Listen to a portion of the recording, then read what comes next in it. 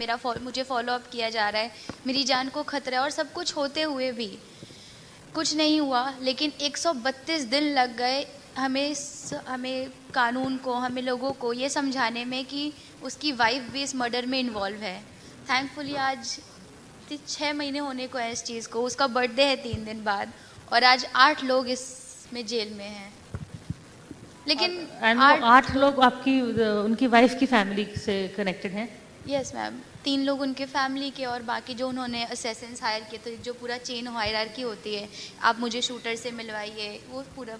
Just to share, रूपम के brother की फरवरी 2025 में पॉइंट ब्लैंक शूट करके मर्डर कर दिया गया। इनकी वाइफ और उनकी फैमिली ने असेसिन्स हायर किए थे उनको शूट डाउन करने के लिए। He died on the spot. और उससे पहले जो रूपम बता रही थी, उनके ऊपर 498A डोमेस्टिक वायलेंस, 125 हर तरह के केसेस डाले गए। 3 करोड़ एलिमनी की डिमांड करी गई, लेकिन मंजीत चाहते थे कि वो अपनी इनोसेंस के लिए लड़े, अपने राइट के लिए लड़े। उन्होंने कुछ गलत नहीं किया था, उनके ऊपर झूठे इल्ज़ाम लगाए गए थे, और वो अपनी लड़ाई जो है बहुत ही शिद्दत से लड़ रहे थे। और अनफॉर्चुनेटली जिस दिन उनका मर्डर किया गया है, वो अपने एडवोकेट से ही मिलने जा रहे थे अपने केस की प्रिपरेशन के लिए, but he is no more now. So Alka, I would like to bring you in, क्योंकि ये लॉ कैसा है जिसके लिए मदद करने के लिए लॉ बनाया गया। They are saying we barely get justice from it, लेकिन जिनको मिसयूज करना है वो बड़े आसानी से कर सकते हैं। You know, let's talk about the domestic violence. It's very easy to put cases against not just the boy but the entire family. So who has the upper hand? Is the law at fault? Do we need to rephrase the law better? Implementation is bad. Where is the problem? See, there's no denying the fact that these laws were made with the intent, and the intent was right, to safeguard the interest of the women. Again, there is no dispute about the fact that women are mostly on the receiving end. And that is why we had POSH, for sexual harassment at the office.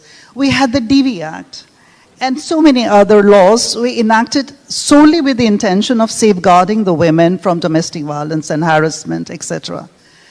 But the buck stops, I think, with the judiciary. The issue is that, the cases are there. I mean, first of all, let me just simplify it for you. The infrastructure is crumbling. We have so many cases and we don't have enough courts to be able to address them. We don't have enough judges. For the fact, when I started off my legal profession, to get into a court, I mean, I actually had to push my way through. We have like 150 matters in one court to be dealt by one judge. I'm not taking away the fact that, yes, the women have grievances and they need to be dealt with expeditiously. I'm not taking away the fact. But what I'm trying to say is that we have all the acts. As a lawyer who's been practicing for more than 20 years now, all the acts are there. I mean, and they are robust, very good acts in place, which should take care of all problems, all cases which the women face. But where is the problem? Like, to be able to address the problem, we have to know what the problem is. The problem is the infrastructure. We also have judges, for example, in the recent months, we have, I don't want to quote the judge's name. For example, we had the High Court saying that if a woman doesn't wear a Mangal Sutra and a Sindoor, she's not been a good wife. I mean, so that just shows the mindset of the judges. To be able to understand a woman's position and to be able to understand the merits of the matter, he has to be very well trained. I mean, though we have the training of the judges, but I think it should be done more regularly and in a very robust manner. Second is, you see, these acts were all there, and I do a lot of family matters. So most of these acts, because they are women-centric, like, for example, POSH is only pertaining to a woman, right? So they can be guys also who get sexually harassed at workplace. I know it doesn't sound right, but it happens all the time. The DV Act, the Domestic Violence Act, is only pertaining to an aggrieved woman. I mean, a guy, a husband can also be aggrieved, but there's no law which pertains to that. So to be able to have a more gender laws, we need to have the right perspective, which I think only the legislature can do. For example, again, there was this very famous case which just happened a few weeks back in which the Supreme Court said, you're a highly qualified woman, go and earn for yourself. And if you want to change the law, please go to the legislature. I mean, the Supreme Court's not going to sit down and start enacting the acts and the laws. It's not their job to do so. The judiciary, only what they can do is implement the acts and the laws which are made by the legislature. So the whole thing needs to start trickling from the top on. I mean, you just can't just pinpoint and say, the judges are not right and they are not doing this thing. And second, what I have to emphasize on is the legislature, and there has to be a much more awareness about what's going on. The BNS, which has just been enacted, there's Section 69. I don't know if any of you have even read about it. Section 69 basically says this: if a man makes a false promise to a woman and then fails to marry her, I mean, they have an affair, so he can go to jail for 10 years. I don't see a more provision which is more perverse than this one. I mean, can't a woman make a false promise to a man? Of course she can, but she has been kept out of it. So the very intent, the very start of the legal provisions, in my opinion, need to be done in the right way. For that, we all need to start up. We are all having these programs. Of course, this is a great start, but we all need to be much more aggressive. Maybe not aggressive, assertive about it, and we need to be much more vocal about it. But going back to it, the judiciary, legal awareness, more infrastructure, these are the basic stuff that we need to start with to make sure that not only the woman, even the man or a child, everybody is on the same platform and they get the same attention, they get the same energy from the courts. Yeah, so I think that is a very good point that Alka has raised, that the laws that we have, they should be gender neutral.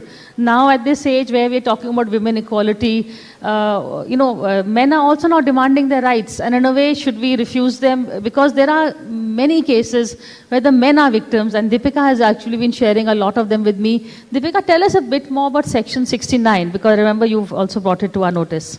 Thank you so much, Priya, first of all, for having a session where we can talk about equality from both the gender side at a conference which is dedicated to women, because more than ever before, there is a lot of outrage against anybody talking about men. So thank you so much for having this session. Secondly, I would first want to acknowledge the fight and struggle of Asha Devi ji, जिन्होंने अपनी बेटी के लिए इतनी लंबी लड़ाई लड़ी, और आरजी कार के जो विक्टिम के पेरेंट्स हैं उनको भी। इनकी लड़ाई मैं बिल्कुल समझ सकती हूँ, क्योंकि शायद हम दूसरे पहलू से हैं, लेकिन स्ट्रगल जस्टिस की लड़ाई सेम ही है। हम लोग चाहे किसी एक्चुअल विक्टिम के लिए लड़ रहे हों या किसी झूठे केस में प्रताड़ित आदमी के लिए लड़ रहे हों, हम उसी सिस्टम से लड़ रहे हैं जो कि आज के टाइम पे काम करना मेरे ख्याल से ख़त्म हो चुका है। सीमा जी ने बिल्कुल सही बात बोली। हमारी एफएसएल जो लैब्स हैं वहाँ पे महीनों केसेस लंबित रहते हैं। फास्ट ट्रैक कोर्ट्स आज के टाइम पे, जो निर्भया के बाद कहा गया फास्ट ट्रैक कोर्ट्स में महीनों में सुनवाई होनी चाहिए, वहाँ पे आज के समय पे सालों में केसेस आ गए हैं। जो सबसे इम्पॉर्टेंट चीज़ जो मैं आज ऑडियंस से शेयर करना चाहती हूँ वो ये शेयर करना चाहती हूँ कि कोई भी मेरे जैसा इंसान अगर कानून के दुरुपयोगों के खिलाफ काम कर रहा है, वो महिलाओं के खिलाफ नहीं है। धारा 498 का दुरुपयोग इतना ज़्यादा बड़ा कि आज के समय पे कोई एक्चुअल में अपनी बीवी को कितना भी पीट ना दे, उस आदमी का अरेस्ट होना ऑलमोस्ट नामुमकिन है। किसको इस चीज़ की खामी भरनी पड़ रही है? जो महिलाएं एक्चुअल में विक्टिम्स हैं। अब मैं आपको बताती हूँ कि रेप लॉज जो कि निर्भया के टाइम पे दुरुस्त करे गए, उनका आज क्या हश्र हो रहा है। मैं अभी इस समय एक 31 साल के लड़के की मदद कर रही हूँ, 32 साल है उनकी उम्र, जिनका पिछले 8 साल से एक महिला के साथ अफेयर चल रहा था।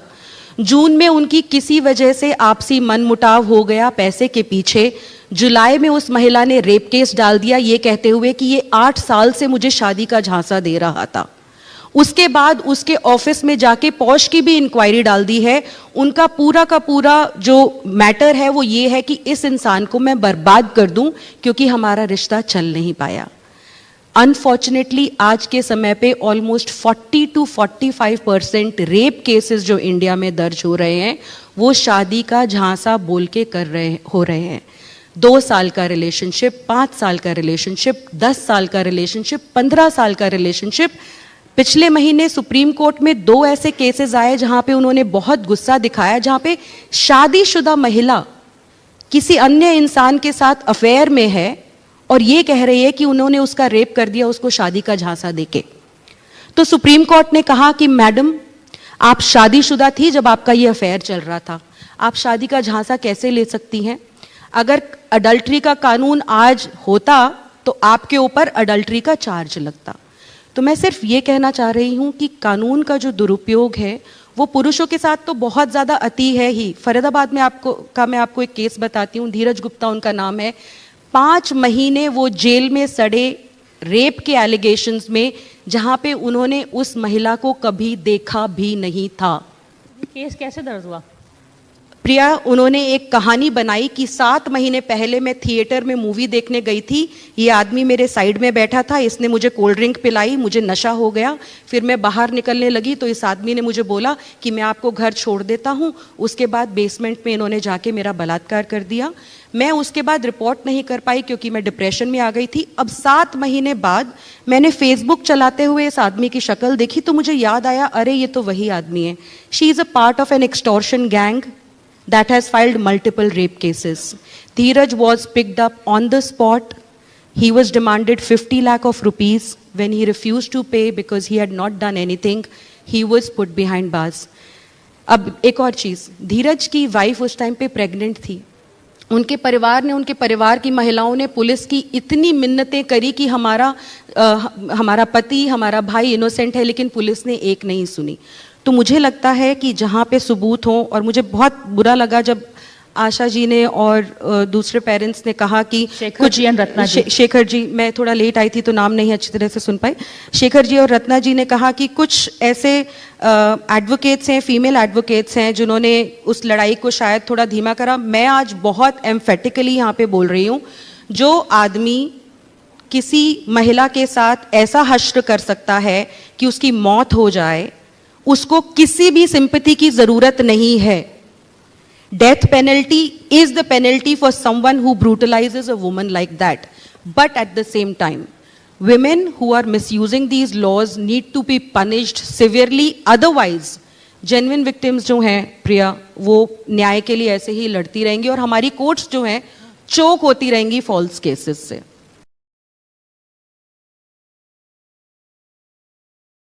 Please understand where that's coming from, but let's not just make it into woman's is always on the receiving end or man's on the receiving end. It can be either ways. Be it a woman, be it a man. It should not be done, and whoever is in the wrong needs to be punished.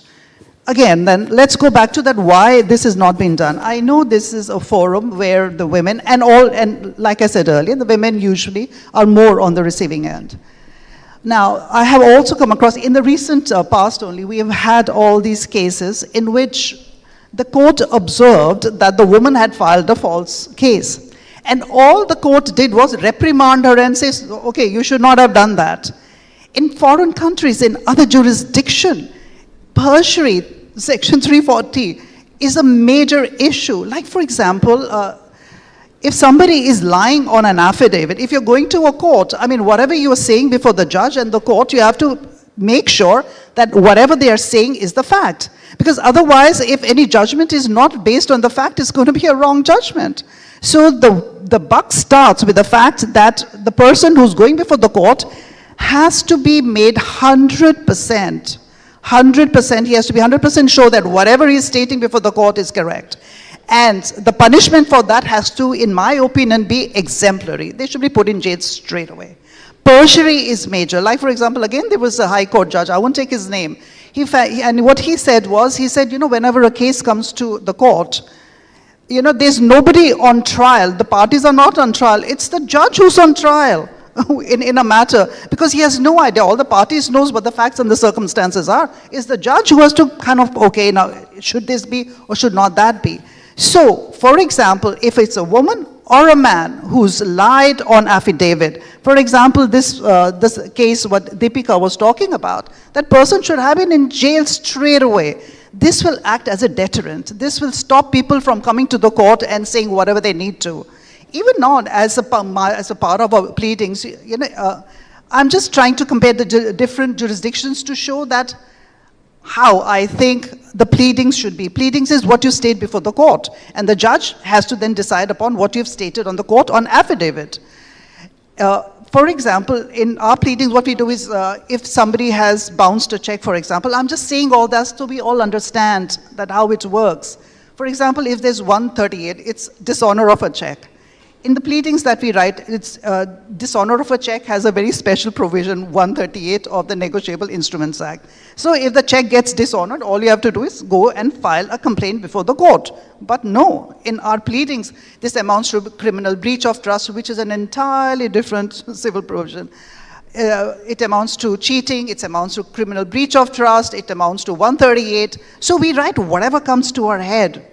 And that we put before the court. And the judge also kind of knows, like it's a check bouncing, it only gets covered on 138. But we have, as lawyers, we have no business, or as litigants, we have no business putting before the court something which is not there. And if you are saying that it's cheating, then you better be in a position to be able to prove it. If you're not able to prove it, what happens? You waste the time of the court, you waste taxpayers' money. I mean, why are you saying all the things that you are unable to prove? And if you are lying on oath, there has to be a... I think that, Alka, sorry I had to cut you short, but we're out of time. But I think what you've just summed up, जो हम सबने बातचीत की है कि system दुरुपयोग होता है, दोनों तरफ से होता है. So in the end, कोई checks and balances होने चाहिए, चाहे legal system की तरफ से, चाहे the investigation की तरफ से, कि false cases ना होएं, क्योंकि जो laws महिला और हमारे women के protection के लिए हैं, जब उन्हीं को women misuse करती हैं, then that gives a bad name to the entire gender.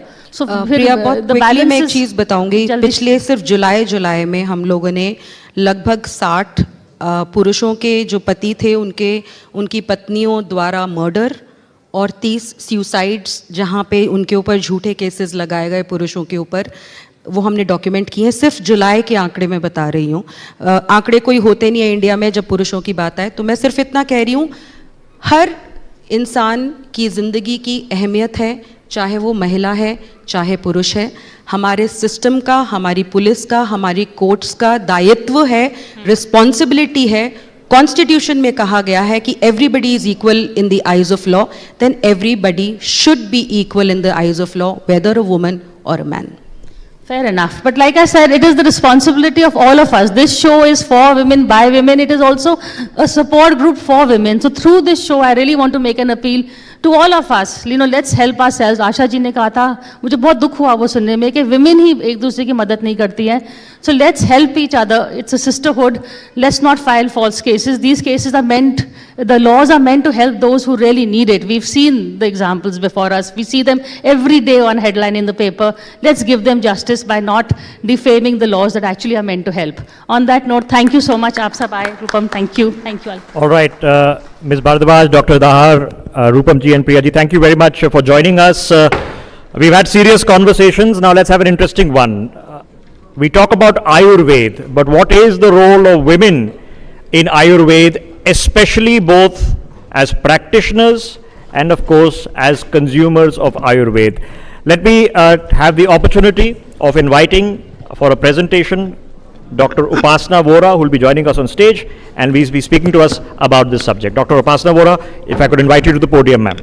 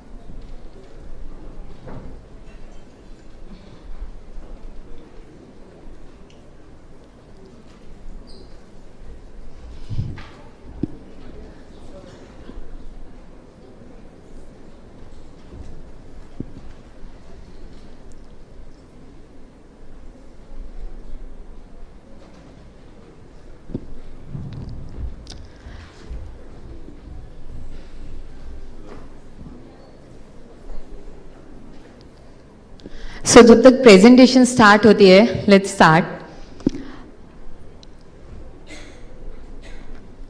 कश्तियां नहीं तैरी कागज की, कागज का उड़ने वाला जहाज नहीं बना।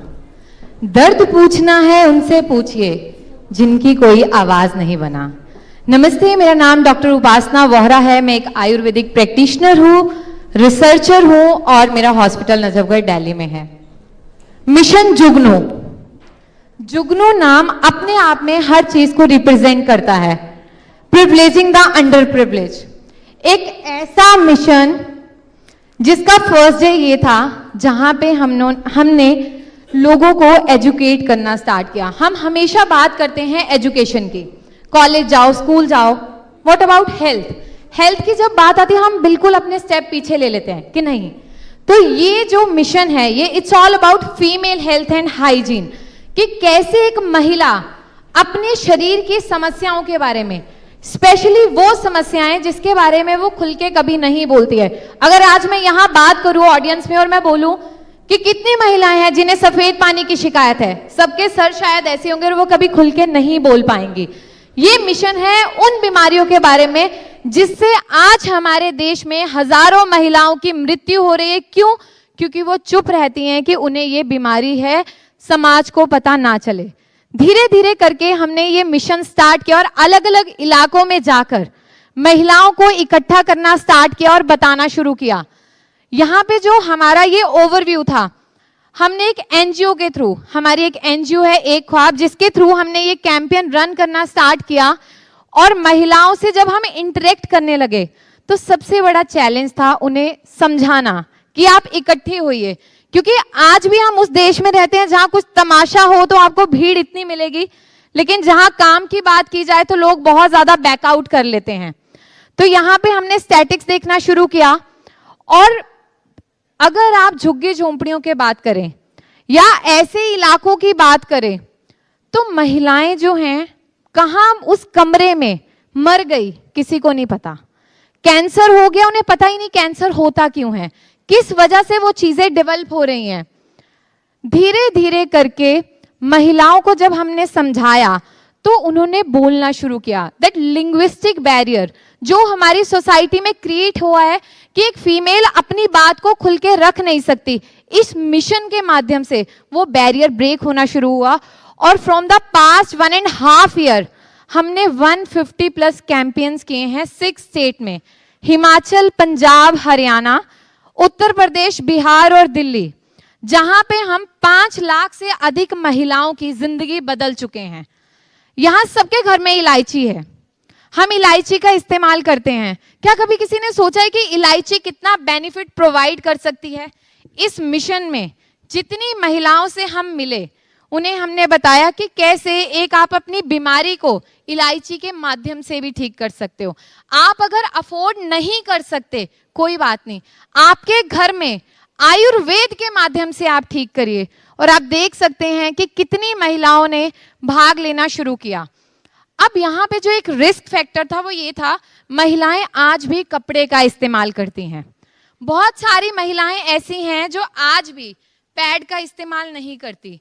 हमने पैड डिस्ट्रीब्यूशन स्टार्ट किया और उनकी अभी तक हम जो है अप्रॉक्स 5 लाख पैड डिस्ट्रीब्यूट कर चुके हैं। और वो पैड हम खुद बनवाते हैं अपने, जिसे हम जगह जगह जाके उन्हें प्रोवाइड करते हैं और उन्हें बताते हैं कि इसका बेनिफिट क्या है। उसके बाद हमारे पास जो सबसे बड़ा एक क्वेश्चन आता है कि मिशन जुगनू क्यों, क्या इंपॉर्टेंस थी इसकी, या क्यों ये इंपॉर्टेंट है। आप वैसे भी बता सकते थे। तो देखिए, जब हमने ये इनिशिएटिव स्टार्ट किया तो हम महिलाओं से जब मिलने लगे ना, तो महिलाओं को हमने समझा। जब मैं अपनी प्रैक्टिस में उनसे मिलती तो मुझे समझ आता कि जो एक हायर क्लास के हैं वो अपनी प्रॉब्लम को इतना खुल के नहीं बता पा रहे, तो ये महिलाएं कैसे बोलेंगी। तो हमने कम्युनिटी को रीच आउट किया और धीरे धीरे करके इसके माध्यम से हमने बहुत सारी महिलाओं की लाइफ चेंज की।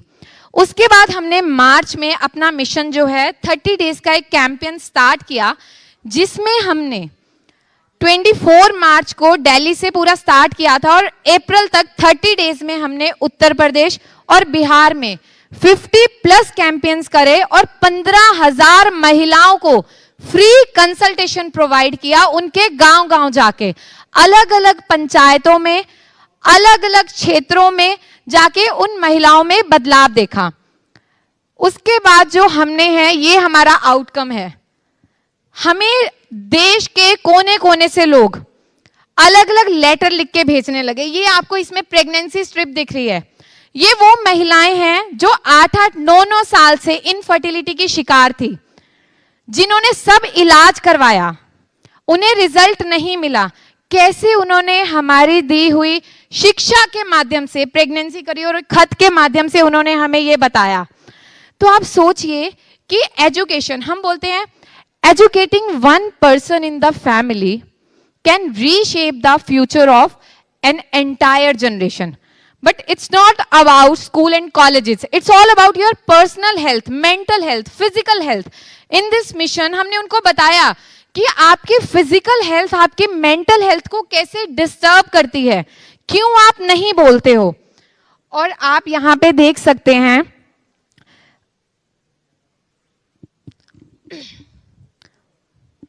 I think there is some error. तो ये मेन मिशन जुगनू है, जिसके माध्यम से हमने ये इनिशिएटिव लिया और अब हमने इसका लेवल 2 स्टार्ट किया है, जिसके माध्यम से हम आशा वर्कर, जीविका दीदी, सेविका दीदी को फ्री एजुकेशन प्रोवाइड कर रहे हैं। क्योंकि हमारी जो रीच है, हम अलग अलग जगह पे जाके कैंपेन्स करते हैं, वहां पे गैदरिंग है 200 महिलाओं की, 300 महिलाओं की, लेकिन अलग अलग क्षेत्रों में हमारी गवर्नमेंट के द्वारा आशा वर्कर्स, जीविका, सेविका हैं, तो उनके माध्यम से हमने door to door campaign start करवाए।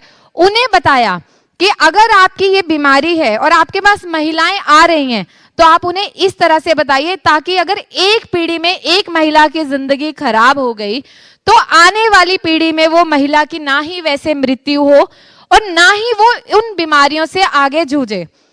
जो भी झुग्गी झोंपड़ी या अंडर प्रिविलेज एरिया है, वहां पे सबसे ज्यादा बड़ा चैलेंज है उन्हें एकत्रित करके समझाना कि ये आपके अच्छे के लिए है। तो इस मिशन ने हमें बहुत कुछ सिखाया और उन महिलाओं से हमने बहुत कुछ सीखा और उन्हें बहुत कुछ बताया। तो मैं बस ये आशा करूंगी कि आप लोग भी, आपके आसपास, आपके घर में मेड है, आपके आसपास 1-2 लोग हैं, आप उन्हें बताइए। क्योंकि कहते हैं ना कि बदलाव जो है वो एक दिन में नहीं होता, इट्स अ लॉन्ग जर्नी। तो वहां पे सबका साथ होना बहुत ज्यादा जरूरी है। तो आप लोग जो है मिशन जुगनू को सपोर्ट करना और जरूर अपना जो है ओपिनियन शेयर करना कि आपको ये इनिशिएटिव कैसा लगा। जाते जाते चंद लाइनों में मैं पूर्ण विराम लूंगी कि बदलाव के पेड़ की छोटी सी शाख हूं मैं, जिसे इंसानियत के आंसू दिखे वो आंख हूं मैं। मेरी कोशिश हर महिला पैड का इस्तेमाल करे, सफल हुई तो मशाल, वरना समझूंगी राख हूं मैं। बहुत बहुत शुक्रिया। डॉक्टर वोरा, बहुत बहुत आपका धन्यवाद कि हमारे पास इस मंच पे आप जुड़े।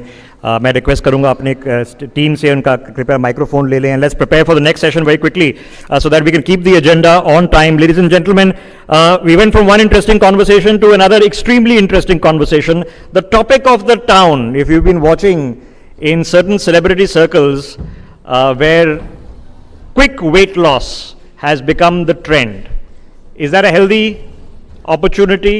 Is it a magic pill? Is it relevant to the rest of us? Let us find out and have this open conversation. Ishi Khosla is joining us. She's a clinical nutritionist. Dr. Anjali Huda is with us. Sakshi Lalwani is joining us. Anjali ji, of course, is an MD in internal medicine. Sakshi Lalwani is a nutritionist. And my colleague, Richa Kapoor, will be moderating this conversation. Richa.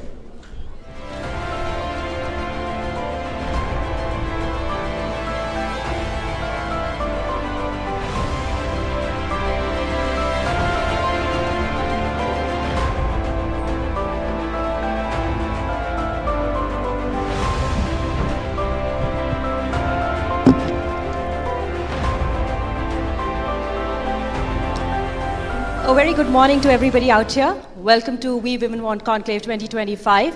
And a very warm welcome to all my panelists over here as well. Post the COVID pandemic, we realized that people started to focus a lot on their health. Just after that, we also noticed that people started to worry. Mic. Hello? Sorry. And post the pandemic, we also noticed that what people started to do was talk about body positivity. It is, if you're plus size, but you feel healthy, it is all good. But recently, we've seen a change.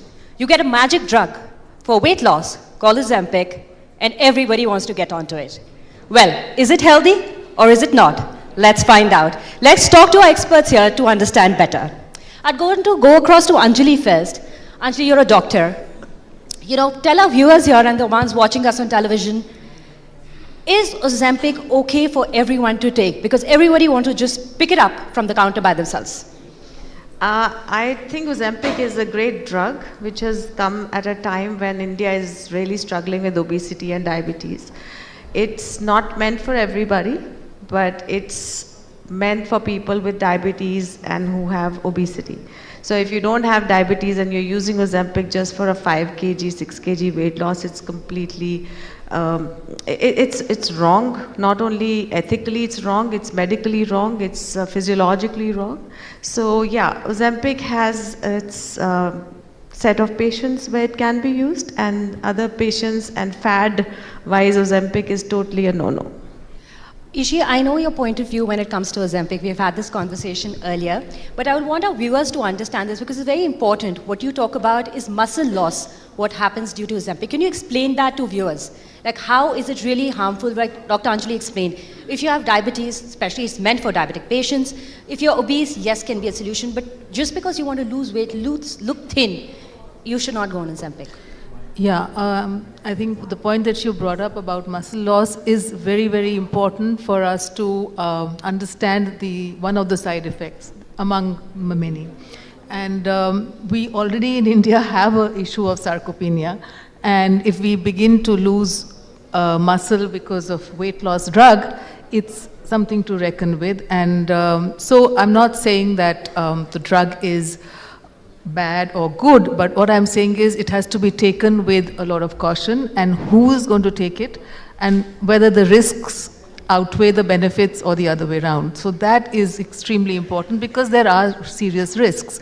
And muscle loss, one of the mechanisms the drug works is that it just reduces your ability to eat food.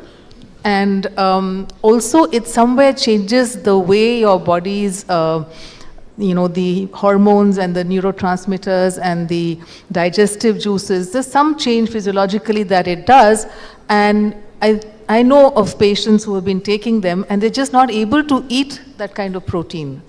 And so I don't know what are the other mechanisms, but what I see is this patient who was a hardcore meat eater. I mean, he wouldn't eat anything without, that was not his, vegetarian was not his food, it had to be non-veg. And about 3 months into Ozempic, he feels sick with the thought of food, with the thought of meat. And he's become totally vegetarian. So what I'm saying is whether it's the depleted intake or whether it is some other physiological, which are there, mechanisms, but sarcopenia is a big issue. And the other side is that when you give up the drug, you will regain fat. Okay. So that's counterproductive again. I see Sakshi here, completely agreeing with everything that you're saying. Sakshi, can you expand on that? And also, it's just not Ozempic. There are many more drugs now that are in the market, and people are just wanting to just pick it up and use it all by themselves without any reference from the doctor or any dietitian or a nutritionist. So yes, I have a very, very blunt and very simple funda in this, is that people are telling and people are saying that all these drugs, Ozempic and all, are miracle drugs. But for me, they are basically chemical anorexia, which are masked as healthcare products. So I think that they trick our bodies into starvation. And they, like GLP-1 or the semaglutide, which is in the Ozempic and Mounjaro, etc. So they trick our bodies into starvation, and then they silently dismantle our hormones and our gut and our mental health. And silently and slowly, it actually hampers our gut and our brain, the connection that we have, the axis that we have, the vagus nerve, which is responsible for telling our brains that we are full and we don't have to eat anymore. it disconnects and it disrupts the balance, and that is why the body always thinks that we are starving, and the body always thinks that it does not want any food anymore. So I think that Ozempic and the drugs, so like I would also ask you that if you do not have BP, and if I give you a BP medicine, will it be effectful for you, or will it harm you more? That is how, if you do not have type 2 diabetes, and if you are taking this drug just for weight loss, it has furthermore very harmful reactions apart from the benefits.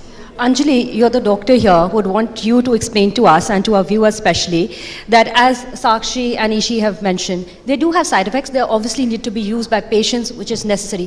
What are the real side effects which you want to point out where there is a loss of vision that is possible? What are the other side effects?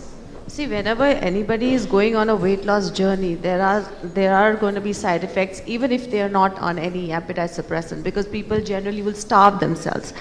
And a healthy weight loss is a very construed thing right now. Everybody wants a quick result and they want to look thinner every day. So the side effects of any weight loss can be muscle loss. It can be vision loss because you lose vitamins. It can be a gut dysmotility. You can get into constipation.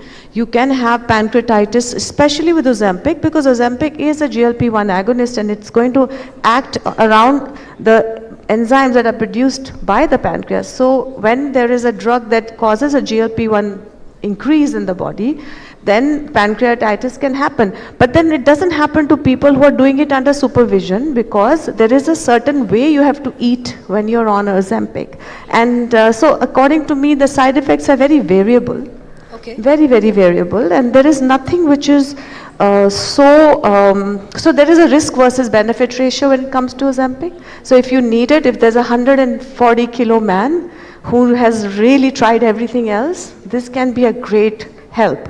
But it's only a help. So you mean to say if someone is doing it under proper supervision, with a dietitian or with a doctor, with consultation, it can actually help them a lot? Of course it can help. It's a drug which the molecule, see, GLP-1s have existed for a very long time. Yes. But this molecule, every year they are bringing up a better molecule. So now we have 2 more drugs in phase 3 trials, like Ratitide, which will, of course, will not let the muscle loss happen. So as much as the natural weight loss is a great thing, that's the first option. But this is for people who have failed again and again and are not at the point where bariatric surgery can even be performed. So, for them, they're going to have osteoarthritis, heart disease, fatty liver, cirrhosis. So to save that, and also I must point out that in Ozempic and Ozempic-like drugs, GLP-1 agonists, we are seeing very good results at cellular level and mental level.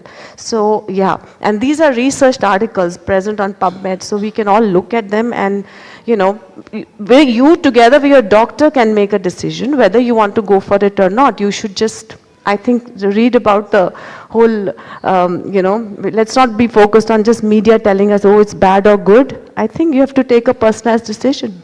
And I think what we need to really do is talk to experts about it, and that's exactly what we are doing here. Ishi, Anji has pointed out, the traditional way of weight loss is actually a very long method of doing it. Therefore, people are wanting to go towards the drugs.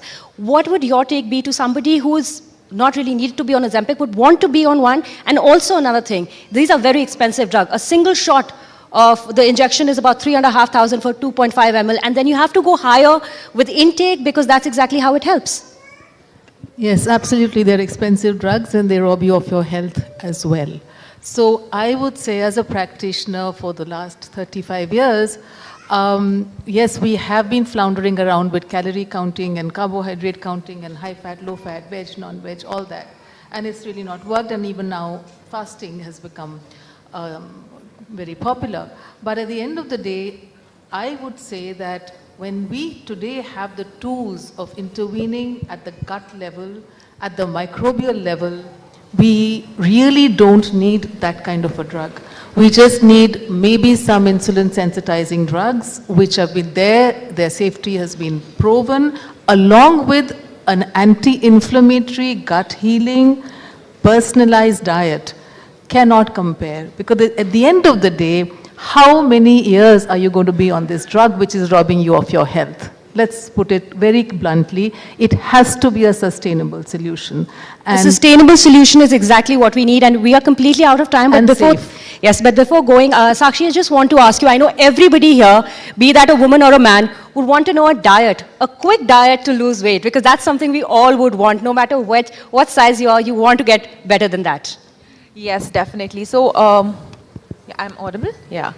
All right. So first I want to say that, of course, I want to just second the doctor there. And so when we are on any kind of drug, and if you're on it for like a small period of time, like probably 3 to 6 months, and like the doctor has prescribed us, then we should know how to bounce back on our healthy lifestyle from it.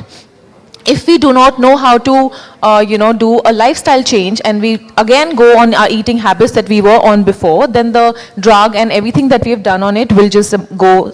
So ultimately, it's going to be a balance of both. So you can be on the drug, but one thing you can't forget is what you eat. Be very sure of what you're consuming, what your mouth is taking, all the food that you're intaking is the most important thing. And what you're not eating. That is also very I would just like to say that there are a couple of drinks that actually mimic Ozempic, and if you include that in your daily lifestyles, there's moringa powder. If you have that drink daily, empty stomach in the morning, it actually regulates your GLP-1, it regulates your insulin release in your body, and it acts the same way as Ozempic is doing. Then there's black jeera water. You just need to boil the seeds in the morning, and you have to have that water in the morning daily. Also there's bale juice with some mint leaves and ginger. Boil everything together. All of these drinks are so natural and they're so effective in your weight loss programs. So even if you're eating regularly, eating in a healthy way, and you're including these drinks in your lifestyle, I don't think that any drug can be so more I'm sure everybody will be very happy. They've got a quick tip of how to lose weight and stay healthy. Thank you all for being with us today, and thank you all for watching this. Thank you very much. Let's have a round of applause, and let's move on with our agenda so we can keep track of time. The first presentation, ladies and gentlemen, of today, and it's going to be a long day, 12 hours of back-to-back sessions. Let me take the opportunity of thanking our guests and inviting the patron of the Shakti Awards, Srimati Shakti Irani Sharma, member of the Legislative Assembly from Kalka in Haryana, along with Dr. Aishwarya Sharma, who is the chairperson of the Sunday Guardian Foundation. Could I have both of you on stage, please, to kindly give away the first batch of the Shakti Awards. And ladies and gentlemen, without further ado, let us honor our first awardee. You've just heard her, Sakshi Lalwani. Could we have you back on stage, ma'am, to receive your first award? Sakshi ji, could we have you back on stage to receive the Shakti Award? Large round of applause, ladies and gentlemen.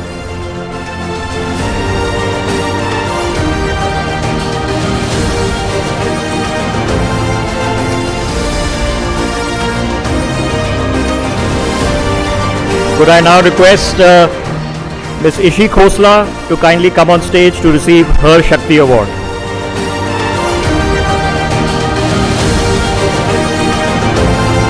Ishi ji, please.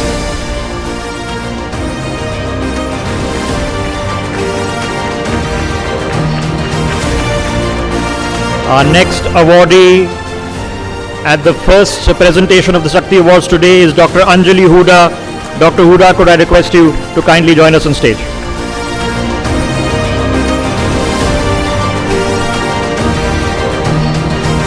Let's keep the applause going. We're here to motivate each other. Let's keep the applause going. With that, could I request Deepika Narayan Bhardwaj to kindly come and join us on stage and receive her Shakti Award.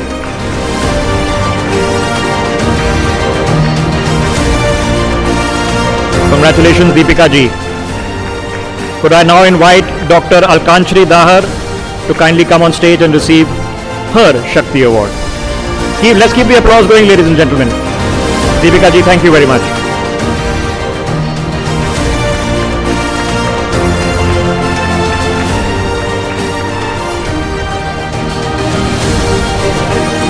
All right, ladies and gentlemen, that concludes the first disbursement of the Shakti Awards for today. My thanks to Srimati Shakti Irani Sharma and Dr. Sharma for joining us on stage. We'll be seeing them back shortly for the next edition. We're also expecting the Chief Minister of Delhi to be joining us at about half an hour, 45 minutes time. With that, let me invite my colleague Vineet Malhotra to come on stage, and with him is the co-founder of Smart World Developers Aishwarya Bansal. Aishwarya ji, if you could come and join us on stage, and Vineet will be moderating this conversation, which is entitled, very interestingly, Real Estate and Her. Aishwarya ji.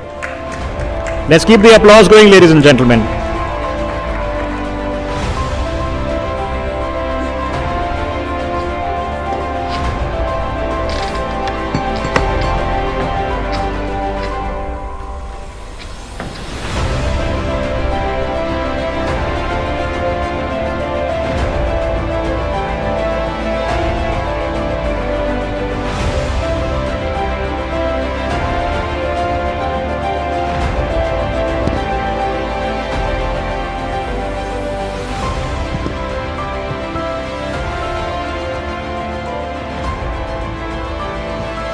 Good morning, everyone, and thank you so much. It's great to see so many people so early in the morning, and like we call it in colloquial Hindi, the house is full. Thank you so much. It's been a great start for a great reason, and I have the pleasure of having somebody I've admired and appreciated and followed in the media and social media for a very long time. Aishwarya, I appreciate you being here. You are the definition of not only success, but you're also a definition of modern outlook towards design and innovation. So the first question that I'm about to pose is basically related to your expertise and something that you hold very close and dear to your heart. Well, you know, they say that you are a catalyst when it comes to design and innovation. If design is the heart and innovation is the force, is the horsepower behind it, which out of the two do you subscribe to, and which out of the two, Aishwarya, do you feel are the ones that drive your sense of purpose when it comes to this space? Thank you, Vineet, for this question, and a very good morning to all of you. Honestly, I would say that I'm the annoying seat driver, you know, the back seat driver who would want both. For me, it would be design as the heart and innovation as the horsepower. So I would want both of them to work in a proper sync, perfect harmony, complementing each other. I personally believe that design is something that always sets the intent for what you do. And innovation is something, Vinny, that, you know, actually sets the pace for it. So design anchors the why behind everything, and innovation being, you know, how you do it. So these two have to complement each other in work, in perfect harmony, for just getting what we really want. So at Smart World, it is, you know, we have AI surveillance, we have all our automations, app-controlled mobile apps, so everything, you know, in a way that is really very comfortable for our end user. All right, since we are talking about design and innovation, you know, they both are equally important, but somebody like you, walking into a room, what is that thing that catches your eye? Is it the innovation aspect? Is it the design aspect? Are you conflicted about both of them? How does one, you know, come to a balance between the two? Because to a layman, when something is good, it's good without analyzing it to the T. But for you, I'm sure, it's a constant struggle figuring out, okay, the innovation is perhaps pedestrian here, the design is great, how do we in fact optimize both? So the moment I enter a place, you know, it might sound very crystal ball, but it's the energy, you know, it's the energy that I really feel is something that, you know, my design eye would see. And then other later aspects of space planning, to layouting, to furniture placement, you know, the even more softer aspects of the color palette, upholstery, you know, how the walls are painted, to, you know, artifacts placement. I also feel the design is something that really creates the mood, the momentum, and also the memory for the person who's actually using that place, for the end user, the customer. And I feel it's very important for the person to feel safe and understood, and that is when innovation comes in. So the place has to be felt and understood by the person, but that is through the way how things are performing in that apartment. I say, suppose I enter a place, you know, the lights automatically dim, the blinds unfold, and there's a perfect cup of a hot cup of a mocha coffee ready for me. So of course that house has a soul, you know, definitely there is something that's, you know, being done right. And that's why I feel, it's of course the first thing that I see is the design planning, the space planning, and other aspects just follow. Aishwarya, let's talk about smart world developers as well. It is a project, it is an endeavor, an initiative which is cross-generational. It is also something which cuts across spaces and classes and masses. What do you think is, that one aspect that aligns you with this, particular space and keeps you going? What's the motivation behind wearing so many hats? That's an amazing question, Vineet. There is always, I think, something that, you have to follow what you dream of. So you have to dream big and you have to really work for it. So that's the motivation that I have, to really do things, to have houses for the people, that they are happy, the end user, they're really happy. So at Smart World, we have this concept of a 0.5 space. So that is that extra space the person can use as per their own requirements and their needs. They could use it as a library, they could use it as a cradle, they could use it, for like a music room. So maybe the lady of the house is passionate about dancing or singing and she wants to do her riyaz maybe there. So that extra space is something that really makes the person comfortable. So the house has echoes of the future as well, and also the blueprints of the past, so they can connect in the house. Because I see, especially post-COVID, people really had this issue of, having space planning.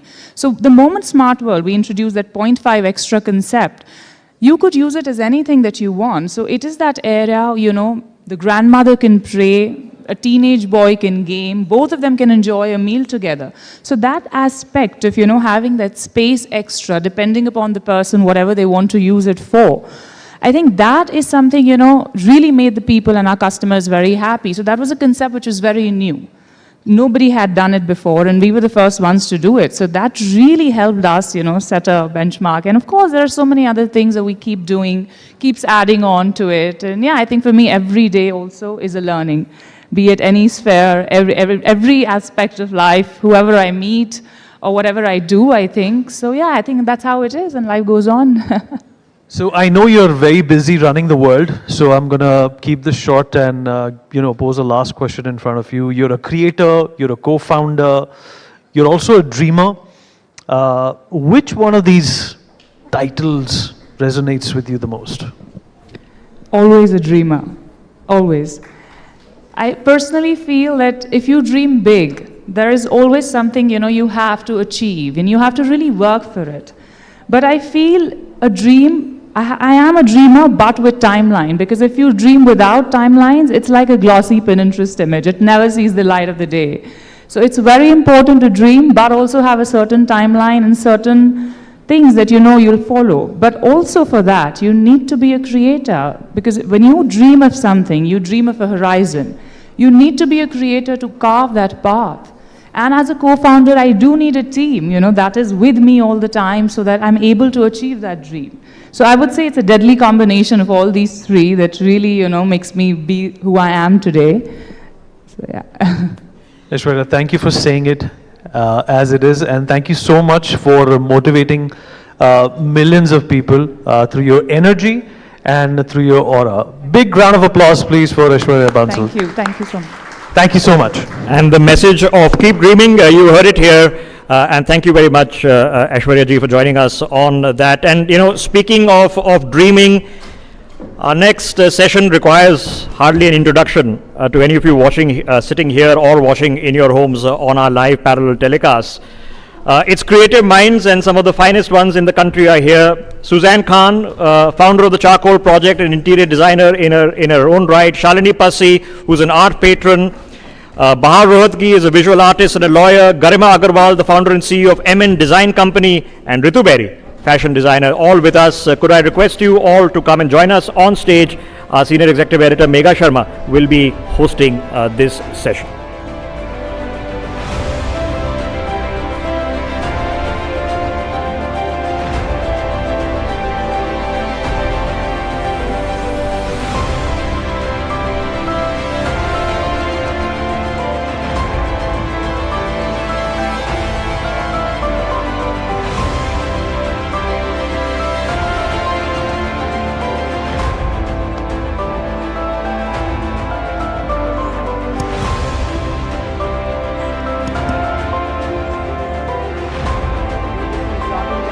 Very, very shortly. These are all women achievers of their own right. All have achieved, of course, success in one aspect of the creative industry. The creative industry that, of course, is our country's soft power. Shalini, of course, has become a household name after that successful show.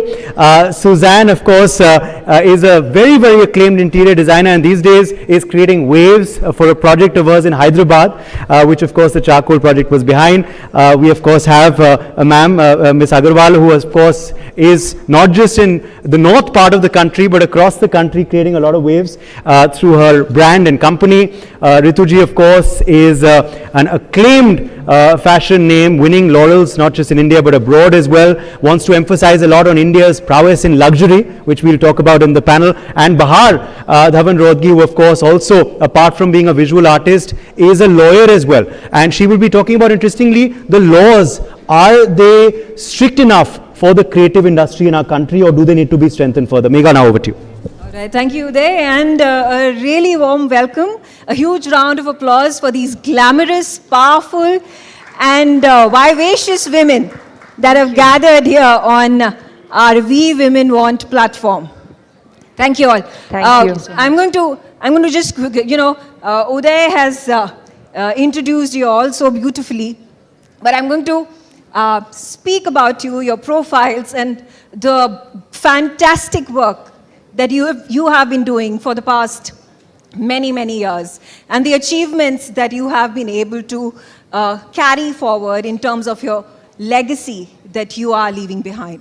So let's start with Suzanne Khan. Suzanne is an interior designer. She has been in the industry for over 20 years, and her latest project, the charcoal project, is something that we are very interested in, and we'll be talking about in just a short while.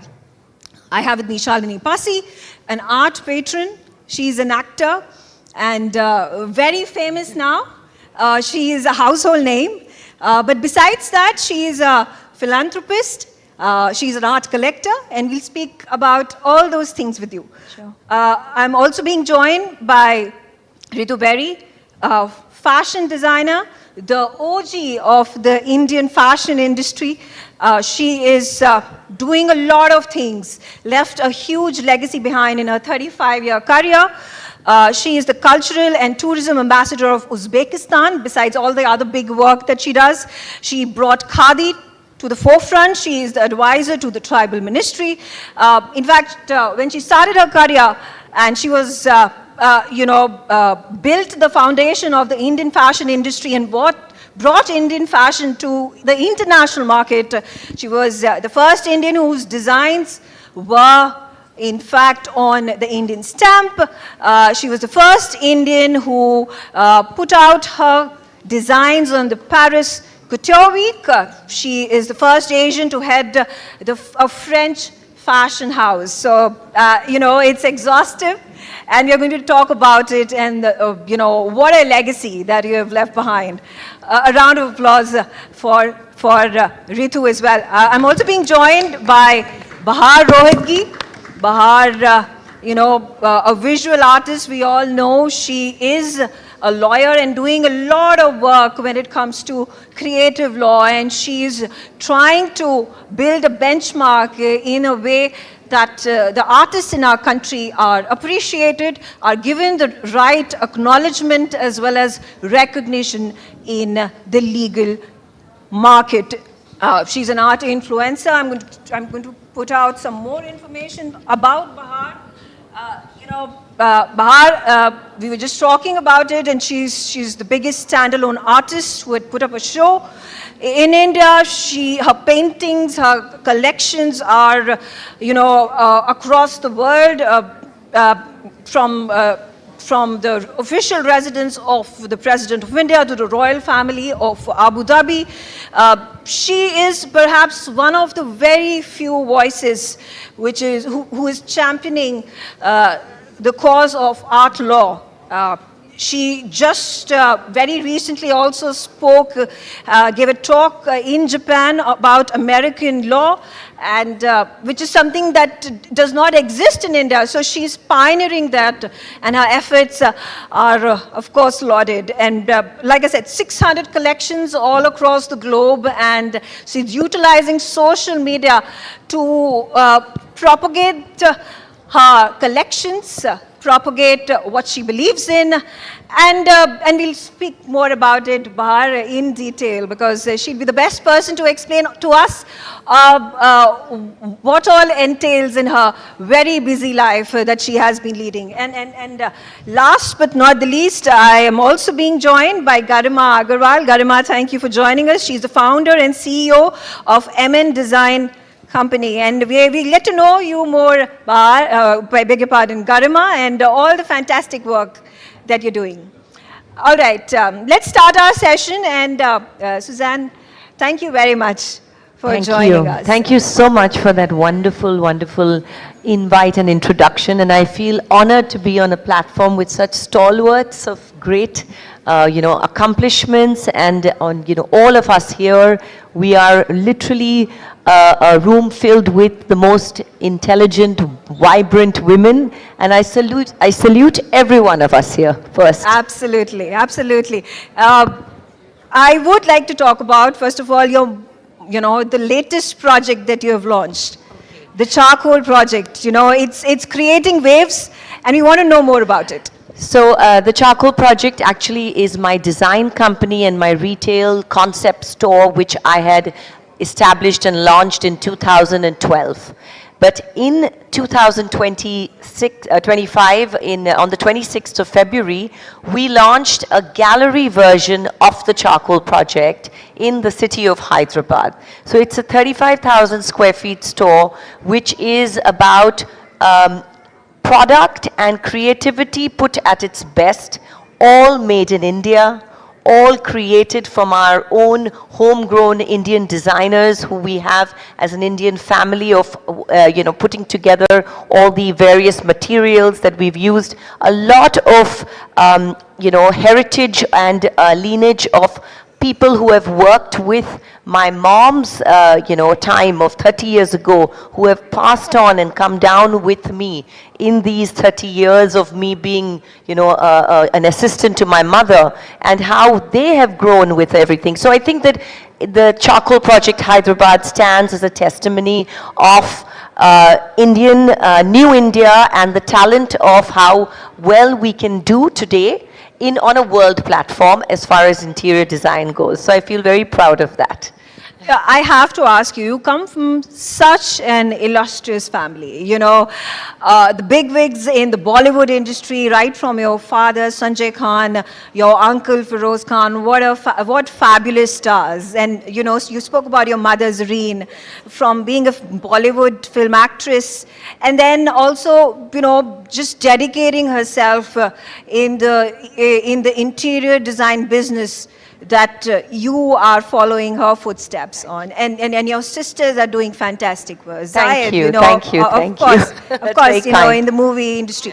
I do want to understand, when you have such big personalities in your home, is there pressure to perform?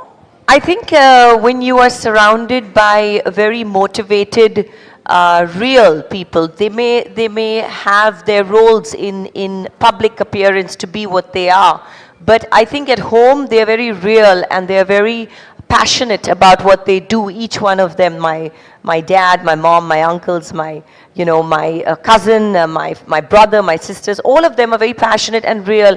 And I think in the end, when a woman is surrounded by a family that motivates you to be your best and to be financially independent, regardless of who you are, marrying or who you are connected with, that is something that is put into the genes put into your thoughts at a very young age. And I think that is what all us Indians should always go towards having a very strong sense of independence. And that comes from, I think, families and who are, actively doing things from, whether they are the women in the family and the men equally. So yes, I think that it's not about pressure, it's about motivation that they bring into my life and into all of our lives. We motivate each other, and I think that is one of the sparks that keeps me on this platform today. Fantastic. I'm going to move on to Ritu Berry. Ritu, where should I start from? 35 years in the industry. Like I said, I introduced her, the OG of the Indian fashion industry, taking Indian fashion abroad. Tell us about your journey. And you have given so much inspiration. You've been a role model to women, men within the country, outside of it, who want to be designers and do even a fraction of the amount of work that you have done in your career. Thank you, Meghna. Good morning, everyone. I'm very impressed that everyone is here at this hour. But I think, firstly, I want to congratulate this team for creating a platform like this, which is very important because it empowers and redefines power. It gives women a voice, not just a background noise, but a voice that makes a difference. So, going back to my journey when I started and I showed my first collection in Paris, global success had a very different address. And that address was not India. So I had a lot of, it was not easy because back then in 1998, India was not the India of today. So it was, we Indian designers or Indians were great copycats and we were considered so. So it took a lot of convincing for people to understand our strength, our creativity, and to convince them to take us seriously. And I think that's the fun of doing something, and I believe that empowerment does not happen in isolation. So when women get together, there is no, excellence has no nationality, has no gender. It's all about courage. And I think what I had that took me through was the courage to do something that nobody had done before, the courage to take on the world and challenge them that India is no less than anyone else in the world.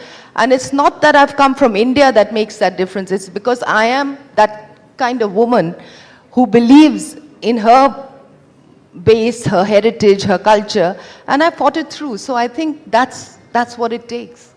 I do want to know, round of applause, is a legend, and all of them are legends in their own rights who are presenting the very powerful Indian woman who's independent, who's empowered and giving inspiration to hundreds and thousands and millions. I do want to know about your latest project, Escape.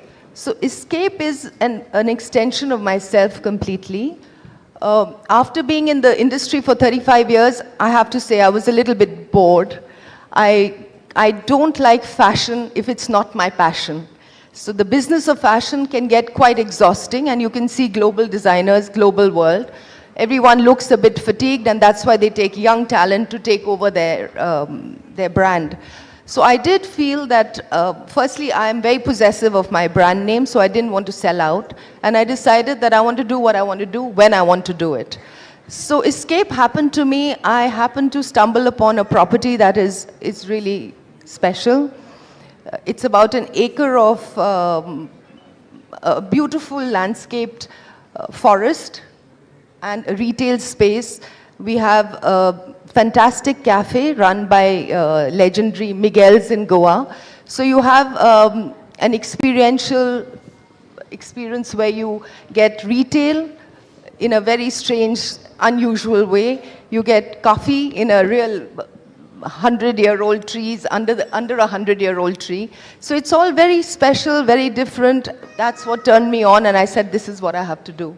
So it's really not a planned, strategic business decision. It just was meant to be, and so it is. I have to tell you, I've looked at the pictures. I would really want to visit it one of the days, and it looks stunning, inside and out. And we have brands in our, at Escape, we have brands from India that bring glory to India. So there's a lot of handloom, there's a lot of handmade accessories. It's all about India and modern India, not, you know, of old time. Everyone comes there and the prices are so affordable that it's a pleasure to shop. So an experience of shopping is only fun when you can afford it and not see it on the racks. And that was the whole intention. Absolutely. And what a tremendous job you've done. I'm going to introduce Shalini Pasi. Shalini, thank you very much for joining us.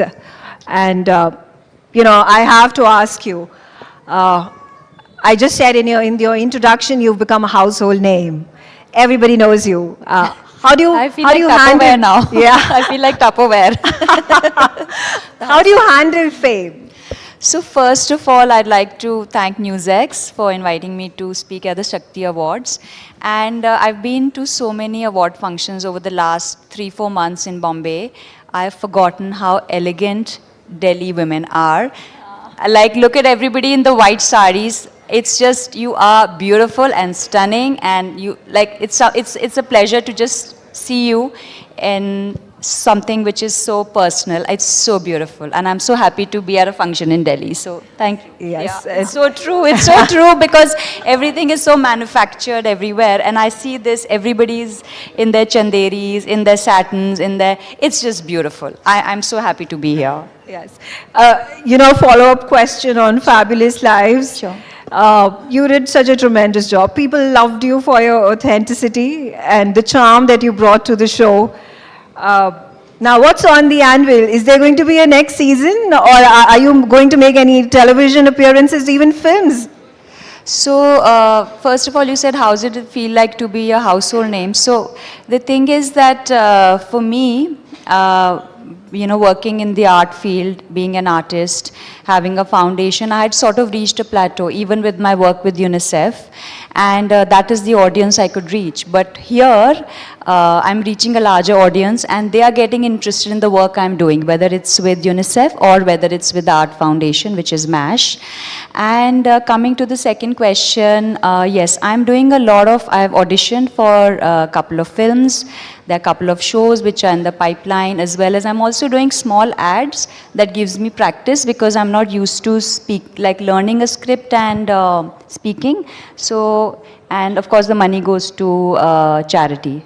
Yeah, right, for all absolutely. my ad work, yeah. I think what has happened is that by doing that reality television series, it has brought to focus all the fantastic philanthropic and artwork that you have been focusing on, like you said, your work at UNICEF. So that gets brought to the forefront. So it has powered, basically it has reached an audience like all over the world, and I have people who are so interested, like we have the MASH ball which is happening, and there are people who are interested to get involved in different ways. And it's also very exciting for me, because I'm meeting people who are like-minded from all over the world, not just India. So I feel I feel a new energy which has come into my work as well, and I'm so grateful for the unconditional love that people are giving me, because maybe I'm not that amazing, so. No, you are, in every sense of the way. Barodgi, I'm going to come to you. Again, you know, you're doing fantastic work. A visual artist, you are an art influencer, but importantly, a lawyer. And you've been using all of these skill sets that you have gained over the years and your creative work to build something serious and important for the artists in our country. And you talk about the paucity of laws that protect and recognize artists. If you could shed more light into it.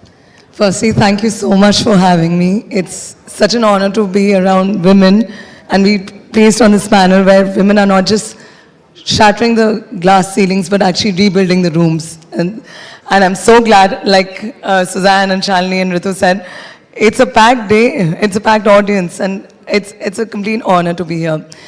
I'll go back to when I started my legal practice, and frankly, from day one, it was a very chicken and egg situation. I don't know what came first, the lawyer or the artist, because for as long as I can remember, I've always been a dreamer and a learner, and I've been creating since I was 4. And just cut to, of course, I realized because of the support system that we have for creative fields, one gets swerves towards careers that are actually supported. So the lawyer in me was the obvious choice. A little bit of background, because I do not post everything on social media and my personal life actually does not reach there. But I was raised by a single mother. So while everybody has we all are some of our experiences. So as a result of which, I became that geek who was also a space cadet because I was a cosmic nerd. So for me, energy and spirituality was as important as performing well. And somewhere that whole fabric within me of not just being a solo genius to prove, to my family or outsiders that I can stand on my own feet was the criteria. But a shared growth became the purpose from the very beginning. So there was no way that I could be a unidimensional person. So that everything, I just think everyone is a sum of their experiences, and I'm hoping the product now is greater than the sum of its parts. So how could I have not taken my legal knowledge along with me to support the very people that I truly get inspired by, but do not have the confidence to pursue it as a standalone profession. Right. So that's how the amalgamation happened. Absolutely. And I do want to ask you, how do you pack so much in a day? I sleep very less, which is not a good thing. How many hours are you sleeping per day? I think I got my training at Amachand Mangadas. Sam, you really trained me for the best because I can work for 20 hours every day. We used to be Facebook's counsel. I used to be sitting in Hyderabad doing arbitrations in Paris. So as a result of which, I'm so glad because they prepared me for motherhood. Despite giving, I was in labor for 30 hours, but there was still not a single day that I did not work in my life. So it's fun, I'm actually very grateful for the journey because there's not a single moment I ever get bored. If it's not being on social media, it's me being an artist. If it's not that, the moment I feel like there's a bit of a, this is not exciting me intellectually, I start looking at policies and then we're working with the biggest names and giving lectures along with judges and telling them there's not a single case on royalty because the artists don't even know their rights.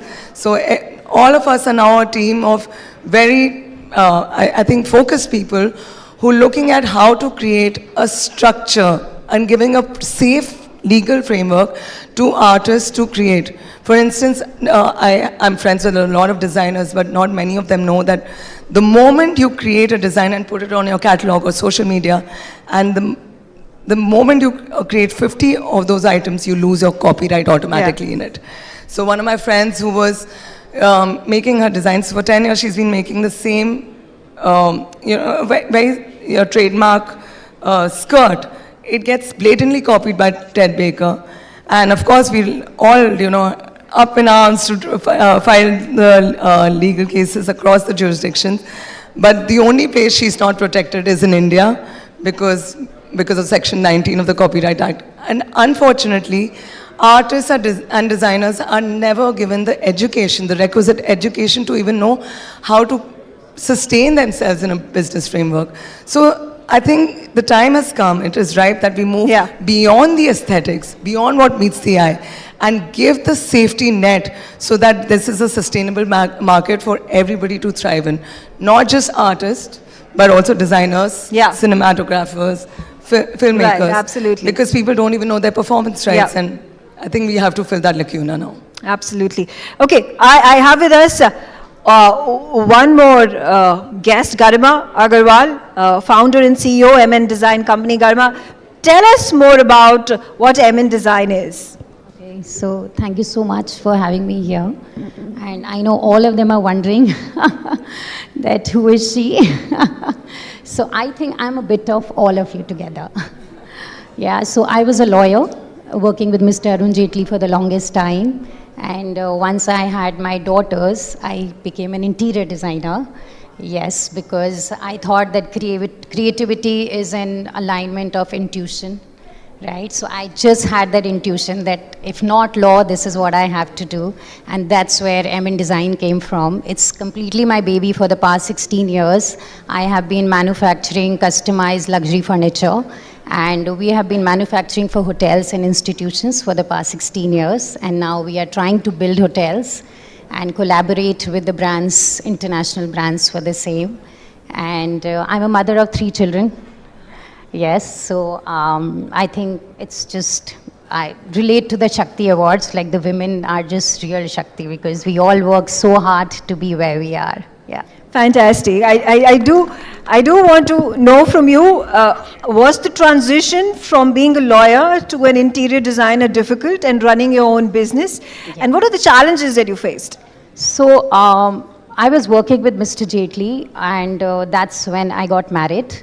And I just got to know I have twin daughters. So my in-laws said that, you should come back home now. And once I was back home, I always had the urge to work that would not go from me. So I thought, let's look for something that I can still be at home, still look after my children, and yet have my name. So I started with interiors because for that I didn't really have to travel a lot. It's just my creativity that had to go places. And so I just shifted to interiors because that is something I really loved apart from law. People used to wonder when I used to wear that black coat, why do you do this? You always come like legally blonde to office. So I said, I don't know, I just love fashion. I just love creativity. This is what attracts me. And I think the switch was very easy for me. Okay. Yeah. Okay. It was a natural transition. It just came very naturally to you, of course. Your heart's calling. I have very little time, but I have a few questions for you all. We're doing a quick rapid fire, just to make things more interesting. And I'm going to start with Suzanne. Suzanne, what do you do when you're in a bad mood? Work out. Okay. And who do you call when you have to gossip? I don't gossip. Like Shalini, okay. I must say, I'm a fan of what Shalini says. I can vouch for that. Okay. It shows on your face when you gossip. So you should not gossip, I feel. And finally, what is that one misconception that you would want to clear once and for all that goes around you? I think that the one misconception that is that when you're a celebrity, a professional, like what I am. I'm a professional first, and the celebrity is just something that happened on the side. People sometimes mistake your technical knowledge or your intelligence or your background of your education because they think you just got it easy because of where you came from. But there's a body of work that goes behind all those years, and you cannot just hack it. Yeah. I don't think people can hack it for so long. Yeah. And I'm not that kind of person. So that's one thing that I would love to clear about my backstory. Okay, all right. I'm going to move to Ritu. And Ritu, the same questions. What do you do when you are in a bad mood? Or it's a bad day? So, Suzanne's my twin because I work out too. Yeah. I get onto the treadmill and forget about everything else, and I blast the music, which helps a lot. Yeah. Okay, who's the one person that you would, make a phone call to when you want to gossip? Well, I don't gossip, but definitely I talk about things that bother me, and sometimes it's people, and that might sound like gossip. I do it with my mother. And one thing... She gets it right. Yeah, mothers are your best friends. Yeah, she knows I'm not gossiping, but I mean what I'm saying. Yeah. It may sound like... And finally, one misconception that you would like to clear. I don't know if there's a misconception, but I think people have their own conception of people. And I've always believed that life is the best answer. You can keep telling them what you are, but they will only believe what they want to believe. So I really have no answers, and I don't really prove myself. I let them understand it and learn for themselves. Okay, all right. Coming to you, Shalini, what do you do? What is the first thing that you do to cheer you up on a bad day? So I dance. I love dancing. So I dance and I sing. It's okay, like a fantastic. Relief. Yeah. And who's the one person that you call when you have to gossip? I have a therapist. I generally call her, or I just I just pick up the phone and I, just say that, this is what I heard and I don't like this and we've known each other and I'm pretty okay like that, and then it's out of my space and then it's the person's decision or whatever. So I actually just take things head on, I'm not like shy that, I'm going to talk about somebody and then I just like call them up and say, hey, this is what I heard about you, do you want to fix it? In fact, I've called up people, I just our acquaintances, I've said, listen, this is what I've heard about you, do you want to fix it? So that's who I am, Okay. And finally, one misconception that you would like to clear. None, actually, everything is true. Whatever you believe about me is absolutely true. So please, I find it so hilarious. Right. I mean, there's so many things and I get so amused when I hear certain things, but I just love them. So please continue believing everything that you believe about what me. You see is it's what you all, get. What you see is not what you get. Everything is true. Everything you've heard is absolutely true. Or I'll make it true. Okay. In some time. Okay, Bar, coming to you. What do? The first thing that you would do on a bad day? I am a big foodie. I love eating, and I also am a workaholic, so I love executing my ideas. So I just go within. I sometimes I work out. I love dancing as well. I love painting. I'm an action artist, so I have built a space for myself where I just throw paint. And I really enjoy my own company. Okay, and I love dancing, so I go out. Fantastic, so many things. Yeah. And who do you call when you have to gossip? Okay, I really don't have time for gossip. I also find people very boring. I find my life a lot more interesting. So I really enjoy challenging ChatGPT these days. Okay. Because I like how it's programming itself as per our prompts. And even the prompts that I have not put in right now, it's gathering all the information that I put in 5 months back. So it's fun to actually catch on to that. Okay, and finally, one misconception that I you must would add, want my to sister is definitely around me all the time because I'm building 3 properties. I have to handle my child, I have to work on my art presentations and exhibitions. Yeah. So my sister and my mother are always there. They know they have no choice but to be my team. Okay, fantastic. And then coming to you, Garima, the same questions for you. What do you do when you're having a bad day? It depends what time of the day is it. So if it's the morning, then I would love to meditate. But if it's during the day, I would love to turn off my phone and sleep. Yeah.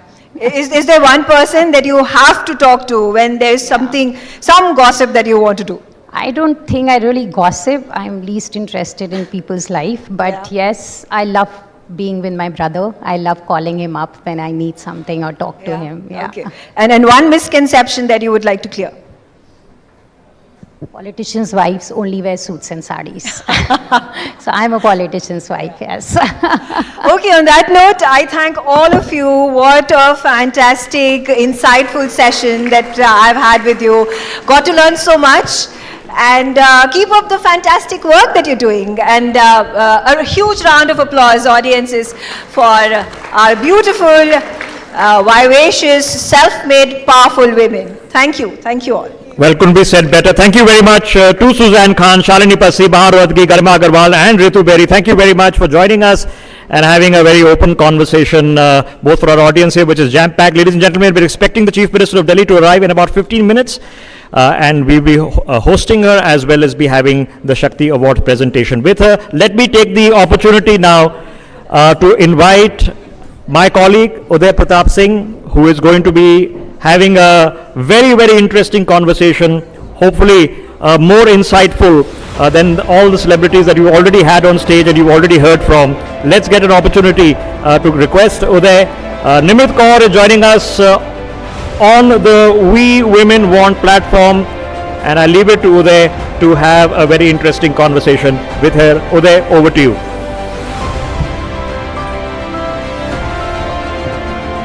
Could we have a loud round of applause for Nimrit Kaur, please?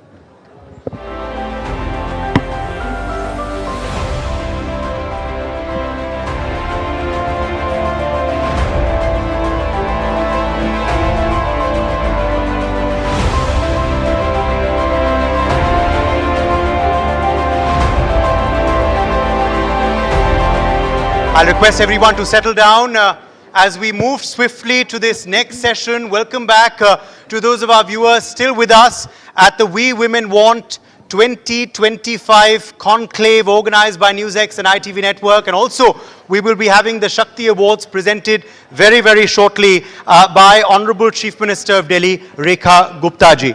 But first, we're going to introduce you to a lady who needs no introduction. Yes, a path breaker who has, of course, wowed you with her performances on the big screen and on OTT these days too. Someone who's carved a niche not just in India, but internationally as well. Who can forget the lunchbox?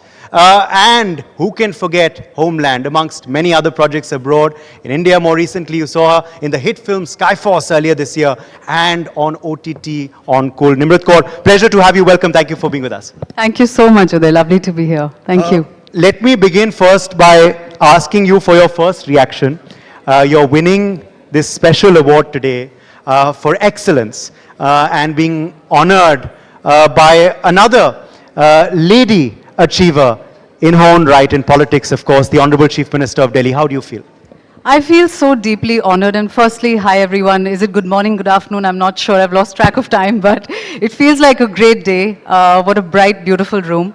I'm so happy and so honored to be here today and to be presented this wonderful award. And then from none other than the Honorable Chief Minister, Srimati Rekha Gupta ji, whom I've never had the opportunity to meet. It's really so deeply cherished. For someone who's not had any background from the industry that I now work in, and Delhi is home turf. My parents are here today. It's just such a lovely, kind of like a full circle, to just come back home. It's like a very big pat on the back. I packed my bags and I left for Mumbai almost 21 years ago. So it's a wonderful kind of, it's one of those milestone moments. It's a core memory. I have to quickly ask you that, because it's not often that you get to be in the same room with your parents and being honored in front of them these days, because you're all over the world. So how does that feel, being in front of your parents? And let's also hear it for the parents of Nimrat Kaur. These are the two people who've raised her and made her into, of course, the woman achiever that we have on our screens. Yes. What was your question? I've just lost track. How does it feel to be in front of them today as well, I being feel honored? like, how in school we used to be on stage and, performing something, and there's a little bit of nervousness. This is not the day I want to say something that I shouldn't be saying, or, not something that, I would be like, oh my God, I should have said this, and I don't want to go back home thinking or feeling that. So it's like being back in school a little bit with, my family in the audience. And again, like I said, being in Delhi is always so special for me. I've done a bit of my schooling here in DPS, and Sri Ram College of Commerce is my college, and I'm just throwing all my Delhi connections out for anyone who may connect. अब दिल्ली की बात हो गई तो our digital partners also foodie. Are you a foodie? We are in Delhi where a lot of foodies are there. Delhi में रहने वाली सरदारनी. अब आप दोबारा सवाल पूछिए. Foodie कैसे नहीं हो सकती फिर? Exactly. फेवरेट क्या खाना क्या है? चीट मील क्या है? चीट मील देखिए, क्वांटिटी वाइज तो राजमा चावल हो ही जाता है, क्योंकि उसकी 3 हेल्पिंग से कम तो कुछ बात होती नहीं. कड़ी चावल आई रियली लव. बाकी तो मैं लिस्ट दे सकती हूँ. रसगुल्ला, रसमलाई, मम्मा anything else, what else am I forgetting? काफ़ी बहुत चीज़ें हैं. बहुत biryani, mutton biryani, golgappe. I can go on. It's going to be a long list. I can figure the list goes on. We can, as she said, she answered the question in that first answer only. Now let's just talk once again, of course, before we get to your journey and success, Nimrat, about, since it is the Shakti Awards today, where do you derive your Shakti from? I think, well, it kind of circles back to my upbringing. I feel like, which has its roots in the army. The environment that I grew up in, the cantonment life, the kind of schooling I was fortunate enough to get, the upbringing I've had thanks to my family. It's like, I think you're a sum total of so many different parts of life, people who come and influence you by virtue of what they do and by virtue of what you watch them doing and you don't want to do. also. I think you learn a lot from that too. It's not just, you know, taking inspiration from people constantly and wanting to be like them and all of that. I derive I think my life force really comes from not giving up. And that is something that is so deeply ingrained in my upbringing that giving up is not an option. You might fail, you might have pitfalls, you might have problems, roadblocks. And as women, I'm sure a lot of you concur here that it's not an easy world to navigate, and I don't mean to, you know, kind of play a woman card here and say that, oh, it's more difficult for us. It's not really that, but it becomes more challenging because you have to kind of have, you know, a grip on multi-layered issues sometimes. And I feel like just, you know, having the grit to not give up, I think that really just keeps you going.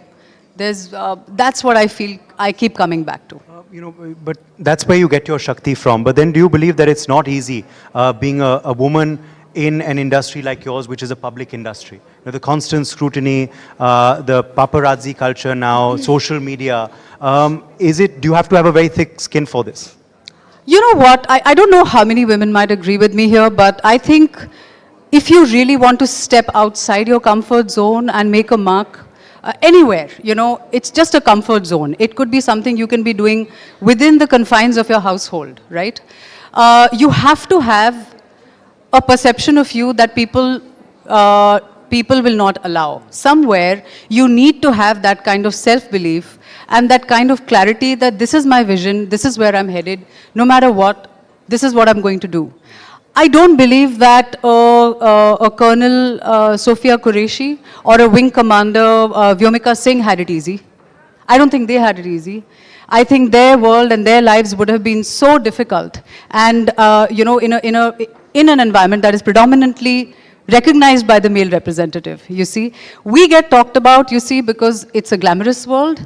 There are cameras, there's a journalistic perspective on it, and then there is a voyeuristic perspective on it. That is what changes the game. We don't have a voyeuristic perspective on most professions, apart from, I think, a few which are in the public eye. It can be politics, it can be actors, their personal lives, or the lack of it, whatever. You know, it's just what you choose for yourself as noise and what you want to keep. You see, because with all of this rubbish and all of the noise, there's also a lot of love. And there's a lot of love that you feel without you really meeting people. I can just be passing by somewhere and, you know, I can feel that someone's seen something and, you know, they smile at me knowingly. So there are, you know, everything is a double-edged sword. I feel like because of, you know, us being in the public eye, it is always going to be a complex world. Yeah. This year, as I said, you've had a big screen release, which did very, very well. Sky Force, and you just mentioned Wing Commander Vyomika Singh, interestingly as well. You've had Kul, where you play royalty. Today you're looking no less.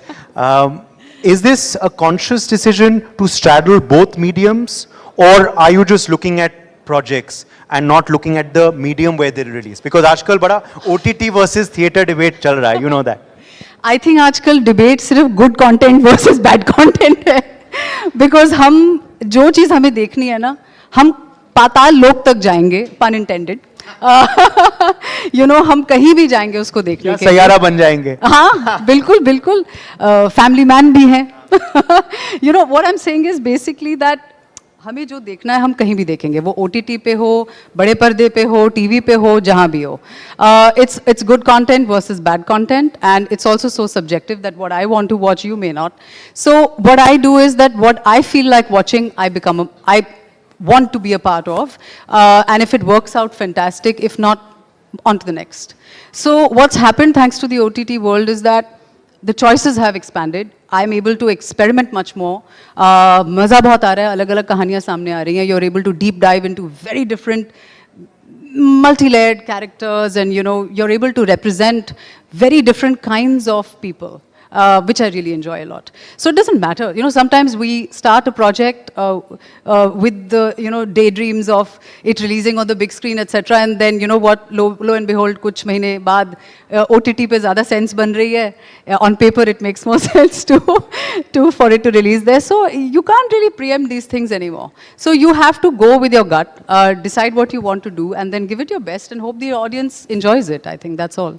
There's also, of course, these days a lot of not just social media pressure on people in the public eye, as you were saying, of course, naturally scrutiny wahan hai, but also on the youth, these days. The youth also have this, I mean, they're constantly wanting to live life through social media.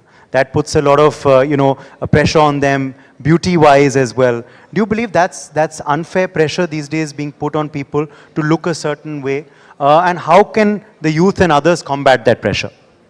It's a very tricky one, and I don't know how many adults are able to escape that either. It's not just teenagers or young adults, or I find it overall very, very disturbing sometimes, because your lived experience, what you make of life, is no longer independent. You see, I mean, at the risk of sounding like I know, better because I didn't have social media in my life, I feel like I grew up making my own decisions and inferences about life, and they are very small little things. They're not big decisions, they're small things. Whether I want to take arts or science, or whether I want to do a certain kind of a course or not, what kind of clothes I want to wear. They came from within, or maybe my friends. Things that were visible to me within my periphery.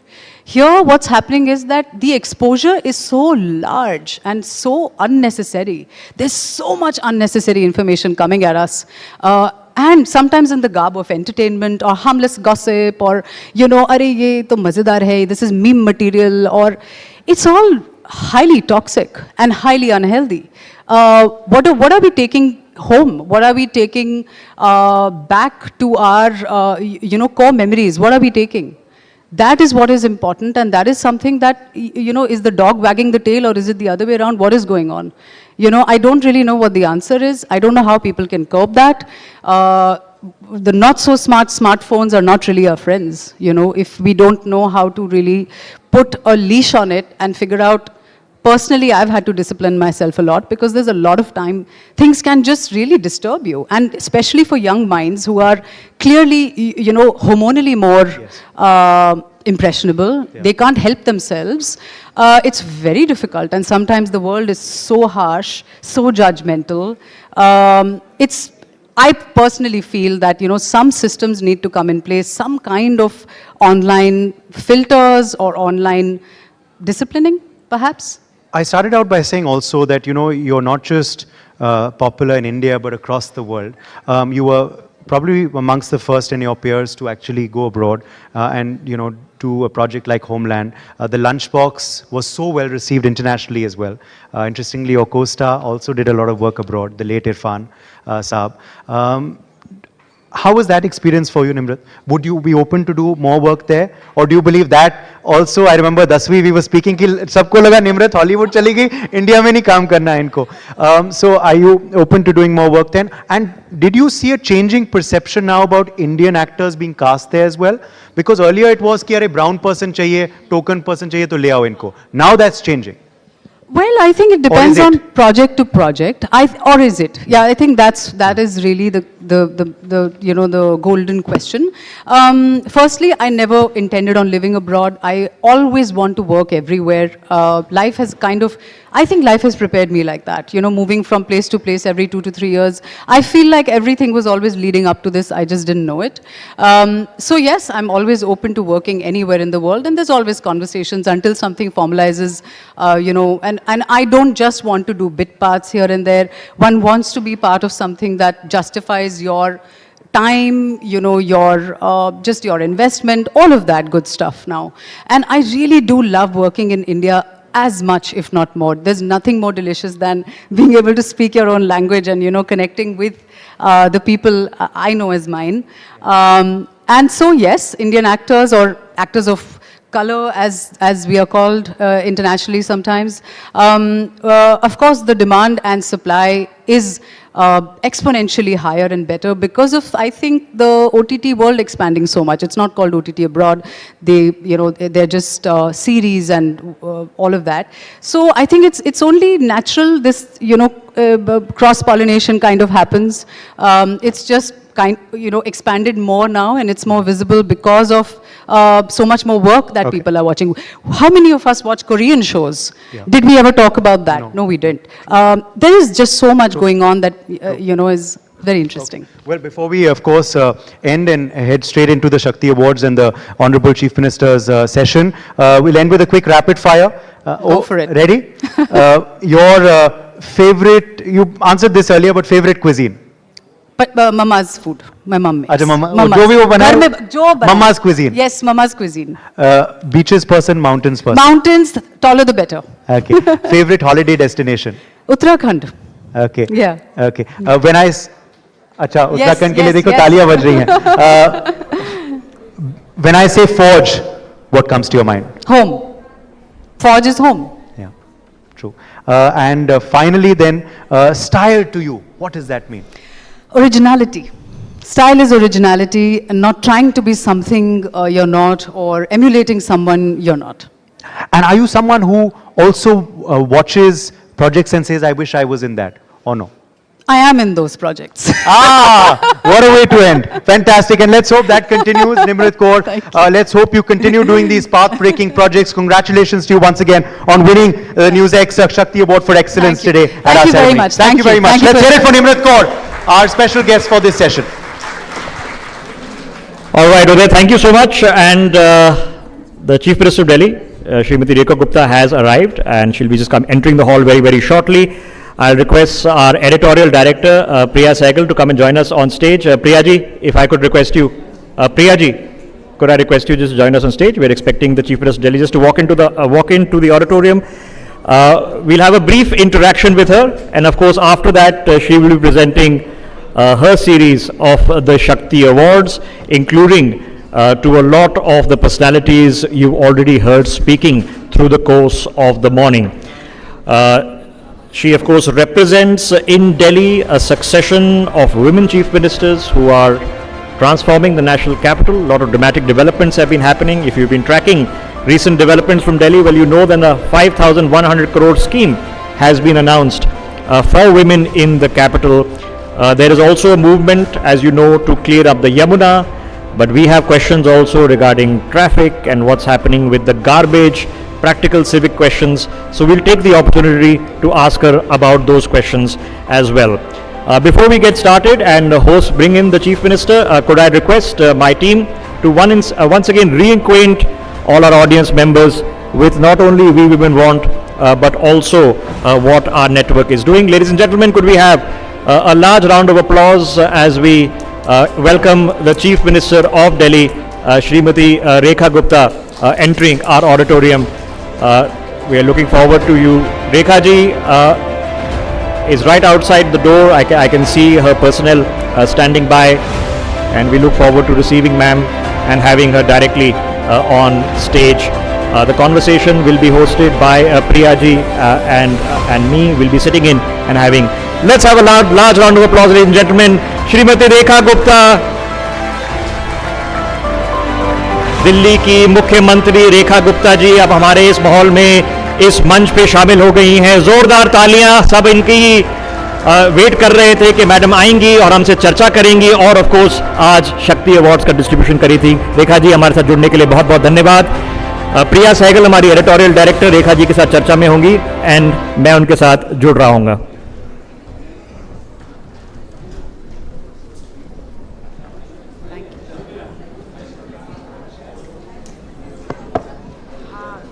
हमारा इस inaugural session की मुख्य अतिथि श्रीमती रेखा गुप्ता जी, कोई introduction की ज़रूरत नहीं है. दिल्ली वाले सब जानते हैं, देश वाले सब जानते हैं. अब विश्व भर में भी रेखा गुप्ता जी की चर्चा हो रही है. हम महिलाएं, वी विमेन वांट, ये हमारा मंच है जहां पर हम महिलाओं को सेलिब्रेट करते हैं.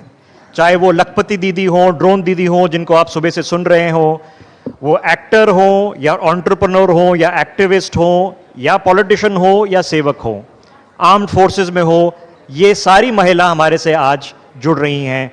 और अब अवार्ड सेरेमनी में इसके बाद रेखा गुप्ता जी उनको संबोधित भी कर रही होंगी। रेखा जी, पहला सवाल, क्योंकि ये मंच ये महिलाओं का है, मैं आपसे पहला, could I request the photographers to just kindly थोड़ा टेक अ सीट, थोड़ा ऑडियंस भी है पीछे, आपसे रिक्वेस्ट है। Thank you, thank you. आप थोड़ा सा, अगर I request everybody if you can grab a seat please और we can get started.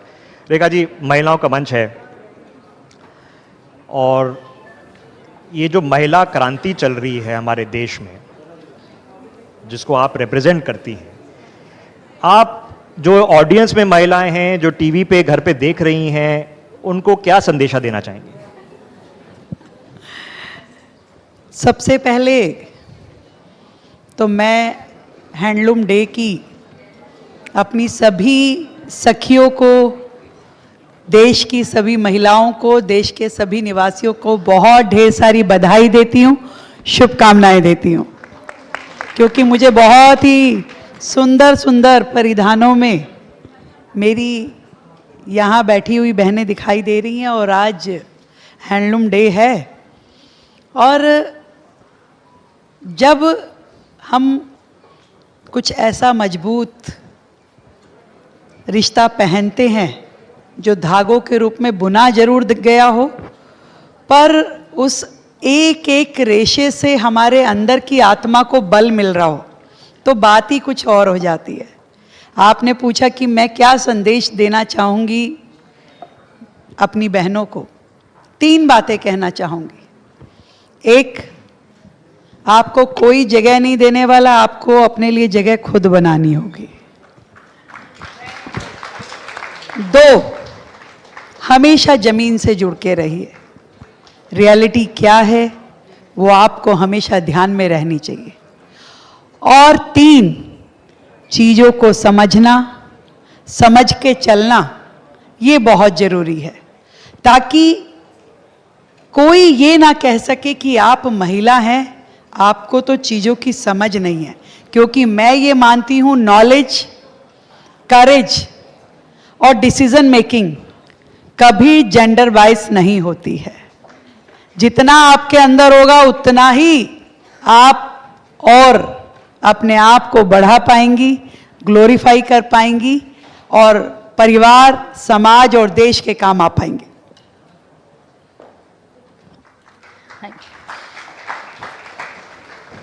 Rekha जी, सबसे बड़ी जो स्कीम दिल्ली में आपकी सरकार ने हाल ही में लाई है, 5100 करोड़ फॉर वुमेन, 2500 रुपीज़, 2500 रुपये जो लागत दी जाएगी, इस स्कीम की अभी स्थिति क्या है, कैसे इस स्कीम का लाभ उठाया जा सकता है, कैसे एप्लीकेशन होता है और डिस्ट्रीब्यूशन कब शुरू होगी?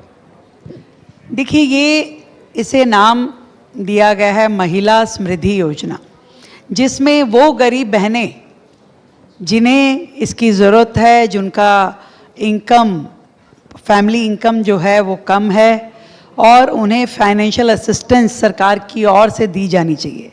हमने तय किया था कि हम 2500 रुपये उन सभी बहनों को देंगे, और उसके लिए हमने अपने बजट में 5100 करोड़ रुपए का प्रावधान रखा है, जिसके लिए रजिस्ट्रेशन बहुत जल्द शुरू होने वाला है, जिसके लिए सभी कंडीशंस, कौन एलिजिबिलिटी क्राइटेरिया उसका क्या होगा वो ध्यान कर लिया गया है। एक पोर्टल रहेगा, उस पोर्टल पे सभी बहनें अप्लाई करेंगी और उनके बाद में उसका वेरिफिकेशन होने के बाद उन सब को महिला समृद्धि योजना से जोड़ा जाएगा और उन्हें वो लाभ दिया जाएगा जिसका हमने उनसे वादा किया था। प्रिया जी।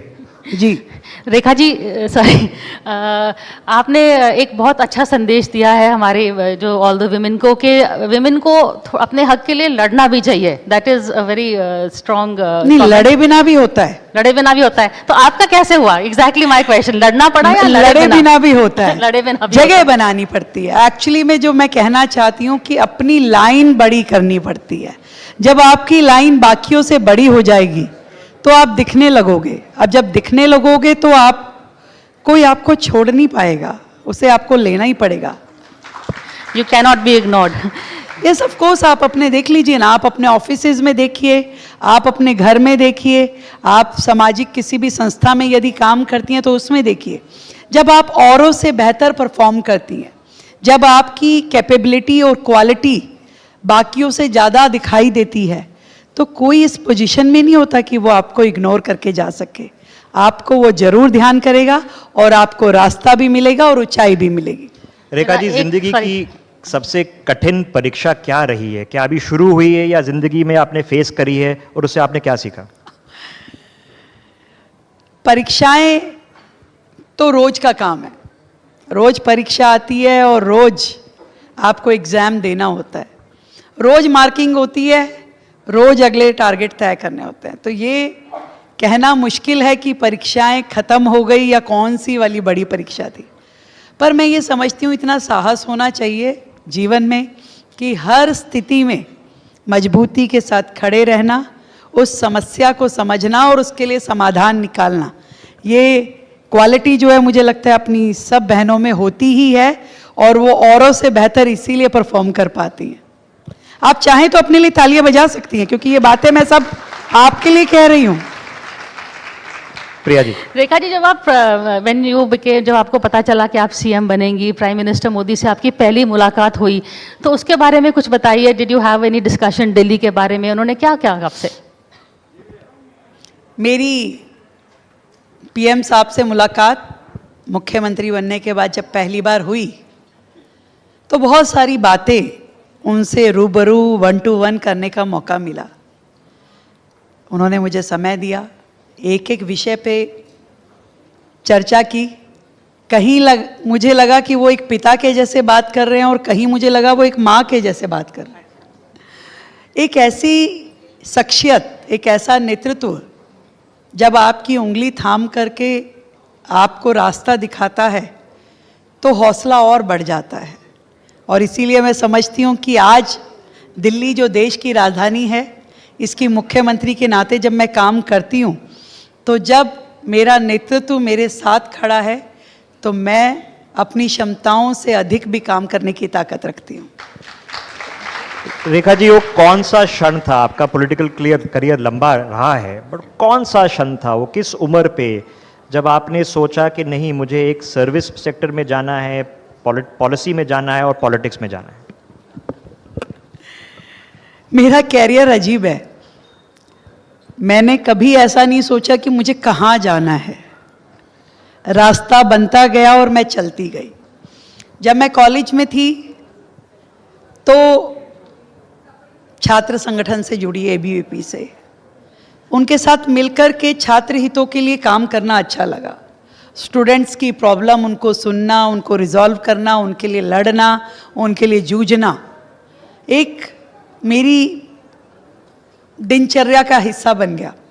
और उन चीज़ों को करते हुए जब एक समस्या के लिए लड़े, फिर वो रिजॉल्व हो गई, फिर दूसरी के लिए लड़े, फिर वो उसको समाधान मिल गया, तो अच्छा लगने लगा कि आप जब कुछ करते हो और वो रिजल्टफुल रहता है और उसके कारण से सैकड़ों लोगों को लाभ मिल पा रहा है, तो ऐसा लगा कि ये रास्ता अच्छा है। जब आप कारण बनते हैं बहुत सारे लोगों के चेहरों पे मुस्कुराहट लाने का, तो धीरे धीरे रास्ता बनता गया और धुंधली सही पर मंजिल दिखती चली गई। बट रेखा जी, हम बात करते हैं, ये सिर्फ विमेन के लिए सवाल आता है, वर्क लाइफ बैलेंस, मेन से कोई पूछते नहीं है। लेकिन जब आपको सीएम ओथ लेने गई, फिर उसी समय आपके हस्बैंड ने कहा भाई मेरी शर्ट कहाँ है, आई रिमेंबर दैट एनेक्डोट। तो फिर आप दोनों वर्क लाइफ कैसे कर रही हैं आपके घर में? टेल अस अबाउट योर बेटी के साथ भी आप कैसे? ये मैं अकेले नहीं कर रही, आप समझिए, देश की, भारत देश की हर महिला ये सब काम करती है। वो घर भी संभालती है, परिवार भी देखती है, वो जॉब भी करती है, जॉब नहीं तो अपना बिजनेस भी संभालती है, सामाजिक रूप में भी एक्टिव रहती है, और जहाँ उसे मौका मिलता है वो अपनी उससे भी बढ़ के काम करती है। वो सीएम हो सकती है, वो डीएम हो सकती है, वो कॉर्पोरेट हाउस चलाने वाली एक बड़ी महिला हो सकती है। हर जगह जहाँ पे भी भारतीय महिला रहती है, उसकी नेचर का पार्ट होता है कि वो अपने काम के साथ साथ ये जरूर देखती है कि मेरा परिवार, मेरे बच्चे, सब लोग, उनकी भी जिम्मेवारियां वो अपने कंधों पे लेके चलती है। तो इसमें हर भारतीय नारी को खुशी मिलती है, उसे ऐसा नहीं लगता कि मेरे ऊपर ये कोई बोझ है। वो शी फील हैप्पी कि वो मैं काम कर रही हूँ और मेरे काम के साथ साथ मेरा परिवार भी हंसी खुशी के साथ में मेरे साथ खड़ा है। रेखा जी, थोड़ा मौका मिला है तो एक दो दिल्ली की भी चर्चा कर लेते हैं। आपने हाल ही में तिमरपुर में उद्घाटन करा है दिल्ली की स्वच्छता बढ़ाने की ड्राइव, जो कचरा है उसकी साफ करने की ड्राइव। बड़े लोग देख रहे हैं, बड़े लोग यहाँ बैठे हैं, दिल्ली वासी हैं। क्या प्लान है और क्या गोल है? मुझे बताया गया है कि पूरा महीना इसी पे फोकस रखना है। आज़ादी का उत्सव है, 15 अगस्त को देश आज़ाद हुआ, 76वीं वर्षगांठ हम मना रहे हैं। इस समय यदि मैं मानूं कि दिल्ली को सबसे ज़्यादा ज़रूरत किस चीज़ की है, तो मुझे लगता था कि कूड़े से आज़ादी, गंदगी से आज़ादी। और इस आज़ादी की ड्राइव के लिए हम सबको लगना होगा। यानी कि जब देश आज़ाद हुआ तो बहुत सारे हजारों लाखों स्वतंत्रता सेनानियों ने अपनी भूमिका निभाई, पर जब आज शहर को कूड़े से आज़ादी दिलानी है, गंदगी से आज़ादी दिलानी है, तो हम सबको अपनी अपनी भूमिका निभानी होगी। और मैं अक्सर ये बात कहती हूँ कि देश से यदि प्यार हो और प्यार दिखाने का अवसर चाहिए हो, तो जरूरी नहीं कि हमें सरहदों पे जाने का मौका मिले, बंदूक उठाने का मौका मिले या दुश्मन को गोली मारने का मौका मिले। हमें ऐसा मौका नहीं मिल पाएगा, तो फिर हम अपनी देशभक्ति कैसे दिखाएंगे भाई? देशभक्ति तो मैं मानती हूँ एक एक व्यक्ति जो मेरे सामने बैठा है हर एक के अंदर है, आपके अंदर भी है और आपके अंदर भी है। तो क्या करें? तो मैं ये समझती हूँ कि अपनी देशभक्ति के लिए हम जहाँ हैं, जिन परिस्थितियों में हैं, वहीं पर देश के लिए मरने का मौका नहीं मिलेगा, पर देश के लिए जीना शुरू करें और कोई भी छोटा या बड़ा अपने देश के लिए काम करना शुरू करें। उसमें स्वच्छता अभियान से बढ़कर क्या हो सकता है? तो हम सब लोग मिलकर के जब छोटा छोटा भी रोल प्ले करेंगे दिल्ली को साफ रखने के लिए, अपने आसपास के एरिया को साफ रखने के लिए, तो मैं समझती हूँ कि ये शहर और सुंदर, स्वच्छ, खूबसूरत और हरा भरा दिखाई देगा। तो 1 अगस्त से 31 अगस्त तक ये सफाई अभियान दिल्ली में चलेगा। मैं पूरी दिल्ली से निवेदन करती हूँ कि सब लोग इस स्वच्छता अभियान से जुड़ करके अपनी भूमिका निभाएं। प्रिया जी। नहीं, ये आपके इनिशिएटिव्स, आपके 100 डेज हो गए हैं and we seen a lot of initiatives. एक और है जो क्वाइट अ फ्यू चिंता हो रही थी, स्कूल एजुकेशन के बारे में। मैंने देखा है you are starting the CM Shri schools, उसके बारे में थोड़ा बताइए। बिकॉज आम आदमी पार्टी का हमेशा स्ट्रॉन्ग पॉइंट था कि हमने स्कूल्स के लिए बहुत किया है, तो उसको लेकर जो असली स्थिति क्या है ऑन ग्राउंड और आप क्या प्लान कर रही हैं, वो थोड़ा बताइए। देखिए, दिल्ली की एजुकेशन की जो हालत है, आज किसी माँ बाप के यहाँ अगर बच्चा पैदा होता है ना, यानी कि वो अगर धरती पे आया भी नहीं है, उससे पहले से ही उसके माँ बाप को उसके एडमिशन की चिंता हो जाती है। मैं सही हूं कि नहीं हूं? हर व्यक्ति ये सोचता है कि भाई बच्चे का एडमिशन कहाँ कराना है, कैसे होगा, और अक्सर उन्हें अपनी मनपसंद का स्कूल मिले इसके लिए उन्हें बड़ी मुशक्कत करनी पड़ती है। दिल्ली में जो देश की राजधानी है, मैं बार बार इस शब्द का इस्तेमाल करती हूँ क्योंकि देश की राजधानी होना एक बहुत महत्वपूर्ण पॉइंट है। कि आप नॉर्मल राज्य हो, नॉर्मल शहर हो, तो शायद आपसे इतनी अपेक्षाएं नहीं होगी, पर यदि आप देश की राजधानी हो तो आपसे ये एक्सपेक्टेशन है कि आप परफेक्ट होना चाहिए। हर चीज़ में आपकी अवेलेबिलिटी, आपका इंफ्रास्ट्रक्चर ऐसा होना चाहिए कि जिससे दिल्ली के लोगों को बेहतर सुविधाएं मिले। एजुकेशन में वर्षों तक उस तरीके से काम नहीं हुआ जो होना चाहिए था। आज नए कॉलेजेस खोलने की जरूरत थी, नए स्कूल खोलने की जरूरत थी। जो गवर्नमेंट स्कूल है उनको इतना प्रोग्रेसिव करना चाहिए था कि आज लोग सरकारी स्कूल में जाना ज़्यादा पसंद करते बजाय कि प्राइवेट स्कूल में। पर यहाँ उल्टा होना वो शुरू कर दिया कि भी प्राइवेट स्कूल को ही आप रोकिए, आपने कभी ये नहीं सोचा कि हमारा गवर्नमेंट स्कूल उसके स्टैंडर्ड्स बढ़ाने होंगे। आप आज कॉलेज लेवल की आप पोस्ट ग्रेजुएशन को या अंडर ग्रेजुएशन को अगर आप देखते हैं तो हर व्यक्ति गवर्नमेंट इंस्टीट्यूशन में एडमिशन लेना पसंद करता है। उसे दिल्ली यूनिवर्सिटी में चाहिए, उसे आईआईटी में चाहिए, उसे आईआईएम में चाहिए। अगर आप उसको किसी प्राइवेट यूनिवर्सिटी की बात करते हो तो वो कहते हैं बाद में, मतलब वो फर्स्ट प्रायोरिटी पे कमी ही नहीं रखता। परंतु यदि स्कूल लेवल पे, सेकेंडरी लेवल पे, प्राइमरी लेवल एजुकेशन पे हम बात करते हैं तो हर व्यक्ति को लगता है सरकारी स्कूल में, यहाँ तक कि नेताओं के बच्चे, ऑफिसर्स के बच्चे भी कोई सरकारी स्कूल में नहीं पढ़ रहे हैं। क्या होना चाहिए? होना ये चाहिए कि हमारे गवर्नमेंट स्कूल्स पे इतना हम कंसंट्रेट करें, वहाँ का इंफ्रास्ट्रक्चर इतना बेहतर करें कि धीरे धीरे ऐसा माहौल बने कि आपके गवर्नमेंट स्कूल्स का लेवल आपके प्राइवेट स्कूल से भी बेहतर हो और दुनिया ये कहे कि हमें इस गवर्नमेंट स्कूल में एडमिशन लेना है। तो उस दिशा में हम काम कर रहे हैं और लगातार कर रहे हैं। रेखा जी, हमारा समय कम है, बट एक सवाल मैं जरूर पूछना चाहूंगा। सुबह शाम आजकल 2-3-4 दिन से आपने भी इस पर टिप्पणी करी है, डोनाल्ड ट्रंप की हो रही है कि डोनाल्ड ट्रंप भी टैरिफ करे, कभी 25, कभी 50, कभी पाकिस्तान के साथ लंच खा रहे हैं। डोनाल्ड ट्रंप को देश का जवाब क्या होना चाहिए? देखिए, मैं ये समझती हूं कि 140 करोड़ लोगों की जनता वाला हमारा देश, एक समय था हम कहते थे कि भाई ये जो पॉपुलेशन है ये हमारे लिए लायबिलिटी है, पर आज सिचुएशन बदल गई है। आज हम अपनी 140 करोड़ की पॉपुलेशन को यदि एसेट मान के काम करें तो किसी डोनाल्ड ट्रंप की ये औकात नहीं है कि वो आंख उठा करके हमें देख सके। आज यदि हम देश में बनी हुई चीजों का इस्तेमाल करें, यदि आज हम अपनी ही इकोनॉमी को इतना बेहतरीन कर लें, जो कि लगातार मोदी जी के नेतृत्व में आगे बढ़ी है, 2014 से ऑनवर्ड्स देश ने बहुत तरक्की करी। जिन छोटी छोटी चीजों के लिए पहले हमें देश में इंपोर्ट करना पड़ता था, आज हमारा देश इतना मजबूत है कि वो एक्सपोर्ट करता है। जब कोविड का समय था, आपको ध्यान हो, जब पूरा वर्ल्ड लगा हुआ था, कोविड वैक्सीनेशन बन नहीं पा रही थी, मिल नहीं पा रही थी, तो भारत वो देश बना जिसने कोविड वैक्सीनेशन ना केवल इजाद करी, अपने देश को बचाया, बल्कि 150 और कंट्रीज को कोविड का वैक्सीनेशन पहुंचाया। पूरे देश में एक ऐसी भूमिका में आगे आए जिससे पूरे देश ने ये जाना कि भारत कितना आगे बढ़ चुका है। पहले भारत का हाथ ऐसे होता था कि आप हमें दीजिए, यानी यहां तक कि भारत के लिए गेहूं, भारत के लिए अनाज भी हम डिपेंडेंट होते थे विदेशों से। लाल गेहूं आता था अमेरिका से भारत के लोगों को खिलाने के लिए। आज हम डिपेंडेंट नहीं है, आज हमें कोई जरूरत नहीं है। आज जितना हमारा सामान अमेरिका या बाकी देशों में जाता है उतना हम लेते नहीं है।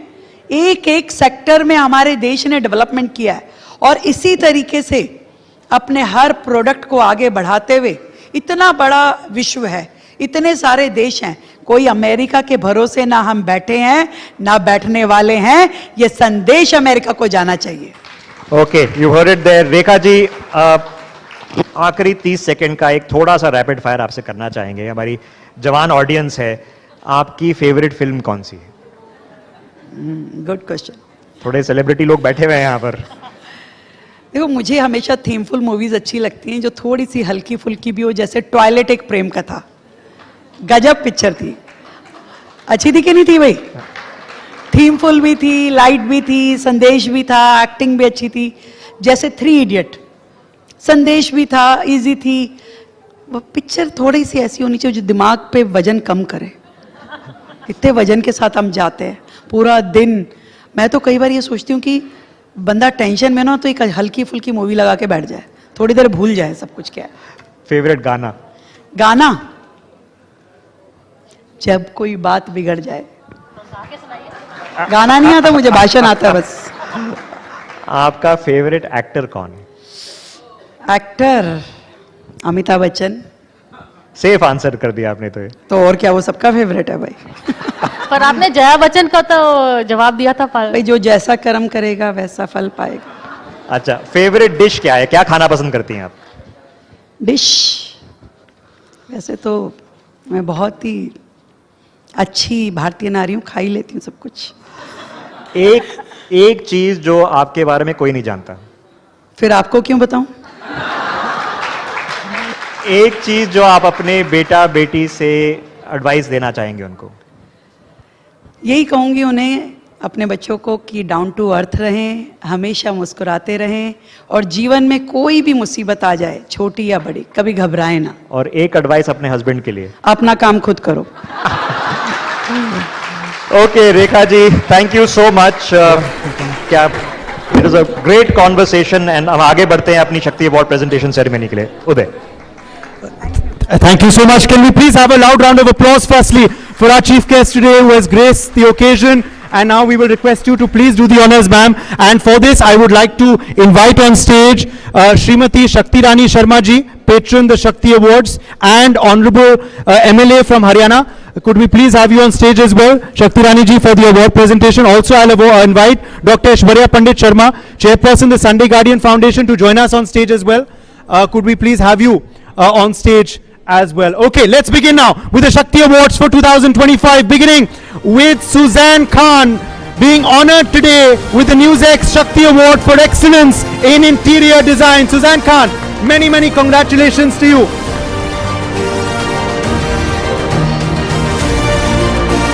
Next we have Nimrit Kaur for Excellence in Path-Breaking Performances. Ladies and gentlemen, round of applause for Nimrit Kaur. Nimrit Kaur receives the Shakti Award 2025. Being honored today for her path-breaking performances, Nimrit Kaur there. Could we now please have on stage Charu Singh, board member, Kisan Trust, being honored for excellence in philanthropy. Charu Singh ji, could we please have you on stage? Let's keep the applause going. A lot of successful ladies in the room today. Charu Singh being honored for excellence in philanthropy. बहुत बहुत बधाई आपको. Next up we have Dr. Payal Panodia, chairperson of the M3M Foundation for Excellence in Philanthropy. Dr. Payal Panodia, may we have you on stage please, ma'am. Dr. Payal Panodia receives the Shakti Award 2025.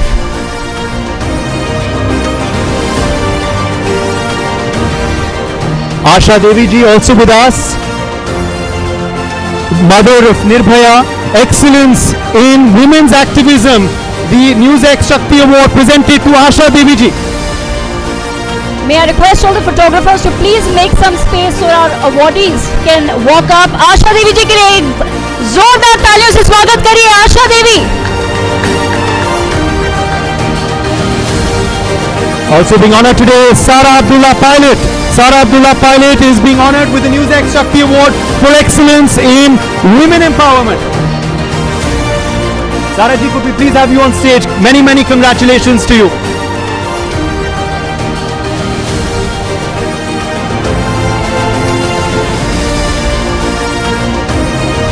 Very emotional moment there, as you can see, with the CM and Asha Devi ji.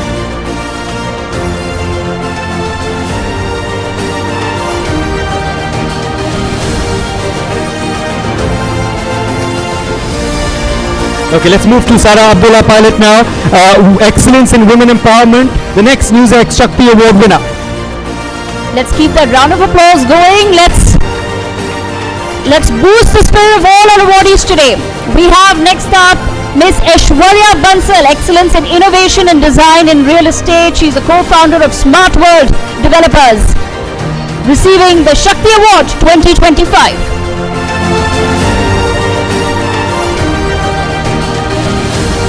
And now Radhika Bharatram receiving the award for excellence in women empowerment. The NewsX Shakti Award for excellence goes to Radhika Bharatram ji.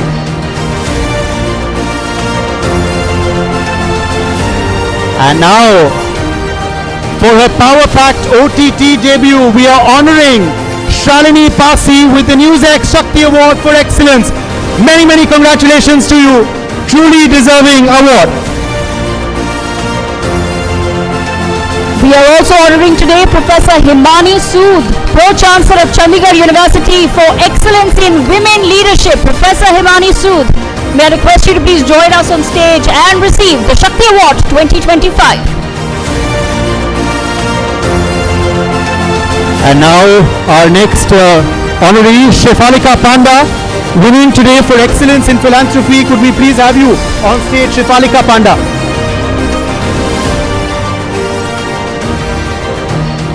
Many, many congratulations to you. Next up, we have Kalyani Saha Chawla with us today, receiving the Shakti Award 2025 for excellence in entrepreneurship. Kalyani Saha Chawla. Another very special award being given today.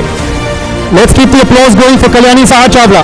And now also, swiftly moving on to our next awardee. Many congratulations to you, Kalyani. Ritu Berry winning today for excellence in design. Many congratulations, Ritu Berry ji. Could we please have you on stage? Acclaimed fashion designer winning today for excellence in design. The News Shakti Award going to Ritu Berry. Next up, we have Bahar Hodgi for excellence in visual art. Bahar being honored today with the Shakti Award for excellence in visual art. Bahar Hodgi, I'm going to request you to please make your way on the stage to receive the Shakti Award. And now we also have joining us today Seema Samriddhi Kushwaha, being honored today for excellence in Nari Shakti. Seema ji, please do come on stage now, and let's keep the applause going. थोड़ी सी और ऊर्जा हो जाए audience द्वारा. After this, another very special guest amongst us, Ratna Devnath, mother of the RG Kar rape victim. Ratna ji, Ratna जी आपको request करेंगे कि आप स्टेज पर आएं. We have with us the very brave mother of the RG Kar rape victim today amongst us, receiving the Shakti Award 2025 by the Chief Minister of Delhi.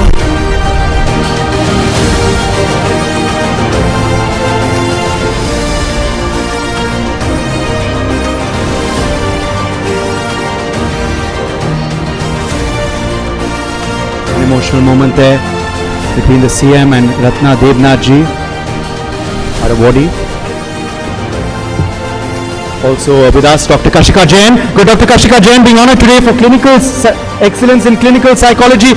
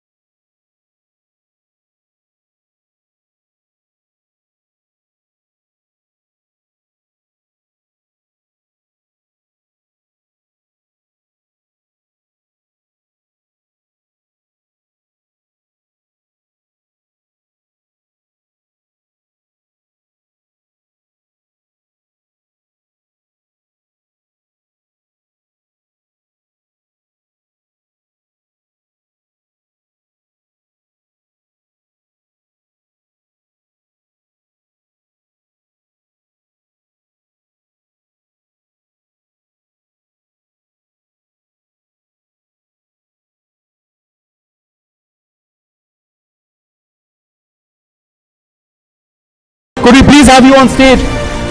Dr. Kashika Jain.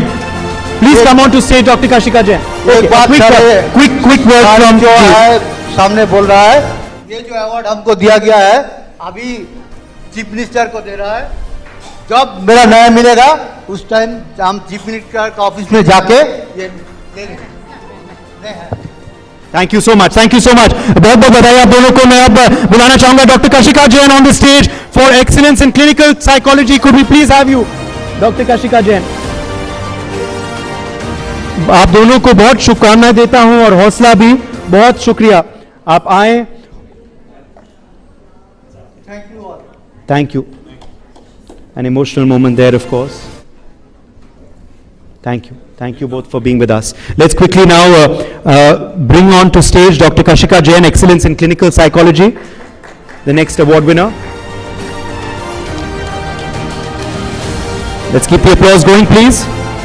We have with us also Dr. Mamta Dheeraj Jain for Excellence in Real Estate. Dr. Jain, request you to please join us on stage to receive the Shakti Award 2025. Dr. Mamta Dheeraj Jain, receiving the Shakti Award for Excellence in Real Estate. We also have amongst us today Dr. Upasna Vora, founder of Ved Ayurved for Excellence in Ayurved and Social Health Services. Dr. Upasna Vora, may I request you to please make your way to the stage to receive the Shakti Award 2025. We have with us Neha Arora, founder of Glass Facade Services for Excellence in Architectural Glass and Hardware Design. Ms. Neha Arora, ma'am, please make your way to the stage to receive the Shakti Award. Dr. Shweta Singh, founder and CEO of Innoval IP for Excellence in Business Analysis. Dr. Shweta Singh, if you're with us in the hall, please make your way to the stage, Dr. Shweta Singh, to receive the Shakti Award. We also have with us Dr. Shilpi Mohan, founder of the Angel Healing, Excellence in Preventive Cardiology and Tarot Astrology. Dr. Shilpi Mohan. Also Reema Patni with us today, being honored for excellence in life coaching. Reema Patni ji, many congratulations to you.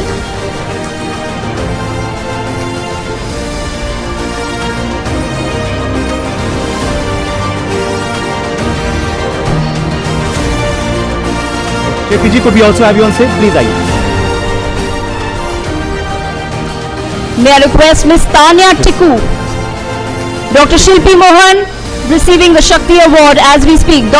Ms. Tanya Tikku. Ms. Tanya Tikku for Excellence in Entrepreneurship, recipient of the Shakti Award 2025. Tanya ji, request you to please make your way to the stage. Tanya Tikku, please could we have you on stage? Next up, we have Arunima Malik for Excellence in Communications. Arunima Malik, request you to please make your way to the stage to receive the Shakti Award. After this, I will request all our drone didis to come close to the stage so that we can, of course, honor you today. This is why we are here today. We have with us Miss Neeraj, drone didi with us. Lalita ji, Lakpati didi. Lalita ji.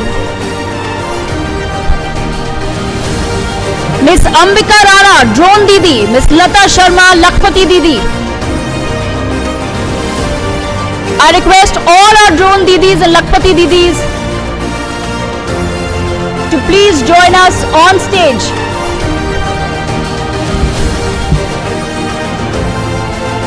Next we have Miss Amna Khatun for Excellence in Agricultural Entrepreneurship. Amna Khatun, Miss Amna Khatun.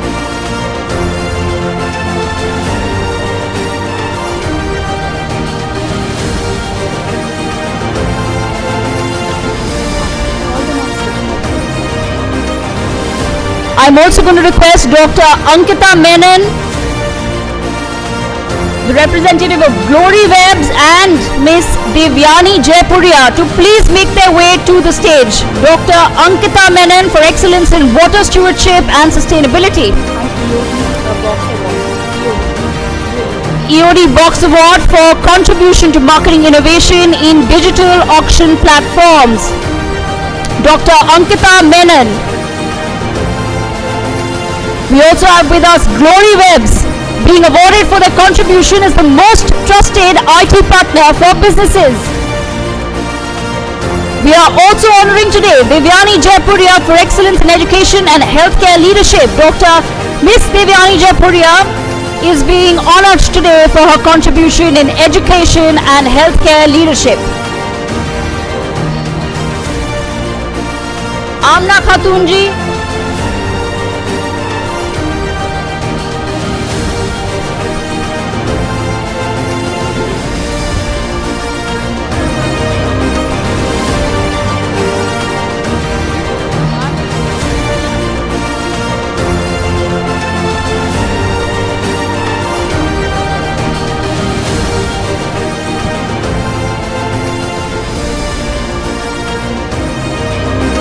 Alright, we are moving now to our Women in Business session now. Could we please have the audience settle down now for our next special session, which is on women in business. We have some very, very successful women entrepreneurs and industry leaders in the house tonight. Some of them have already been honored. Some are going to be honored very, very shortly. So on stage, could I please now invite Kalyani Saha Chawla, entrepreneur. Could I also invite on stage Apurva Pandey, business head and CMO for Baby Forest Ayurveda. Apurva Pandey, could we have you on stage? I also now invite on stage Shireen Maan, founder Needle Dust and Sand by Shireen. Arunima Malik, head PR and communications, director's office Vedanta is also with us today. Could we please have you on stage? Also with us is Dr. Shweta Singh, founder and CEO Ennoble IP. And this session, of course, will be done by our senior executive editor Megha Sharma. She's going to be in conversation with these powerful women, powerful business women, breaking the glass barrier in the industry. Welcome all of you. Thank you so much for being with us. Congrats to those of you awarded, and early congrats to those of you who are getting awards soon. Megha, over to you. And I welcome all of you on our We Women Want Shakti Awards platform.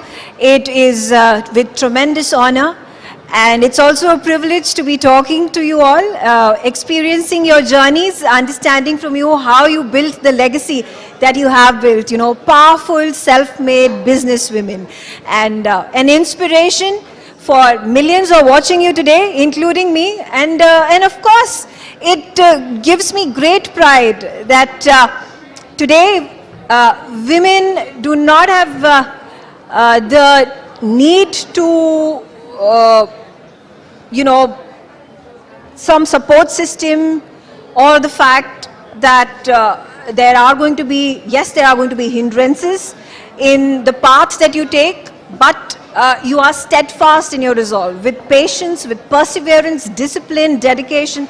You are the symbol of all these things and more. Let's start our conversation. Kalyani Saha Chawla, thank you very much. And I have to talk to you about your journey. You know, you have built a brand. You have been in the fashion and luxury industry for decades together. How did you achieve all of this? Who has been the support system? What continues to motivate you today? Thank you, Medha. It's such an honor to be here, part of the Shakti Awards. You know, I've been a serial entrepreneur. I have done so many things in my life, and I've just kind of jumped from one thing to the other, so it seems. And as calculated as my life seems to be, it's all really circumstances that and the opportunities that I got and the risks that I took with the opportunities that came my way. I have grabbed some of them, and that's how, I mean, we don't have enough time right now to talk about my entire journey, but I've done so many things, from being part of you know, the fourth estate. I ran 4 magazines, and I started my career with Oberoi Hotels under Mr. Oberoi in sales and marketing.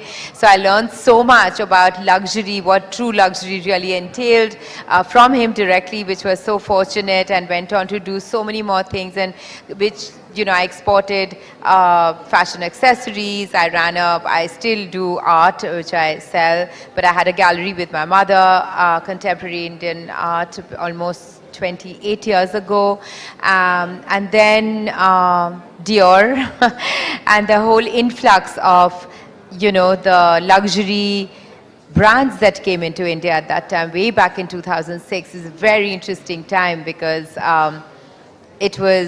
there was a lot of hope for India, you know, as an emerging country, which is still emerging.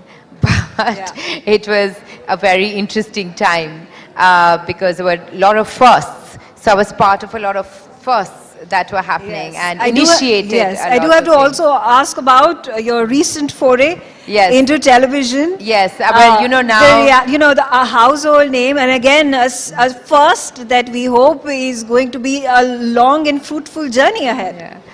Yes, you know, being on Netflix in 192 countries worldwide, it is, I mean, that kind of exposure is staggering. It's absolutely impossible to get that, and that too overnight. I mean, wherever I travel, every airport, whether I'm in New York, I met someone in Rio in the lobby of my hotel saying, we've seen you in the holiday. And also, everyone loves Bollywood. It's not just the NRIs or the Indians, they're just Bollywood crazy, so anything to do with Bollywood.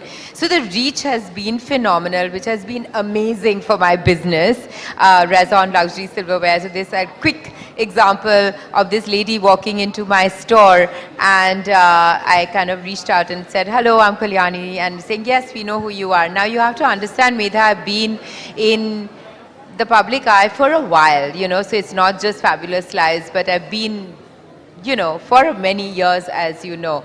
So I'm like, yes, you know, thank you, please come in, etc. She says, no. I have driven for 2 hours in the traffic from Gurgaon. I've come because my husband has watched your show, saw your silver, and said, this looks really nice. Please go and see if he can get our Diwali gifts. This was last Diwali. Before she left, I just asked her, of course she bought a lot, and I said, you said your husband, have you watched it? She said, no, it's the weekend. Now that I've met you, I'll watch it. Yeah, so you know, you were truly fabulous in Fabulous Wives versus Bollywood Wives. And like I said, you know, you are now a household name, not just within the country, but all across the globe, as per your experiences and anecdotes that you just shared. I'm going to introduce to our audiences Shireen Mann. And Shireen, I have to tell my audience that she has come up with this beautiful, unique idea that has become such a profitable business. Tell us more about Needle Dust.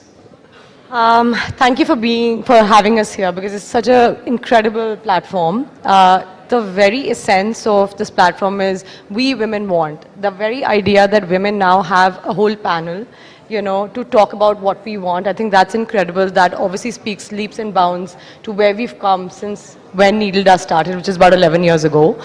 So Needle Dust, the idea of Needle Dust was to bring the humble Jutti to the international fashion grounds. Now it seems like, oh, of course it's doable. But back then it wasn't. When I started Needle Dust, the prime idea of starting Needle Dust was to revive a dying handicraft, which was the Jutti making. It wasn't cool, it wasn't glamorous, it wasn't fashionable to do that. So, you know, for me, it was more like first convincing my peers. So when I used to be a journalist before I started this, and I used to I didn't know that. Yeah, and I used to cover women crime. So, you know, the switch happened very organically. I've just been really, really passionate about handlooms and handicrafts of India. It's always been points of my conversation wherever I've traveled and so on and so forth. I was getting married and I wanted to wear the quintessential Indian jutti that I grew up to see my mom, my grandmother, you know, everybody in the family wear. Now, when this idea came up and I spoke to my peers and my friends and family, their first reaction was, who wears juttis? Do fashion, na? I was like, it's not about running a fashion, it wasn't back then doing fashion, it was about reviving a handicraft in an industry that was dying. When I set out to get these 2 beautiful juttis made for my own wedding is when I realized that it's like people don't, the karigars don't even want to make it because it's not worth their time, because they weren't getting money for it. So I set out into this very difficult, enormous journey of reviving a handicraft. Now when that happened, the first stumbling point was getting the karigars together in a very male-dominant, vocationally trained craft, right? And trying to tell them that I will fetch you money for this. We will revive this craft. We will bring jobs back. We will make this really cool. While we are trying to do something that is very, very rooted, on the other side is to bring money, jobs, and was to make it cool and to make it acceptable for the girls that were wearing 6 inches heels. So that was the first thing. Of course, when when I set out for these designs, everybody's like, oh, but that's couture. I was like, exactly. We launched couture on shoes. Yeah, and we launched Needle Dust on an e-commerce platform, and on the 7th day, I received an email saying, we're completely sold out, when can we get the next stock? I had no stock. I don't come from an entrepreneurial business background. I didn't know how to start a business. I didn't know how any of that works. But of course, once the journey started, there was no looking back. Beautiful journey. Congratulations. Thank you. That has been a pioneering act that you have taken forward, and there's so many brands now that are copying you, which is fantastic. Which is fantastic. Okay, quickly getting in Arunima Malik. She's the head PR and Communications Director's Office at Vedanta. Thank you so much for joining me, and tell us about your journey. So thank you for having me here, Megha, and amongst this entire panel of very stellar women. I think my journey, majorly what really inspires me day in and day out at Vedanta is to see how in a very, very male-dominated world of mining, of metals, we have mines that are led by women engineers. We have mines which are absolutely operated 100% by women. So the journey of communication there is about getting that story out. It's about saying that, when you think about mining, when you think about anything like that, you think about Kala Patthar, for a lack of a better reference. And in that journey, if I'm able to, talk a little bit about how women are breaking the barriers, how women are there and saying that, no, this is a job that's not just for men. We can do it. We are the first women miners in the country, even in Asia. I think that makes it a lot more interesting, and that's what gets me going every day. Okay. Before I go to my next guest, Kalyani has to leave. She has a flight to catch. She's heading to Mumbai. Kalyani, thank you so much for joining us, for sharing your story. And once again, congratulations for the Shakti Awards that you received just a moment ago. Thank you so much, ladies. Sorry, I have to leave. That flight needs round of applause for Kalyani Chawla. Okay, carrying on our conversation here, I have with me Dr. Shweta Singh. Dr. Shweta Singh is the founder and CEO of Ennoble IP. Dr. Singh, could you tell me more about what Ennoble is? So, Ennoble is more of research and IP-driven company. When I say IP, it's intellectual property rights. We support startups, universities, corporates for their complete patent, copyright, trademark, design needs. And I'm doing this from last 12 years now. And IP is my passion. I always wanted to be techno lawyer. So that what made me completed my technology background and then entering into a field of law, a specialized field of law, where I am happy to cater the clients, because every day I learn, I get to learn something new, something more innovative, and that keeps me live, because if life becomes boring, your job becomes monotonous, it's very difficult to evolve yourself. So IP is something I choose because it is evolving myself. Fantastic work there. and truly an inspiration for people, not just women, but men, everybody around us who are looking to be entrepreneurs, who are wanting to get those opportunities, and you become a role model. Finally, last but not the least, I also have with me Apurva Pandey. She's a business head and CMO of Baby Forest Ayurveda. Thank you very much for joining us. And we know, again, a very innovative idea. Ayurveda products for babies. And never have we heard this before. Thank you for having me. I'm a new mom, and it was very, very difficult for me to find out, product which is toxin and chemical free. And it is very, very difficult in India to actually import products from US or UK market, which is available over there and which is such, chemical free and such with good quality products. So we thought, and we actually found a gap, when you talk about lifestyle related product for babies was missing. You can find product which is very massive, like Mama Earth or, Chico and all these Cetaphil and Sebamed. These are pediatric related products. But this idea came in our mind, and we found the gap, and we filled that gap with creating a premium Ayurvedic baby care brand for babies. And that's how Baby Forest came in picture. And I think we started our journey around 3.5 years back, and since then we haven't seen any skeptical road for us, because it's doing phenomenal in the market. And it was very personal, of course. As I said, I'm a new mom, and we tried and tested all the products, and it's a leading baby care brand. We opened a store also, and all the Bollywood moms are using it, trust me. Absolutely. Ladies, I'm short of time. I would have desired to speak with you for hours together. Maybe we can get a session informal later on over a cup of coffee or a cup of tea, and let's make a riot of it. But at the moment, a huge round of applause. Thank you all so much for joining me on the stage. They've received their awards, and of course the conversation continues off stage, where we'll be, of course, interviewing all the personalities who've joined us. Thank you very much for joining us. Let's take the opportunity now to move on to our next session. We've been having fascinating conversation with women leaders. Here is one who is leading one of the most important foundations doing philanthropic work, that is coming from one of the biggest real estate companies in this country. You'll get a chance to hear about all the good work they're doing, because you already know about all the great real estate work that they already are doing. Let me invite our senior editor and anchor, Vineet Malhotra, to kindly come on stage, and please escort our next. All right, let's give them a stage. Okay, I think the stage is good to go. Dr. Payal Kanodia, chairperson of the M3M Foundation. Ma'am, could we have you on stage? Vineet, we'll leave it over to you.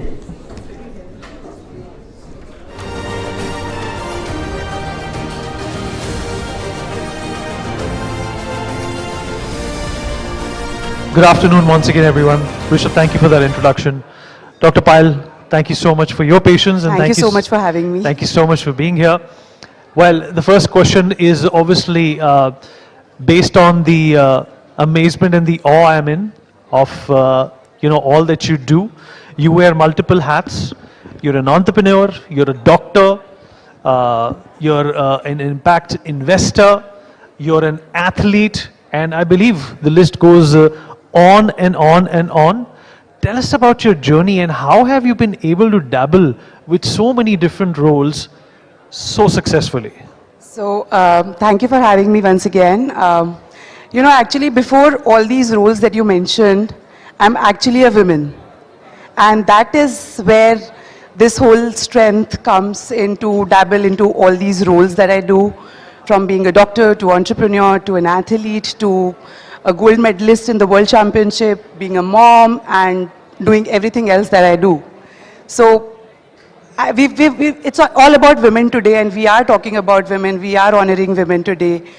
And you've been hearing since morning that, how women take on multiple roles, and they do all their roles very, very successfully. So yeah, the strength comes in just because I'm a woman, and we never talk to men about multitasking, doing multiple roles. That's about it. Well, let's also talk about M3M. It's a company that is expanding. It's going leaps and bounds. It's leaving a lot of competition behind. The who's who of the industry are, feeling challenged and threatened and intimidated by you. What is the value there?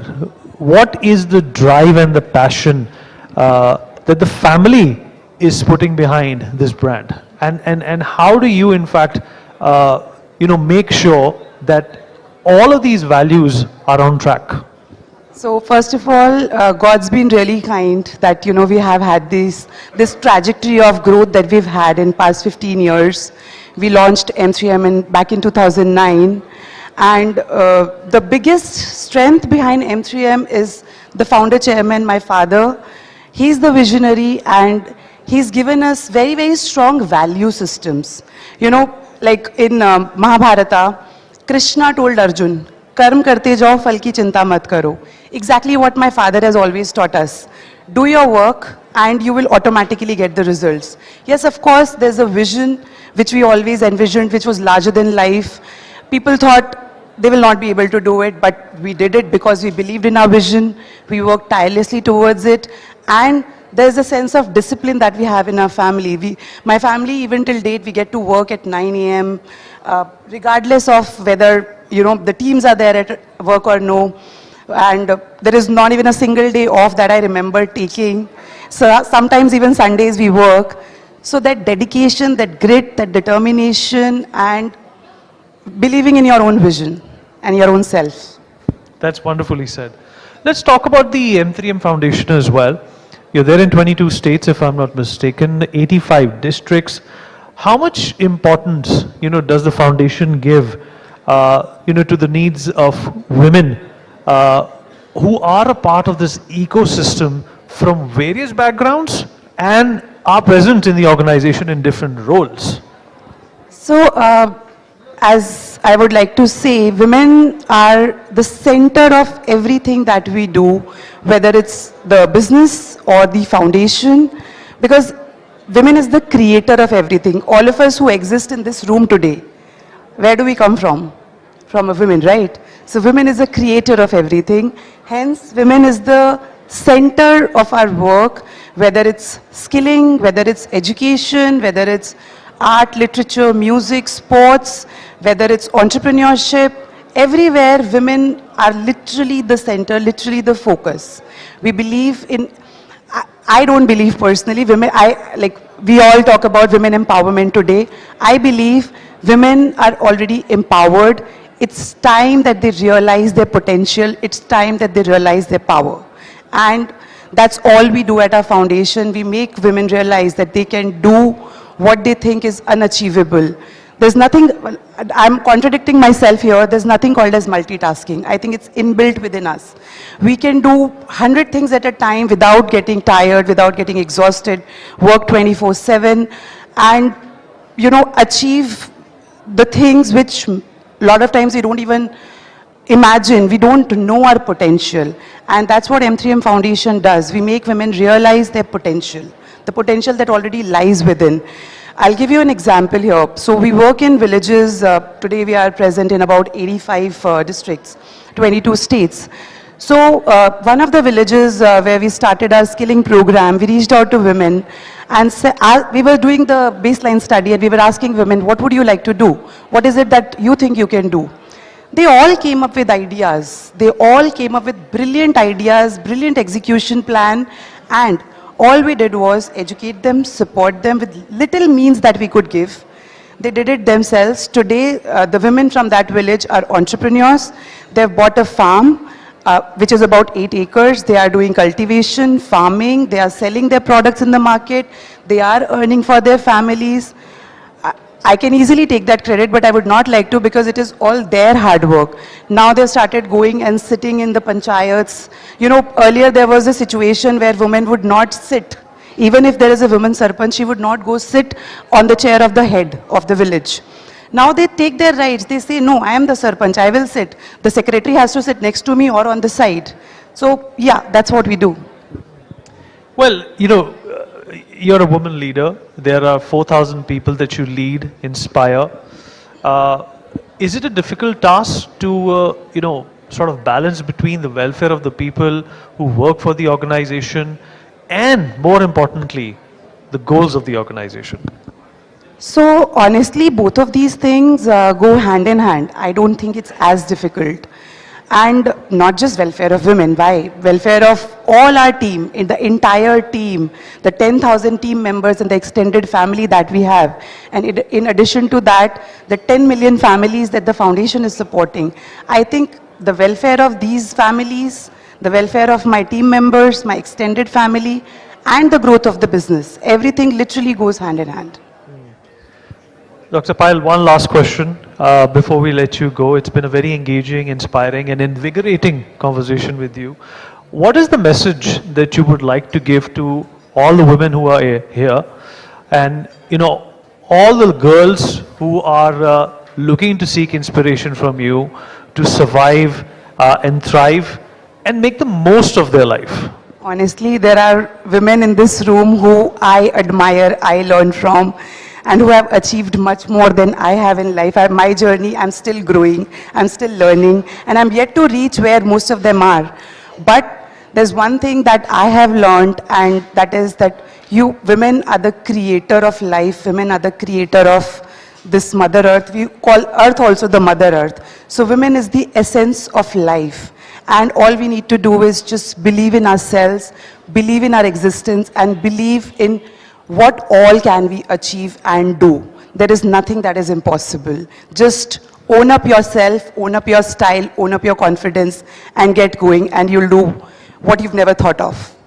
All right, I'm sure everybody's making a note of what you have just said. Dr. Payal, thank you so much for those inspirational words. A big round of applause, please. Thank you. So much. Thank you so much, Dr. Payal Kanodia. Thank you so much, Vineet, for that enriching session. And we now move on to our next set of Shakti Awards. I will request for the same Srimati Shakti Irani Sharma, patron the Shakti Awards in MLA Haryana, to please kindly join us on stage. With her, I request the presence of Dr. Aishwarya Pandit Sharma, chairperson of the Sunday Guardian Foundation. Dr. Aishwarya Pandit Sharma requests you to please join us on stage for the next set of awards. Please, let's have a round of applause for Srimati Shakti Irani Sharma and Dr. Aishwarya Pandit Sharma. And with that, I would like to invite on stage Apurva Pandey, business head and CMO Baby Forest Ayurved for excellence in entrepreneurship. Apurva Pandey, please quickly join us on stage. We have with us Shirin Man, founder Needle Dust and Sand by Shirin, receiving the Shakti Award for excellence in entrepreneurship. May I have Shirin with us on the stage. I also have with me Seema. She is a drone Didi and she receives the Shakti Award 2025 for excellence in rural entrepreneurship. हमारे संग हैं उषा देवी जी, जिन्हें आज शक्ति award मिल रहा है for rural entrepreneurship. Usha देवी जी लखपति दीदी हैं, जोरदार तालियां बजाइए please for all. May I also request Dr. Radhika Rajay Gaikwad, Maharani of Baroda, for receiving the Shakti Award for excellence in philanthropy. Dr. Radhika Rajay Gaikwad, Maharani of Baroda, may I request your presence on stage to receive the Shakti Award 2025.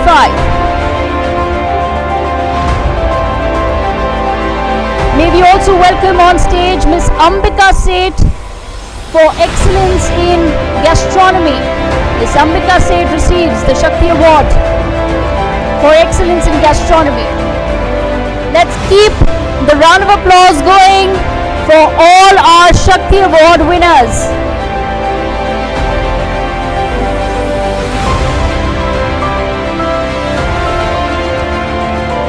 She's the founder of Kara.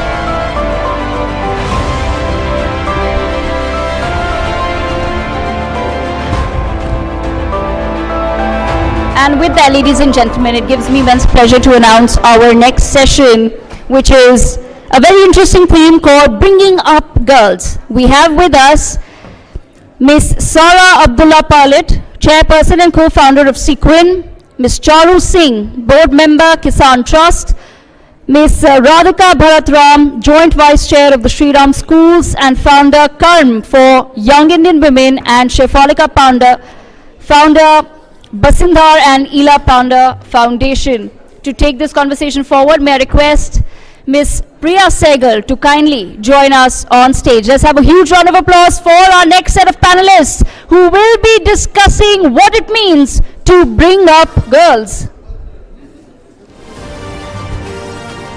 Priya ji, over to you. Thank you so much, Devika. And we really have a hard act to follow. It's been an amazing session today.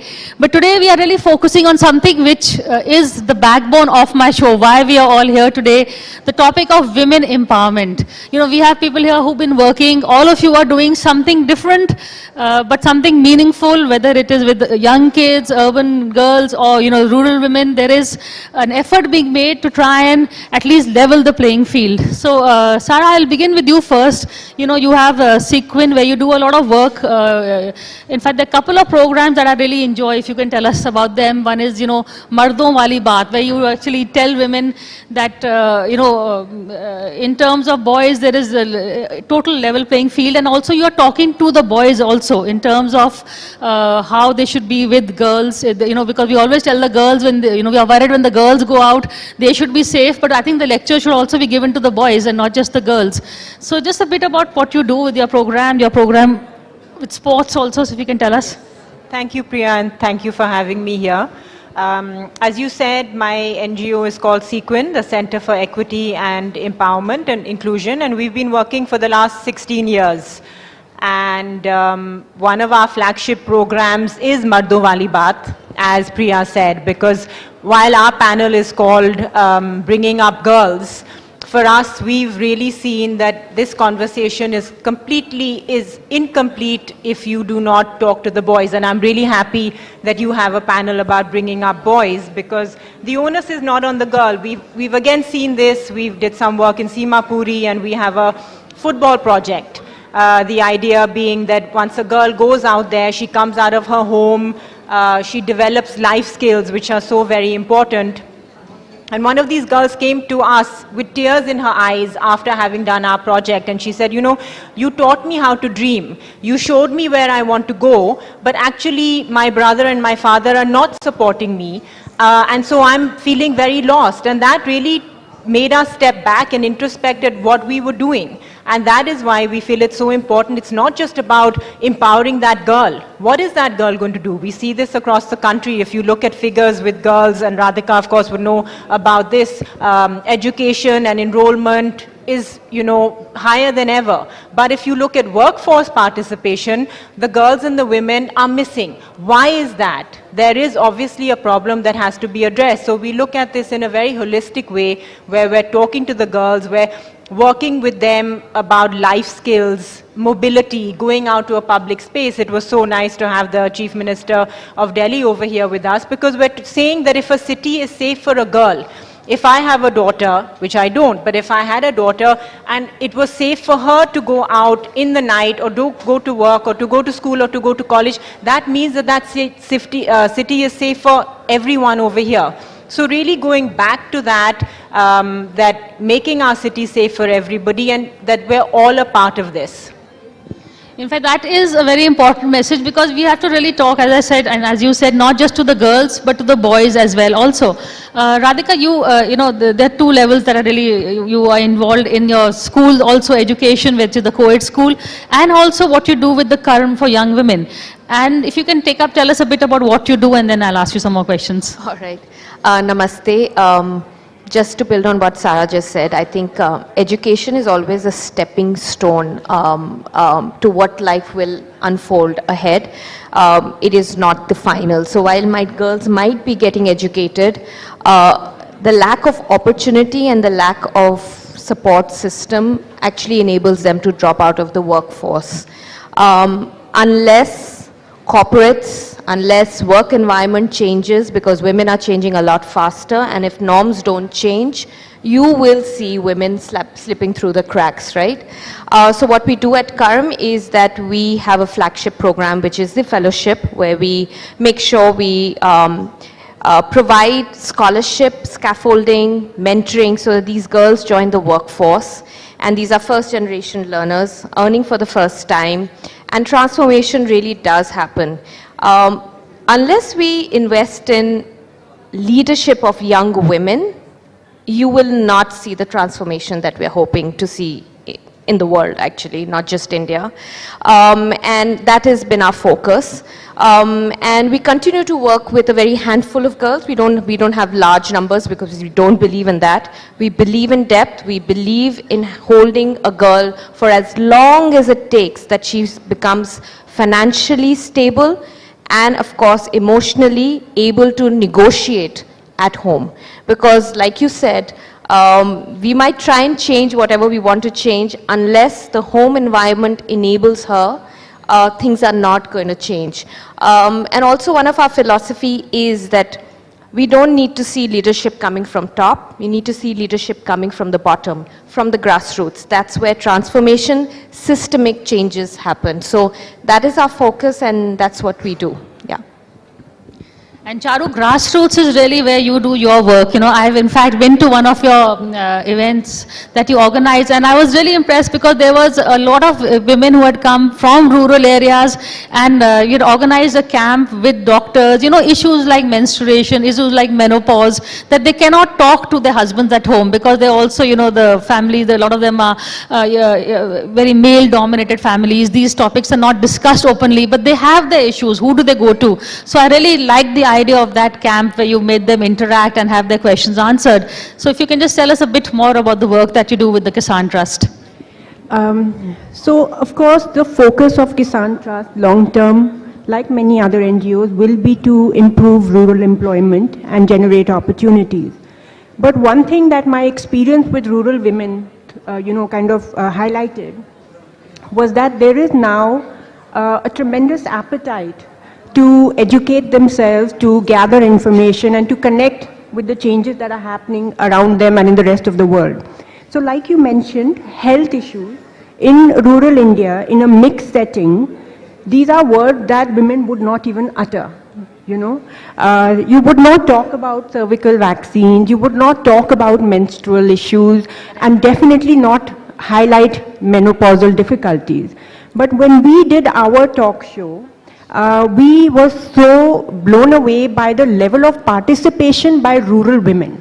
They were actively seeking out information, questioning the doctors, and that is now motivating us to explore this on a regular basis and take our effort to the cities, to the rural centers, rather than call them here. Okay. Shifalika, you also seen, you know, again, you do a lot of work with the Family Banchidharila Trust, but also you have your NGO also. If you can, you know, tell us where all do you work in, the kind of interaction you do, and a bit about what you do. So my foundation works in Odisha. We work across 6 districts. And we work on a more of a holistic approach. Because if I can just broaden this conversation for a moment, what is the issue that our girls face? They do not get their rights simply because of patriarchy and poverty. And in the rural areas, it is often the case that this systemic deprivation is normalized. Discrimination, exclusion is all sort of passed down like inheritance.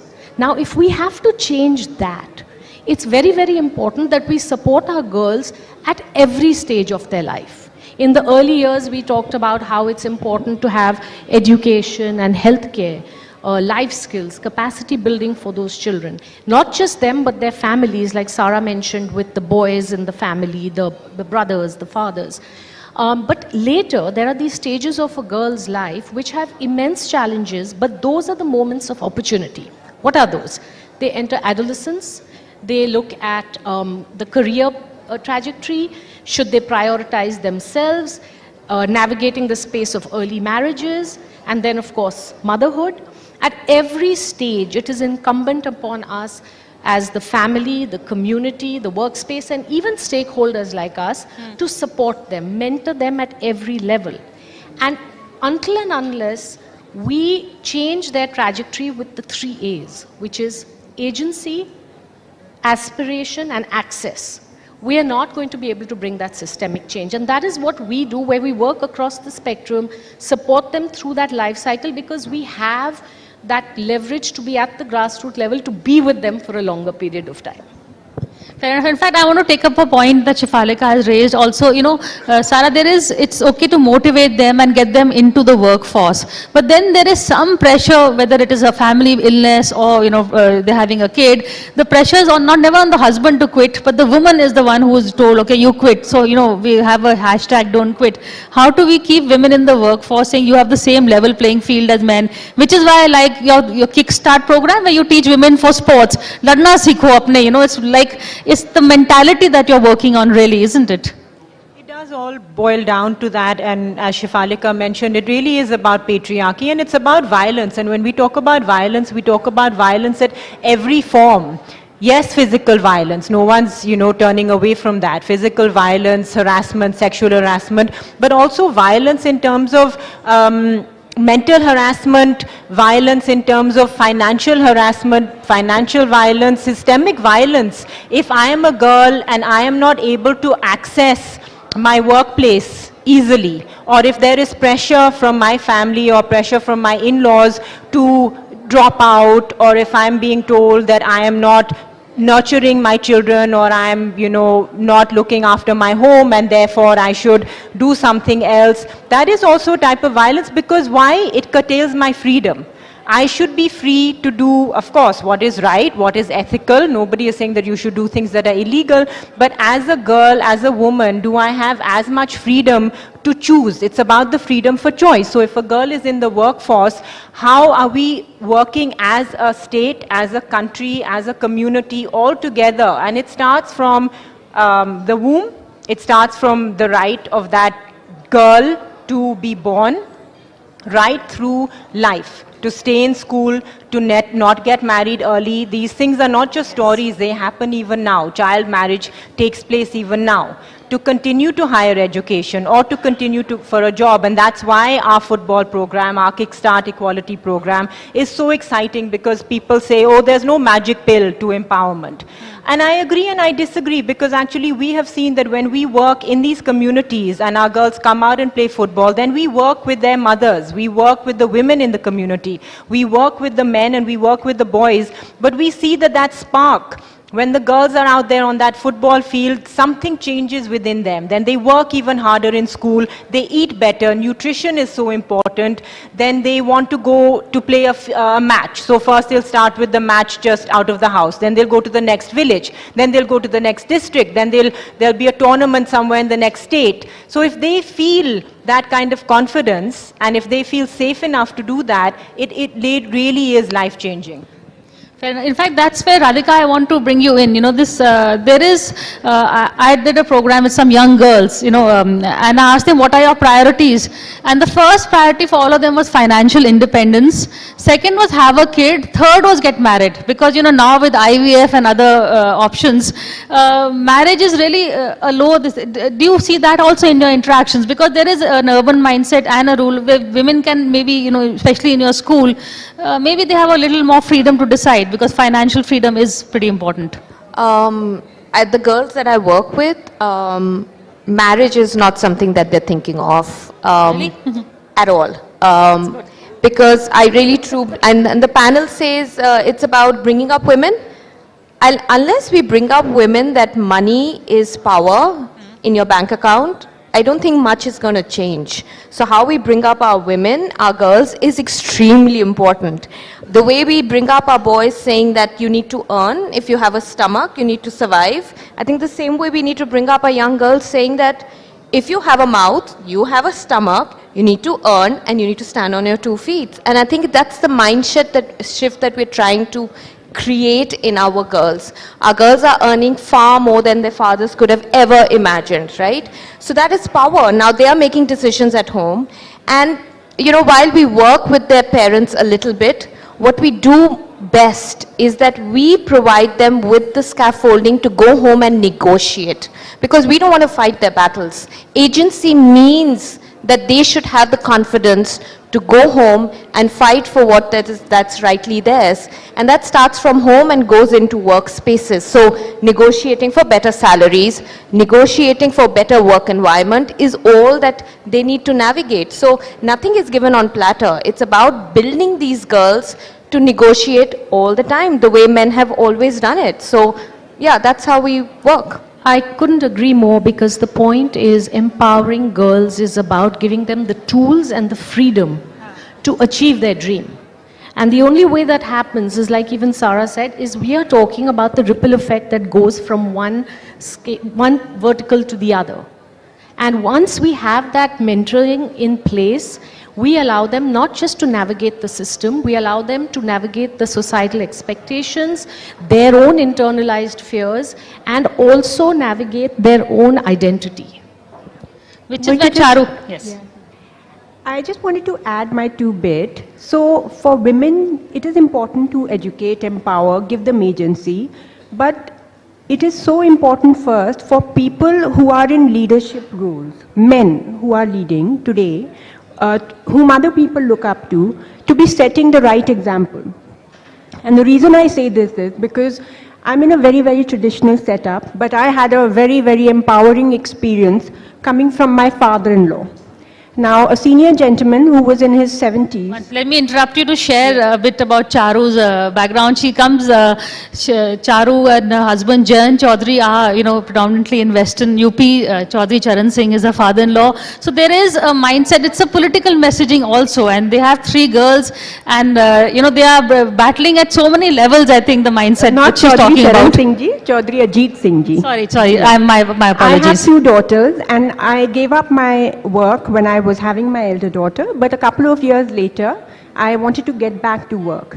Now, my father-in-law, my mother-in-law had already passed on. My father-in-law was pitching in 50% with me. When I would be away for work, he would help supervise the children. I don't know if I know of many other such retired politicians who would support their daughter-in-law in such a way. So that was really encouraging for me. And in urban centers, educated, influential men really have so much power to help their families reach greater heights. We often, I think, underestimate the role the fathers and the fathers-in-law and the leaders of the industry and all those sort of people can make. The roles they can play. Men certainly need to be a part of the solution. I would agree with you. Absolutely. And we need to pull them in and actually demand what we want. Actually, it also comes with having conversations which are open. Unless we have conversation, things are not going to move. So normalizing the roles or responsibilities of parenting and housework to be shared between men and women, I think is a very important thing for the future. In fact, that is the whole purpose of this show. It is a women's show, but at the end of the day, men are equal stakeholders also. So it's not just something that if women can be in the workplace in offices, men are equally find your workplace at home also. That is really the message that is here. But thank you all for this conversation. I wish we had more time. Let's give a big round of applause. Thank you.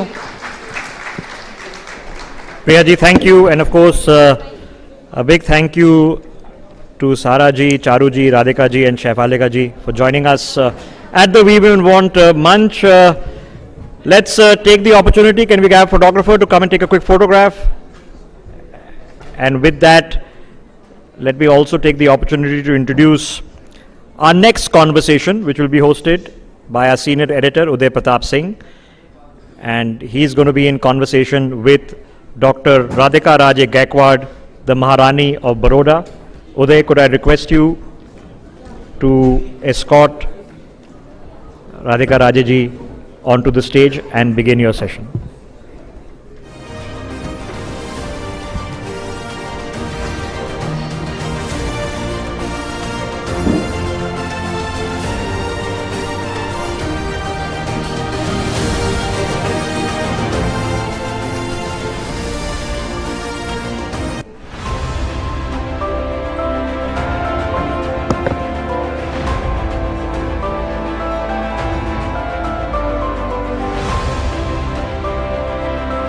Right, as everyone settles in once again, welcome back to those of you still with us on our special NewsX We Women Want Conclave 2025 and Shakti Awards. And hello and welcome to those of you just joining us for this next special panel. We have with us, of course, someone who has carved a niche for herself, not just relying on her past famous lineage, but also truly creating one of her own through her work in Baroda, in Gujarat, but all across the country as well. I'm talking, of course, about Dr. Radhika Raje Gaikwad, Maharani of Baroda and philanthropist. Thank you very much for joining us today. Welcome.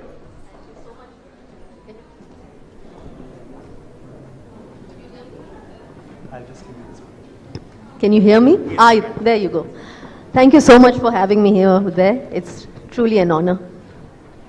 Firstly, you've just been honored with the NewsX Excellence Shakti Award for Excellence in Philanthropy. So I'll take your first quick reaction to that. How do you feel? I feel very, very humbled and honored to receive it in such august company, and to be appreciated for something that you're not seeking appreciation for always feels all that more special. So thank you so much. T is always known for being very well turned out, and that you are today as well. It is National Handloom Day as well, so happy National Handloom Day to all our viewers. Tell us about what you're wearing. Thank you for bringing that up. Yes, I'm a very, very proud Indian, and I really like to speak about our crafts. And this is actually ikat, which is a tie and dye technique. So this is done by a very, very special artist, and it's called Varshashri. And what they've done is they've actually recreated the rainbow bow, the snake skin on tie and dye. So it's really a unique piece, and each one's individual. And that's what Indian crafts are, you know. Each one is, anything created by hand is unique, and that's what India is. Everything is bespoke. How important is it also to give more promotion to Indian handloom? You know, the Prime Minister also often talks about Make in India. How important is it to promote Indian handloom and really make it the toast of those abroad as well? It was always, if you look at history, if you look back, Indian crafts were the toast of fashion, high luxury world over. And over time, it's got corrupted to and reduced to, to few designer labels. And I'm very grateful for keeping craft alive that designers are doing in their own way. But I think each of us as individual needs to come up and support craft. And as we know that craft is the second highest employment generator after farming. We need to bring back dignity to craft, and we need to bring back dignity to our culture, and the two of them are, intertwined. They certainly are. And also, of course, your own work, as I said, you are carving an illustrious legacy forward as well, not just relying on your past legacy. How much of your time has been devoted to arts and crafts as well, in your own unique way, in Baroda and of course locally there in Gujarat? A lot of my time and energy goes into focusing and enabling craft. I work with two crafts in my own capacity. I'm reviving the traditional real Zari Chanderis in Chanderi, Madhya Pradesh, as well as what we had textile which was worn and patronized by the royal family of Baroda, called the Baroda Shalu in Banaras. So these are the two crafts that I'm personally reviving, but other than that, I'm also director of CDS Art Foundation, where we align designers with artisans, and we give them a year to collaborate, and we bring the artisan to the fore. So bringing back dignity and provenance to the craft. And of course there's Urja, which I organize every year. I bring different crafts from around the country and again align them with designers. I asked this question to Nimrat Kaur, actress as well, who was with us earlier today, because her family was also in the room. Your family is also in the room today. So let's, talk about that. How does it feel to have your parents in the room when you are getting this award on stage? And how much is it of their upbringing and values that has led you to become this achiever that you are today?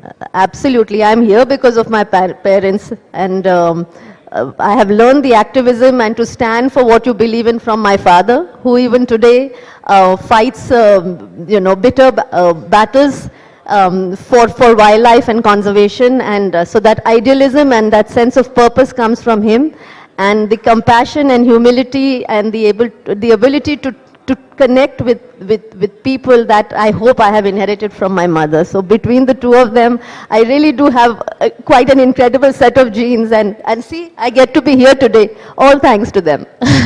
Also, of course, I have to ask you about your work for the queer community as well. Again, that's something that we've seen you have a special passion for. And it also is something which now is being seen in India. Otherwise, this was a community which was often on the margins of society in our country. Absolutely. You know, and the thing was that you oversee them. They're so invisible to us. And over generations, they've kind of learned to just merge in the background, and there is huge repression and mental health issues that they go through because they face so much rejection in life. My efforts have been in, you know, just to give them a sense of dignity, to an agency, to give them, you know, employment skilling that they can lead their lives on their own terms, and to be able to earn a livelihood with dignity. It's been a challenge, but today I must say that my cafe, which is one of its kind in Western India, it's called Gazra Cafe. Today we are able to make that much money, that the proceeds have been able to fund a transgender reassignment, a sexual reassignment surgery. So, you know, we are definitely on a path, and it's great to be able to make impact. And I feel, and I see the changes, and I've realized over time, Uday, that people want to help, and people are well-intentioned. It's just that they're not always well-informed. And that's where I feel my role comes important, that to be able to amplify and clearly communicate what the causes are. And I feel there are enough people out there who wish to support. And there are so many youngsters who come from the LGBTQI community and tell me that, you know, I was at the brink of suicide and your initiative has helped, or that today my mother accepts me because, you know, you are standing up for causes like this. So, you know, before I come back and talk also a bit about Lakshmi Vilas Palace in Vadodara, and also, of course, the uniqueness of it. We saw how Prime Minister Modi had taken the Spanish head of state there as well last year, I think that was. Let me ask you, though, about a controversy that happened recently regarding a show called The Royals. And we have Anshu Khanna here as well. And Anshu Khanna had also written an open letter which had also gone viral. But you also had written a very important open letter, being a royal yourself, on the show and what you felt was wrong in it. What made you write that letter, and what do you feel about the response that happened? I never anticipated the response that happened, and there was a lot of coverage and a lot of support that came out from very, very unusual quarters. For me, it was just an attempt to call out incorrect history, because what we've been seeing since independence has been this controlled narrative to paint royalty as debauched. And I am sure there have been instances in history where they, you know, this would be confirmed. However, you know, India stands to a large extent on the shoulders of what came before independence. And I mean that in terms of our architecture, our engineering, our policy, our craft and culture. Royalty were the administrators of India for centuries. And of course that shrank as the British came in. But there had to be a negotiation between the new people coming in and the old standing royalty, and that was diplomacy at best that could be said. And to today say that everything that, you know, existed before independence was debauched or evil is unfair, because we are standing testimonies. We are still in our motherland. We still speak for our people, represent our people, and the fact that so many of us are in positions of leadership in politics itself is a testimony that people trust us, and we continue to, you know, hold that trust very, very dearly. Okay.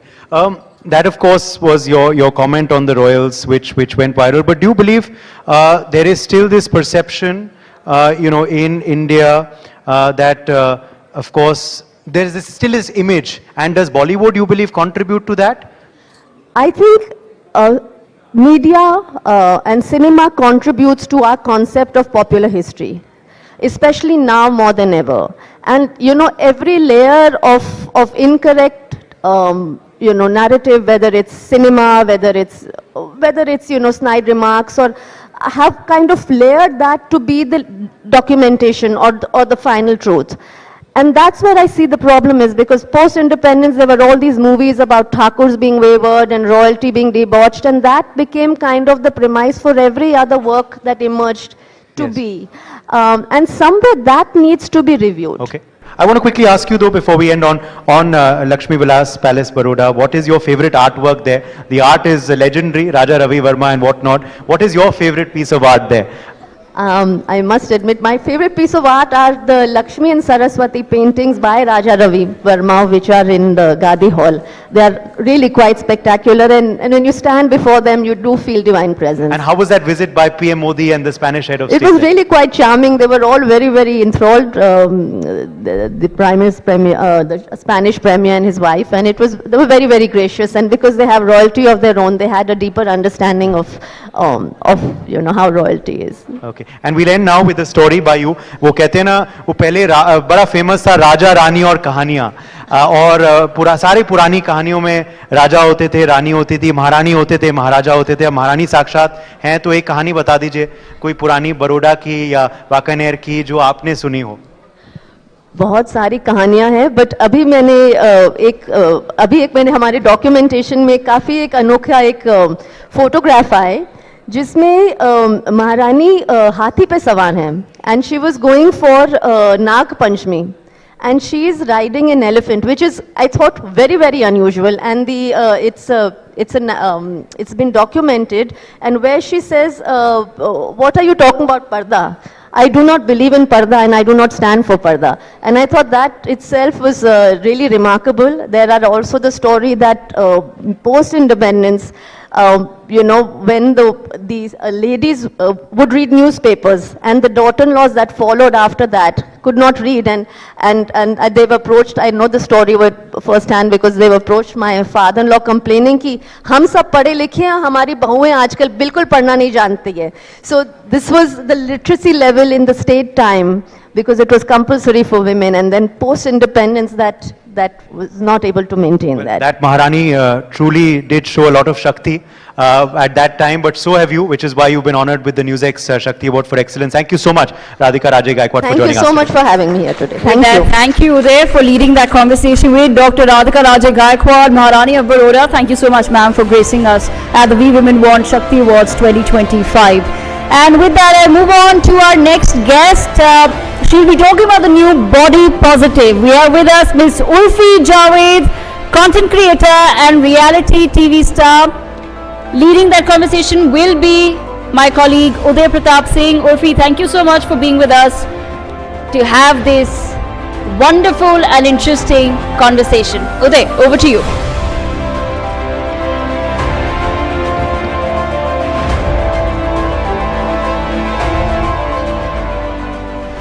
Welcome back to those of you still with us, and hello and welcome to those of you joining us today at the NewsX We Women Want Conclave and Shakti Awards 2025. We have with us now a guest who needs, of course, no introduction. Yes, look at that. The applause is speaking for itself. मैंने उनका नाम भी नहीं कहा, मगर अभी से तालियां बजना शुरू हो गई, because if you have a social media account, you know her name.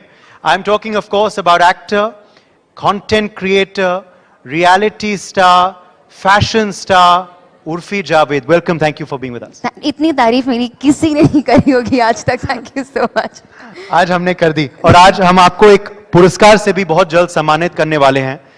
Best day of my life. Yes. So I'll quickly ask you about your first reaction to that. You're being honored very, very shortly with the NewsX Shakti Award for Excellence in Fashion. Your first reaction? Honestly, I couldn't believe it at first that when I started, people were really outraged by what I was doing, and they were just like, what is happening? What is this girl doing? And now being awarded with something like this, it's a journey, it's been a journey, so it feels great to be validated. Honestly, I think I started my journey because as a child, I faced so much of trauma that I crave for that validation somewhere. So being validated, of course, makes you feel great for that moment. You know, I also have to ask you, of course, about because we were discussing and debating just before this कि थोड़ा सा दुविधा हमारे मन में था, should we award you for excellence in fashion or should we award you for excellence in reality TV, because you've just won another reality show. So congratulations on that. Did you win? Did you expect to win the Traitors when you signed up for it? No, I was like, okay, मेरा per day इतना है, तो 10-15 दिन निकल जाए कि घर पे कुछ पैसा आ जाए. मैं ये सोच के ही नहीं, can I speak in Hindi? That's okay, yeah. So मैं ये सोच के ही नहीं गई थी कि मुझे मतलब जीत पाऊंगी. मुझे लग ही नहीं रहा था मैं जीत पाऊंगी. ट्रेटर्स जो शो था बहुत ही डिसीट करना था लोगों को, मतलब थोड़ा फरेब वाला शो था और एज अ इनोसेंट जीतना. बट 5 दिन बाद मुझे लगा था अब तो मैं जीत के ही रहूंगी. रियलिटी शो था तो आप अभी रियल थी उस शो में, मगर असल जिंदगी में उर्फी कितना इनोसेंट है या कितना वो साइड भी है? I think no person on this earth is 100% innocent or 100% traitor. Somewhere वो percentage का ही game है. अगर आपके अंदर ज़्यादा traitor है तो आप जेल में जाओगे, कम traitor है तो आप politician बन जाओगे. That's honest as always. Big Boss OTT से ये सफर शुरू हुआ था रियलिटी टेलीविजन का और अब वो पहुंचा है यहाँ. ये कैसे सफर को देखती हैं आप? And do you believe this is also shown your real side, जो बिग बॉस में लोगों ने देखा, बिग बॉस ओटीटी में और अब traitors? So I was in Big Boss only for 1 week. I was the first one to be eliminated. I couldn't do much on the show and उस time मेरा real side मैं खुद भी नहीं जानती थी. I didn't know my for a very long time in my life I didn't know my personality because in my house लड़कियों को बोलने भी नहीं दिया जाता था. So I didn't even know I have a voice and when I discovered my voice I was like I am not going to stop. And then I knew I had very small window big boss के बाद कि यही window है, इसमें जो आप कर लोगे. So that was just on my mind. अभी आपने पॉलिटिक्स का जिक्र किया, मैं पूछना चाहूंगा क्या आप कभी पॉलिटिक्स में जाएंगे?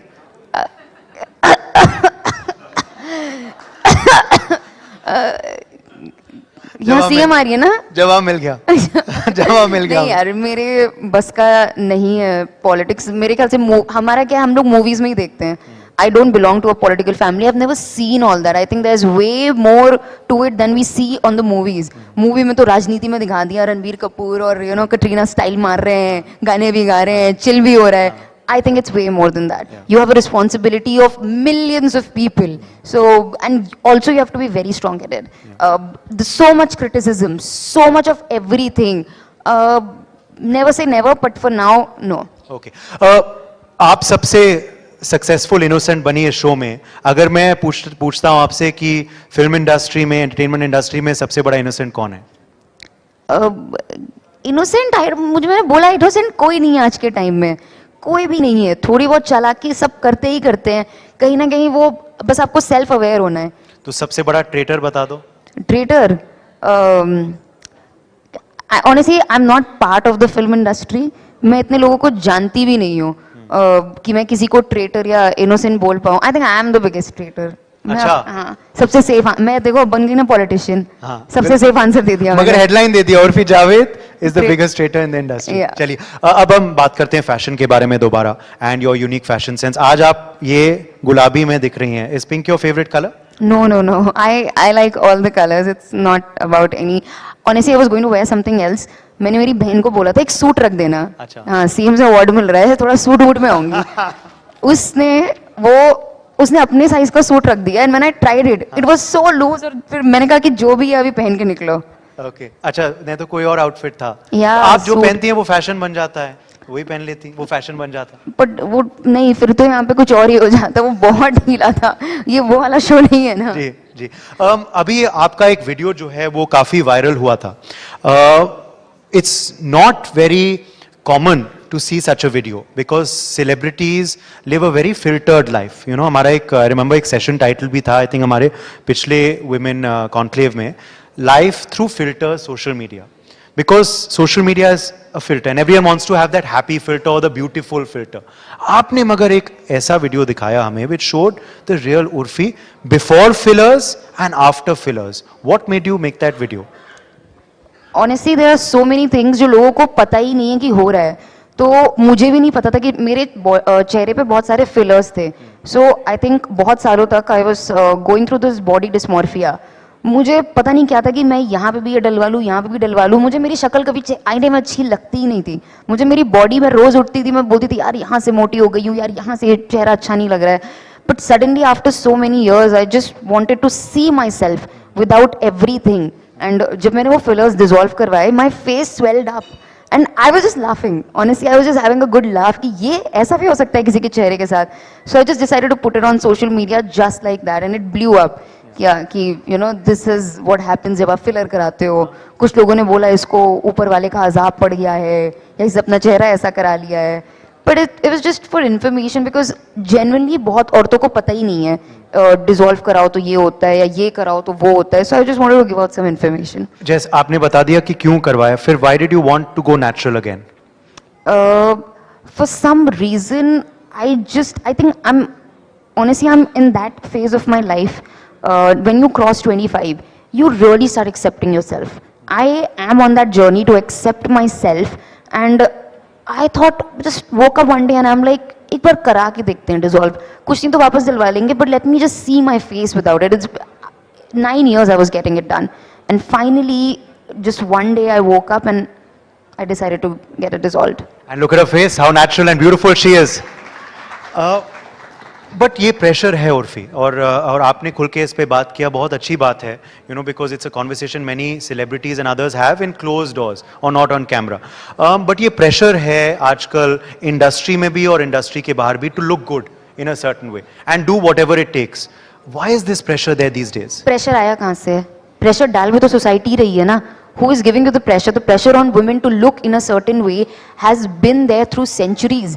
बचपन से आपको बोला जाता है कि अरे ये मोटी है इसकी शादी नहीं होगी, या बोला जाता है यार, कलीग्स भी बोल देते हैं ये तो थोड़ी सी फेयर होती ना और अच्छी लगती, इसकी नाक थोड़ी और होती तो यू नो. तो ये प्रेशर भी तो सोसाइटी डाल रही है ना औरतों के ऊपर. तो वो समवेयर आप मतलब बड़े ही वैसे होते हो इतना प्रेशर लेके कि आप जब एक सर्टेन एज पे पहुंचते हो, specially when you are in such you are at that impressionable age which is 17 to 25, you don't know what you're doing. You will do anything to be accepted. I think यहाँ पे word है acceptance और validation. तो उस acceptance और validation के लिए specially लड़कियाँ बहुत कुछ करती हैं. So I think I was one of them. आज आपको शक्ति अवार्ड मिला है, आपकी इनर शक्ति कहाँ से आती है? I think I said it before also that for me I do not have anyone to fall back on. I stopped earning, I stopped doing it, I'm dead. Like what will I do? So I do not have a plan B. Plan A is my only plan. Also I'm very ambitious. It started with कि लोगों को prove करना है, but now it's just I want to do something. Life में कुछ छोड़ के जाऊंगी कि कभी मर गई तो लोग याद भी कर लेंगे, 1-2 साल मेरे लिए बहुत होगा. So शायद वो याद रखने वाली चीज मेरे लिए मायने रखती है. You are one of the most papped people these days. Papped is a word where people are snapped by paparazzi. It's called papped. Yeah. For those who don't know, I'm sure everyone knows though now. तो ये paparazzi के साथ आपका क्या रिश्ता है? You know, do you love them now or do you hate them or क्या है? I can never hate the paps. No, I don't hate them. I think everyone, it's a very mutual relationship. और जहाँ मुझे उनकी ज़रूरत है और उनको भी कहीं ना कहीं हमारी ज़रूरत रहती है सेलिब्रिटीज़ की. तो अभी इंडिया में सारे सेलिब्रिटीज़ का रिश्ता ऐसा ही है. But I think over the time it will change a lot. The younger generation will not care about it. They will care more about their privacy and stuff like that. But it's a very mutual and respectful relationship. And I know most of them by their names. So it's good. Okay. Also, अब हम दोबारा fashion पे पूछते हैं, तो आपके outfits कौन design करता है? Of course, you do it mostly, but क्या जाता है into your mind in the designing of a particular outfit? Right now, अभी थोड़ा सा मैं I've started this thing कि जहाँ मैंने एक बहुत सी बड़ी टीम इकट्ठा कर ली है. So I do a lot of technicality also कि कहीं से कुछ निकल आए, कहीं से कुछ उड़ जाए, कहीं से butterflies निकल आए, पंख निकल आए. So I'm just trying. Honestly, I work on shock value. So earlier it was with my outfit something else, like okay, I'll maybe wear revealing outfits. So that was the case 3-4 years back, but now it's more into the creative side, but I still work on shock value. Again, this is phases in your life. Yeah, everyone has those phases. Right now you're here working in News X, maybe at this position. Next year you'll be like, you know, कुछ और बड़ा करना है मुझे शायद और अपना ही news channel खोलना है. So it's just happens, you know. आपके मुंह में घी शक घी शक थैंक यू. देखो मैंने आपकी तारीफ की, आपने भी थोड़ी कर दी है मेरी. अरे आप तो तारीफ के लायक ही हो. आपकी शादी वादी हो गई है? अभी नहीं. अरे इतना स्मार्ट आदमी ऐसे कैसे सिंगल है यार? अब तो रिश्ता आएगा आपको. अब तो बिल्कुल, अब तो लाइव टेलीविजन पे अब आपने तो ladies whoever is watching please तारीफ भी अच्छी करते हैं ये, अब हो जाएगी. Thank you. फैशन का महत्व आपके लिए क्या है? What is the word fashions definition for you? पता है बचपन में क्या होता था जब मैं टीवी पे देखती थी ना, मतलब कंजर्वेटिव फैमिली, टीवी पे ये किसका बच्चा रो रहा है फैशन के नाम पे बेचारा रो दिया. नहीं तो बस मुझे लगता था अरे कटरीना ने पहन लिया है, करीना ने पहन लिया, मजा आती थी देख के. It's just a way to express yourself. For centuries people have used fashion in a way to express themselves, and earlier fashion was only limited to rich people. Now it's not. Now it's cheap, available, and I am using it to express myself and also to get views. आज एक बच्चा रो रहा है आपके वो fashion शब्द बोलने से. क्या जब आपके आउटफिट्स होते थे तो आपकी फैमिली रोती थी कि अरे उर्फी क्या विवादों में फंस रही हैं आप, या दे वर सपोर्टिव? फैमिली नहीं, पूरी दुनिया रोती थी कि क्या कर रही है ये. नहीं, माय फैमिली, आई थिंक हमारा वैसा रिलेशनशिप नहीं रहा है. I have been the head of the family, to be very honest, so they don't say anything to me even if they felt something was off, but I always believed in myself. I used to tell them कि देखो बस होगा. Yeah. Okay. We'll end with a rapid fire. Urfi's favorite cuisine? Cuisine, Mughlai Indian. Beaches or mountains? Both. Favorite holiday destination?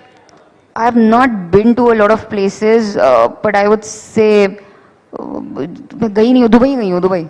Okay. A superpower you wish you had? I don't know if you've seen Marvel. I'm a big Marvel fan. I want to be the Scarlet Witch. Oh. Control minds. Yeah. You know, किसी ने कुछ बोला गलत, उठा के फेंक दिया उसको. Okay. Yeah. Lovely. And finally, you are many people's fashion icon. Who is your fashion icon? I don't have one in particular, but every day I see someone expressing themselves. I'm like, wow. Someday I see Bhumi Pednekar. I'm like, oh, she looks nice. She's experimenting. Someday I see Sonam Kapoor, or someday even I see a random girl on the street just wearing what she likes. I'm like, wow, this is amazing. Thank you so much for joining us. As I said, you are many people's icon for all the right reasons, and continue being Urfi Javed because you're very good at being that, and you're doing very well as well. Thank you so much for joining us today. Thank you. Thank you Uday for that session. Thank you Urfi for joining us, and of course thank you for being so honest. If that's one takeaway that all of us can perhaps learn from that particular session. And with that we move on to our next set of awards, for which I will once again request the presence of Srimati Shakti Irani Sharma, patron of the Shakti Awards and MLA Haryana, along with Dr. Aishwarya Pandit Sharma, chairperson of the Sunday Guardian Foundation. May I request your kind presence on the stage with us for the next set of Shakti Awards. And we begin with Urfi Javed, receiving the Shakti Award for Excellence in Fashion. Urfi is a content creator and reality TV star. Urfi Javed, recipient of the Shakti Award 2025 for Excellence in Fashion. We also have amongst us Kamakshi Khanna for Excellence in Vocal Artistry. Promising talent. She's a singer and songwriter. Kamakshi Khanna, also the recipient of the Shakti Award 2025.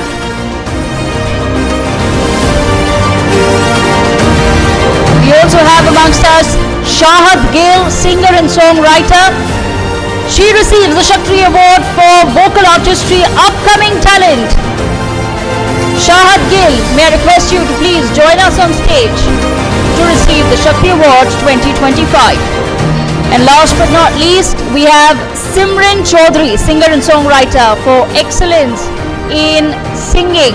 Simran, may I request you to please make your way to the stage to receive the Shakti Award 2025. Let's have that round of applause going. Let's keep boosting the morale and spirit of all our awardees today. And with that, ladies and gentlemen, I thank Srimati Shakti Irani Sharma ji and Dr. Aishwarya Pandit Sharma for joining us on the stage. We have some more fun Coming up next, Uday, I'm going to request you back to come up on the stage to take this conversation forward. We have Kamakshi Khanna, singer-songwriter, Shahad Gill, singer-songwriter, and Simran Chaudhary, singer-songwriter, with us to have a conversation on music and her. What does music mean to them, and what is new age music? Taking this conversation forward shortly will be my colleague Uday Pratap Singh.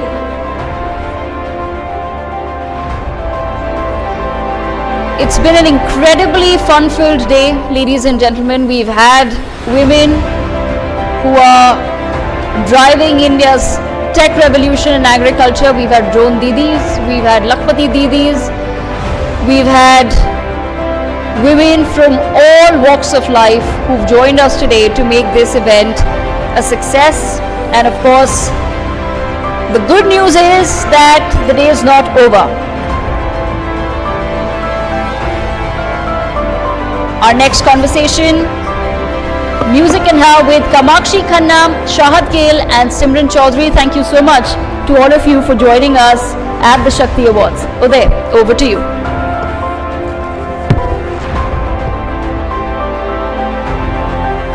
Welcome back to those of you still with us. Hello and welcome to those joining us today at our NewsX We Women Want Conclave and Shakti Awards 2025. We have done a lot of talking, so now it's going to be time for some singing as well, because we have with us three acclaimed singers and songwriters. Welcome all of you. Thank you so much for being with us today. And let me begin with you first, Simran, on how you feel. You've just been honored with this special award for excellence. What would you like to say on it and on your journey so far, how it makes you feel? Well, first of all, thank you so much for letting me be here. And I don't know, excellence in singing, yeah, I don't know if I deserve that. I think it's too soon to receive that award, but thank you so much. I very well acknowledge it. And I am equally grateful to NewsX Shakti Awards for at least thinking that I am at least teeny tiny little tad bit, if at all, capable of the award. The journey has been incredible. I think excellence is like a constant chase in your life, and you keep chasing until your last breath. But I think as long as the drive is real, as long as the purpose is real, as long as the target is clear and the vision is clear, I think we are good. Yeah. Let me quickly ask Kamakshi as well on this honor. What does it make you feel? And of course also, does it imply that you're on the right path, the path that you've chosen for yourself? I think that's a question I ask myself every day, but this is one of those days which just reassures you that you must have done something right in your life to be here. And thank you so much, NewsX, for awarding me with this. Vocal artistry is something that I've really dedicated my whole life to, and it's something that I enjoy the most to do with my time. So to be acknowledged and to be noticed for that means everything. Thank you. That same question to you, Shahad. Does this feel special for you, this Shakti Award? And also a quick follow-up to that on where you derive your Shakti from. I think coming to music, I think that's what I've always wanted to do. And if you get appreciation for it and your music, your art is known to people and they love it, I think it's more than what we could ask for. And coming to the award, I just feel very happy and grateful to be here. Groove bhi kar sakte hain. That is the beauty of music. Bhi kar sakte hain. That is the beauty of music. वे अखियां नु रज लैण दे सोहणिया जे ना जा वे अखियां नु रज लैण दे सोहणिया जे ना जा रांझणा जे ना जा माहिया जे ना जा वे अखियां नु रज लैण दे सोहणिया जे ना जा. Thank you. Beautiful, beautiful.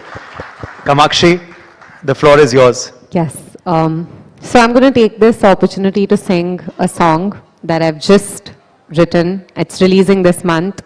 And strangely, it is about my journey as an artist. It's called Sabar, and I'll sing a few lines. ये राह चाहे जहाँ भी ले जाए, मुझे फिक्र नहीं, कुछ खबर नहीं, वक्त रेत है ये हाथों से फिसल जाए, मुझे फिक्र नहीं है सबर यही.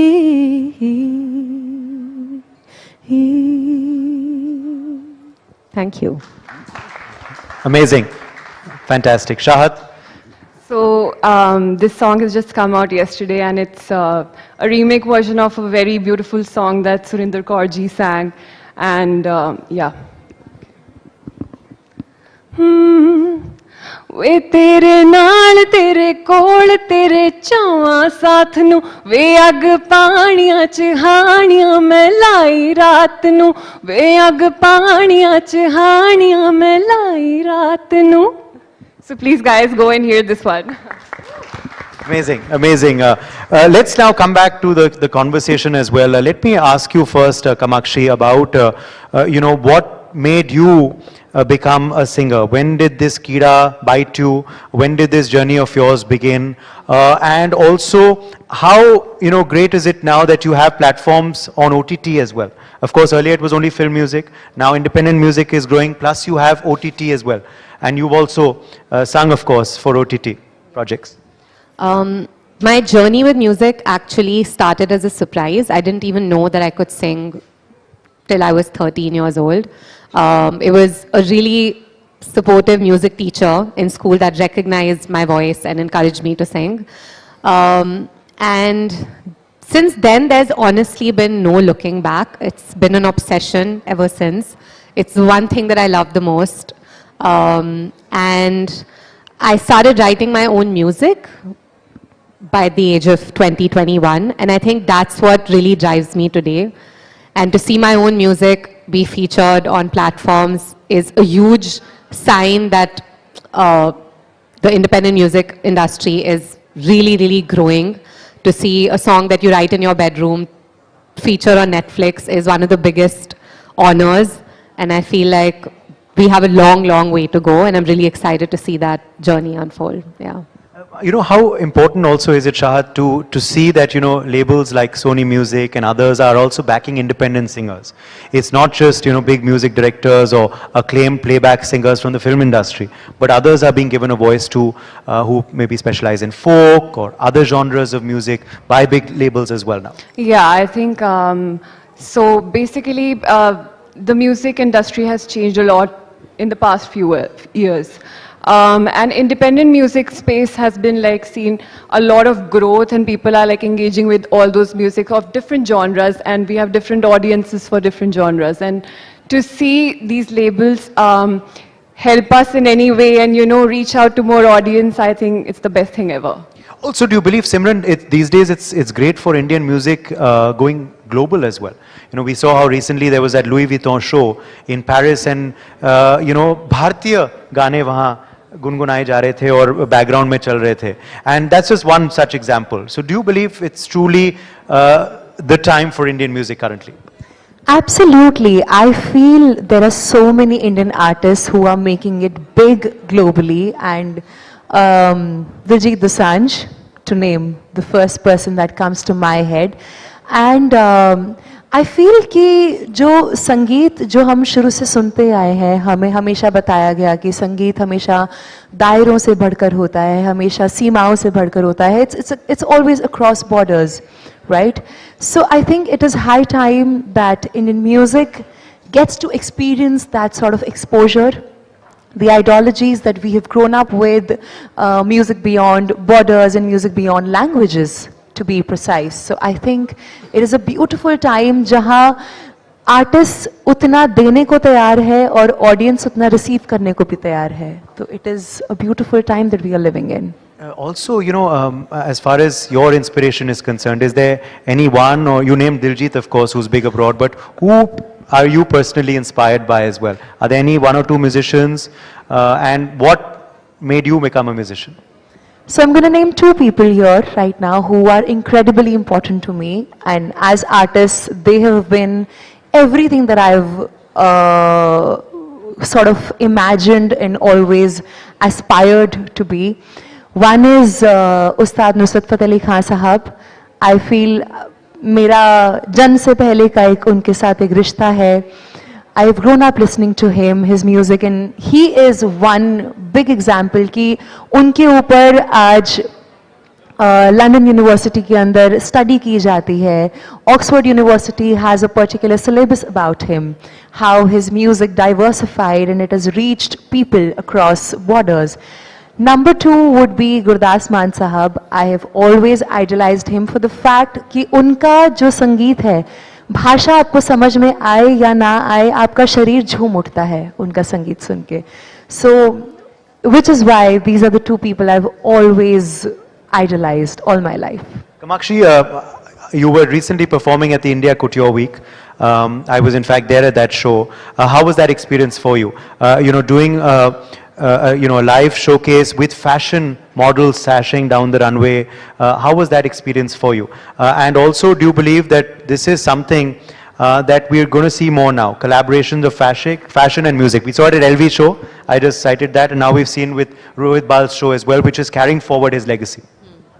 I think it was a huge moment for us as artists. It was something very different that we've never really done before. It's called the All-Star Choir. So it's something that we've put together especially for Rohit Bal, and it's such a beautiful thing that it was our first time doing it and carrying on in whatever way that we can his legacy, just singing some of his favorite songs. So all the songs that we sang were just his favorites. That's it. That was the brief that was given to us, and that's what we did. And it's very new for me. I think my priority will still always be my own music and performing it and writing as much as possible. But once in a while, it's really, and it was 9 of us. We were 9 women together, so many different voices from different parts of the country, and just to be in the same room with so much talent is such a reminder that we're in a good place when it comes to the number of opportunities, that no opportunity is just your own. There's enough space, enough work for everybody. So that's what it told me. Shahat, your song, which you of course sung for us as well, is trending these days. I saw Apar Shakti Khurana had also posted for you, and this collaboration. Aapka dream collaboration kya hai? Are you manifesting something today? What's a dream collab that you'd like to see fructify soon? I think if it comes to manifestation, then none other than Diljit Dosanjh, for sure. But you know what, honestly, if it comes to manifestation, it's crazy that the song that just come out with Savvy.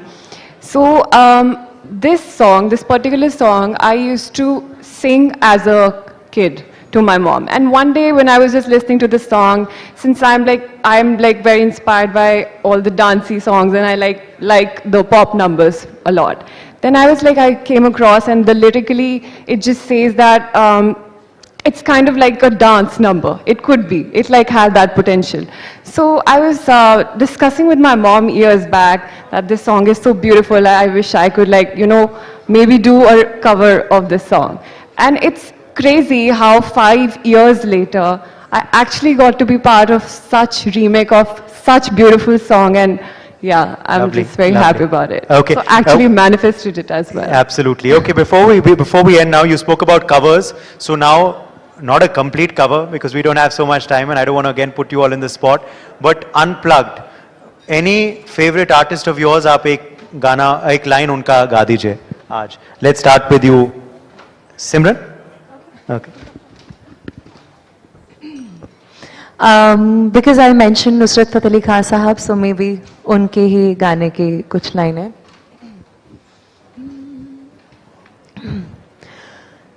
जे तू अखियां दे सामने नहीं रहना, जे तू अखियां दे सामने नहीं रहना, ते बीबा साडा दिल मोड़ दे.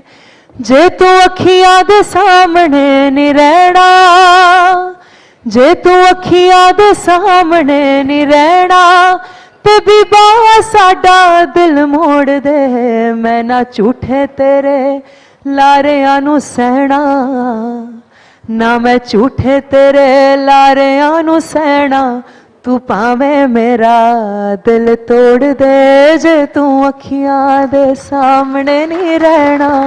Thank you. शानदार, बहुत ही बेहतरीन आपने गाया और क्या ट्रिब्यूट आपने दिया उस्ताद साहब को। जी कामाक्षी, आपकी बारी। Any favorite of yours or any person who you'd like to I hum think a my couple of lines of? ultimate biggest inspiration has always been A.R. Rahman. So I'm going to sing a couple of lines from my ultimate favorite song. हाथ थाम चलना हो तो दोनों के दाएं हाथ संग कैसे, एक दाया होगा एक बाया होगा, थाम ले हाथ ये थाम ले, चलना है संग थाम ले, रहना तू है जैसा तू, थोड़ा सा दर्द तू, थोड़ा सुकून। Fantastic. Thank you. Very, very well done. Shahat. Sure. एक कुड़ी जिदाना मोहब्बत गुम है, गुम है, गुम है, हो साद मुरादी सोनी फबत गुम है, गुम है, गुम है। Amazing. Many, many congratulations to all of you three, and thank you so much for joining us today. And I think hearing you three sing live and conversing with you, I think we can be rest assured that our Indian music industry is safe for many, many more years ahead. Thank you, all three of you, for joining us today. Shahat, Simran and Kamakshi. And I'm sure we get a chance to follow them on Instagram, YouTube, Spotify and other places where you can hear them. Kamakshi, Khanna, Shahat Gill, Simran Chaudhary, you heard it here.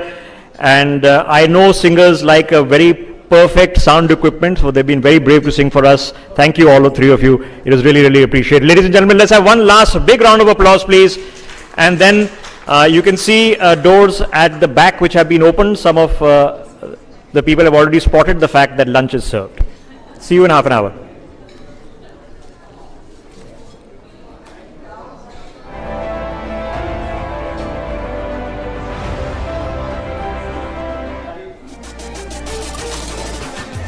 Have to encourage women. Family counseling with the woman is very important. IVF means in vitro fertilization. People against rapes in India. Empowerment and disability. Marriage is a sacrament. Body positivity. Prenups should be made.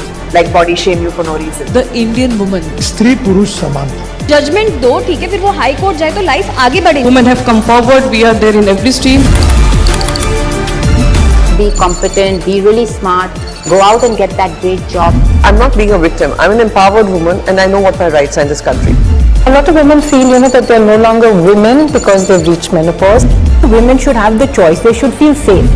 Objectification of women has to be stopped. Women, when work together, they create magic and they understand each other better than any man could. Investing in women is ensuring that you're investing in a future which has good returns. Not allowing a woman to go and visit her parents' home when she wants to, denying her this, is domestic violence. हाथ में पैसा होना is the biggest form of empowerment for any woman. ये मेरा जो चेहरा है, ये मेरी कमजोरी नहीं, यही मेरी ताकत है. कोई तो माँ के पेट से सीख के नहीं आए, मेहनत करके हम सीखे, कर रहे, कमा रहे, घर चला रहे. Very rare opportunity for women. Usually we are the ones who are replaced in a sequel.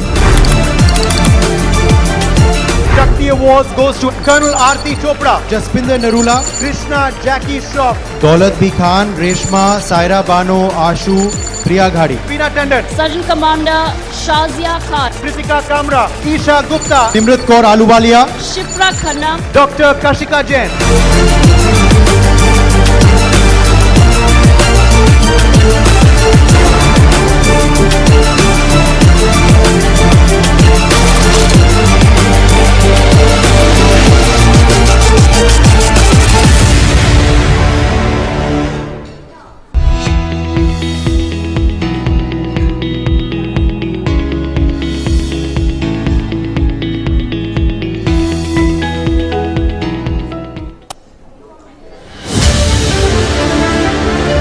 ITV network के फाउंडर और संसद में मेरे साथी कार्तिकेय शर्मा जी, नेटवर्क की पूरी टीम, देश विदेश से आए सभी अतिथि, देवी और सज्जनों, न्यूज एक्स वर्ल्ड इसकी शुभ शुरुआत और इसके लिए मैं आप सबको बहुत बहुत बधाई देता हूं, बहुत बहुत शुभकामनाएं देता हूं।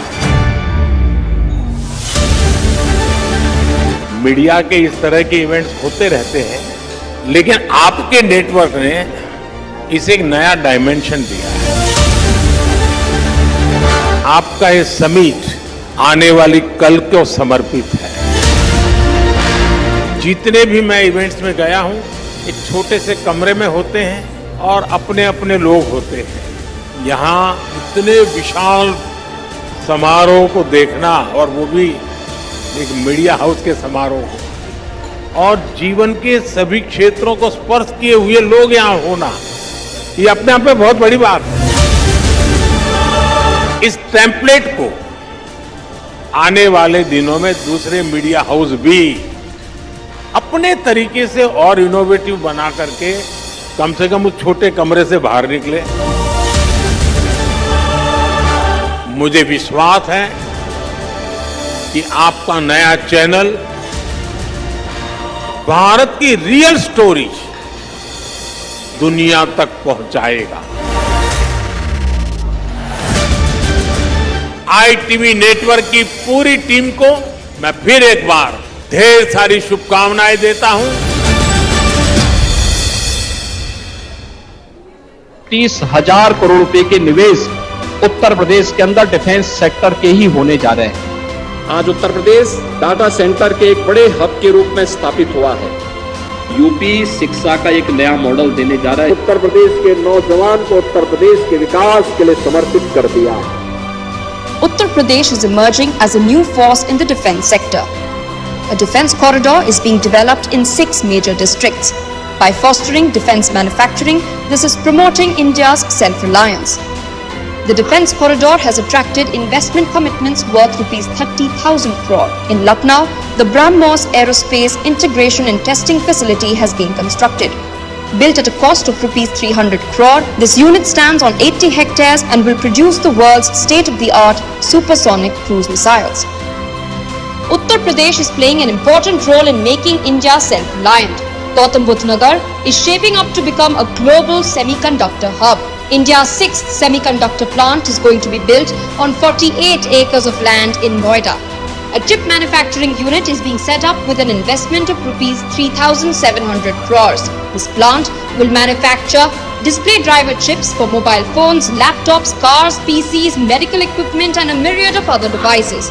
And 36 million units will be produced per month. The plant is expected to create more than 4,000 direct jobs. Uttar Pradesh government's Project Alankar has emerged as a standout example of effective educational reform. The project seeks to achieve 100% compliance with 35 infrastructure and facility benchmarks in 2,441 government schools. Under this initiative, schools are being equipped with smart classrooms, science laboratories, libraries, computer labs and hygienic toilets. The Uttar Pradesh government, led by Chief Minister Yogi Adityanath, is powering the future by creating thousands of new jobs for our youth. The Uttar Pradesh government is accelerating its journey towards housing for all. Under the Pradhan Mantri Awas Yojana, this scheme is providing affordable Pakka houses to the economically weaker section of society. Every house is equipped with toilets, electricity, clean water and gas connections. This is ensuring a life of dignity and hope. Till now, more than 36 lakh houses have been sanctioned in rural areas. Families are getting safe and secure homes. In urban centers, more than 17 lakh houses have been built.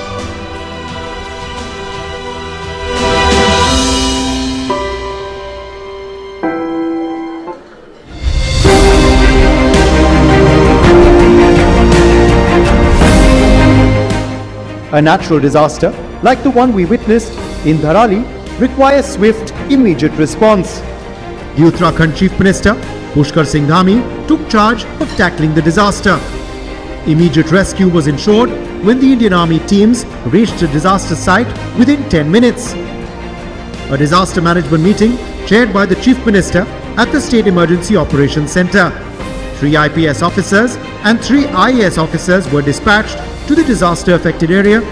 Within 12 hours, the Chief Minister ordered a release of 20 crore rupees for the disaster-affected people. The Chief Minister himself reached Uttarkashi within 24 hours. After conducting an aerial survey, he was at the exact site of the disaster. CM Dhami took stock of the rescue operations from ground zero. He also met the injured and their families to understand their concerns. He also showed strong support to the personnel working non-stop in difficult conditions and boosted their morale in ensuring the rescue of maximum lives. Uttarakhand Chief Minister Pushkar Singh Dhami's quick action response proves that the state government is ready on a war footing to take on the most difficult challenges.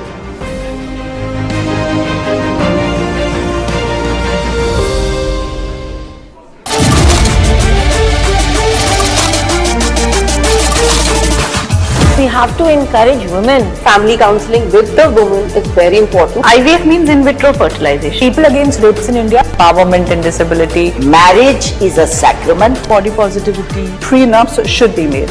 Like body shame you for no reason. The Indian woman. स्त्री पुरुष समानता. Judgement दो ठीक है, फिर वो high court जाए तो लाइफ आगे बढ़ेगी. Women have come forward. We are there in every stream. Be competent, be really smart, go out and get that great job. I'm not being a victim. I'm an empowered woman and I know what my rights are in this country. A lot of women feel, that they're no longer women because they've reached menopause. Women should have the choice. They should feel safe. Objectification of women has to be stopped. Women, when work together, they create magic and they understand each other better than any man could. Investing in women is ensuring that you're investing in a future which has good returns. Not allowing a woman to go and visit her parents' home when she wants to, denying her this, is domestic violence. हाथ में पैसा होना is the biggest form of empowerment for any woman. ये मेरा जो चेहरा है, ये मेरी कमजोरी नहीं, यही मेरी ताकत है. कोई तो माँ के पेट से सीख के नहीं आए. मेहनत करके हम सीखे, कर रहे, कमा रहे, घर चला रहे. Very rare opportunity for women. Usually we are the ones who are replaced in a sequel. Shakti Awards goes to Colonel Aarti Chopra, Jaspinder Narula, Krishna Jackie Shroff, Daulat B Khan, Reshma, Saira Bano, Ashu, Priya Ghadi, Veena Tandon, Sergeant Commander Shazia Khan, Kritika Kamra, Isha Gupta, Nimrat Kaur Aluwalia, Shifra Khanna, Dr. Kashika Jain.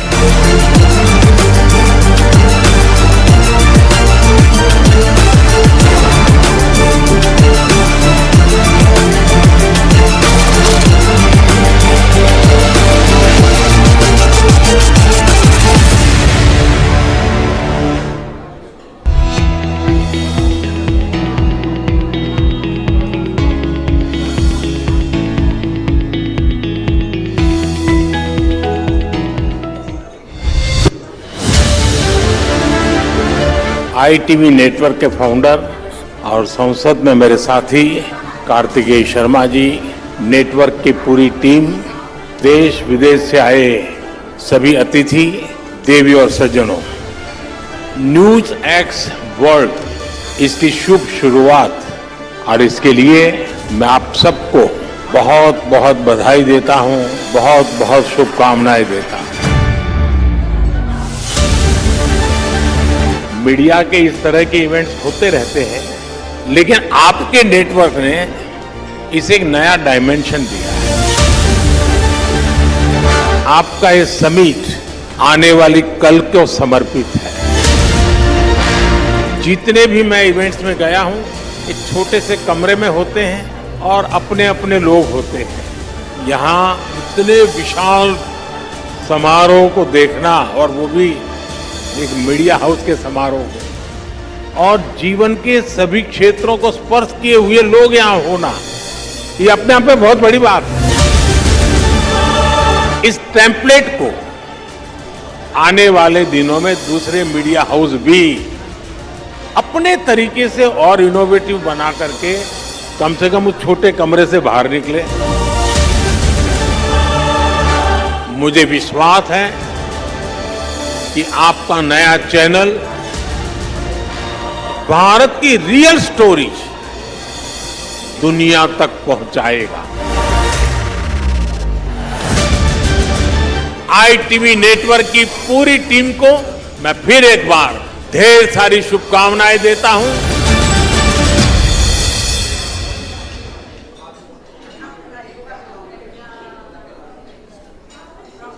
Educational reform.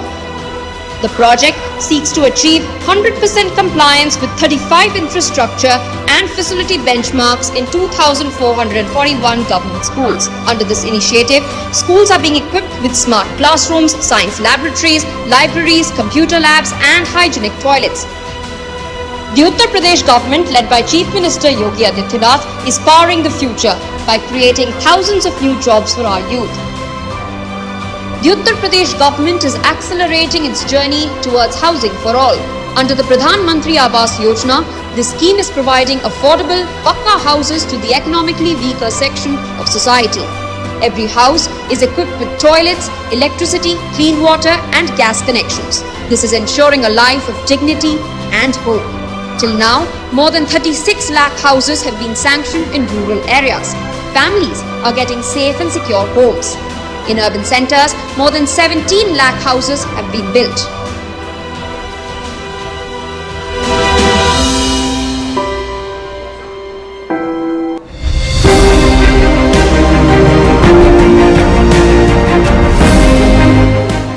A natural disaster, like the one we witnessed in Dharali, requires swift, immediate response. The Uttarakhand Chief Minister, Pushkar Singh Dhami, took charge of tackling the disaster. Immediate rescue was ensured when the Indian Army teams reached the disaster site within 10 minutes. A disaster management meeting chaired by the Chief Minister at the State Emergency Operations Centre. 3 IPS officers and 3 IAS officers were dispatched to the disaster affected area. Within 12 hours, the Chief Minister ordered a release of 20 crore rupees for the disaster affected people. The Chief Minister himself reached Uttarkashi within 24 hours. After conducting an aerial survey, he was at the exact site of the disaster. CM Dhami took stock of the rescue operations from ground zero. He also met the injured and their families to understand their concerns. He also showed strong support to the personnel working non-stop in difficult conditions and boosted their morale in ensuring the rescue of maximum lives.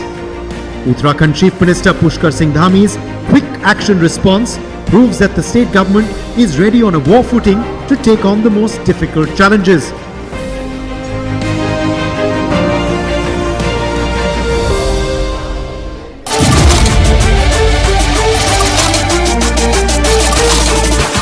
We have to encourage women. Family counseling with the woman is very important. IVF means in vitro fertilization. People against rapes in India, empowerment and disability, Marriage is a sacrament. body positivity, Prenups should be made. Like body shame you for no reason. The Indian woman. स्त्री पुरुष समानता। Judgement दो, ठीक है, फिर वो high court जाए तो लाइफ आगे बढ़ेगी. women have come forward, we are there in every stream. Be competent, be really smart, go out and get that great job. I'm not being a victim. I'm an empowered woman and I know what my rights are in this country. A lot of women feel, that they're no longer women because they've reached menopause. Women should have the choice. They should feel safe. Objectification of women has to be stopped. Women, when work together, they create magic and they understand each other better than any man could. Investing in women is ensuring that you're investing in a future which has good returns. Not allowing a woman to go and visit her parents' home when she wants to, denying her this, is domestic violence. हाथ में पैसा होना is the biggest form of empowerment for any woman. ये मेरा जो चेहरा है, ये मेरी कमजोरी नहीं, यही मेरी ताकत है.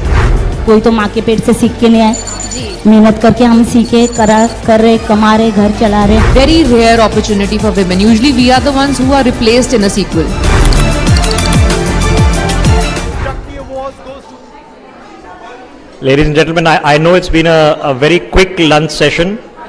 I'm hoping most of you have managed to grab at least something to eat, because we have a full day ahead of us. We're not even halfway through, and believe it or not, we're running on time. Such a happy thing for a complex situation like this. So our next panelists are already here with us. We'll be starting in a couple of minutes, so I will encourage you to kindly grab your seats. Do continue with your meals, but grab your seats so that we can get the rest of the day going. We'll be starting in a couple of minutes.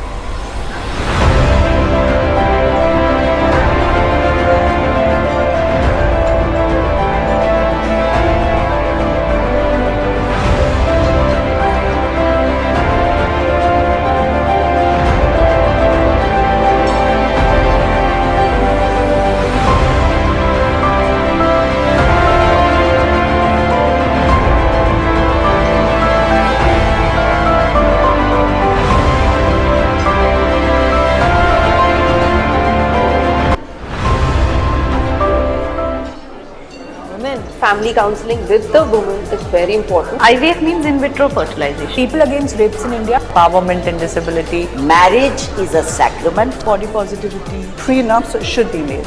Like body shame you for no reason. The Indian woman. स्त्री पुरुष समानता judgement दो, ठीक है, फिर वो high court जाए तो लाइफ आगे बढ़ेगी. Women have come forward. We are there in every stream.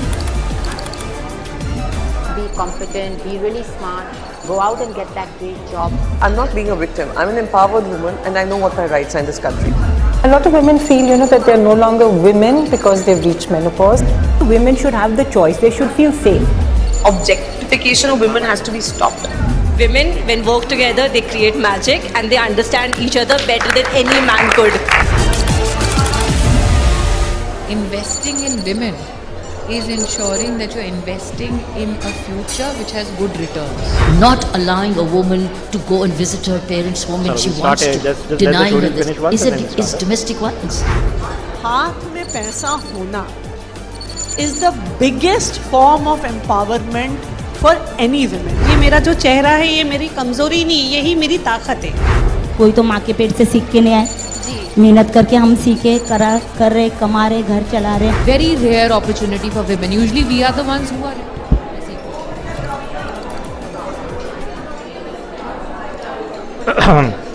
Ladies and gentlemen, could I request you to kindly take your seats?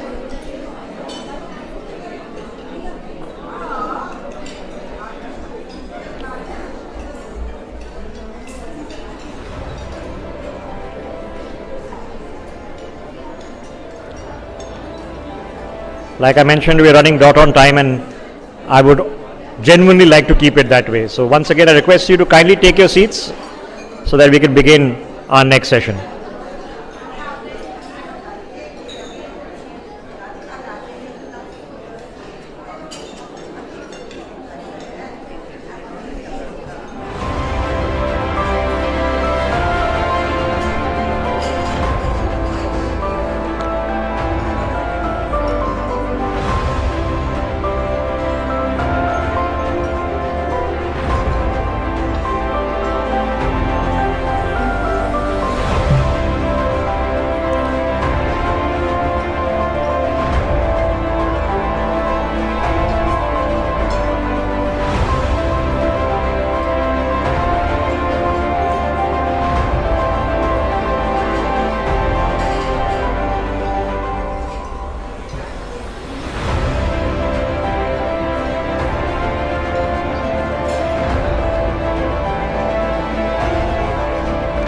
All right, welcome back. You're watching NewsX. आपका India news पे बहुत बहुत स्वागत. ये हमारा हम महिलाएं We Women Want Munch has been running now since 8 this morning. We've had the pride and privilege of listening to a whole host of inspirational women and recognizing their leadership abilities and talent. But we're only halfway through because we have a jam-packed session all through the afternoon into the evening with a whole host of people with stories that are really, really interesting to hear and hopefully some advice that goes a long way for the rest of us.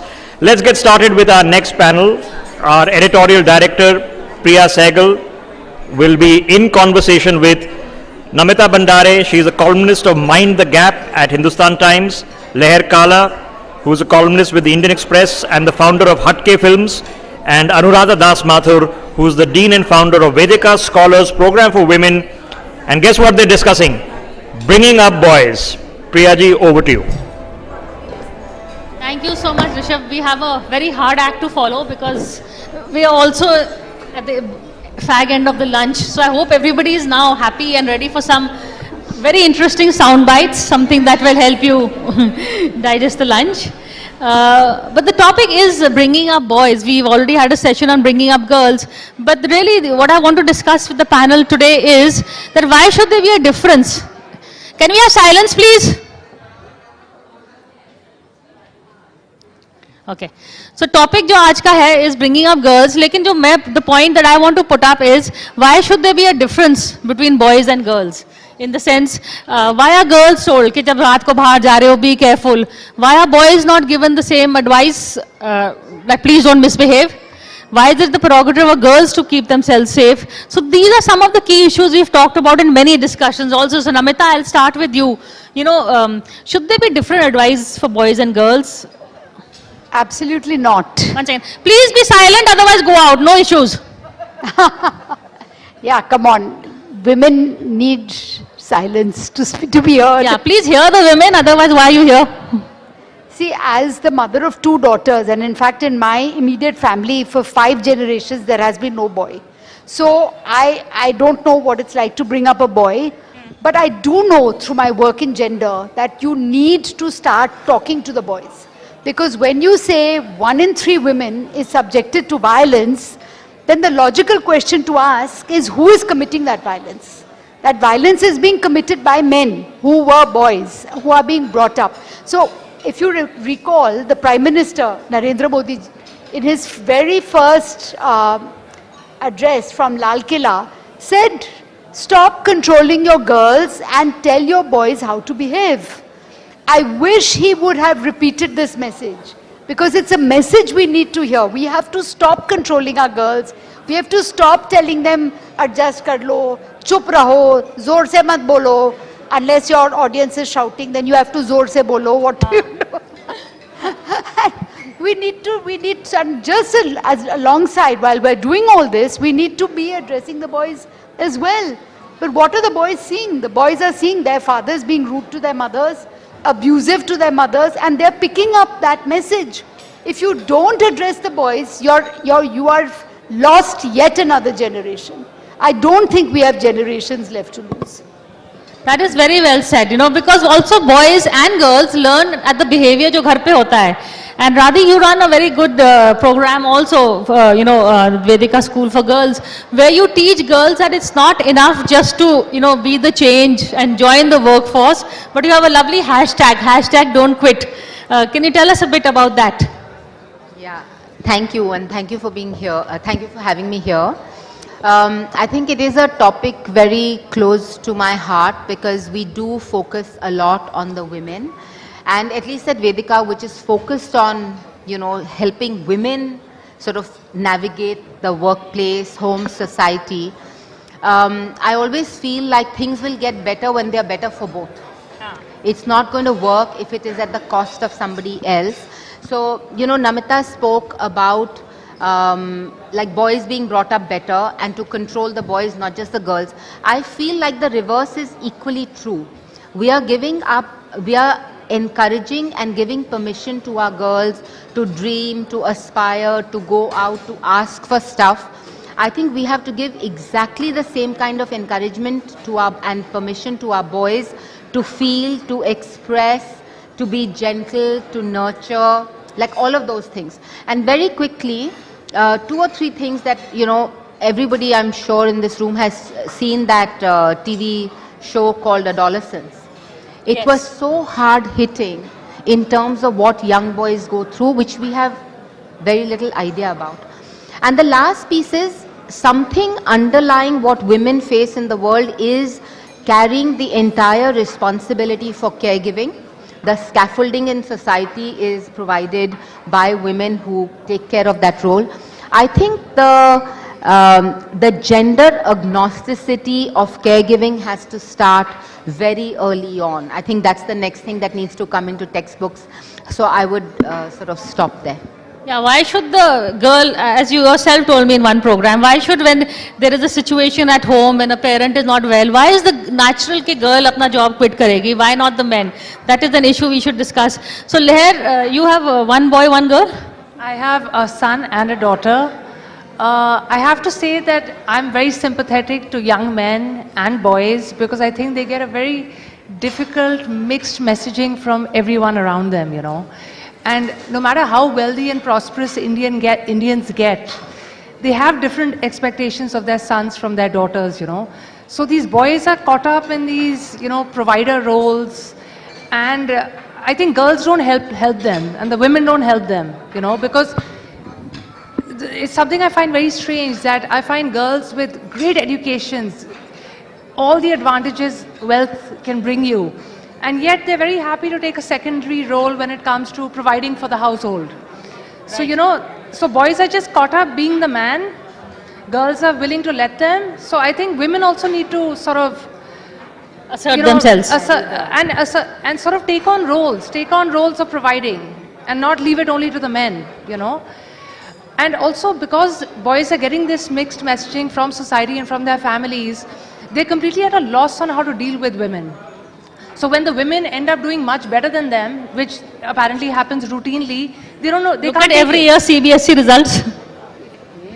You know, and one more thing that's very interesting, if you look at adoption statistics in India, the wealthy adopt girls, they don't adopt boys.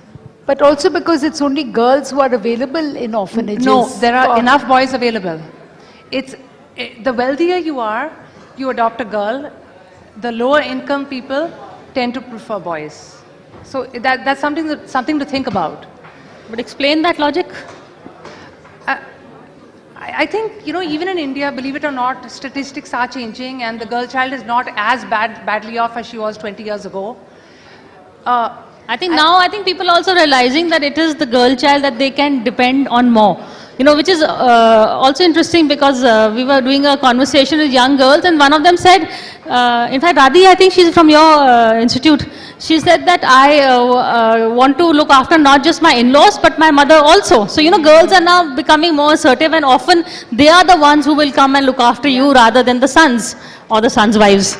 Yeah. No, I just want to sort of, it's interesting that you're, I'm saying that it's interesting what you pointed out. I also feel, Priya, that it's the very early stages of almost like a reverse snobbery. And I hear this many times in, you know, households where some woman will very proudly say that, you know, my husband really wants a daughter.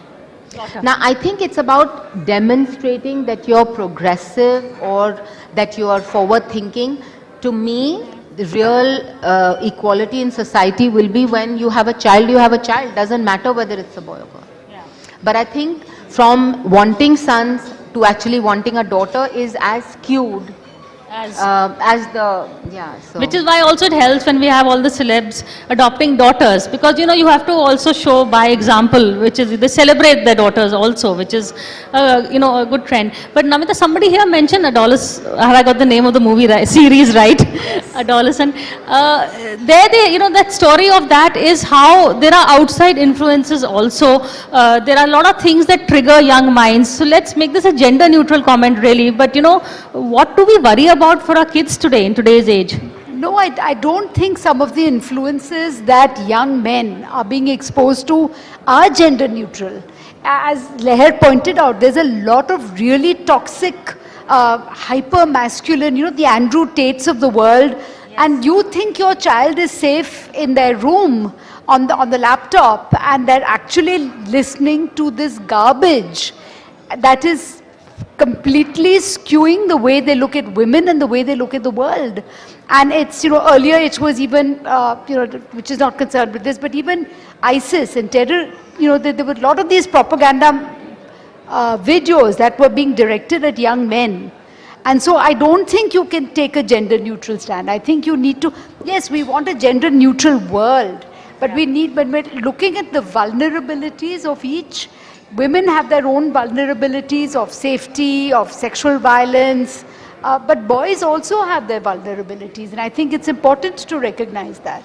Well, Leher, you spoke about the vulnerability of boys. You know, actually, have you ever watched Andrew Tate? He makes a lot of sense. Who? Yeah, he does. What does he say? The who is actually a who. He says that 90% of the girls go for the top 10% of men. It's evolution. Everything men do is to impress women. And when you don't acknowledge this, that's where the problem is. So what are the rest of the 90% of men to do? Correct. The top jobs go to the 10% of them, right? Then there are not enough jobs. So you have a whole bunch of people who are completely lost with nothing to do. India being a prime example, if you look at joblessness here.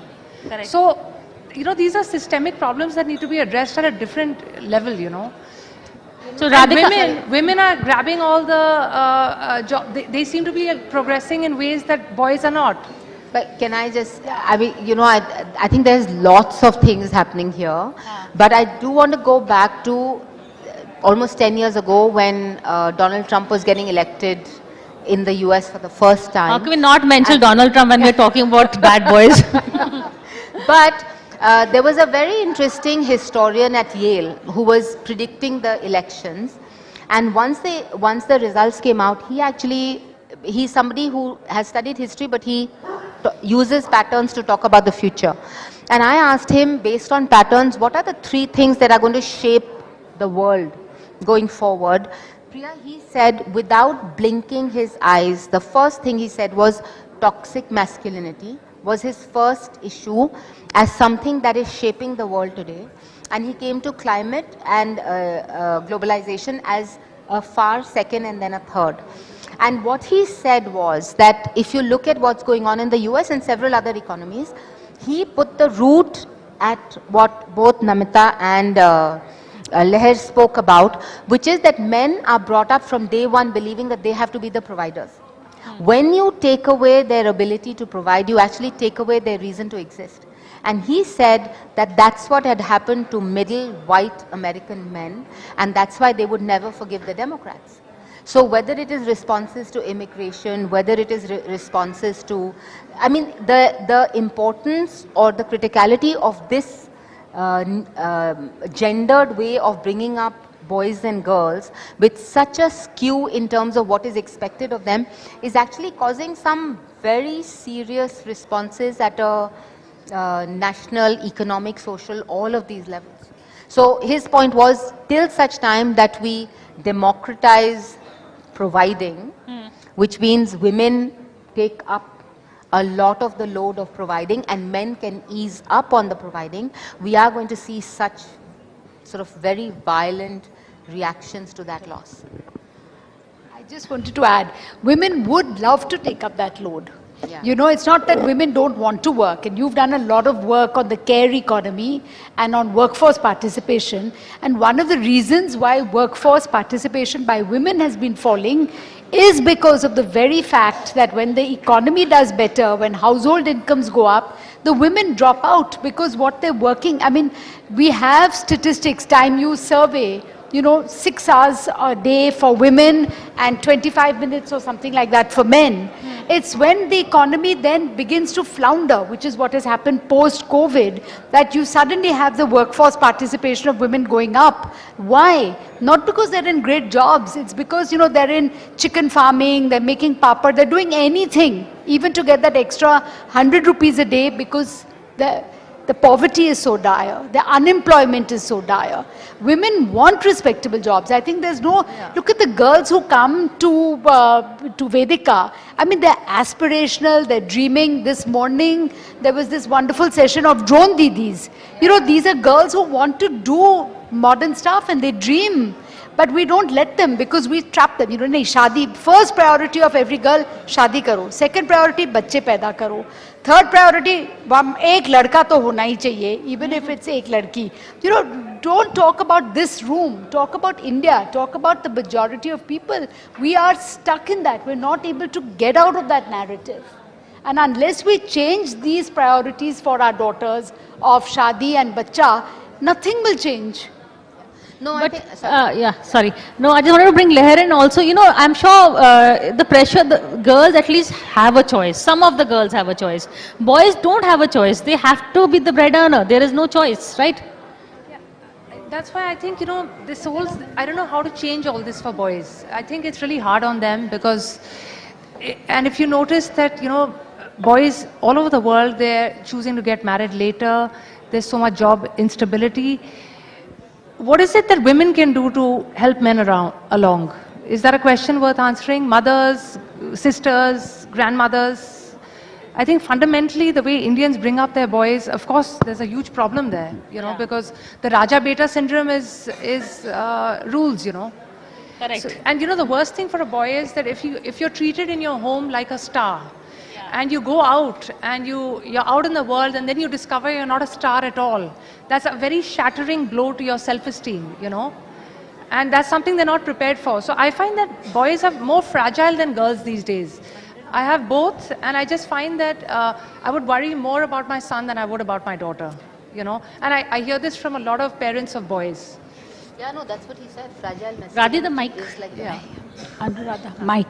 Oh, sorry. No, I'm saying that you're absolutely right, that the term that the gentleman used was fragile masculinity. It is very fragile. Yeah. It is very fragile. See, I think it begins right at the beginning, I feel that parents, they don't cuddle boys as much as they cuddle girls. They don't, boys are not allowed to express their emotions when they're in school and college. In fact, they did a study in these Netherlands schools that kindergarten teachers spent far less time comforting a little boy child who fell over a girl child, after which they removed he and she from the vocabulary at the kindergarten level. So, maybe sometime if we could use some radical methods like that to make it equal from 3 onwards, it would be a different scenario. And it's not that difficult, to make these changes, at least in the areas which we operate in. Namita, you wanted to comment? Yeah, I agree. It's tough to be a boy, but it's tougher to be a girl. And it's not a competition, but you look at the lives of girls. I'm talking of average Indian girl. I'm not talking about elite girl who's going to convent school and, is her daddy's princess. I'm not talking about that girl at all. I'm talking about the girl in the jhuggi who is not allowed to have, forget about boyfriends, she's not even allowed girlfriends because the mother will say, ye bahut tez hai, ye bigad jayegi. She does not have a mobile phone. She does not have mobility. She's, and it is such a, if the mother falls ill, it is the eldest daughter who will be yanked out of school and made to do the housework. If the mother has another child and there's no one to look after that child, the elder daughter takes over that job. The son is okay. He may not even be in school. He may be just loafing in the gully. He will not pick up his thali and put it. His sister will be washing his thali and picking it up for him too. That is the life of girls. So let us first, I'm not saying don't talk to you. I think we're talking about 2 different segments of society, and I think both need equal and urgent attention. And definitely I agree, whichever segment you're talking to, unless you begin to change the way boys are brought up. It's not just, you can't just change the way girls are brought up. You have to also change the way boys are brought up. This story will never change. He will remain Raja Beta. 100 years from now, we'll still be bemoaning Raja Betas. On that note, I think thank you all for this conversation. It is, the note is really right. It's not just the change, it's not just the girls. The mindset of the boys also has to change. The mindset has to change not just in the workplace, in the school, but also at home. And we have to set the example because it is what they see at home is what they will do later on in their own homes. But thank you for this conversation and thank you all. Well, thank you so much to everyone for joining us at the We Women Want Conclave. And with that, we swiftly move on to our next panel discussion.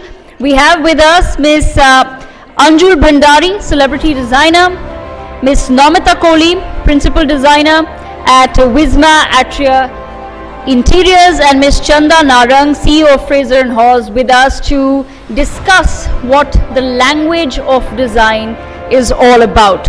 Moderating this conversation will be Ms. Priya Saigal. Priya ma'am, request you to stay on stage with us as we put our hands together for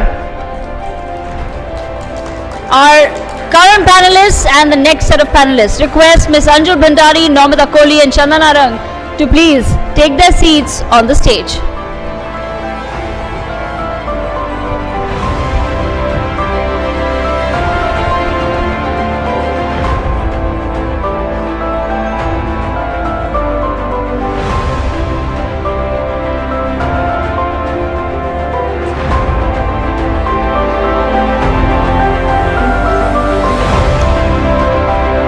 Priya ji, over to you.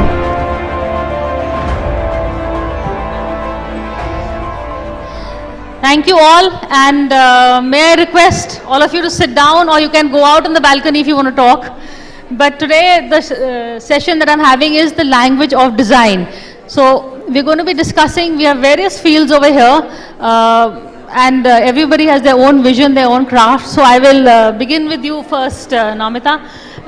If you can tell our viewers exactly a bit of what you do, and then I'll ask you the next question. Hi Priya, thanks a lot for having me here. So I'm an interior designer. I run a business of my own, have been doing that for the past 35 years. We work with artisanal and, India made, and we also represent some companies from overseas in the furniture industry. 1 second. Audience, can you just please be silent, because we can't hear, otherwise what's the use? You've come all the way for a conversation. Let's hear it, no? So Namita, you was Visma Interiors, right? That's right. So the language of, is there something that you've noticed post-COVID in terms of design, in terms of houses, in terms of the way people are planning, and what is the special that you bring to the table? So yes, post-COVID, I think there has been a huge impetus to the home. I think people have started looking at the home as not just a place that is for the public to come in and see in terms of your formal living area or your dining area, but they also look at their homes and their bedrooms, their kitchens, their bathrooms, the nursery. So a lot of the areas are being looked at. Also the home, in totality is being looked at in terms of your garden, your horticulture, and it doesn't really mean that they have to be big palatial homes, but every space is being treated sacrosanct today.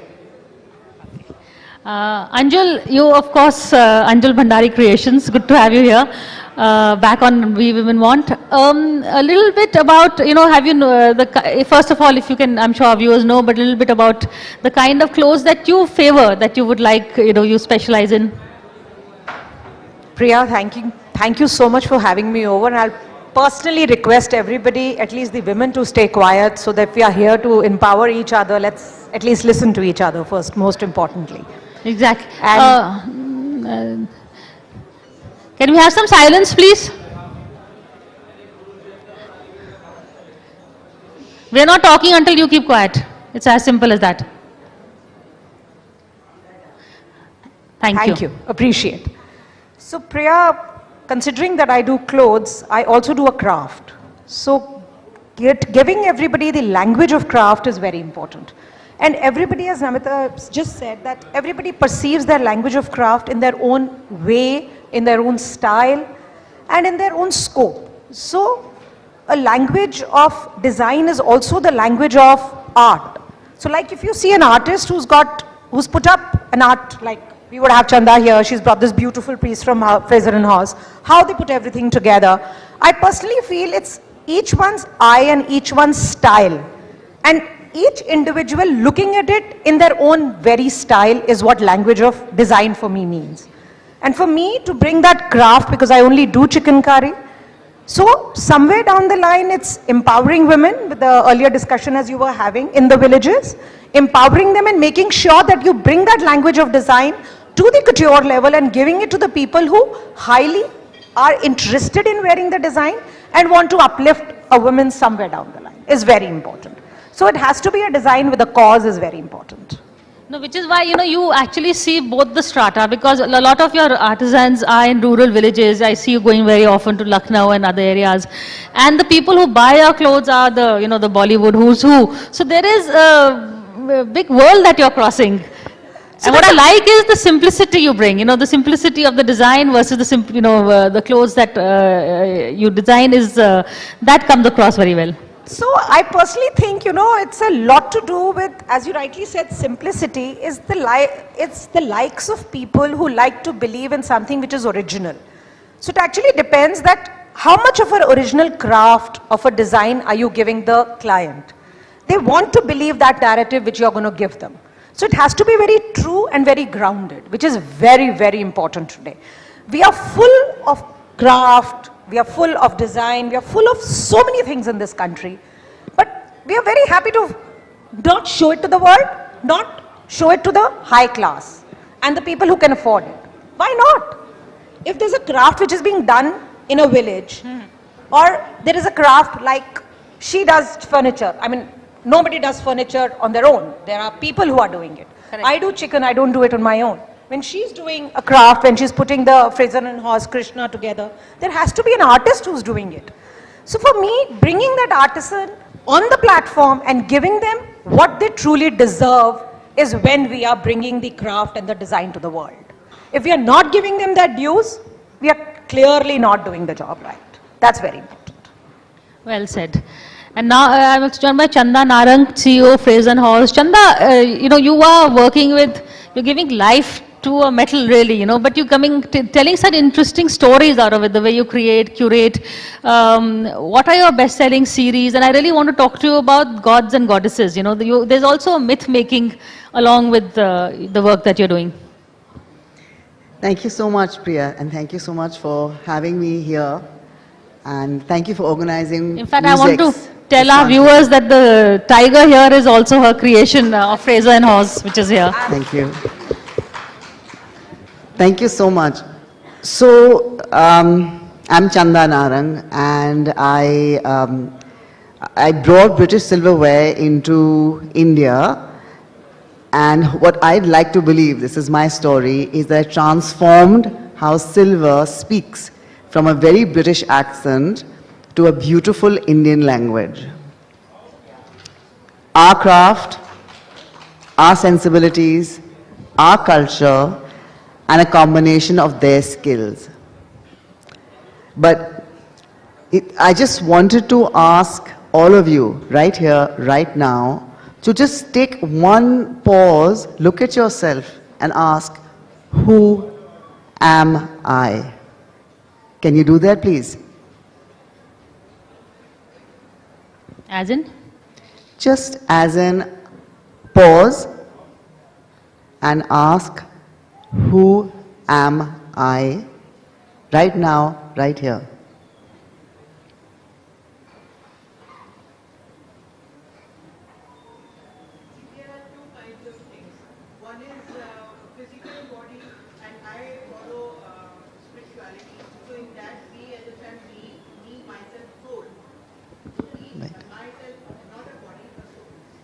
So in the quietness of looking at yourself, you are actually designing the real you. When you go into your mind and you're putting in images and narrations from other people and social media and YouTube, that's just what you want to be. That's not who you are. Design is all about who you are. Who is your original self? What is your original expression? And can you get to that expression? You can only do it in quietness.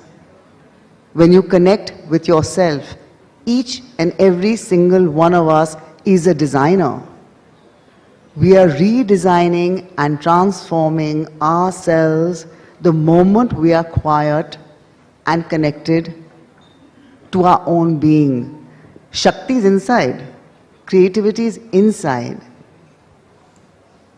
And if you can express it from here, if you can express your original self in any manner, you are a designer, an original designer, an award-winning designer. Each single one of us, right here, right now, is an award-winning designer. Well, let's congratulate ourselves. Thank you for that. But sorry, did I just? Yeah. No, I enjoyed that. Namita, a bit about your story. I've asked Anjul and I will ask Anjul and Chanda also. What made you choose furniture and design? So actually, when I came out of college, I didn't know. At that time, there was no, girls didn't really have to have a career. My dad was very keen that, we joined his family business. So I tried my hand at that. I was not happy. I think, like you said, there's a very important thing to understand, and just picking on what Chanda said, because it's a very important point. The point is, an ambitious person, an aggressive personality does not mean that you cannot design inside you. And I think I had always felt that because I was such a ambitious, go-getter kind of a person, that design was not really going to be my calling. I got the opportunity to work, with a company who were manufacturing kitchens. I worked there for about 9 months, and that's where I actually learned the business of design. I learned not only that, and what is very important, again coming back to what you were saying about artisanal, is that I learned that anything a guy can do, I can do. My dad taught me that as a girl growing up. If a boy can do something, you can do it. I learned that I could get onto the field, I could get onto the carpentry workshop, I could create something with the saw and the hammer and the screwdriver and could put things together, which a guy could do. Today, at my own workplace, I actually encourage women whose husbands are carpenters or whose husbands are polishers, but the women have never been given that opportunity. And why not? This is the one place where I think women have not been given an opportunity. So we are actually encouraging women to come into that field. And I think when you look back at what you're coming from and you look at your journey ahead, the journey is what is making you, what has made you, and what is going to make you in the future. And along that, you do learn that there is no disparity between a girl and a boy. And I think women power is as strong as manpower. Well said. Says the girl who knows how to wield a hammer, so be careful. Anjal, will you share your story with us also? Because was this the career you had chosen? So, I don't know whether it was chosen or it came to me. But I always knew I wanted to work with women because I got married very early. So got married in Lucknow, so was very closely associated with these women artisans. So I knew whenever I was going to do something, I was going to be with these women. So like picking it up from where Namita's just left, that women have not been part of a certain kind of industry, a certain kind of a job. I think I was truly blessed there because somewhere this craft which I was taking forward was completely in the hands of women. So when it came to the COVID, the unfortunate part of COVID, they were running the houses because the men had no work. Right. People were not ready to buy anything, but these women were still sitting at home and doing their embroideries. And for the world, the work from home was a very new venture. But for us, it was something which always existed. We always would give work to the women, which would take back the work to their villages, to their houses, where they would work in their free time and get that extra money. We just did a little, run through with one of these journalists in Bombay, and she's written that how a craft from a village has gone to New York, where Devika, the CEO of Conclave, was wearing it as a jacket for herself, and she makes sure that she's bringing up the craft of the country. So you have to remember that when she was there, she was speaking to these women and she says, "Aap paise kamate ho, aap un paison ka kya karte ho?" And I love the answer which came from there. She turned around and said, "पैसे जो हम कमाते हैं, हम अपने लिए कमाते हैं. हमारे कपड़े, हमारा खर्चा और सब कुछ घूमना फिरना इन पैसों से है. घर चलाने के लिए हमारा पति हमें पैसे देता है. This is our extra pocket money." So that was something which really made me happy because they were not putting their money, they were giving that extra pressure to their husband that if you're making money, this money is mine. So that whole idea of my money was a very big thing. And then that my money, when turns around to support the husband when he has no job during COVID, I think it's a great empowerment which we should be very proud of today. I don't know whether we should be proud of the idea because it was that direct money transfer which made the difference. Was it that the women were getting empowered because the villages were getting the internet? I don't know who is to be thanked, but yes, there is a difference. Slowly but surely, there is a difference. So Chanda, where did women lose their power? I mean, we are the land of Draupadi and Sita. We are, for a goddess, there is a goddess of learning, goddess of money, everything, there is a goddess that is more than the god. So how did it translate down that women became known as the weaker sex, which we are not, but let them think that. So, earlier panel was talking about gender sensitivity, and at Fraser and Hawes we have a lot of chats. So all of us karigars and we sit together when we are doing our handwork. And we talk about how we can empower ourselves. Now, I feel the woman is Shakti. That's empowerment. So when you're talking to the male artisans and you're talking about empowerment, they all say we want to empower our daughters. They didn't say their sons. They said we want to empower our daughters, and all their daughters today have amazing jobs. And investment is in the daughter today amongst our artisanship. They're not bringing them into skills. Hand skills are still very much a male preserve, but the daughters are moving up, educated faster, and therefore are earning, looking to earn a lot better. Where we lost our power is actually after the Vedas were written, after all our Gargis and Rishi Munis and all that, it became very ritualistic. So what happens is that if it's ritualistic and you can't follow your profession because you're a woman and you have those monthly cycles and these things, you start slipping down. You start going back in the race because then you are caged.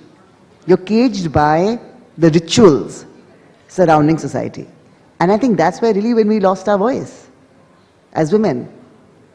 That needs to come back. We need to find our voice, and more women have to help women. We sisters have to stand together. It is the sisterhood, yes. And also women as the creators, and we have a panel of very creative women here. So I'll begin with you, Namita. Which has been your most favorite creation in terms of whether it's a house or a design or any of you who want to go first? So up until now, I would have actually said, I would have talked about maybe my most passion project that I had done, or my first project, but I've just become a grandmother 6 months ago, and helping my daughter do up my granddaughter's room has honestly been the best project I have ever done. That is really cute. Anjul? I think, as she rightly said, our best projects are our daughters. That's what we've created the best. And how we have empowered them and how we made sure that they speak their mind is very important. But when it comes to design, what we are here to discuss, I think my best is still to come. I have a long way. I'm not quitting yet. Well, that is a very good one. Chanda, what has been your best design or one you're envisaging if you want to take best is yet to come? Yeah, my best design actually right now is the fact that how in our mythology actually how women are very, very empowered, like Sita, who's always being called poor thing. Sita is not a poor thing. Sita is not a poor thing. She's hugely empowered woman who has chosen to walk into the jungle with her husband, knowing fully well it's full of danger. She's the one who's actually stood a great demon like Raman. Yeah, it's because of her the Lanka burned down. We are calling these women poor things and vulnerable and predicting them as such. My project is to make sure that people like Draupadi, characters like Sita, character like Shabri, poor Shabri, they say the poor Bhil Shabri. No, there's no poor Shabri. For 60 years, she had the tenacity, the patience, the courage, and God himself had to come down to meet her. So we have such powerful women characters who need to be brought out, and the stories need to be told. So Fraser Hawes is actually now telling their stories. So we're creating craft around women characters from mythology and making them what they are, independent and powerful. More power to all of you. Very beautiful, I must say. Thank you so much. Thank you so much. Well, thank you all. I think really this is more power to women, and each one here is a storyteller, and I leave Chanda's question to you, who am I and who are we? But I think at the end, Shakti is really the note that women are. So let's give a hand to ourselves. Thank you so much. Thank you. Absolutely. Thank you so much, Anjul ji, Namita ji, Chanda ji, for gracing our event with your presence. What a lovely conversation that was. Thank you, Priya ma'am, for steering that conversation. And we will, for just a moment, take a pause for the cause. On that note, I would like to invite upon stage Dr. Aishwarya Pandit Sharma, Chairperson of the Sunday Guardian Foundation, to present our next Shakti Award. Let me invite on stage Anuradha Das Mathur, Dean and Founder, Vedika Scholars Program for Women, receiving the Shakti Award 2025 for Excellence in Women Empowerment. Let's give a huge round of applause to our women achiever, Anuradha Das Mathur.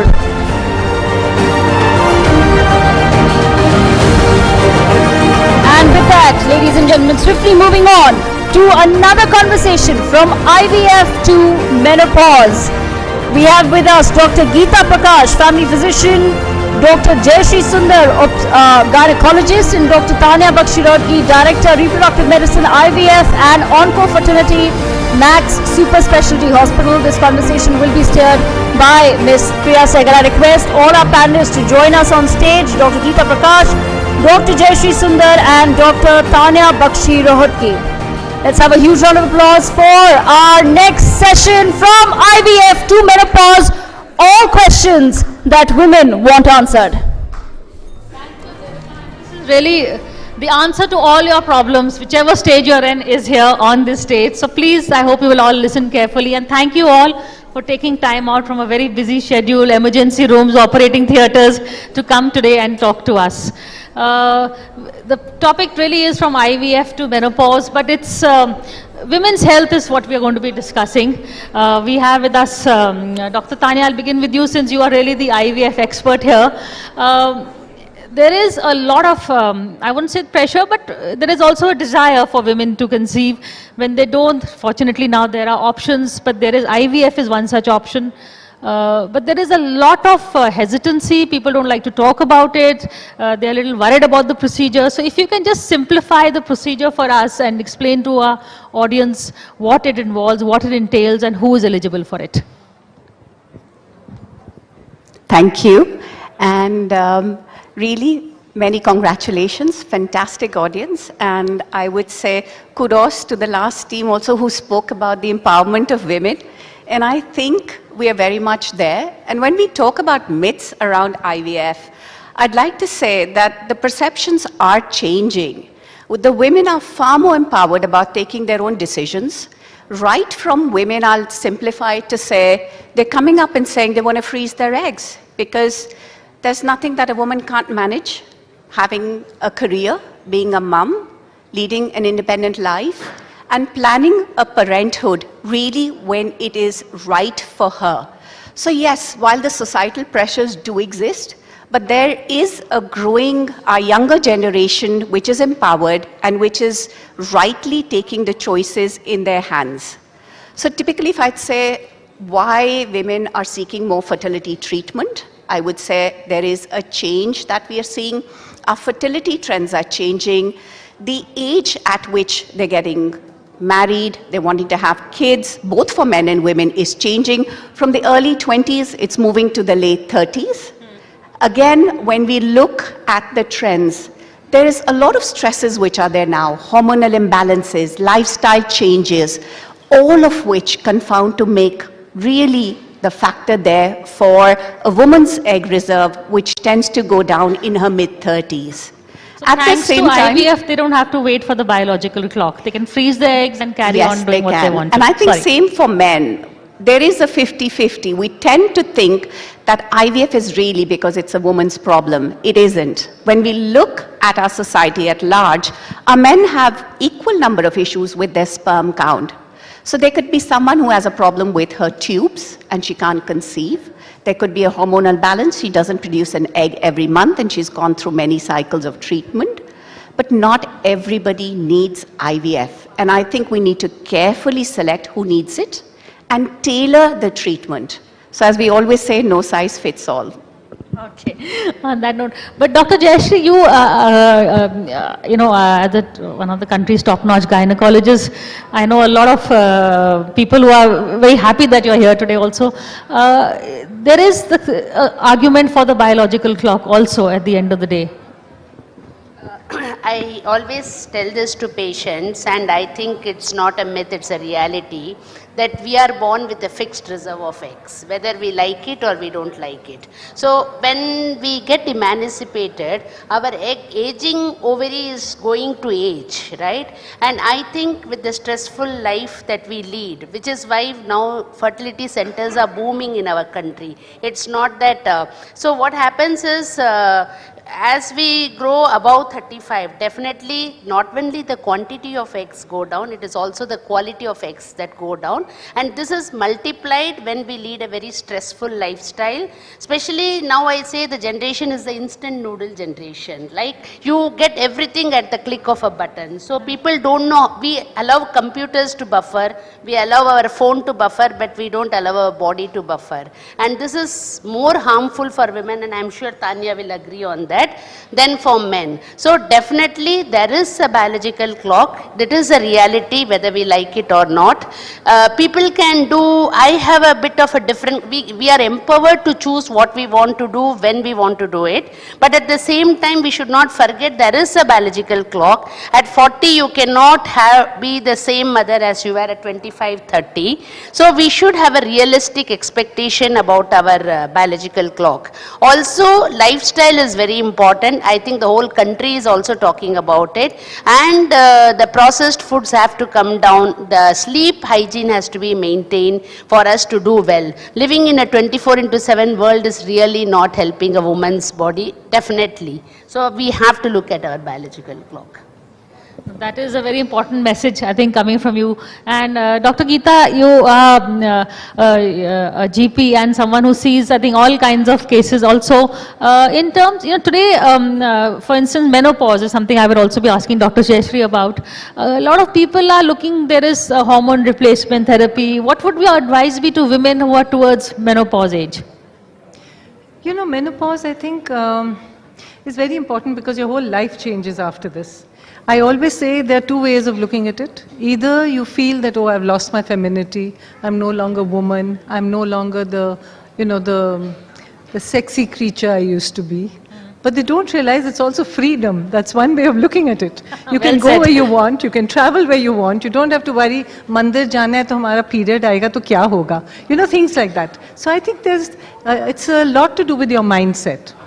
Also, like you said, menopause is important because you can have all kinds. You can have a surgical menopause, which happens early, in which case you would probably require HRT. Or it could be early menopause, again you need HRT maybe. Like they said, the gynecologist, this is very important. You should select the kind of person that you are getting. Because if you just sort of do a broad kind of a lookout and say, oh, this one probably needs HRT, isko to de do. You have to assess each person. So I think you have to look at the whole lifestyle. Like she said, you have to see that they are, the right candidates for it. And also, when you have too much bleeding or you need to make a medical kind of a menopause, you have to stop their, period because of any reason, then you may need to do some HRT kind of thing. But otherwise, I think you should, by and large, let the body take its toll. I think that is what is a better way to do it. We have Dr. Anjila Aneja, who's come with a great sense of timing, I must say, because she is someone who has argued in favor of HRT on my show earlier. Absolutely. Would you like to come in on the conversation? The first thing is that most women or the family thinks hormones are bad and they cause a cancer. What exactly is HRT? Can you explain to us? We call it a menopausal hormone therapy. That is a woman who is a menopausal or a perimenopausal age group who is suffering from the symptoms or at risk of bone loss, or she is suffering from loss of libido, painful sex. They are the people who are the right candidate. And this is called menopausal hormone replacement therapy. We called hormone replacement therapy in a woman who get a premature ovarian insufficiency. Means they stop their periods before the age of 40 years. There it's a replacement. Yeah, and it's not bad, it's very good. It improves the quality of life, it takes care of your heart, it takes care of your bones, it takes care of your hot flashes, your mood swings, and this improves your sex drive and takes care of even the painful sex. So what happened many years ago, there's one study which came in And this all went down the hill.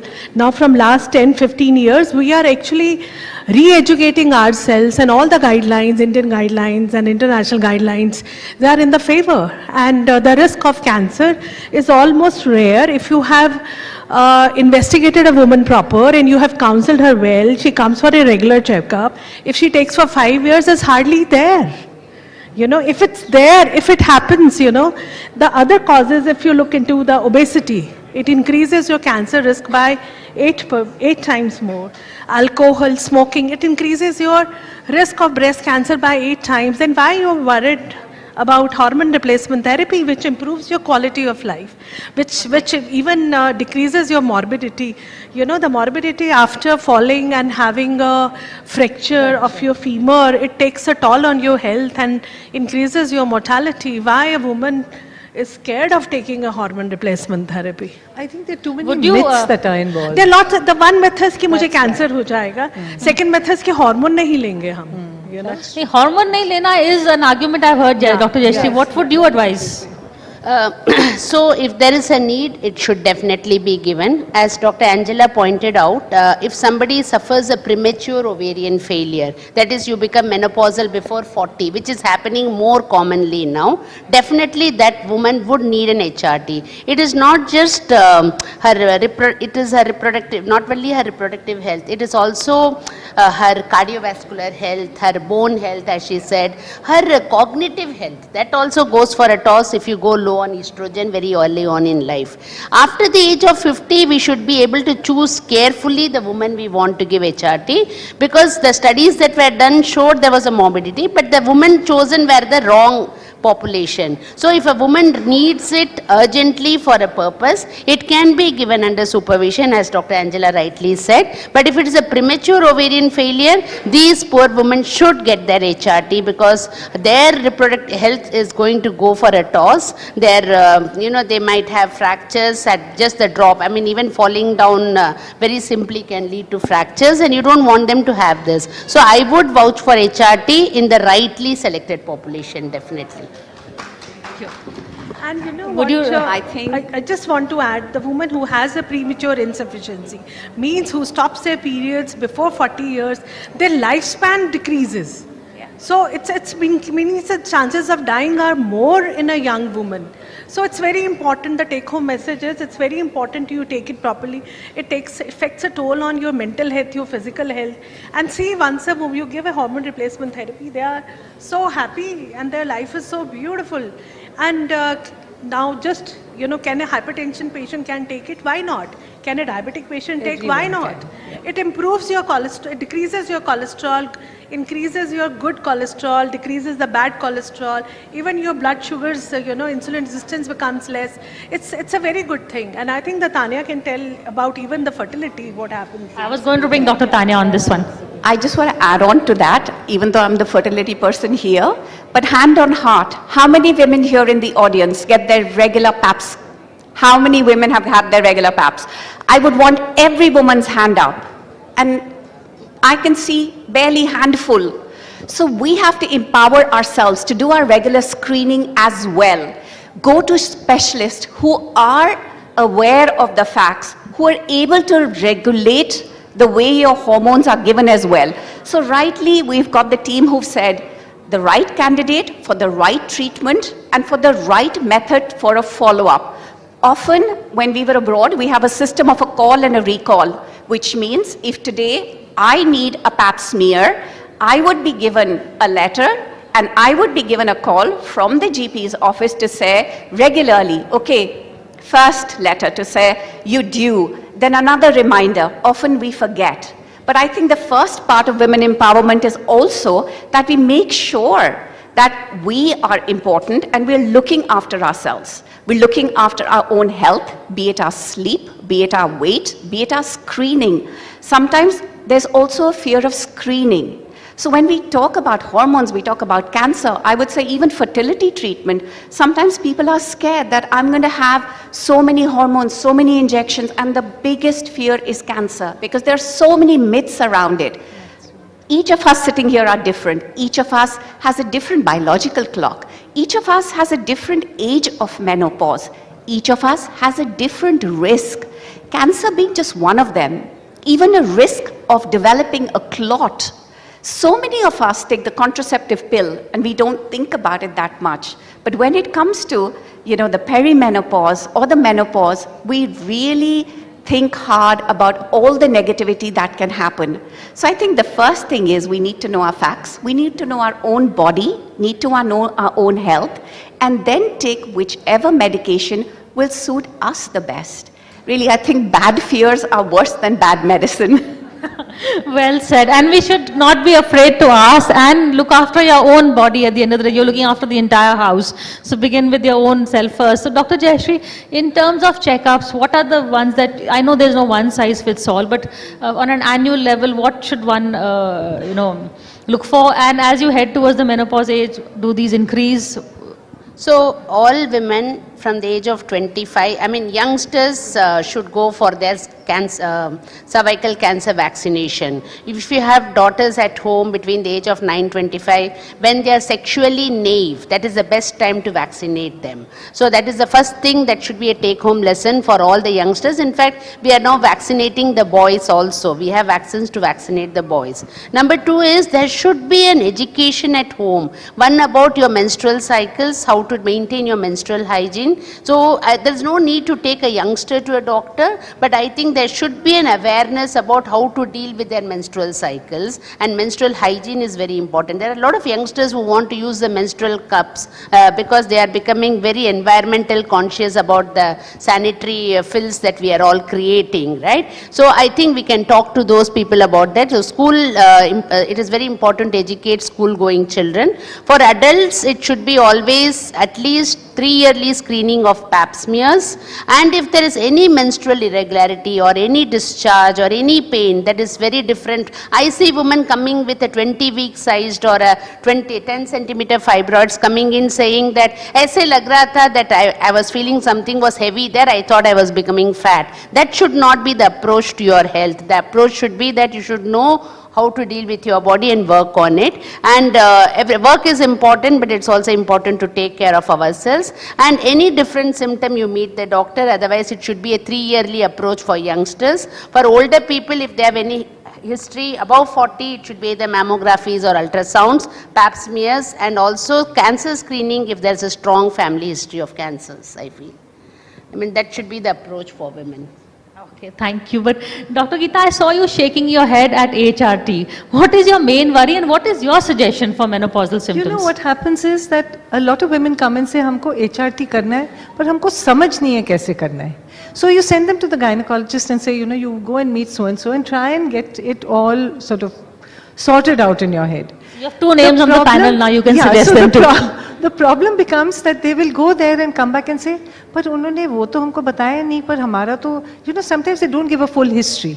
You will always ask, do they have a cancer history in the family? Because we are a little more careful in those patients. They may not give it. Also, I see a lot of the people from the villages who have no clue.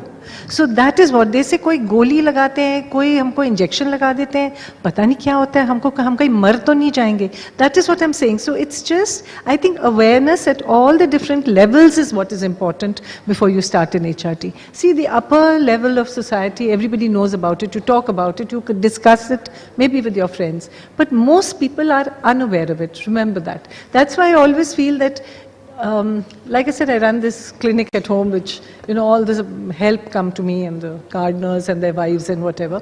So they want to know कि हमारा तो बंद हो गया, 35 में बंद हो गया, अब हम क्या करें?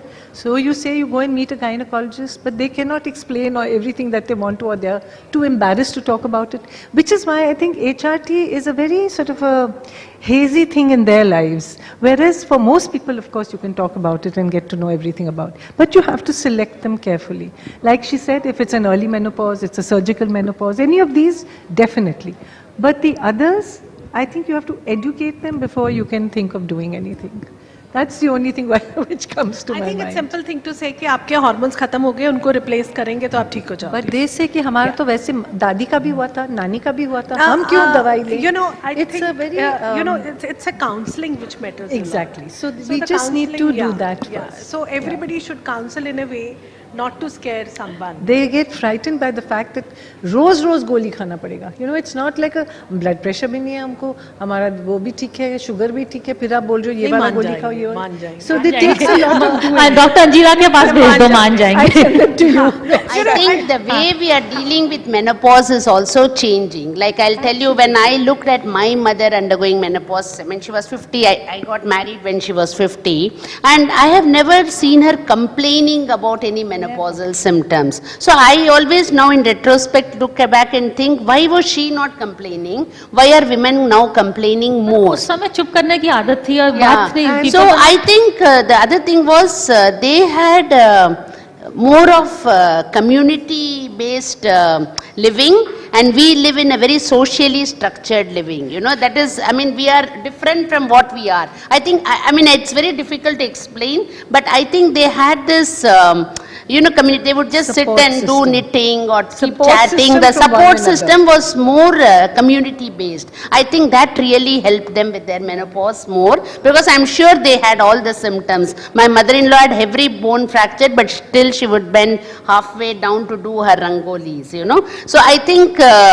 we need to look at that aspect also, about creating that social network or community network for women, which really helps them to deal with menopause. You know, at least women menopause is understood and talked about. What do we do about male menopause? We won't even admit it, and they are going through all these jumpy, angry. Absolutely. And I think as a mother of two boys and a husband who I keep saying is in andropause as well, and I keep telling them, just like I have hormones, so does your dad. It's not that every bad mood swing I have, it's, oh, mummy's either in the perimenopause or menopause. I said, so does dad. And really it's beyond that. The cardiac protection for men is real. The bone protection for men is real as well. And just like we think, and we only talk estrogen, there's testosterone out there, guys. And there is stuff that you can get. But whatever you take, make sure that you're supervised, make sure you're getting your checkups. And I'd like to add to what Dr. Jayashree is saying, that yes, we had fantastic community support, and also the nutrition was different. There was diet. Even today, I have my great-grandmother at 96, and sometimes she'll say, ये खाओ तो ये better है, देसी घी ऐसा better है, and we've gone round the world and come back and said, nothing like home food, nothing like the nutritious food that was made by our dadis and our nannies. It was all organic. It was all organic. गोंद के Laddu, pregnancy में हम कहते हैं calcium है. आज you ask the younger generation, आपको पता है nuts में कितना calcium है, green veggies में कितना है? No clue. So we need to even work on the diet. Our exercise, they were so active. Half of them would be working till the end, and they would be doing their pocha squatting. Awesome for your body, awesome for your pelvis. We are teaching you pelvic exercises now. They knew it. So I think something to look back, take the best that we can from our elders, put it into perspective of what we know from the latest, from the younger generation. And I think the best is if we can gather all the generations together and get the best learning. And have conversations like this in the open. You know, earlier on, I think part of the reason was they were maybe behind closed doors amongst communities. But now we can at least talk about these issues across genders, across divides, and there are solutions right here on the stage. So big round of applause for our panelists here, and thank you so much for this conversation. So much to all of our panelists for that extremely important conversation. As a cancer survivor myself, I must tell everyone that, screening is much better than not being alive. So don't be afraid of doctors, don't be afraid of going to the hospitals and getting yourself checked, because that's the reason I'm here today. That's the reason some of us will be here tomorrow as well. So thank you so much to all our doctors for doing the work that they do. On that note, ladies and gentlemen, it gives me immense pleasure to announce that we have a short segment coming up on two extremely important causes for women. One is cervical cancer and the other is breast cancer. So we will be beginning with cervical cancer. If we may, I'm going to request Ms. Seema Ansari, General Manager, CSR and Philanthropic Initiatives, Malbio Diagnostics, to join us on stage. And as she is joining us, I will request our team cervical cancer claims daily in India. and yet it is preventable. Leading cause, human papillomavirus, or HPV. Early detection can save lives, yet access to reliable HPV testing remains limited. Most tests aren't built for real-world conditions where they're needed most. India has already pioneered its own indigenous technology solution. The TruNat platform, a WHO-endorsed, multi-disease, point-of-care PCR system, is trusted at over 10,000 sites across India and globally. Today, the platform powers a major advancement, TruNat HPV-HR+, a fast, accurate test that detects 8 high-risk HPVs, 16, 18, 31, 33, 35, 45, 52, and 58. Together, these account for over 96% of all cervical cancer cases. TruNat HPV-HR+ is built to detect the strains most common in Asia and Africa, ones that are too often missed by standard tests. TruNat HPV-HR+ offers high accuracy, fast turnaround time, sample to result in under 1 hour, room temperature stability, no cold chain required, battery or mains operation, seamless compatibility with the existing TruNat platform, engineered for India's healthcare system, from PHCs and CHCs to rural clinics and screening camps. The TruNat HPV-HR+ is suitable for last mile screening and detection. TruNat HPV-HR+ is more than a diagnostic solution. It enables early intervention. It advances the goal of cervical cancer elimination. And it helps protect millions of women from cervical cancer. The test has been validated with the support of BIRAC and the Department of Biotechnology, DBT, Government of India, ensuring that the HPV-HR+ meets the highest standards of accuracy and reliability in clinical settings. TruNat HPV-HR+. Early detection, everywhere, for every woman.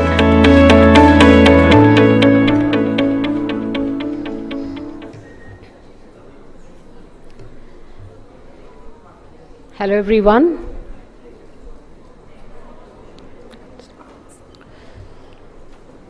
I'm going to start a very short presentation on what is the symptoms and why do we need to protect ourselves from cervical cancer. I just heard the panel of doctors talking about cancer and prevention, which is so true. One has to definitely get themselves screened and tested so that we can meet with the accurate treatment and untimely treatment.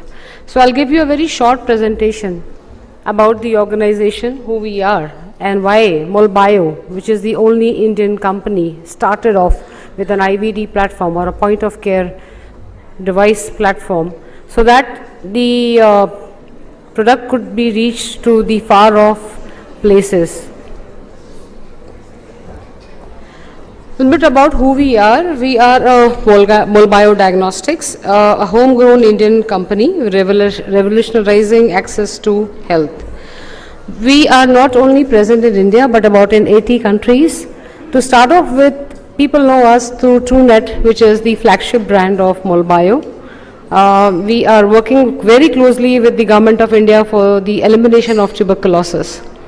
And not only that, but HIV, cervical cancer, hepatitis, malaria, dengue, you name it, and 35 array of diseases which you can test in like 1 hour and be on treatment as early as possible.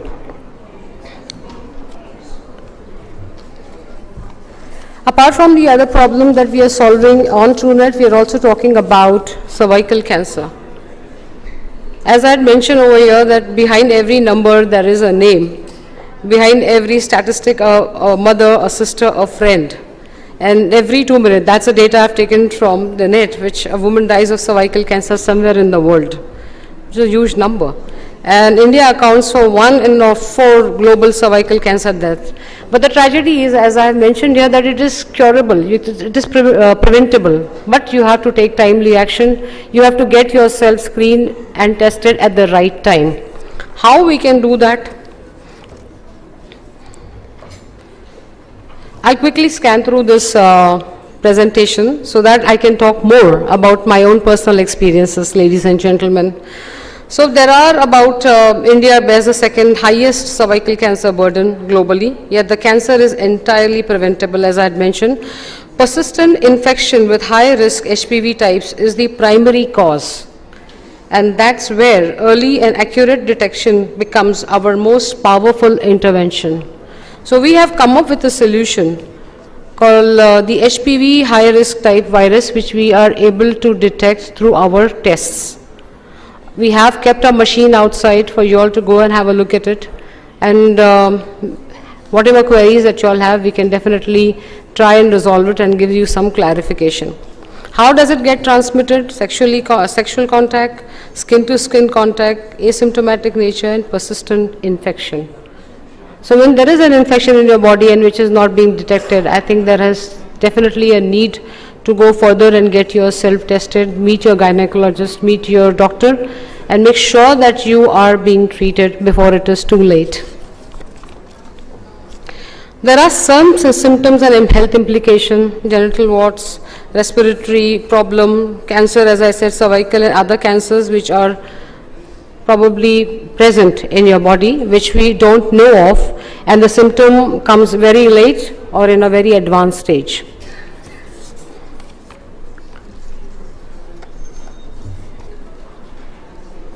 This is the machine that we are talking about, which is the point of care device presented by Mol Biodiagnostics. It's a 1-hour test. We'll get the swab sample tested at the comfort of your home or through a CAM, hospital, wherever you are. The machine comes to you and we get yourself tested and be on the path to treatment. The whole idea is prevent yourself from any disaster, prevent yourself any dangerous disease, or prevent yourself from getting into very heavy treatments. This is a public health impact that we are talking about with TrueNet HPV HR, where we are talking about bridging the science and accessibility.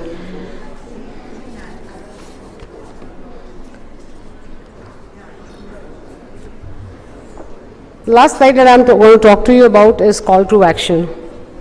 We all are here to talk about our achievements, but it's very important to know that how are we going to act? Are we going to take a pledge, all of us here, to protect ourselves and our family and our loved ones and the community and society at large from cervical cancer, or that could be any other disease? The first thing is screening and testing. Then comes your treatment. But if you do not screen yourself or get yourself tested, treatment is at a much later stage. And it could be very late. So how you can connect with us? Through individual, through corporate social responsibility, through government and NGOs, and of course through your healthcare providers.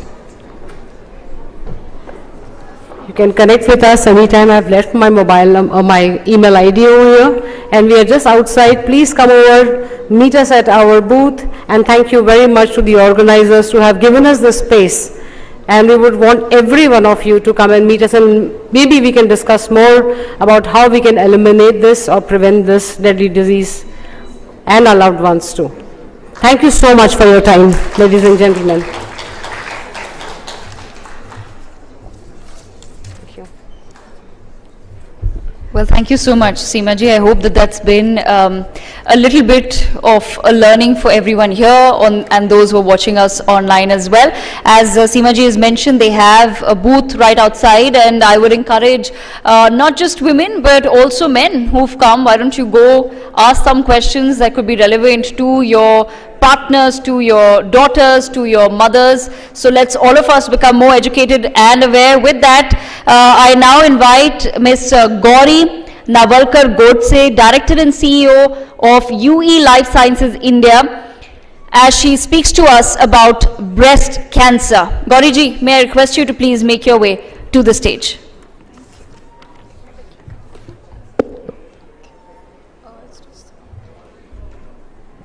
Hi, good afternoon everybody, respected dignitaries and guests. Thank you for this time.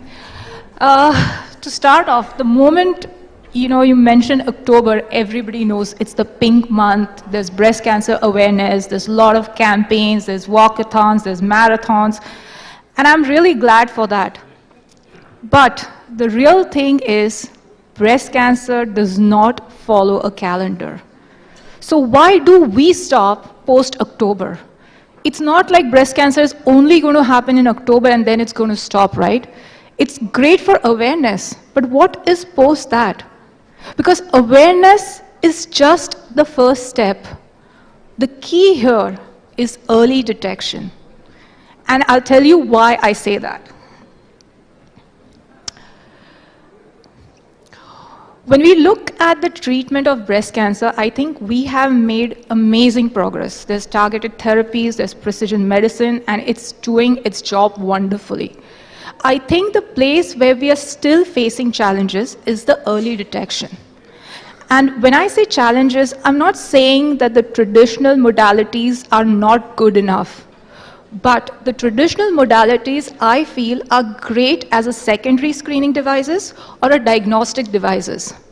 So let me explain you. Let's take example of mammography, right? Mammography is recommended for 40 and above once in 2 years as a screening tool. Why once in 2 years is a larger question. Because of the radiation aspect. It's the same radiation aspect that prevents it from being used by younger women, that prevents it by use by pregnant ladies. It prevents it to be used in women with dense breasts. Now, these are the real challenges. Add to that the fact that we as a nation have severe shortages of radiologists. We don't have enough talent to go around to screen every woman and read their report. And these are true challenges that we are facing today, right? So how do we then enable early detection? And that's where we decided to go back to our drawing board to say, how do we address this challenge? Because if you truly want to increase the survival rate, you have to go at the start. The earlier you catch breast cancer, the lesser there is to treat. And with that in mind, what we designed was eye breast exam. It's a completely painless and radiation-free, which means it can be used across all age groups, pregnant ladies, younger women, women with dense breasts. What makes it even more interesting is it's ultra-portable.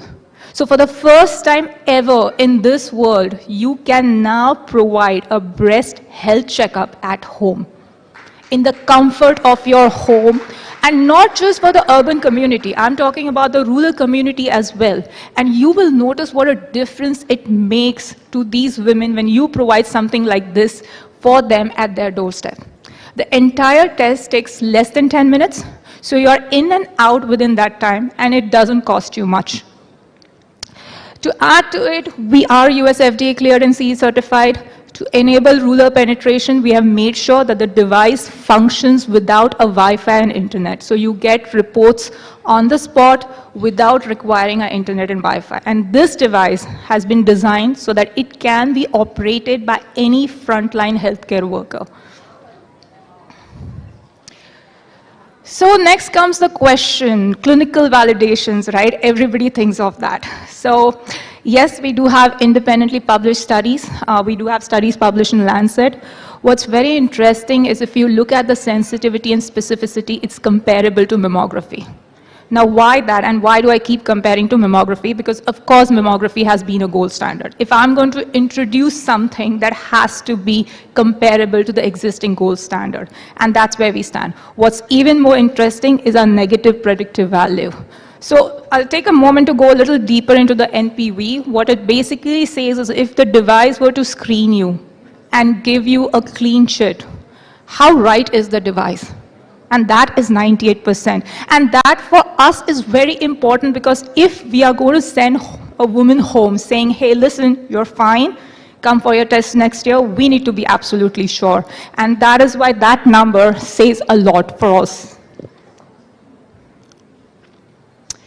So given the shortage of time, we have kind of created a short video that showcases our implementations, not just in India.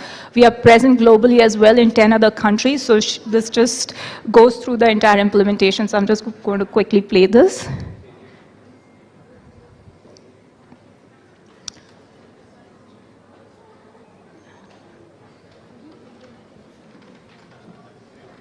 Could I request the crew at the back to please play the video?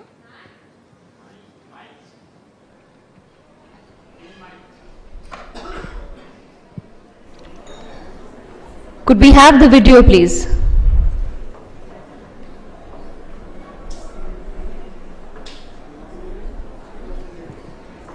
Okay, while they work on it, I'll just rule out the name. So we are working with the state of Goa. Entire Goa has adopted this device. We have screened over 1.5 lakh women. We are in the phase 2, where we are going to be screening another 1.5 lakh women. We are also there in every government medical college of Maharashtra. This is the phase 2 with Maharashtra as well, where we are going to be screening 6 lakh women. We have worked with Chhattisgarh. We are done with Gujarat. In fact, in Gujarat, we did a very interesting project, and we said, you know, why wait for women to show up at camps? Why not take the device door to door? And we were surprised. We had 95% of women screened because the device showed up at their doorstep. And that for us is very important. Like, if you truly want to create access, that's how you do it. Absolutely, Gauriji. Thank you so much for that very, very informative presentation. Yes, please go ahead. So, last but not the least, wanted to just quickly cover this slide, given the shortage of time. These have been our partnerships. In fact, in US markets, Siemens is official distributor for our product. Now, let me mention Siemens themselves manufactures ultrasound and mammography. So for a partner like that to come on board and say, hey, listen, we'll be your official distributor for the market, is a feather in our cap, and we are very proud of it. That said, Pfizer has been one of our partners as well. They have been crucial in getting early detection to LATAM and Egypt, where we are working with the Ministry of Health there as well. So thank you so much for your time. It was great presenting to you. And if you have questions, we have a booth right outside. Absolutely. I once again encourage everyone sitting here, please take out a moment to go have a conversation with them.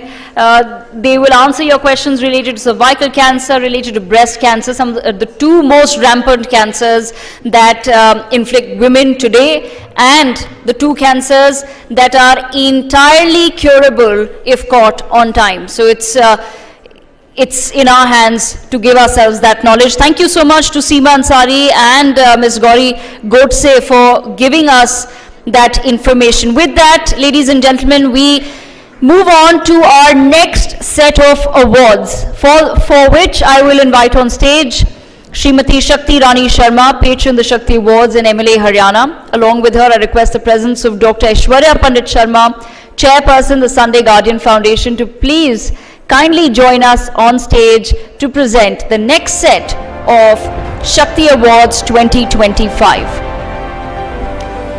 And we will begin this particular series of awards with our doctors, Dr. Tanya Bakshi Rohadgi, Director, Reproductive Medicine, IVF and Onco-Fertility, Max Super Speciality Hospital, receiving the Shakti Award for Excellence in IVF, Reproductive Medicine and Onco-Fertility, Dr. Tanya Bakshi Rohadgi. We also have with us Dr. Jayashree Sundar, receiving the Shakti Award for Excellence in Gynecology. Dr. Geeta Prakash with us to receive the Shakti Award 2025 for Excellence in Family Medicine. Let's give a huge round of applause to our women achievers.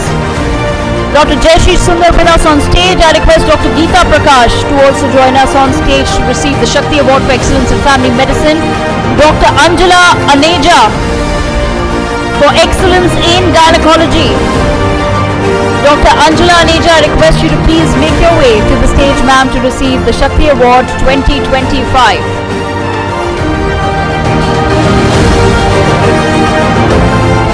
And of course, we also have with us Dr.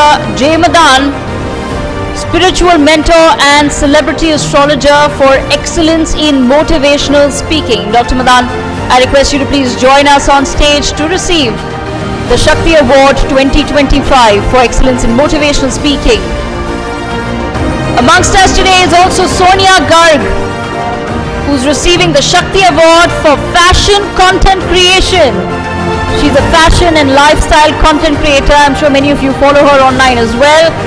Sonia Garg, recipient of the Shakti Award 2025. Also with us is Sahiba Bali, She's an actor and sports presenter. She receives the Shakti Awards 2025 for excellence in promising performances.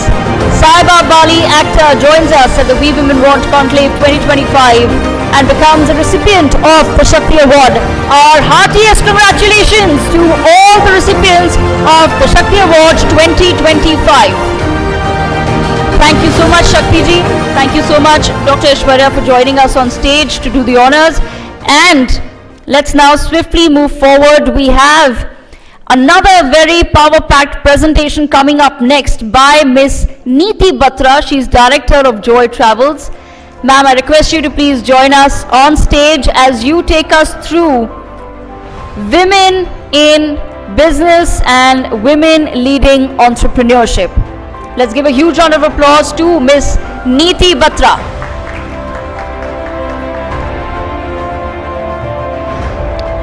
Good afternoon, everyone. My name is Neeti Batra.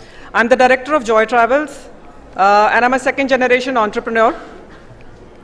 I studied at the Hindu College, and I pursued my MBA in Finance in 1999.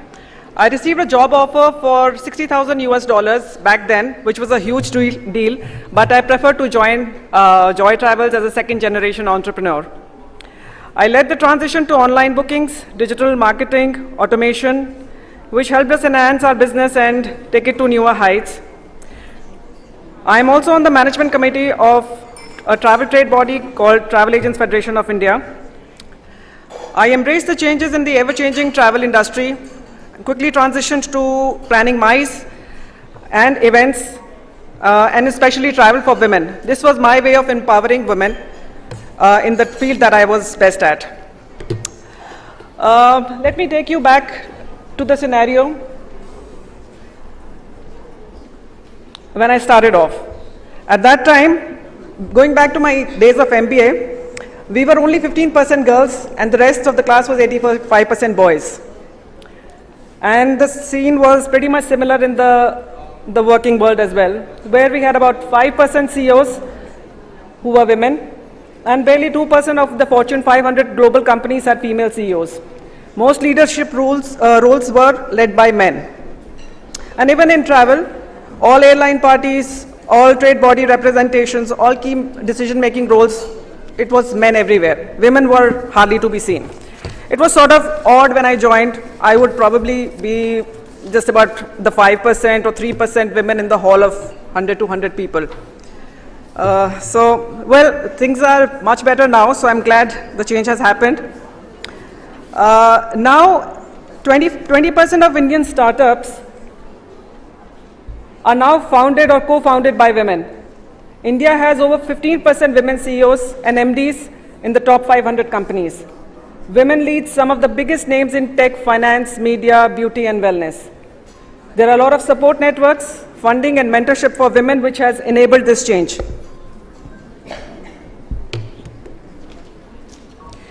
Same is the case with travel. Initially, when I started, it was only the men who would take the decision. If we were to sell a travel package or negotiate a deal with the corporate, it was only men whom we had to deal with. But now things are changing. They have changed a lot. There are a lot of women representations. Women are seen as decision makers in the family. They're empowered themselves. They have their own money. They can make decisions with their own money. And they're not dependent on the men in the family because they're treated as equals now, fortunately. So the change that we witness in travel is the shift from the men taking decision to the women being empowered to take the decisions. Not only that, they just don't do the family trips for which they take the decisions. They are doing their own trips with their girl gang. They're planning solo trips, which is where my little contribution of empowering them comes into play. I always like to plan trips for women so that they enjoy their life unapologetically. Well, if we were to consider the question, why was the women participation so low in all this while at the work front? As I said, women were hardly seen. I was in the 15% in my class, 5% in my industry. There was the reasons I think everybody in this hall would agree with me. There was a lot of societal pressure on women. Women were expected to prioritize home over ambition. And that is the case in a lot of tier 2, tier 3 cities even now, which I am sure will change over time. There was a lack of role models. Women did not have anybody to look up to as mentors, as role models, as somebody aspirational whom they would like to emulate. Also, there were no schemes from the government. There was no backing by women entrepreneurs, no backing, no support from female mentors who could help bring up new talent. And also there was this self-doubt, which was an internal barrier, which people of my generation have grown up with, would be able to understand where I'm coming from. It was this self-doubt and hesitation and conditioning by our parents that we were to play the second fiddle. Yeah, we were playing second fiddle most of the time, you know, following what our husbands were doing rather than taking the lead. So we were always told to follow and see if working was okay with the husband, if neglecting your children and family was okay. There was always a doubt that was created, a sense of guilt that was created. So we were never our best selves. We would always place our family ahead of us, ahead of our ambitions, which is why the growth was little slow. But children of today, because now we are parents, we've not conditioned our girls like that. We've treated them like equals, and they don't think they are any less than any boys around them. So this will end with our compete with men as well. And that platform, that stage of equality and equilibrium is what is a woman of today, but the powers have always been there. Let me in fact take that to you as well, Sonia. What is a woman of today according to you? How would you define one? And do you believe these days women of today are obsessed with social media? Hi, I'm Sonia. Thank you for the question. I'm a fashion content creator. I mean, that is my work. That is what I do. Some people might say that I don't have a real job. But at the same time, answering your question, I think women of today are unapologetic. And they are everything they can ever be. Because I think social media again plays a very huge role. Because right now, again, as I said, this is not my job, but this is my business. So women these days are entrepreneurs, they are business women, as I speak. So they are everything. So that is women of today for me is. Okay. You know, you've also, of course, been given the Shakti Award today. So I have to ask you, where do you get your Shakti from? Oh, that is such a nice question. I think I get Shakti, first of all, from my family. Because personally, I think you should not forget where you come from. Because there was this time when we had nothing. And that time, like a lot of people, as they suggest to, I would not like to include gender, but they obviously suggest like, oh, like your kid should take up this job because now you don't have money or, you know, anything like that. I'm so glad I didn't listen to them. So my Shakti comes from my own self to make my own decision and the ability to take anything that I want to do with my life. And even if I make mistakes, that is my own, but if it works for me, that is still, my own thing.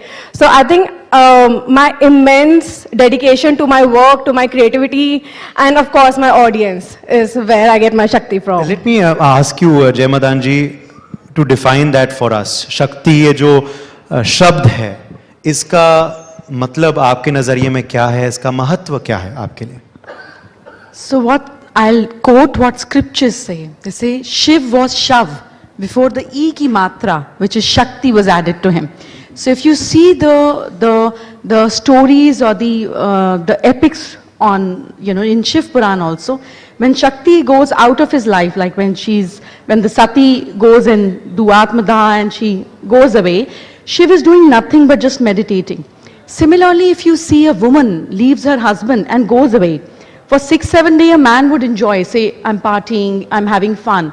But when it comes to the responsibility part of handling the home, everything around becomes so silent, it becomes so dead. So women is like Prakriti. She's active, she's movement, she's anything which is happening in life. And that is why, and I really like that about the defense sector of our country, Navy. Any ship that they launch, they call her she, which is so beautiful. And the chief's wife comes and does the puja of that ship which is being launched, which even the defense sector of our country understands that power is women. And for me, she's not just about physical power. She surely has more physical power than man would have. If a man goes through a menstruational cramp every month, he'll probably jump from his balcony. Or if he has to go through the pain of the labor pain of delivery, he can't even imagine bearing that. So she's surely physically more powerful, mentally stronger. Emotionally, she can handle pain more. That's what statistics also say, that men go through more heart attack than women, because she's able to bear and endure pain. So I think women is nothing but power, Shakti. And it's so beautiful that when a daughter gets born in our home, or a daughter-in-law comes in our house, we always say, "Mere ghar Lakshmi aayi hai." And I tell people that it's so strange. A daughter is born and you don't say, "Mere ghar Saraswati aayi hai." A wife is coming and you don't say, "Mere ghar Durga aayi hai." Halaki wo Durga hi banegi after 10 years, but you don't say that. you just say Lakshmi aayi hai. And then we see a picture of Lakshmi where she's the only goddess who sits on her husband's feet, nobody else. I mean, Radha must have loved Krishna ji lot more, but she's never sat on his feet and pressed his feet. So what are they trying to tell us? That a Lakshmi is supposed to be on husband's feet? No. The whole understanding of Lakshmi or a woman means that she only surrenders to a man who surrenders to her. So she's not power in arrogance. She can be absolutely subdued in love like water. But you need to give her that respect. She will command and she will demand that respect. And if you can do that, then she's your equal partner, and she can be somebody that will always help you and support you. So she's power in every way. Yes, lovely answer. I think Dr. Jayamadan is, this is why she is an acclaimed motivational speaker. हमारी India news की family गुरु थी आप शुरुआत से ही. जी, Sahiba, that same question to you. Winning today the Shakti Award for promising performances, does that make you feel you are on the right path? In a profession like yours, acting and sports presenting, there are many highs and many lows. So what keeps you grounded? What keeps you, where do you get your Shakti to stay true to the cause? Thank you so much for the recognition as well, but I don't think any kind of women do not seek validation from outside, I feel, at least the Indian women, because they have to find Shakti within themselves to bring it out. Because in the external factors, you always have people doubting us, putting us down, not believing in us, and it's within us to take that step forward and say, listen, you might be wrong about that. But of course, I think recognition like this makes us believe at least that we are doing something right. And for me, Shakti comes from women, and I'm not going to lie about that. I'm going to be supremely honest. Hello. Hi. Nice to meet you. Sorry. Welcome, Sayali Bhagat, actor, former Miss India, with us as well. Please go ahead. Would you? Saiba. All right. And for me, like I said, Shakti comes from women. Everyone sitting here, when I was sitting on the sofa, the women around me, the energy I get, just seeing how unabashedly, unapologetically they are. And for me personally, it has been my grandmothers, my nani and dadi. My nani was leading a school. She owned a school. She was a principal of a school. And she came to India from Pakistan when she was mere 2 years old as only with her family. My dadi, who was a corporate lawyer and the first banker in India, and a female banker in India. And that got me into understanding how powerful women can be, and they can work, and they would come home and take care of their three children, take care of their husbands, take part in their social promises, etc. So, and my mom as well, she's in the audience. Right now in the car, she told me, she had an event yesterday, she works, and she's like, I don't do it for the money. I do it because I want to work and I can work. And that was like, yeah, that is being a woman today. Sayali, you were Miss India, you became an actor, you have given big hits in Bollywood, now you're an entrepreneur. Do you believe this does embody the woman of today, which is our panel theme today? Breaking the glass ceiling in different fields, and what has led you to transition in the manner that you have? Oh, what a wonderful question. And I'm sure I'd be reaching out to most women out here. And I think Durga is the right incarnation, or the right way a woman was always depicted, or Devi Ma is always the right way how a woman is depicted. Basically a woman with many hands. A woman who can do so many things. And I think we can add value not just to our homes, to our children, not just to one profession, but we can evolve, we can adapt. And I think my career path and my life path has been something very similar. And I'm sure it is so with all you women out here. So we start as daughters, little girls, as students, and then we move on to many roles. And somewhere or the other, we're not just doing more, but also aspiring to do more. So I'm not just saying in terms of ambition, but in terms of our capability. I think a woman was always a multitasker, and my current life journey is just a reflection of every woman out here. Jayamadanji, let me, Sonia was of course speaking about content creation and, fashion, and the youths connect with this these days. There's also, of course, we see connect of people, but a lot of women also with Vastu. How can using Vastu correctly improve a woman or man's life? A woman? Or man's life? Or a man's life. Oh, glad we have a question that man would also like to hear or listen. I'm happy with that. I think the understanding of Vastu, let's make it very, very clear and simple understanding that it was not something which was meant for ordinary people when it was documented or written by Ved Prakash ji. So in Vishwakarma Prakash, when it was mentioned, it was only meant for kings. So the Vastu that we read or we understand, northeast में मंदिर होना चाहिए, south east में kitchen होना चाहिए, south west में bedroom होना चाहिए, were meant for palaces and cities. It wasn't for normal people. So they were Raj Jyotish, which used to check the Mahurat of wars, the marriage, the baby, the other auspicious things, design the homes, know where the army should be kept, the animals should be kept. So it was all generic. In today's time, where we are living on each other's head, like there's one apartment and there could be 100-story building. They could never imagine that one day there's going to be a multi-story structure, one floor will have 5 apartments. So if one apartment has northeast toilet and 100 other has, all of their life is not same. Forget about one apartment. If a husband is going through financial debt, the wife is partying, she's not even bothered. What does Vastu do with one bedroom? So Vastu affects only 35% of your life. 65 is what phase in life are you directly going through. आपकी जिंदगी की दशा बताती है कि कौन सी दिशा आपके लिए ठीक है. So it is very personalized right now. Doesn't mean that generic won't work. It will work. So the generic direction of fame is south. Somebody like her who's into social creation, and the more likes and the more followers she'll have more money in her pocket. So if you want to increase your fame, that's your goal of life, or like you for that matter there, then your pictures and your identity, your appreciation, your certificates should be in south. Because that is the direction where Hanumanji also got popular. He went towards South Sri Lanka. This direction takes lot of your hard work and effort. Unki bhi poonch jali, chota hona pada, bada hona pada, and eventually he became a god. Similarly, this direction makes you very hardworking.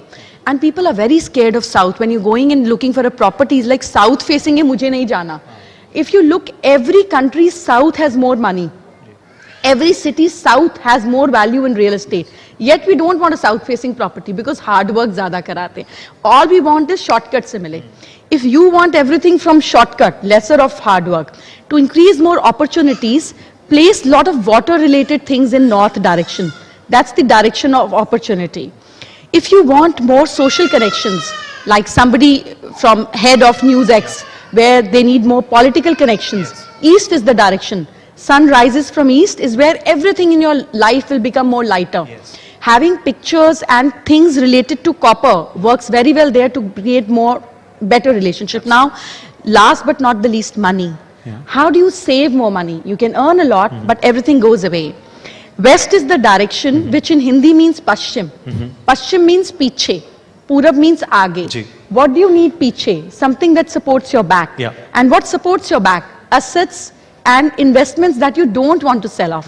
So when you place them in the west direction, it gives you support that you don't have to liquidate them. Amazing. Very, some good tips for you all to, take and imbibe as well for our audience here and our viewers as well. Let me ask you, Sonia, about when you decided ki yahi karna hai. When did you decide that my content is working now, let me make a career of it? Which has been your most memorable reel or video so far?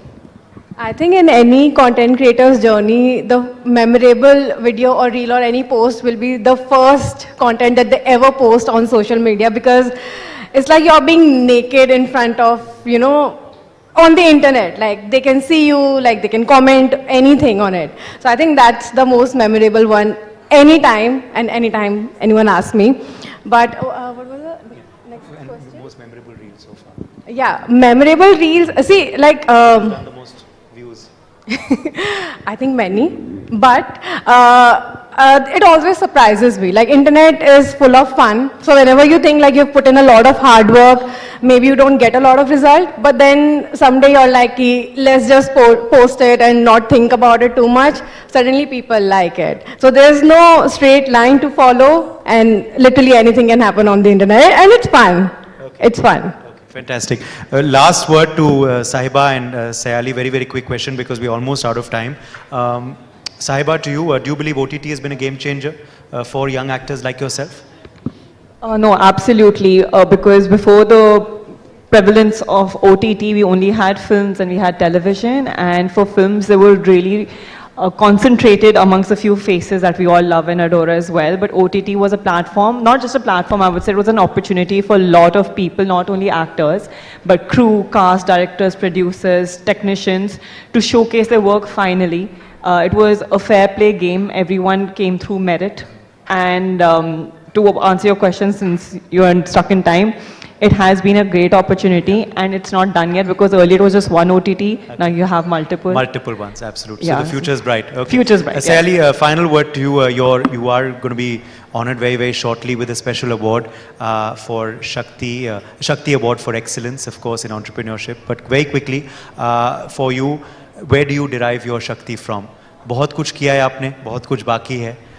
मुश्किल दिन जब आते हैं, शक्ति कहाँ से मिलती है आपको? I'm glad I'm talking about where I derive my Shakti from, and my mother is pretty much present here. So yes, I do derive my Shakti from my mother. How lovely this is that your mother is here, and yes. Your mother is here. So oh, nice. Lovely. So yes, Mama, can you just wave? Yes, there. So I derive my Shakti from my mother because you see them in different phases throughout their lives. Now my mother's almost touching 70. So I kind of have a roadmap of how I'm going to get there by 70. And I think this is what all women need, whether it's from us or whether it's from this whole endeavor today, is to see a little bit of roadmap, is to get a little bit of an idea of how we can get ahead from where we are right now. Thank you so much, all of you. You all are, as I said, 4 of you women of today and achievers in your own right, and let's hope that continues.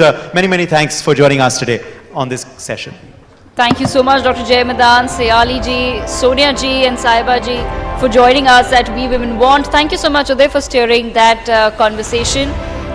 It's been a wonderful insight so far. There are so many women that we've managed to gather, so many different thoughts, and so much to also still look forward to. The day is not over. Before we move on to our next session, Empower Women, Empower Northeast, I will take a moment to play out a video on breast cancer that has been given to us by UE Life Sciences. Can we have the video, please?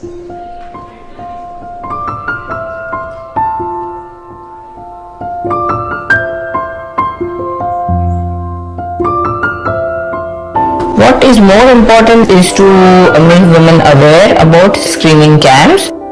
What is being used in the last 2 years is the eye breast examination device.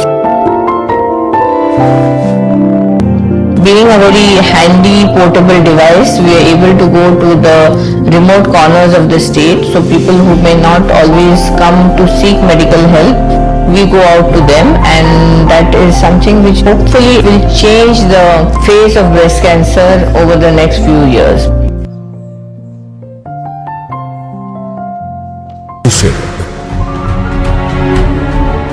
During the first phase of this campaign, we will screen up to 2.5 lakh women over 35 years of age in the Anand district. Our trained nurses will use Eye Breast Checkup, which is an advanced American digital testing process to screen the women in the privacy of their own homes, totally free of cost to them.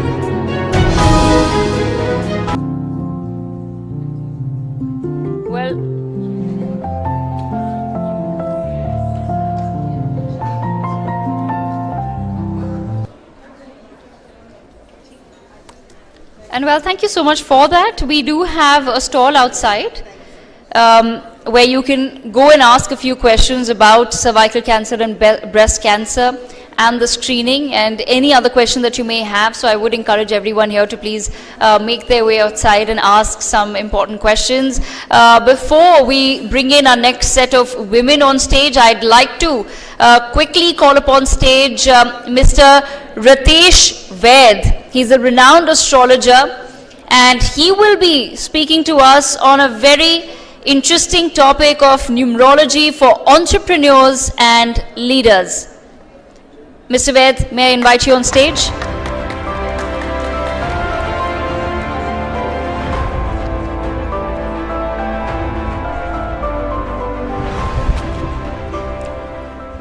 Good afternoon, all of you. My name is Ritesh Ved. I am a professional numerologist and I've been doing this almost 2 decades back. Just give you a glimpse about what is numerology and how it works. Every number is assigned to every alphabet. There is 9 numbers in numerology. Number 1 stands for sun. Number 2 stands for moon. Number 2 is been the lucky number for all the Bollywood and Hollywood actors and actresses. If I talk about number 2, 101, that is 2. It belongs, the date of birth is Amitabh Bachchan, 11th October. 1 is aggressive to give you a name frame, opportunities, world famous name, you can say that. If you look at Big B, the first movie hit, Diwar, in 1973. If you calculate 1973, that comes to be number 2. And number 2 is Amitabh Bachchan. So the movie, it was his first movie hit in an aggressive role.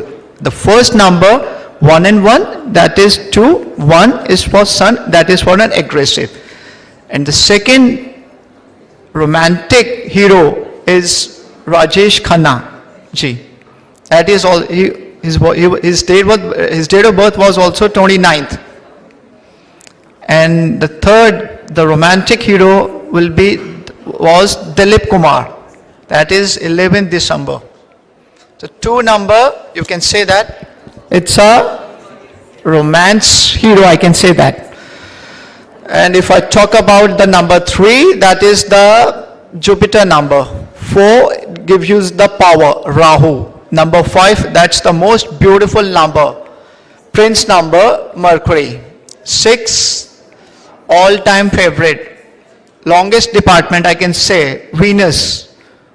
Give you money, power, family life, success, growth, prosperity. Number 7 is a wisdom number. And number 8, that is for a Saturn number. 9, that's the most aggressive number.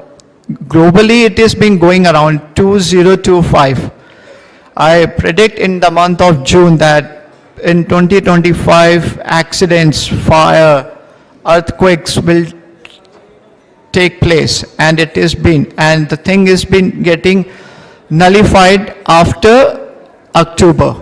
So that is, then the next planet is been coming on, that is number 1. Just give you the glimpse about name numerology. Whenever we all born, we have our date, month and the year. There should be no name. Name, जब भी हमारे पैदा होते हैं या हमारे family में relatives होते हैं, दादाजी हो गए, दादी जी हो गए, नाना नानी, पेरेंट्स हो गए, father mother, they align their children's name. And I must tell you that he or she, the name should be 100% aligned. If it is, the name is not aligned, then problems, hurdles, speed breakers will occur.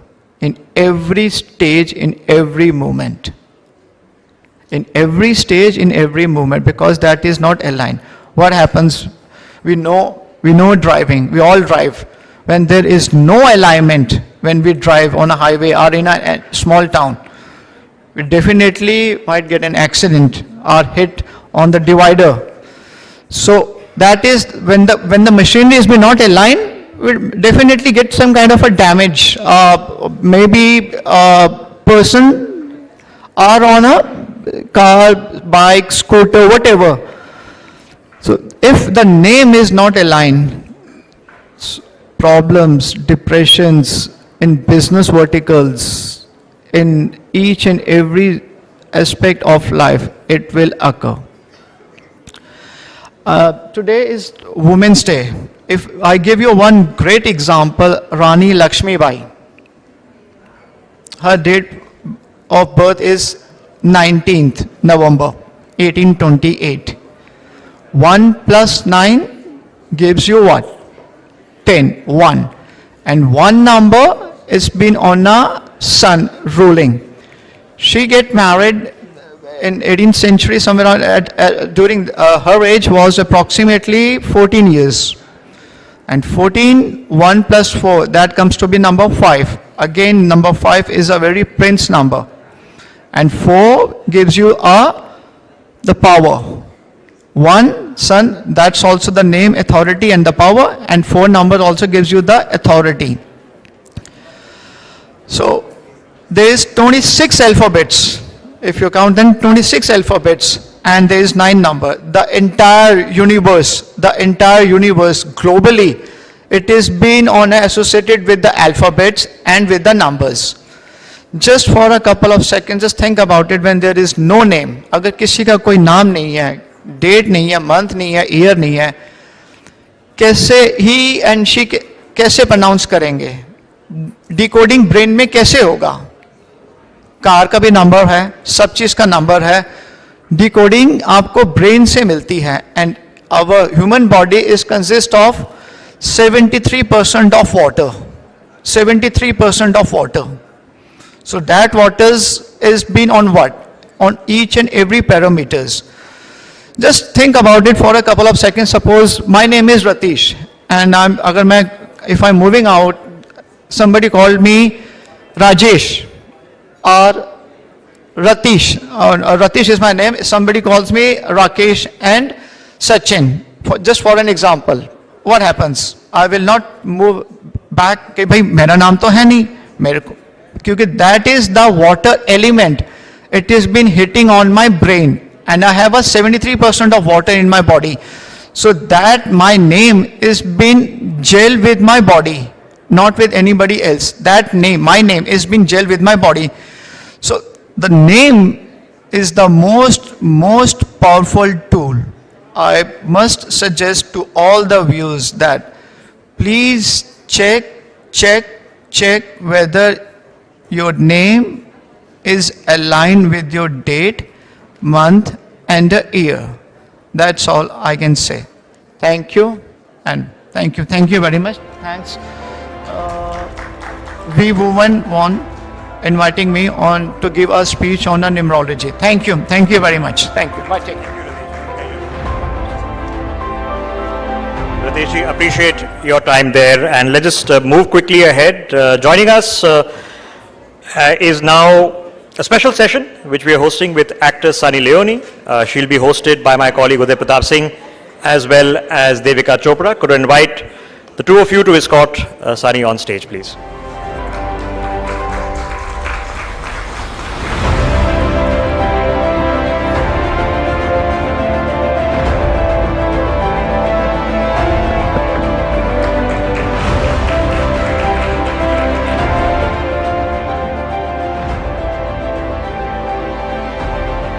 Hello and welcome. I'm Uday Pratap Singh. With me, my colleague Devika Chopra, and we are with someone who, of course, needs no introduction. Yes, the packed hall here at our venue in New Delhi, and of course the scores of other people watching us online, as well as the people outside the hall who haven't got room inside, are proof of her popularity. She's carved her niche for herself, and interestingly, she's also become an entrepreneur recently as well. We're going to be talking about a lot with actor Sunny Leone. Thank you so much for being with us. Welcome. Thank you so much for having me.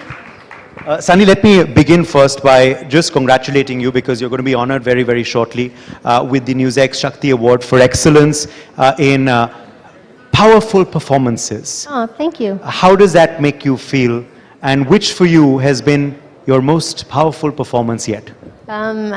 First of all, thank you. It's amazing to get awards. I don't know what was in people's mind when they were deciding this, but I'm really happy about it. And I feel great that, you know, we can make an impact. And I think the most powerful role is actually being a mother and being an entrepreneur. You know, when you work in entertainment, it is amazing and it's beautiful and it's exciting and you're doing something new every single day. But I think when you can either make an impact in someone's life or you can follow your dreams, whatever that is, then, you know, I think it's the most important. Can I make a disclosure before my colleague asks you a question? That I have used today, while coming to the conclave, the Affetto by Sunny Leone deodorant. Thank you. Devika. Maybe that's why Uday is getting a lot of inquiries this time around. So, Sunny, thank you for that, Uday. You must thank her personally as well. But, Sunny, since we're talking about powerful performances, you know, we are a part of an industry that often commodifies or objectifies women. But you're one woman who's really taken control of her image, of her brand, of her narrative. What's the most powerful lesson that you've learned as a woman, as someone who's controlled her narrative? First of all, I just want to talk about the word objectifying. It's such a negative connotation. Yes. And I think that you can only be objectified if you allow people to objectify you. And, you know, and the other harsh reality is when you work in entertainment, you put yourself out there, you put your face out there, you are in a film, you're in an ad film, you're creating, you know, different shows. So you are putting yourself out there to be objectified. It's just that that word has such bad baggage. I mean, I look at Hrithik Roshan and I objectify him all the time, but, you know, doesn't have a negative feeling to it, does it, when I say that? So I think that we have to change this word. The definition, yes. And also, I think you can only be objectified if you let people do that. And I learned a really, really long time ago that the word objectification doesn't have to mean something negative. And if you're true to yourself and you're honest, you have integrity in the work that you do, you're not compromising who you are, then I say go, be objectified. For you, you know, becoming a mother, how did that change you? How has that changed your outlook towards work, and how has that changed your outlook towards life? Becoming a mother was absolutely amazing. It's something that I wanted to do, and I always knew I wanted to be a mother. I always knew I wanted to have children. I had number 3 in my mind, but, you know, you never know when you meet your partner what they want. And I got really lucky, and they've changed my world. I get a little bit less sleep. I have a lot more patience. And as far as my work goes with, you know, all these things, it's amazing to be able to do both. And I always tell my children I'm a better mommy as a working mommy. And every mother out there has their own views of what they want and how they want to raise their children. But I do want my children to see that I work hard and that, you know, the things that we have, it doesn't come for free. And we have to work really hard and put in the effort. And with that effort comes, you know, all these amazing things that they love. They're still too young to understand it, but hopefully one day they'll remember that their parents were working parents. But you know, Sunny, speaking of family, of course, we only see the glamorous side of you and your family, and you have a beautiful family, by the way, touch wood for that. But what's one thing beyond the glamour? What's a small everyday struggle that you face as a working mom, which you feel other women in this room would relate to? You just can't get enough hugs and kisses. And no matter how much you have to walk out the door, just need one last hug, one last kiss, one last something. Talk to me, speak to me, let me hold you. I think that that's always a struggle, but it's so much fun being a parent. Also, I have to ask you about your partner as well, because that plays a very important role, isn't it? How has Daniel played that role? And how important is it for women who are watching as well to have such a supportive and, a protective husband and partner? Sure, I mean, it really just depends on what kind of relationship you have with your partner. For us, we met each other and we were just glued to each other. And we figured out very quickly that we can work together and not hate each other or want to tear each other apart. Our basic fundamentals of business was very, very similar. How we function and how we separate those roles. It was never a sit-down conversation saying, you're going to do this, I'm going to do this. It just fell into place, luckily.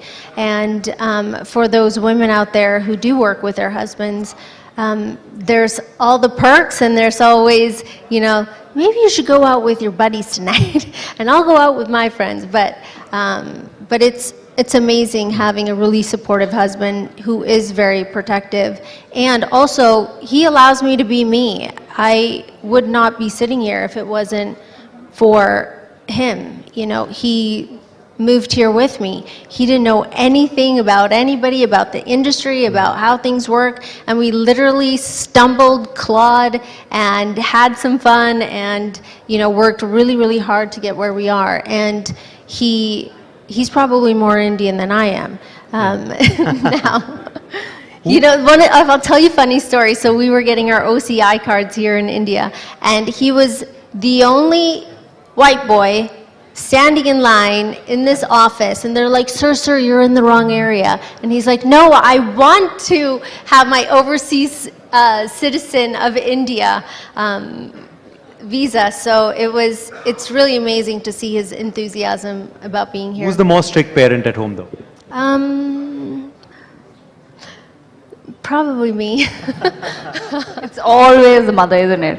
Well, there's not many rules. It's just don't hit your brothers and sisters, respect each other, respect your family, treat each other with kindness, and, have fun in life. That's it. I mean, it's not so difficult. Sunny, I just want to ask a slightly, slightly deeper, serious question as well, because in a way, you and your husband, you've created this modern blueprint of what a family would be today. You've had the opportunity to adopt a beautiful daughter. She's so lovely. And you've had your 2 boys through surrogacy as well. So you've embraced a lot of different ways to fulfill that joy of parenthood. What would you want the viewers watching to be an important lesson from your journey? What can you sort of share with us about that experience and, the emotional ups and downs, and how did you go through it? Sure. I'll start with Nisha, who she's adopted. We applied to adopt a child, and it took first of all, it takes a long time, lots of paperwork to go through this entire process. And one day you get a letter that says, you've been matched with so-and-so. And it was Nisha's photo. And I knew from that second that I saw that photo, I go, that's my baby girl. She's mine, and I'm her mother. And it was like instant that you have that feeling inside that that's my child, that's going to be my baby. And without a question in my mind, I knew that we were going to, try our very best to bring her home. And that entire process is very, very emotional. And I got to meet her, and we got to, finish obviously all the paperwork and bring her home. So I wouldn't say that it's necessarily an easy journey, but it's a journey that both my husband and I are willing to, move forward with. And I think that if we can provide her with the tools in life to be a good human and be understanding, and she's extremely, extremely intelligent. She just created her first invention. You guys can go check it out. It's called Boo Box. So my daughter, just like most children, are extremely lazy, and she had really, really bad allergies. And I would come home, there's a pile of tissue papers everywhere. I'm like, Nisha, dustbin is right here. You just have to pick the tissue and put it in the dustbin.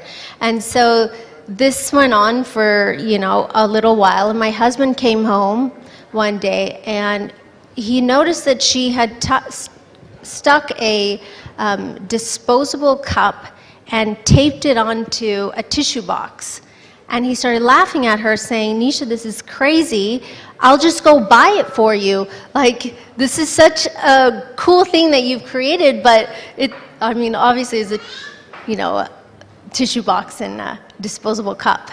And he started looking on Amazon, Alibaba. He started looking online. He started looking everywhere. And he goes, oh my gosh, Nisha, I think you just invented something that is not on the market. And as parents, we know that she's, like, when I say extremely intelligent, she's extremely, extremely intelligent. And we both looked at her and said, we will nurture this idea of yours, but you're going to do it all on your own. And she went and sat with, you know, someone on AutoCAD. Then she went to the lawyer. Then we got it patented. Then we got, you know, all the prototypes. And she went to all of these different places to look to see what materials she wanted her Boo Box to be. And, you know, after that entire process, then, you know, we have a final product now, and you guys can check it out. Yes. It's amazing. And she just made her first order. Amazing. And like it's on sale. So, you know, this journey, this is one thing that's an amazing thing that she's done. And then there's also the psychological side that we have to really pay attention to. And we are nurturing. And as she's a lot older now, she's 9, so her emotions are completely different than when she was 3 and when she was 4. And you have to continue to evolve, as a mother. This is a completely new, this is a fantastic, you know, because we often have these interviews with your, you know, getting a lot of applause as well, a lot of parenting tips, I'm sure, for many people, because we have, you know, these conversations with you, and mostly it's on films or an event, and it's great to, you know, get to know the motherhood side. We could sit here for an hour, but they only gave us like this much time together, right? Yeah, exactly. And now let me ask you about, you know, films now and your projects, because you've of course been honored with this Powerful Performances Award. You know, these days in cricket, there's an award called the Game Changer of the Match, given to the player that changes the course of the match for his team. For you, looking at your career in the film industry, which are those 1 or 2 films, songs, you know, projects that you believe have been game changers for you? I think it was more so songs that really changed a lot of different things for me, like Baby Doll or Layla. But just like in business, it was never about that one film. It was never about that one thing that catapulted into a different direction. It was always about making sure it was a steady stream of work and steady, like, choices of different work to do. And, you know, I still say this now, if I just keep working and I'm in your face all the time, then you're going to want to see me, and you're going to, you know, you're going to want to work with me. So that's something that was really important, because I don't have the background that some actors do, or the families, or even, you know, different support through different agencies if you don't have a family background in entertainment. So we had to figure it out ourselves. So there was no one saying, this is a bad choice, this is a good choice, this is what you should do. The name of the game was just to keep saying, yes, yes, yes, I'll just keep working, whether it's a good choice, bad choice. And we stumbled our way to today. Yes. And it's absolutely amazing. I'm very, very proud of our journey. And we've also, you know, from my first interview, I remember with you to now, we're very proud of आपकी हिंदी की journey भी बहुत अच्छी गई है. अभी Hindi test आएगा. नहीं, अच्छी बोल लेते हैं आप. नहीं? Thank you. तो एक सवाल हिंदी में अब हो जाए. Sure.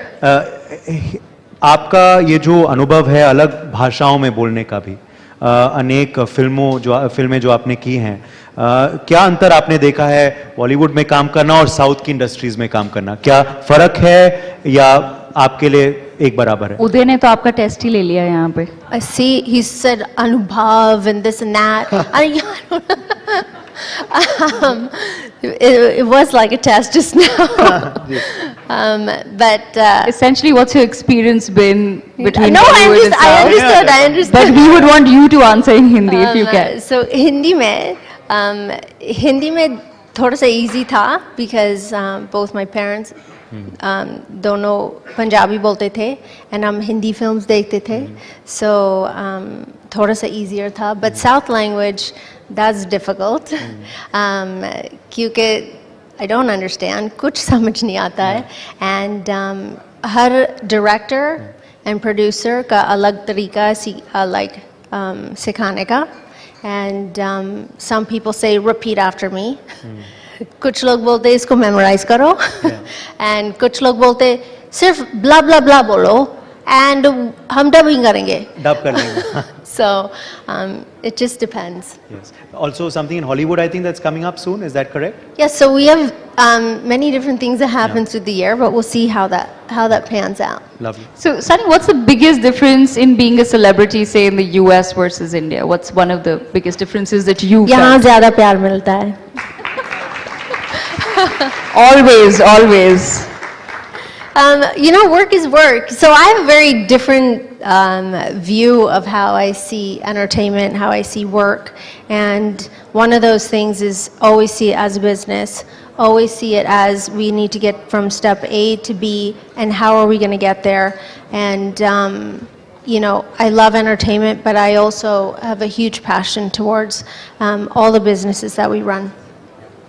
Are you a tough businesswoman? I think I might have scared a couple people this week. Sorry. And There was a couple people that were pissed off I was in a meeting. you're looking the part as well today. Thank you. Let's now have a rapid fire to quickly conclude. Devika, go ahead. Sunny, when people look back at your legacy, what do you hope they remember you for? That I worked really hard. Are you a beaches person or a mountains person? Beaches. What's your favorite cuisine? Mexican. What's a superpower that you wish you had? I want to fly. What's one thing that still makes you nervous? What makes me nervous? Falling down those stairs. Where's the last? There's stairs over there. No, I know it's so long. Even though it's 3 steps, it's a long way down when you're falling. Yes. What's the last holiday you took? The last holiday I took was to America. What's the one luxury that's underrated? Time, because we always feel like we're running out. But if you prioritize, you have time for everything. Well, you are many people's icon today. Who is your icon? My icons end up being people in business, and when I see success stories and when I read about them and what they've gone in their journey, it is literally like fuel to my fire. And of course, I have to ask this, a little masala question. But in a fight, who apologizes first, you or Daniel? मुझे बोलना पड़ता है. Because he's never wrong, apparently. But I'm always right. शायद थोड़ा सा time लगता है to tell him, like, no, actually, I'm right and you're wrong. And then he comes back around. Women out there, you know what I'm talking about. Do you have a favorite co-star? You work with so many. Favorite co-star? I think it would be one of the shows that I'm on, Run Vijay, Splitsvilla. I have so much fun. The last show that you binge watched? I don't want to say it out loud because there's children. But it's a show on Netflix where you watch like beautiful people and that make you want to go work out. Okay.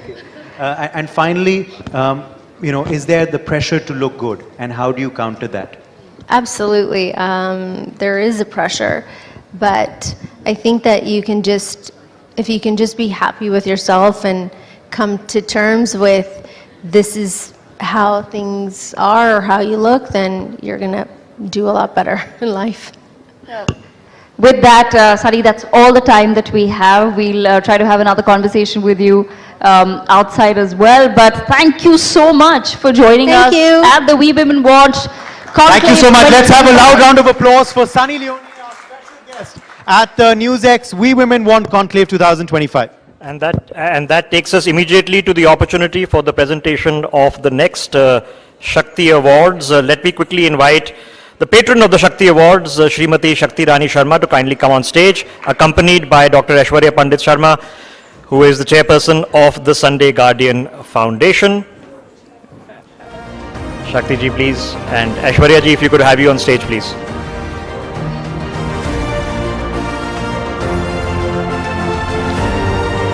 I think the granddaughter has also volunteered.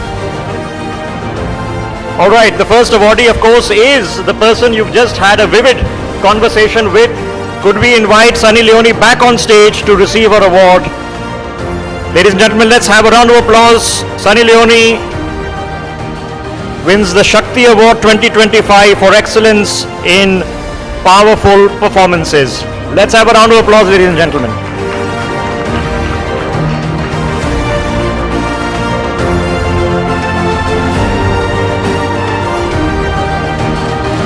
Our next award goes to actor and entrepreneur Sayali Bhagat. Sayali, if we could have you on stage to receive your award, please.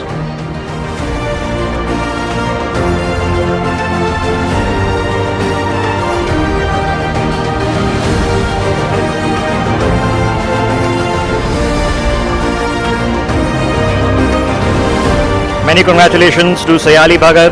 Let's have another round of applause, ladies and gentlemen. Let's keep it going. We have a lot of power pack sessions coming up next. We're expecting the Union Minister to join us, Dr. Thakur to join us, and of course, Shabana Azmi, Dia Mirza, Ekta Kapoor are coming up in the next few minutes. Shakti Irani ji, thank you very much, as well as to Dr. Sharma. Thank you very much for joining us and giving away these awards to these truly inspiring women who've made an impact in life. With that, ladies and gentlemen, let me take the opportunity of introducing our next session.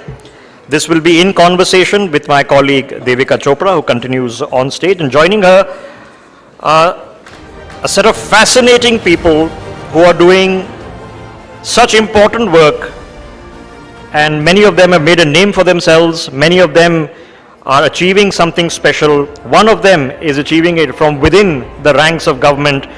Let's give a big round of applause as they enter the stage. Dr. Purnima Devi Barnan, wildlife conservationist from Assam.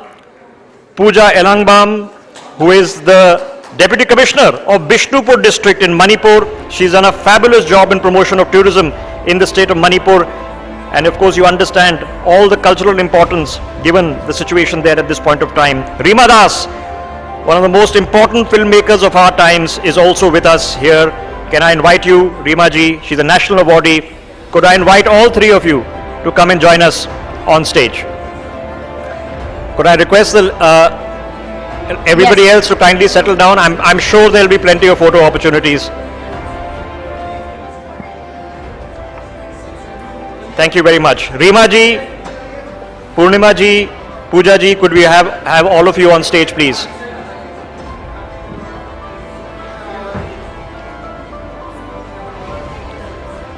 All right, Devika, over to you. Thank you so much.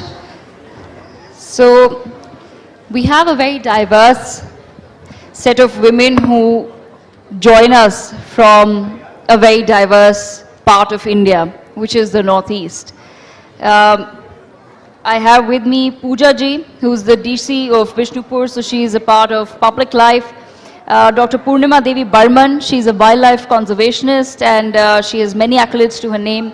And we have Ms. Reema Das, she is a filmmaker and national awardee. So, firstly, thank you so much to all of you for taking our times from your very busy schedules.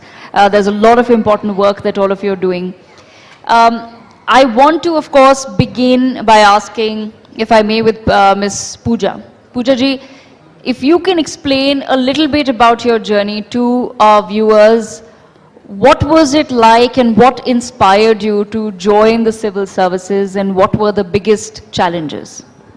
Thank you so much, Devika, and thank you to NewsX and the Sunday Guardian Foundation for inviting me for this wonderful event. So currently, I'm serving as TC Bishnupur, and I'm an IAS of the 2018 batch. So my journey started when I saw my father, who's also an IPS officer, and he also served in Manipur, and I also saw the kind of impact he had on the ground, the kind of interaction, the kind of service he gave to the people of Manipur, and I was always inspired as a child. When I was a child, he also was part of a UN peacekeeping mission in Bosnia and Herzegovina, and that really changed the way I saw service and community. And also because I stayed in a boarding school most of my life. I went to Wellum Girls School. After that, I was in St. Stephen's College, and I was in JNU. And so all these years away from home, you know, I felt compelled to go back and find my roots, and I always wanted to serve in Manipur. So I'm so fortunate that when I gave the UPSC exams, I was able to get my home cadre. And it has been an honor. It has been challenging, definitely. And especially as a woman, people are always doubting you. Especially when I got my DC posting, they said she's too young, she's a woman, how will she handle law and order situations, you know, because Manipur is also a sensitive place, and sometimes things flare up, more violence takes place, so a lot of doubters, a lot of skepticism was there. So it has been a challenge, but I feel that is also an added motivation to perform well, to put in more efforts, because as a woman, I feel we have to work harder.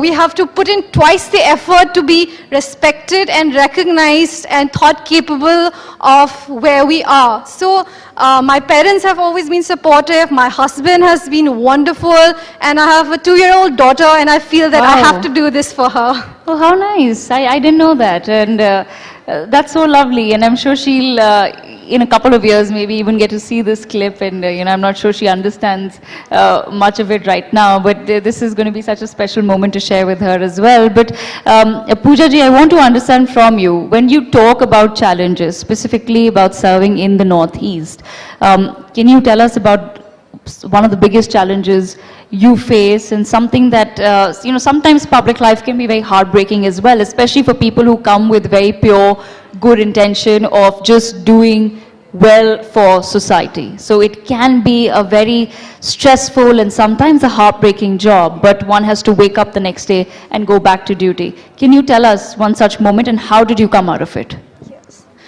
Definitely, Devika, serving in the Northeast comes with its set of challenges, especially in the last few years. In Manipur, we have seen difficult times with situations getting out of hand. I've seen you know, people who are neighbors turn on each other. We have seen mob violence, communal hatred. So that has been heartbreaking for me, because I've had friends and colleagues from all communities, and we've always had good relations.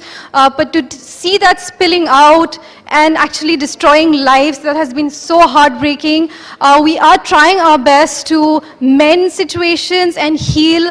Currently in my district, we have around 10,000 internally displaced persons sheltering in relief camps. So we are working day and night to make sure that they are able to rebuild their lives. We are trying to rebuild their homes. We are trying to rehabilitate them and give them livelihood opportunities. So that has been one of the biggest challenges. I have seen people who were thriving in their hometowns but have been displaced by the law and order situation. So they are trying to find their feet on the ground once again. And I'm seeing wonderful people, especially women, women with small children, trying to start a business, trying to start weaving, trying to start with small enterprises so that they are able to provide for their families. So we are trying to help them as much as possible from the government side, but we also are seeking collaboration from foundations, from philanthropic organizations who would also like to help out as much as possible. But I believe that this situation has also shown the resilience of the people in Manipur, and I'm seeing that people want to heal, people want to move forward in their lives, and we want to help them reach new level of peace and prosperity. And you've also made some strides in as far as digital India is concerned. I'll come to that in just a moment and understand the projects that you're working on. But let me also take this moment to introduce Dr. Purnima Devi Barman. She's a wildlife conservationist. Dr. Barman, tell our audiences about the Hargila army that you've created. How does that empower women? How are you leading the empowerment of women? So thank you so much, Devika ji, and I'm very honored to be here. Hello everyone, Namaskar from Assam, and yeah, thank you so much NewsX for inviting me, and so nice to connect with all of you and to tell you about the Hargila birds and Hargila army. So I just want to share that when Devika ji introduced me as Purnima, I would like to connect with all of you, and I want to request all of you to forget my name, and I come here representing a bird from Northeast, and the bird's name is Hargila. So please call me as the Hargila bird, the greater adjutant stork, and you can see the bird, Hargila bird in my dress. Can you see the Hargila bird in my dress? Yeah. Yeah, so this is one of the hugest species of storks in the world, and we are saving this bird from extinction. And this Assamese Mekhela Sadar that I am wearing, this is made by our Hargila army that Devika ji mentioned. Hargila army, what is Hargila army? Hargila army is an all-women army team, and so far we have more than 20,000 women who are homemakers converted into conservation leaders, and I request all of you to come to Northeast Assam and meet our Hargila army.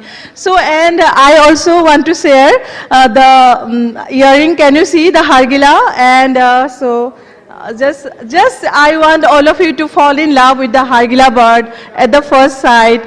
And yes, so I want to spread this love with all of you. So now coming again. Purnima ji, sorry, but you said 20,000 women. Yeah. Can you tell us a little bit more about that? How did you get so many women involved in this one project? Yes, so things started slowly and slowly. When I started my work, only a few women joined. I must have to tell the story. When I became a conservationist after I gave birth to twin daughters. When they were 2.5 years old, I saw a man cutting down a huge nesting tree which was housing 9 nests, and all the baby Hargila birds fell down, and I was there, and when I was confronting the person, everyone surrounded, and they started mocking me and started yelling at me, and they told that this bird is a bad omen, a disease carrier, and it doesn't need to live.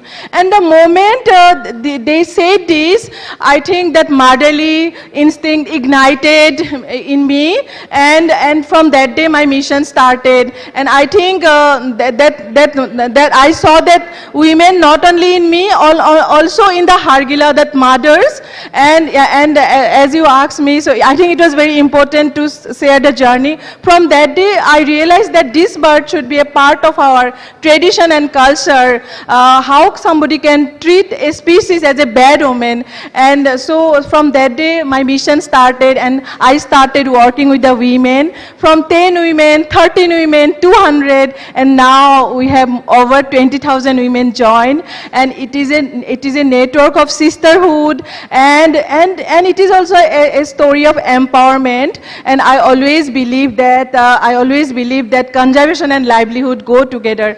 But one thing I want to share, so I request all of you to come and please join us. We celebrate baby shower for Hargila like the way we do for our Assamese expectant mothers. I think when we are expectant mothers, we call it as God Bharai, right? So we celebrate the baby shower for Hargila, the God Bharai, Pansamrit ceremony for Hargila, and it's not one term. We celebrate it every day, and this way our women join, and they integrated the Hargila bird into our Assamese prayers also, our Nam Kirtan. and you can see like our passion becomes passion. So it's a day-to-day life, and this way it became such an infectious movement. Also in the wedding songs, we also celebrate Hargila, but in the wedding, wedding ceremony, and also separately our women celebrate the wedding of Hargila. Like it's like a day-to-day life, or like Hargila became a day-to-day life. So you've managed to somehow completely tie in conservation with just how we're living on a day-to-day basis, and it's an incredible achievement to get so many people behind a single cause. But on that note, I also want to bring in Miss Reema Das, who's with us as well. Reema ji, in a way, I feel all of you are doing some form of activism as we think about it and as we understand it. And you know, your films capture a very raw, unfiltered reality of life. What gave you the inspiration to take on this field and then do it solo for so many years, and what was your biggest learning?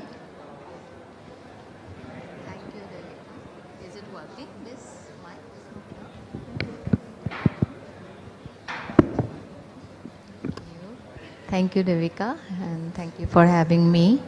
And I really feel happy and honored to be with these two ladies, Purnima and Pooja, how they are doing it and how they are talking their journey. So, how passionate they are, what they are doing. So, my inspiration started with love. I was looking for what is love, and doing things make me happy and also can make others happy. That's how probably it is. It is very interesting to also I feel fortunate that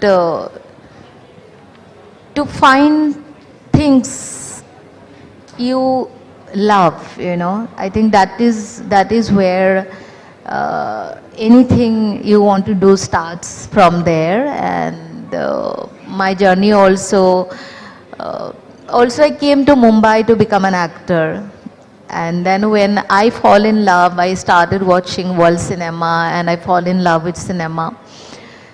I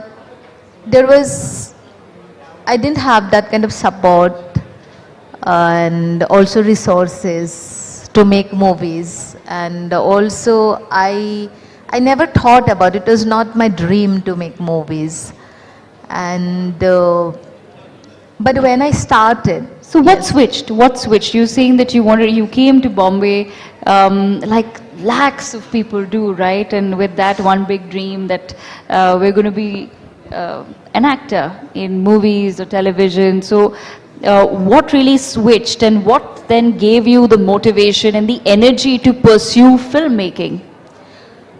First, it was a cultural shock for me because I came from Assam, and when I grew up in Assam, that time I didn't realize I'm always Indian, you know. I never thought that in Mumbai I would face that kind of questions that where are you from, you know. I don't want to say names of other countries, like the kind of question I got that okay, I can say like, are you from Nepal, are you from China, kind of things happened, and it was a cultural shock. And also I feel that sense of belonging, there was not enough, you know, that space was not there.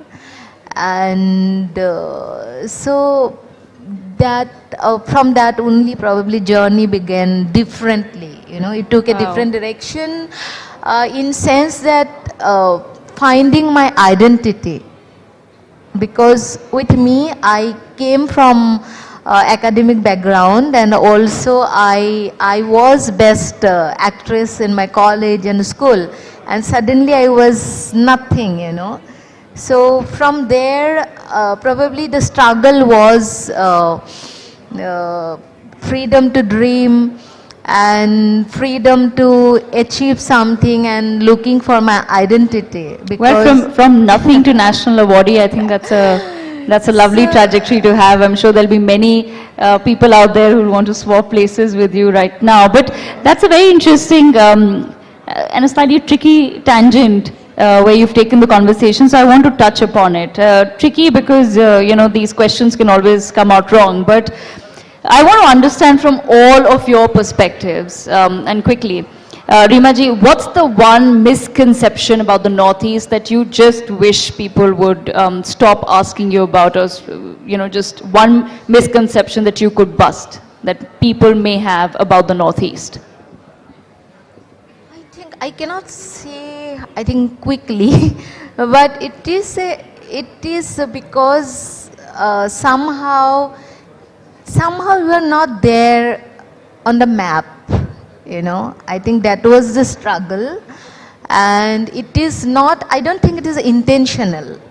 Also for me as a filmmaker and as an actor, that time I wanted to be, because there was no director, producer from that region, and when, because of that, if someone is coming from North India, someone is coming from Gujarat, right? So I cannot question them, and they cannot create opportunities for us.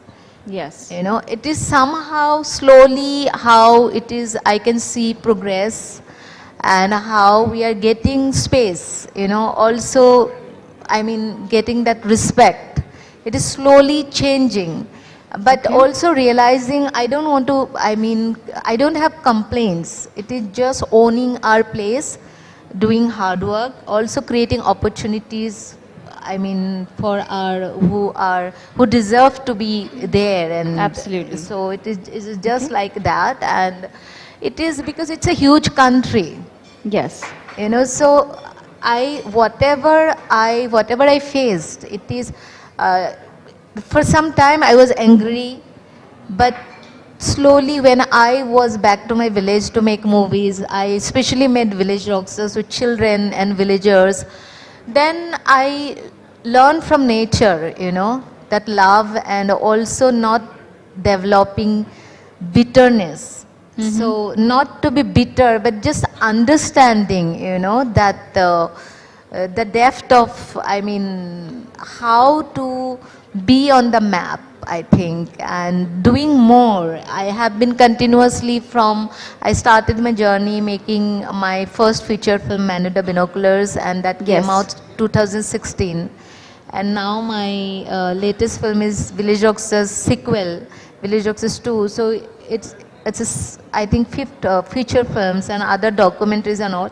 So I have been constantly working and trying to tell stories from that region to put us on the map. And after that, when Village Rockstars was popular, it got attention and love and accolades.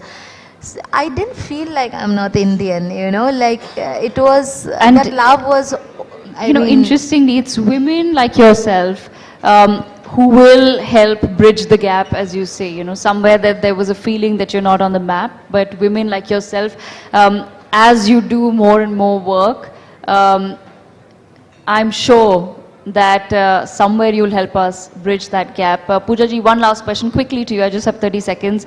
For the next generation of women in the Northeast, what's the most critical skill that you would want the girls to develop?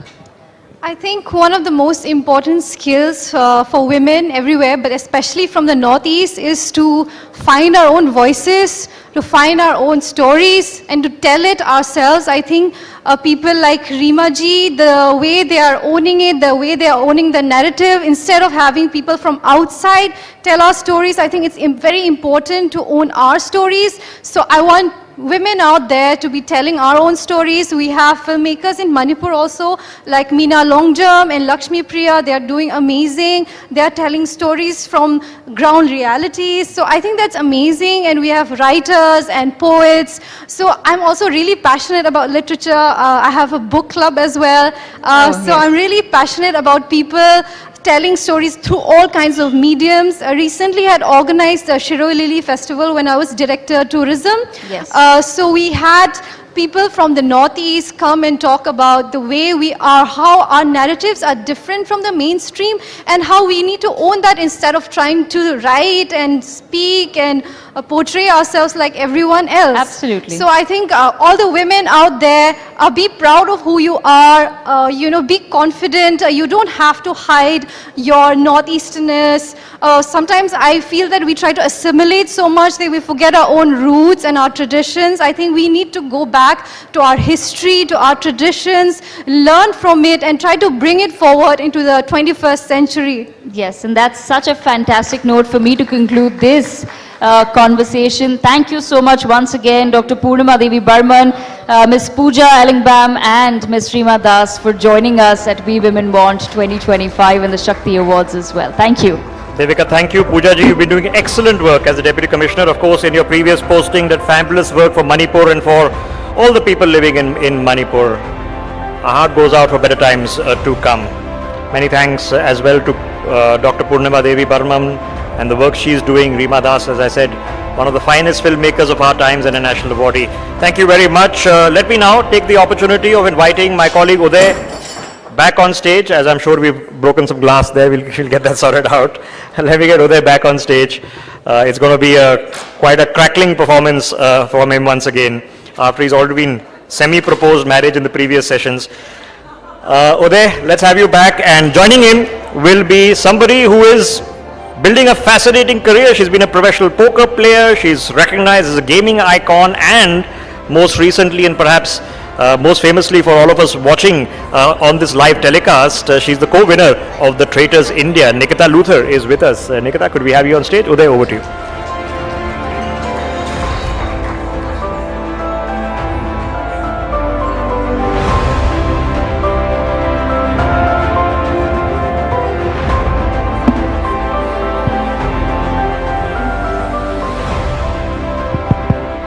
Hello and welcome, and thank you so much for being with us at our NewsX We Women Want Conclave and Shakti Awards 2025. We are now joined by someone who, of course, has been a gaming icon and now has become a reality show star, and that too a successful star, because she won the first ever The Traitors India season just earlier this year. I'm talking about Nikita Luther. Welcome. Thank you so much for being with us today. Thank you there for that lovely introduction. I'm so glad to be here. It's a complete pleasure, celebrating power women. That's what I completely stand for. Does it, feel, special to come back to your hometown of Delhi, to have, of course, your parents in the room when you're getting an award that you will later today, and with this, amazing success that is just building and building for you? Absolutely, it's very special. Of course, New Delhi is my hometown. What's more special is that, choosing something as unconventional as the gaming industry to pursue as my career and still being recognized here, being out here, it just goes to show how much the world has changed, that the world is embracing the progress and, embracing the fact that people with many talents can really make it. And credit to you guys for putting together a lovely event. Excellence in gaming today, of course. How does that make you feel? And what does that really tell you about this path that you've chosen? Well, I feel like it has not been an easy journey, and that is something I'm very grateful for, because if it was easy, I wouldn't be here. So I do wish on everyone that everything is a quest, that it's hard to decode, and to really solve life for the thrill of it, and to enjoy the journey more than focusing on the destination. So, I mean, it's been an incredible journey for me. All the hardships, all the ups and downs have been totally worth it. And yeah. Where do you derive your Shakti from? It's a Shakti Award today. Where do you derive your Shakti from? Well, I feel I always had, that sense of, I I never thought that women are any less than women, and being in a male-dominated field, I actually learned how to use that to my advantage. So I think I derive my Shakti from not thinking and conforming to society and not thinking according to the stereotypes that are laid out by society, and that's where I derive my power from. Okay. Let me ask you then about, before we get to your gaming career and what led you to it, as our, as our editor-in-chief was just talking about before, when he was introducing you earlier, what was it like being on The Traitors, and what do you believe made you win the show? What was that one skill that you managed to use to your advantage? So, that's a good question. Poker is a game of survival. We play tournaments, everybody starts at the same level, and the person who's the last man or last woman standing is the winner. And that is the exact skill that I took to The Traitors. I made it a game of survival. I was not trying to play not to lose, I was playing to win, and sometimes being a silent killer worked out for me. And it was quite a journey. I was contacted by the Amazon Prime team because they were looking for somebody who's a strategist, a gaming strategist. It's an IP that's in 26 countries, and there have been poker players in those countries as well who have performed really well. So they wanted somebody who comes from a strategic background, and I guess I was the only one from a background like that, and they put me in the mix, and I walked home with the title. So. Do you believe that, it was then the poker face and the other skills that helped you? Absolutely, that's the poker face was very useful because it helped me survive and not get too much attention on me while everyone else was, being very dramatic and ruffling everyone's feathers. I didn't do any of that. But you made a statement, that also went really viral about the show, that there's a lot of scripting also in reality shows. Now, this is something that has been spoken about reality TV for a very long time, and all reality shows. Do you believe reality shows are scripted? How real are reality shows, is my question then. Fundamentally, the show was not based on scripting. It was a show that was completely, in fact, we didn't know what's going to happen in the next 5 minutes. Every moment on the show was a complete surprise. And we were there for 14 to 16 hours a day filming with 20 other contestants. So they had to condense all that content, 20 people, 16 hours into that 1 hour of footage, along with giving Karan Johar his due screen time. So, of course, they had to choose narratives, and reality shows are based on choosing stories, choosing friction, choosing drama. So, they do build narratives in the editing via scripting, but the show in itself was not scripted. How innocent is Nikita in real life, or how big a traitor are you? Well, I think I'm quite innocent in the sense that I'm true to my values. I'm a 4G kid. I've been brought up with the, hard principles. My father always taught me that you should always do the harder right than the easier wrong. So that way I'm very innocent, but I'm a traitor when it comes to aggressive moves, making bold moves in life. I don't listen to anybody, and nothing can hold me back. This is a new industry for you, of course, but if you look at the entertainment industry, who is the biggest innocent in the entertainment industry? That's a big question, Uday. I asked the same question to your co-winner, Urfi Javed, who was also incidentally on this stage earlier. Right. Biggest innocent, me. Okay. I just give it to myself, it's easy. And who's the biggest traitor then? You for asking these questions. Okay. Interestingly, you have said you are the innocent and I am the traitor. Urfi said no one is innocent and she is the traitor. So, but now coming back, of course, to to the show as well. Who's one person you're most in touch with from the contestants, and who's one person you're least in touch with? I became, of course, Urfi because she's my co-winner, but I became very good friends with Raftar and Lakshmi from the show. Raftar is such an inspiring human being. His story, where he comes from, what he's built, the wisdom with which he comes, I find him very, very inspiring. And Lakshmi and I just kept in touch because she's just a lovely girl, and we spent a lot of time together. So yeah, these are the... And least in touch? You are really speaking the reality TV language now there. This is News X. Yes. Okay, least in touch, I would say, I guess I'm not in touch with the Apurva Sufi duo. Okay. Yeah. So Apurva Sufi duo, you're not in touch with? Yeah. That's a headline right there.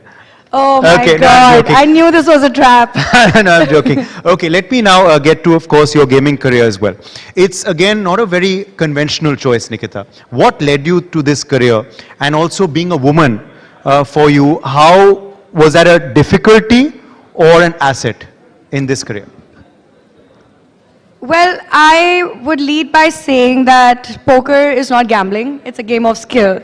So I just want to establish that, and that is the discovery that really got me interested in decoding the game for the fun of it. It was never a conscious decision to choose it as my career, because who wakes up one day and goes, I'm going to be a professional poker player one day? Nobody says that.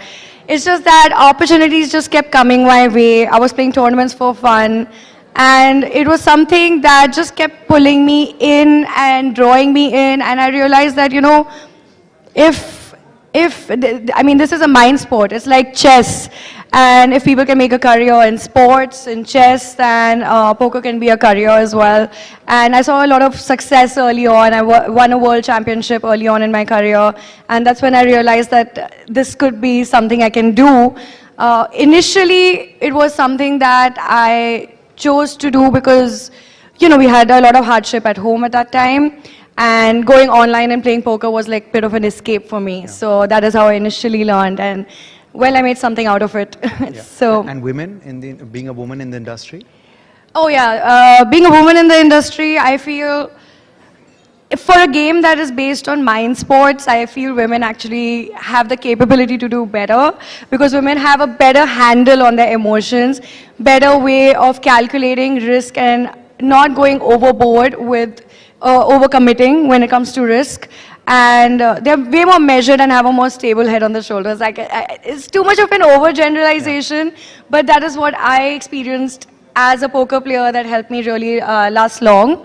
And on the flip side, being in a male-dominated field, people would think that, you know, she's just in a room with, the ratio is like 90-10. Yeah. And is she intimidated by that? I'll tell you what, poker is a game of geeks, as contrary to popular belief. And it's actually the guys that are intimidated by the woman sitting on the table, because they're like, oh God, am I supposed to look at her? They're just shy, because I'm not shy at all, and I'm staring them down, getting body language reads, and it's actually them that shy of more than, they have no idea how to deal with it. So that is the kind of, making them nervous that I played. I mean, it played to my advantage eventually. Well, the host of The Traitors, of course, has his own rapid fire on his shows, but now it's time to end with a rapid fire of on our show. Sure, let's do it. You're today known as a gaming icon. Who is your icon? Elon Musk. Okay. Favorite quality of his? Just the ability to do anything. Okay. What was your favorite game while you were in school? I used to play basketball. Yeah. Okay. Favorite cuisine? Indian. Ghar ka dal, chawal, sabzi, roti. What's the last holiday you took? I've just come from Dubai. Okay. Beaches or mountains? Tough one. Beaches. Okay. What's a superpower that you wish you had? Time travel. Okay. I have to ask you this. Now that you've conquered one reality show, are you open for more? If it's based on psychology and skills, then probably yes, not so much. I'm not so much subscribing to the drama of it, so does that mean you're ruling out Big Boss? Absolutely. Okay, you're not going on Big Boss is what you're clearly telling us. All right, thank you so much, and once again, congratulations on winning, of course, this award that you'll be getting very, very shortly, and thank you so much for being with us today, Nikita Luthar, at our conclave, and keep doing, of course, the fantastic work that you are. Thank you, it's an absolute pleasure. Thank you, Nikita, and thank you, Uday. I think Uday is the one who had the poker face this time around, okay? You put her on the spot. You were the one with the poker face, huh? Asking the tough questions. we should learn a game. Can we get the mic back up, please? Thank you, both of you. It is a pleasure listening to that conversation. And if you haven't seen what Nikita has done in the traitors, of course, you can watch it streaming online. Ladies and gentlemen, we have power-packed panels back-to-back coming up through the course of the next 1 hour, and let me take the opportunity of inviting, and this is, I promise you, something truly special. To the best of my knowledge, the senior most serving woman army officer, Lieutenant General Sadhana Saxena Nair, ABSM, BSM, joining us. She's currently serving as the DGMS Indian Army, and more importantly,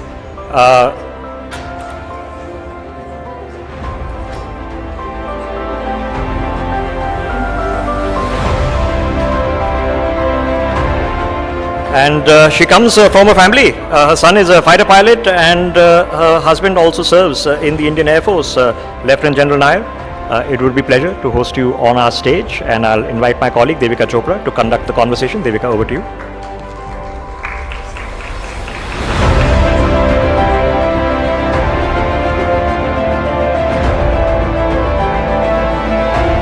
Devika, can we get you on stage, please? Can you also escort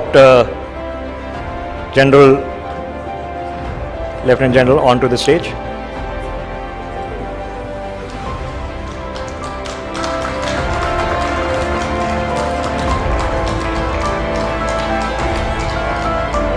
Get you seated.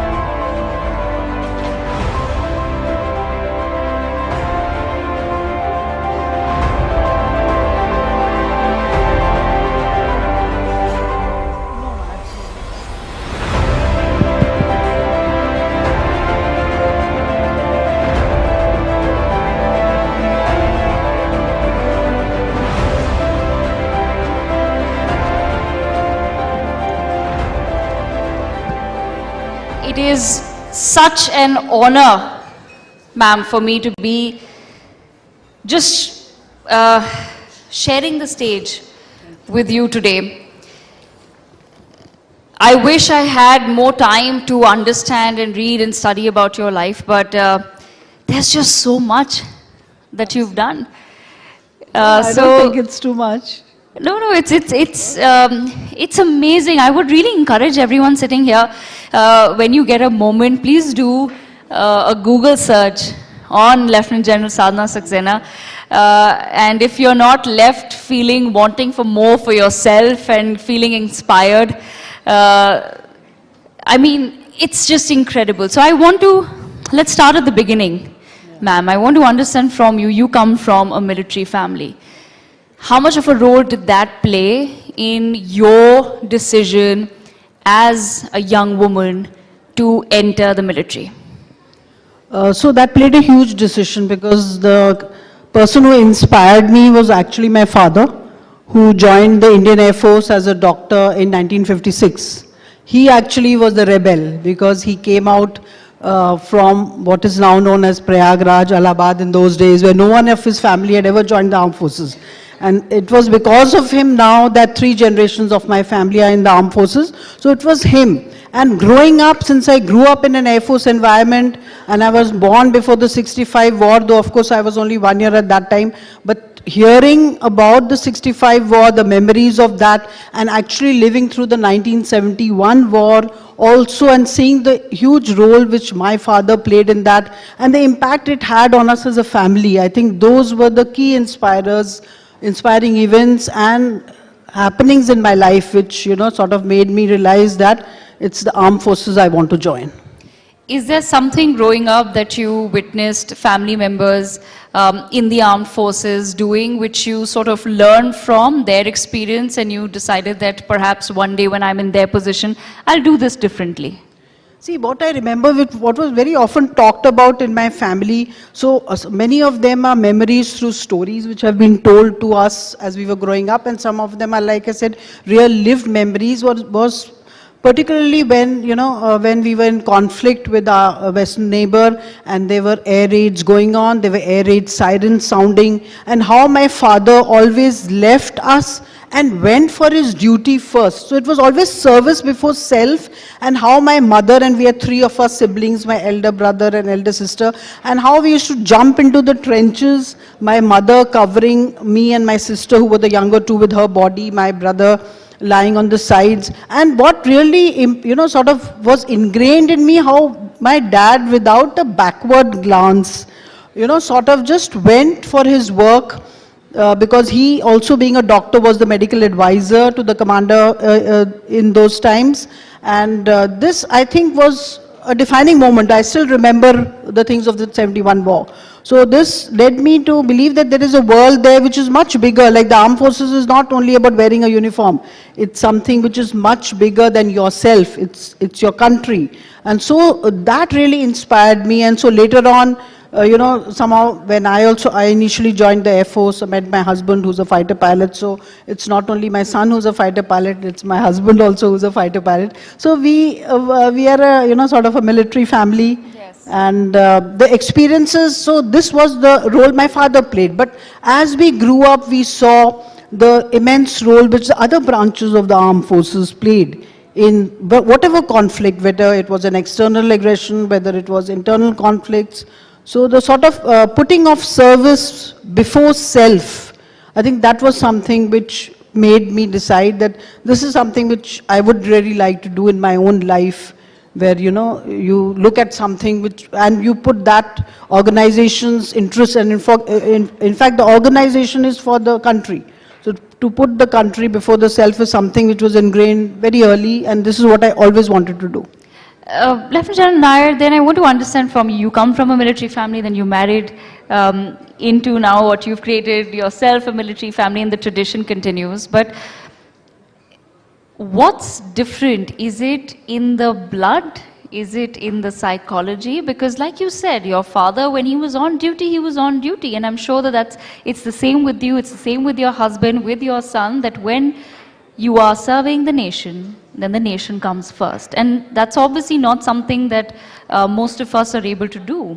That's why we are not in the armed forces. And it's a huge psychological determination, I would say, that it takes to feel that way. So I want to understand from you, in your assessment, you've met, I'm sure, a lot of families that are not in the military life. What's the biggest difference as far as mindset is concerned?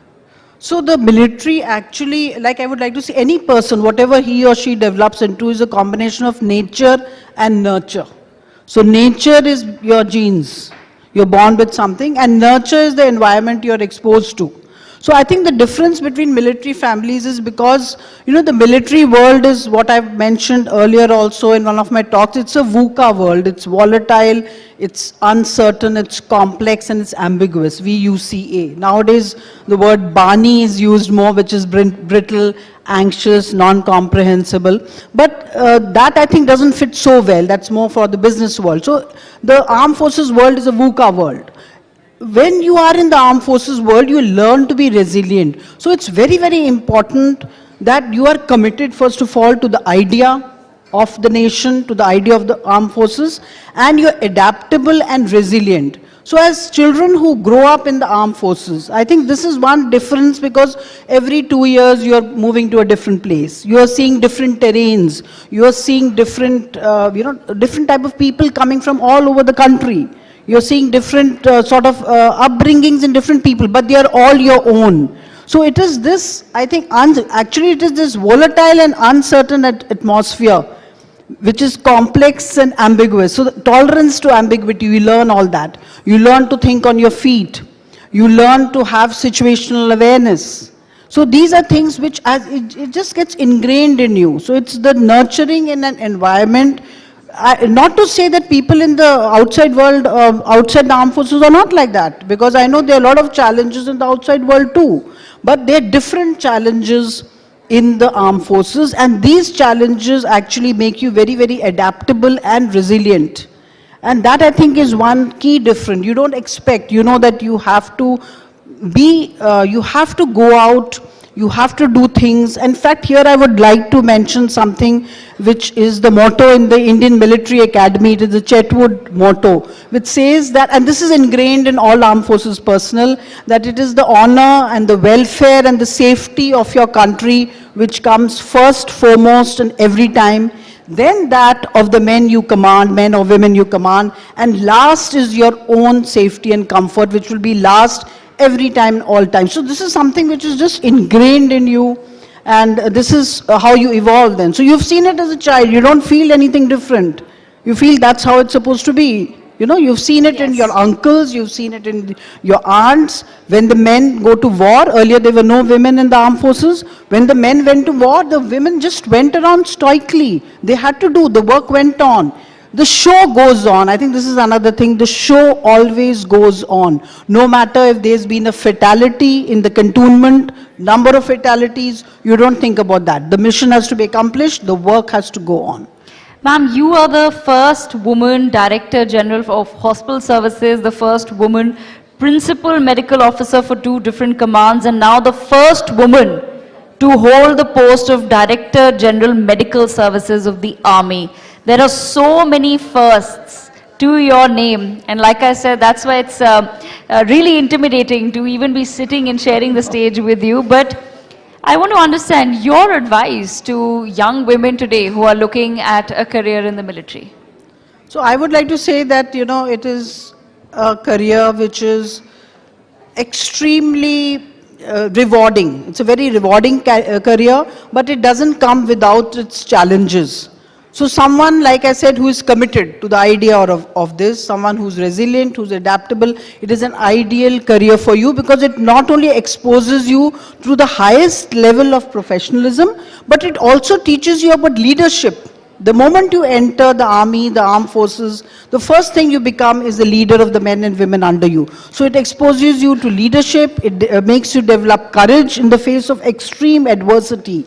Then sportsmanship, the spirit of sportsmanship, teamwork, adventure, patriotism, of course, is always there, ingrained in every act. So it leads to an all-round development of you as a personality. I would like to say it is a very rich life, not in terms of rupees maybe, but definitely in terms of the experience you get and the huge, huge quality of life. So it's very rewarding, but you have to be committed to it, and it is challenging, and you have to rise to the challenges day in and day out. At the same time, ma'am, Army and of course the military continues to be still, one can say, a male-dominated field. Of course, more and more women are joining and they are rising up the ranks as well. But how does one as a woman then build the confidence to not just be a part of, but to really thrive in what is traditionally in our minds seen as a male-dominated career path? So yes, definitely the armed forces all over the world has been traditionally male-dominated, but that is changing, because what the army and what the armed forces, I would like to say, are organizations which value merit. They value competence, they value professionalism, they're inclusive, and they're very diverse, especially if you look at the armed forces of India. They're so diverse. So definitely the scene is changing more and more when women are coming in. When I joined the armed forces, we were only permitted in the medical branch. Now you have women coming into all branches, including the combat branches. And even in the other ranks, so you have women coming in the other ranks, you have women Agniveers coming. So this change is now happening very rapidly. Earlier it was slow, you know, there were women few and far in between, but now you see the number of women who are there. So I would say that in the next 5 to 10 years, seeing the number of women who are right now in middle managerial positions or in middle positions, they would in the next 5 to 10 years come up on the top and be even more visible. So the thing is changing, And the army, I would definitely like to say, is a very, very inclusive, and it looks at gender neutrality. No gender is to be favored. As long as you meet the standards, that's what's required. Whether you're a male or a female, you have to meet the standard, because the standards are also very high and demanding. When you're defending the nation, your standards, you have to be up there. So whether it's a man or a woman, if you meet the standards, you can join the armed forces. Ma'am, I have very little time with you. One last question quickly. Yeah. Who has been your most significant mentor, and what's the most valuable lesson that they've taught you? Most significant mentor, I would definitely say, is my father. But I would like to also say that my husband has been a huge support. He and my children, both boys, again I would like to say, like when you're talking about gender, they never thought there was anything out of the way for their mother going for work, and their mother going on search and rescue sorties, or their mother doing other sort of combat related work. So while my father remains a defining influence on my life because of his inspiration, my husband and sons have been the wind beneath my wings, and my mother, a homemaker, who stayed at home all her life, but she was the one when in the earlier years of my service, when I felt, oh, it's too much because my children were small, I wanted to leave. She, being a homemaker, said no, just tide by these times. So the challenges will come, just wait it out a couple of years. So I would like to say that my entire family actually has been my mentor. What a lovely note, ma'am. On a lighter note, your husband of course supported you, but see, the husband-wife issues go on everywhere. Does he help you out at home? Definitely. He definitely helps out at home. Of course, you know, he belongs to a different generation. And now when I see my sons, I feel that they are very, very involved in, you know, in the home. One is married, the elder one is a doctor, he's married to a doctor. We are very boring that way. The young one is a fighter pilot, he's married to a fighter pilot. So they contribute equally. My husband, for that generation, I think he contributed hugely, and it's because of him, because he said that you can do whatever you wish. They never held me back. So it is all these influences, I think, along with the influences of the armed forces, which have brought me to this place. Well, what an incredible story. Thank you so much, Lieutenant General Sadhana Saxena Nair. Thank you, ma'am, for joining us at We Women Want 2025. What an incredible woman we have amongst us. Thank you, General, and thank you, Devika, both husband and wife, 3-star officers serving the Air Force and the Indian Army. With that, let me invite our editorial director, Priya Sehgal, back onto the stage, and we'll be hosting a session that is being entitled Breaking Biases, and we are in conversation with Harsimrat Kaur Badal. She's a former Union Minister and currently Lok Sabha MP from the Shiromani Akali Dal, and Sushmita Dev, MP of the Rajya Sabha from the All India Trinamool Congress. Priyaji, could I request you to escort the honorable MPs onto the stage? Over to you.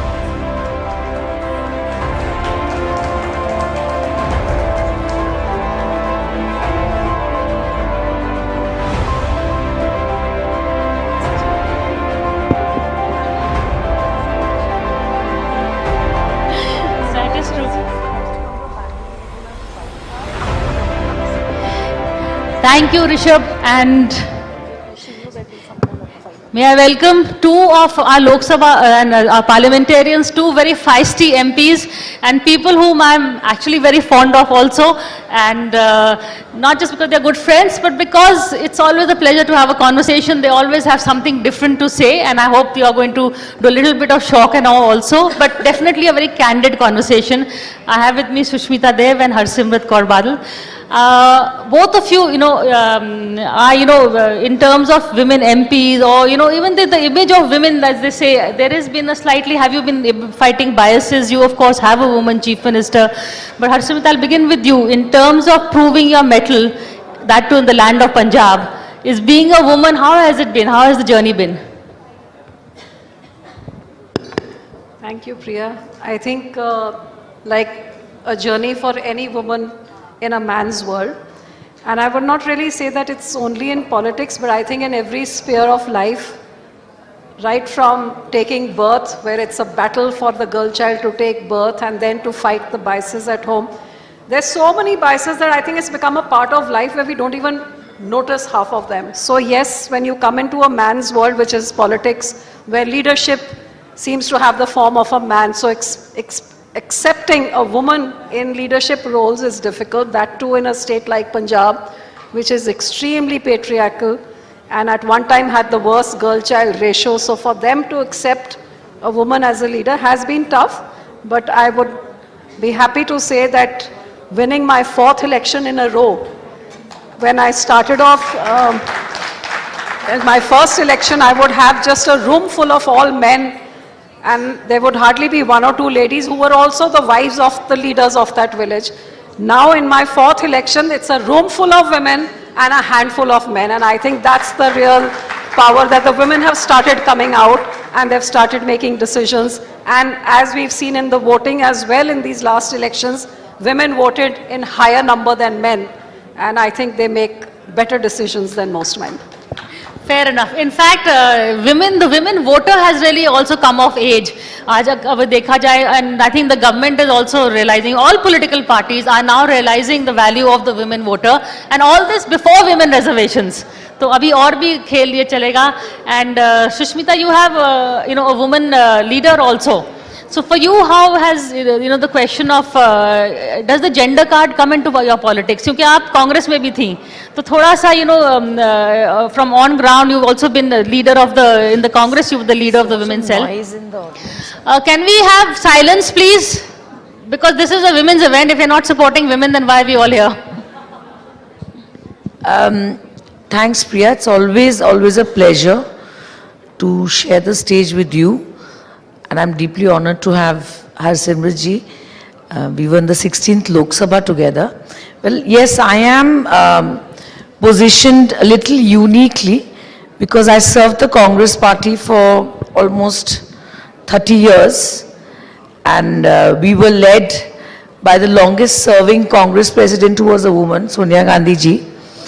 And now I have joined the All India Trinamool Congress. And I think it's fair to say that one of the most feisty women leaders that India today has is the 3-time Chief Minister, Mamata Banerjee. And I think her strength lies in the fact that she's not just empowered herself through her struggle, but I don't think I've ever seen so many women in the assembly, so many feisty women in the parliament, Rajya Sabha, Lok Sabha. And I was just telling Harsimrat ji that even when I go to the grassroots for campaign, right from the booth committees to the block committees, they're just women everywhere. And it's been a novel experience for me. And it's very, very different. Like, just to give one simple example, we're talking about breaking the glass ceiling and biases. When you go to a huge public rally and you're walking in that rally and there are like 30,000-40,000 people, it's very, very difficult for women workers and leaders to negotiate their physical space. Right. Because it's dominated by men and you're scared of getting pushed around. But the first thing I noticed in Trinamool Congress is that before our leader Mamata Banerjee arrives, we all fall in line, and the first, I think, 15 feet of the crowd is just women, and then it's the men. So I think that came as a learning experience for me. But having said that, Congress has, of course, given the country its first woman Prime Minister and first Speaker in the Lok Sabha, and President and Chief Minister of UP was, the first Chief Minister was also a woman who came from the Congress. They are also progressive in many ways, but I think if someone's walked the talk the most and the most aggressively, I have to say it's Mamata Banerjee. Fair enough. In fact, with Mamata Banerjee, the word feisty really comes to mind in that sense also. But we have two very feisty ladies here also. Harsimrat, you also started, aapne Nanni Chhaan karke, you have started an NGO also to help women. Do you see that women's issues ज़्यादा decide करती हैं vote? Men are also now raising more and more, as we said, the Prime Minister himself and other people are now looking to the woman voter कि वो decide करती हैं vote कहाँ जाएगा घर का. Absolutely, bilkul sahi hai. It's a fact that political parties are paying a lot more attention to the women voter now, I think, because they've been a neglected lot for so long that they've probably saturated the men voter, and now they've realized that this is a low-hanging fruit and the one to focus on. And I'm glad finally the day is here, because it's high time. We make up half the vote share, but look at our representation in parliament. It's not even 14% as yet, which is way less than the world average of, I think, other parliaments is something like 27%, and South Africa and all these kind of places have way more representation than ours, and I think that's actually shameful for one of the largest democracies in the world. So yes, the focus needs to be there, and it's, I hope, getting its space. I know the women reservation bill is only for 33%. It's taken us 75 years to even, you know, get a 33% bill passed with nobody knowing when it's going to come into force. There's no expiry date written that this bill is going to expire unless it comes into force. So that's the unfortunate part. But yes, I would say that while parties focus on it, I think people like Sushmita and myself and the few of us who fight dozens of men to get there. I'm sure you already know, Priya, that out of the 8,000 all candidates that were there for Lok Sabha, there was less than 10% women who had been given tickets because they're not seen as leadership roles. And people like us, we fight dozens of men to reach where we do reach. So I think the onus and the responsibility on us to make sure that we clear the path for others to follow and make it easier. It's always a challenge, but very rewarding when it does happen. When I happened to get this position and I went around in the villages, and I actually realized that women have all the qualities. Maybe they're even more competent and talented than their male counterparts. What's missing is the opportunity. And the opportunity starts with her being self-reliant, which is why I started Nanni Chha, which was a movement to empower women. And I opened up these stitching centers all across the villages of my constituency and gave them a 6-month course on stitching because they did not have transport to go out of the village. The parents would not let them go anywhere else. So I opened up a stitching center, and once they learned it, I gave them a stitching machine. And I'm happy to say that I have empowered in this journey of about 15 years, more than 13,000 girls who were not allowed out of the house, but now are standing on their feet and looking after and contributing towards their families' resources, and not looked at as a burden anymore. And some of them, when I ask them that, okay, what have you done with your salary? They'll tell me, I bought my first set of gold earrings. I put the first AC in my house. I bought myself a washing machine. And when I ask them, that has attitude in your family changed towards you? They always say, yes. People look at me in a different way and I get a different respect. And I think for me, that is the real win-win of having the platform that I have, which was always to further the women empowerment thought process in society. In fact, I think women empowerment begins when you make them self-reliant first, and then they will, feel that they have a voice which they can throw and make the rest of the house heard. Having a woman leader, Sushmita, do you feel that Mamata Banerjee is doing things, the woman's touch is coming into her politics also, because she's also very much into the rough and tough. I think she's, as you say, now man's world, she has gone into it, or has she taken the woman's world to the man's world? See, any politician who's in electoral politics doesn't have the privilege of treating a man's world differently than a woman's world. And any intelligent politician will know that where the population of India up to 48% is women, that they are a unique vote bank with very unique needs.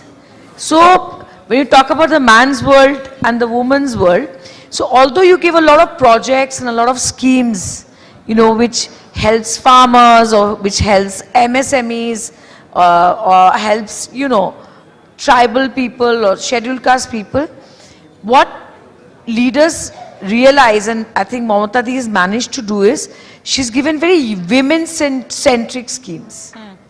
Like, if you are 18 and you decide to go on to higher education, if you decide to go on to do your undergrad, a bachelor's degree, then you get a stipend. So it's to incentivize. So when you think of the political world, you have to think of policies and incentives which propel women or facilitate the progress of women in the right direction. And since the last, I think 3 Lok Sabha elections, it has been proved beyond doubt that the women voters think differently, they vote differently, they make their own choices differently. And I think the faster that all political parties realize that, the better it is. And in fact, they have actually started voting in higher percentage. So if in a state you have 50 women and 50 men, there are 45 women voting, and out of the 50 men, there are 35 men voting. So their turnout on the voting day is also very high. So another thing is, I have seen in Trinamool Congress that there are a lot of prominent male leaders who work with her hand in hand, whether it's in a ministry or MLAs or MPs, and they are all very conditioned. They're all very conditioned to what the vision of their leader is. So I think it's an excellent merger of men and women working together towards gender justice or towards equality, and social justice also equally important. So it's a very nice blend, and it's a learning experience for me. But do you feel, the topic is breaking biases. There's some that are said in the open and some that are unsaid, but the look or the gesture, or some people on social media, they say more than, being a woman makes you more vulnerable, do you think? I think when you talk about breaking bias, all these things about being vulnerable and being at the receiving end, social media, of course, has made it crazy. I mean, if I speak personally, I think it doesn't bother me as much as it bothers my kids when they see stuff made up and with artificial intelligence, all kinds of things they put up, and it's the kids who feel bad when they see that. But I think let's look at the positive side of it. We were just talking about biases, breaking biases, and I was just thinking to myself that in the recent past, what I have seen is in the farmer agitation, where I saw the women folk getting onto the tractors and looking after the fields when the husbands were sitting here on the borders of Delhi. For me, that was a great break of the bias, and I think please give those women a hand. The old dadis and the young women who came out and looked after those fields, when was it ever done? They were always only limited to the housework. They did the housework, they looked after the kids, and they looked after the fields. So for me, that was a great positive. And I think one of the outcomes of that was when recently in the village next to our village, there's this, not a young farmer, but one of our farming middle-aged people who had 3 daughters. He didn't have a son. And after the farmer agitation, it's so wonderful to see that after the daughters passed out of school, he's handed over the tractor to her, and shoulder to shoulder, she plows the field with him. She goes, harvests the crop, she does the earning, she's keeping the bookkeeping, the bank work, everything. And he's handed over his farming now to his kids and their daughters, so which is something which was never heard of in my generation, or even till about 5 years back it wasn't. But more and more women are coming into it. And like another thing which I forgot to mention was this Nanni Cha movement of mine. One of the things I focused on, there's, you've all heard of this festival called Lori, where you celebrate the birth of a son. And with Nanni Cha, I said that, in our religion, in the Sikh religion especially, where Guru Nanak Dev Ji said, "So kyu manda ke jit jame rajan," how can you call her bad who gives birth to kings and, these people? She's not bad, she's equal. And he's the first person who really preached about equality. So when I went and told people that you celebrate Lori of your son, but are you following your religion? You go to the Gurdwara and take a matha, but if the girl is born, there's a great dismay at home. And I'm happy to say that celebrating the Lori of a girl child has become such a norm in Punjab that it's often with band, baja that they bring the girl child home. I call these breaking biases, not the way that, okay, how someone treating me or how am I getting treated at workplace, that's fine. But if our society starts taking these baby steps, for me, that's actually breaking the bias. Very well said, very well put. But Sushmita, your experience on social media and also even from amongst male MPs, you know, I've seen comments like, I think there was, when the camera was focusing on, I think Supriya was there, Supriya Sule and others, ke, ye to sari shopping kar rahe, ke gossip kar rahe honge. You know, that kind of comments maybe in jest. Men gossip more, men take more selfies, they are more bothered about the pashmina shawls and their watches. But why do women get the bad name? They're always on the phone, that's true. See, no one can deny the fact that there are biases. Okay, so biases can be related to gender, biases can be related to where you come from, you know, which state you come from. So biases have always been there, but I think the only way to work your way out or through these biases is to do exactly what you want to do. And frankly, I'm telling you, Priya, it cannot happen without the backing of your family. Unless your mother, your father, your siblings back you, it's not possible. Like for instance, in my family, the women outnumber my father because we are 4 sisters. So there's no question of, you know, who's the son and who's the daughter. So as such, I've never faced any bias, you know, growing up at home. But the fact is that biases do exist. And like Simrat said, like, you know, men do enough, you know, improper things sitting inside the parliament and sitting inside the assembly. And I'll give you one example. When I was the Mahila Congress president, you know, there was Bharat Bandh and they barricaded me from all sides. So I could not get out. So I didn't know what to do because there was like a stampede. So I caught this guy and I said, sit down and let me climb on your shoulder and you help me jump the barricade. So when he carried me on his shoulder to help me jump, oh my God, that picture went viral. I remember that. And this is a non-partisan thing, but you can imagine which party trolled me the most. So I waited for 12 hours and then I posted pictures of the Olympic champions, you know, the wrestlers, the girls who climbed on the shoulder of their coaches after they won the medal. And then they backed off. So I did it as an instinct in that situation to escape the, you know, the backlash of the police, but it went in a very different direction. But I think women of India, there are 2 Indias, like we always say. I mean, I was listening to ma'am before we came on stage. There's so many, there are plethora of examples where we've broken the glass ceiling and fought against biases and come through. And yet, there are crores of women who are still struggling to come out, you know. Before I let you all go, Arsham, a little bit of your story. You know, you were a convent girl, Delhi girl, who got married in this very political family, and the next thing is that you are also in the thick of politics. How did that go for you? So, you know, Priya, I came from a very orthodox Sikh family where I wanted to become an IFS officer and, you know, work abroad. But my father didn't even let me study because he says, no, let her just have a vocational training and something in her hand that God forbid tomorrow her marriage doesn't work out. She should at least be able to stand on her feet and support her kids. So that was the extent of how orthodox he was. And when I got married into this political family, I thought, my God, from the back of beyond, where a born and bred Delhiite girl going to village Badal, where has my father sent me? So I thought, you know, this is the end, this is doomsday, end of my life.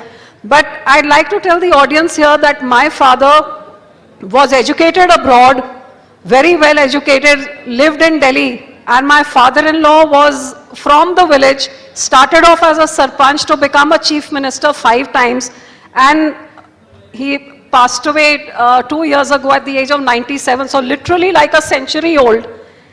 But I must give it to him. He never let me feel the difference between Sukhbir and myself, that I am a woman and he's a man.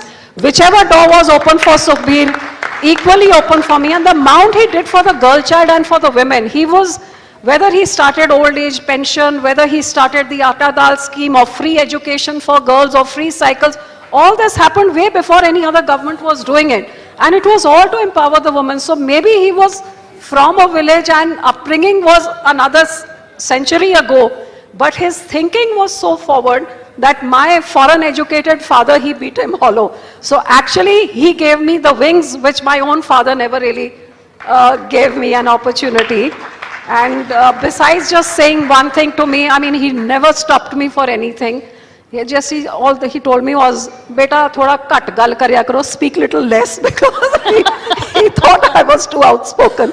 But I thought that was good advice, but I never listened to it, so unfortunately. And we are glad you didn't. But Sushmita, your story, were you always, politics was always, something you wanted to do, or was it something that just happened? You know, I started politics in DU. I was a president of Miranda House. And, like there's the whole thing about family politics and dynasts and all of that. But it is but natural for a child to look up to their father or mother and aspire to do the same. Right. You know, there's that other side which a lot of people don't say, saying parivarvad hai, dynasts hai and all of that. I mean, which child doesn't look at their father or mother to say, I would like to grow up and do what they are doing. So there's a very non-controversial side to that. So my mother was also in the Legislative Assembly, and I used to look at my father and say, hey, I want to do what he's doing. Because what is the most attractive part when you are younger is the mass appeal that a leader has. That you see your father going somewhere publicly and people coming up to him, touching his feet, asking him for help. So that's what attracted me to politics. But as I grew up, I realized that it is also about serving the people. See, you may be in power, you may not be in power. As you know, my father was a central minister with the Congress party for the longest time. But if you don't serve people, you can hold any position, the most powerful position. It definitely can't be a long-term thing. So these are the things I learned from him. And when Miranda House election happened, and my Miranda House election happened just after Mandal Commission. So I am that batch where we didn't, I'm sure many people here are from that same batch. I am. Where we didn't go to college for almost a year, you remember? And then came the election. So it was a very tumultuous time. So I won Miranda House, but I lost the university president election to one guy called Avdesh from BJP, ABVP. And my luck, 3 months after he won, I remember he was put into jail for some case, I don't know which case. So that decision also I could only take, and it came naturally to me because I came from a political family. And I'll tell you one thing, all the women and the men who have taken a conscious decision to come into public life and politics, where their fathers and mothers or uncles or father-in-laws are not in politics, I salute them. It's a very big decision, and it's not easy for a non-dynast to come into politics. And let me put on record, and I admire each one of them across the party line when I meet them in parliament or in my state. So I envy them for that courage. No, but I want to add something here, Priya, that, destiny plays with two people from two different families. I came from a family where my great-grandfather, when Punjab was united right from Afghanistan down till Delhi border, there were 3 ministers, and my great-grandfather happened to be one of them. And then my grandfather was in the first, second, third Lok Sabha with Jawaharlal Nehru. And my father put a conscious stop to it because he said that, politics leaves you no time for family, so that's it, we stop here. And my husband and my one criteria was, when we got married, was my father said that the boy should never enter politics, and my father said, no, even I don't want him to enter politics. No one knew I would enter. So I call myself, by default or by destiny, and I was pushed into politics because then the sitting CM said that I'm going to drive this ex-CM out of his, let's see, I'll put my son here. Next thing I knew, they wanted our family to have, I was the only one left, so I was pushed into it. So here was someone who grew up in a political house wanting to be part of it, and here is someone who didn't know ABC of politics and didn't want to do it, but we both landed up exactly where God Almighty wanted us to, and it's all about serving the people at the end of the day. You know, Harsimrat-ji, I've always wanted to ask you a question. I took Priya's permission. It's just that I've never had the opportunity. I remember when we were together in 16th Lok Sabha. It's very interesting, all of you must listen. You remember the time that you were speaking in Parliament, and Harsimrat-ji is an excellent orator, very feisty in Parliament. No, she's very good. She's a very good orator. And you remember the time when Rahul Gandhi ji walked across the well and went and hugged Narendra Modi ji, and at that point, Harsimrat ji was talking. She was on her feet talking, and I was sitting on the Congress's side, and I saw your face, and you had totally frozen because I got the impression you thought he was walking towards you. Is it true? Please tell us. I would like to know this. Never, I couldn't have even thought that. I don't think he'd have the guts to do it after what I do to him. Who was just telling me yesterday. I must have been too shocked why he's coming this side. Just yesterday, Priyanka was telling me that we were at Mawa's reception together, and she's telling someone else, she says, you know, this Harsimrat is too much. She once told Rahul Gandhi to one of the media guy, pata nahi kaun sa sasta nasha karke aata aur aise bolta hai. So I doubt if he'll come anywhere near me, because after what they did in Punjab, and you know, I was one of those who survived the 84 genocide which took place in Delhi. And so I come with a great bias against the Congress and the Gandhi family. So I don't think Rahul Gandhi will attempt to come anywhere close to me, because I have too many access to grind. I happen to work in those camps. I was an 18-year-old college student when the 84 genocide took place, and not only did I know how we saved ourselves, but after it got over in those 3 days, I went and worked in the camps at Trilokpuri. So I saw firsthand, up close, how and what other women like me went through of my community. So he comes near me, he's in trouble.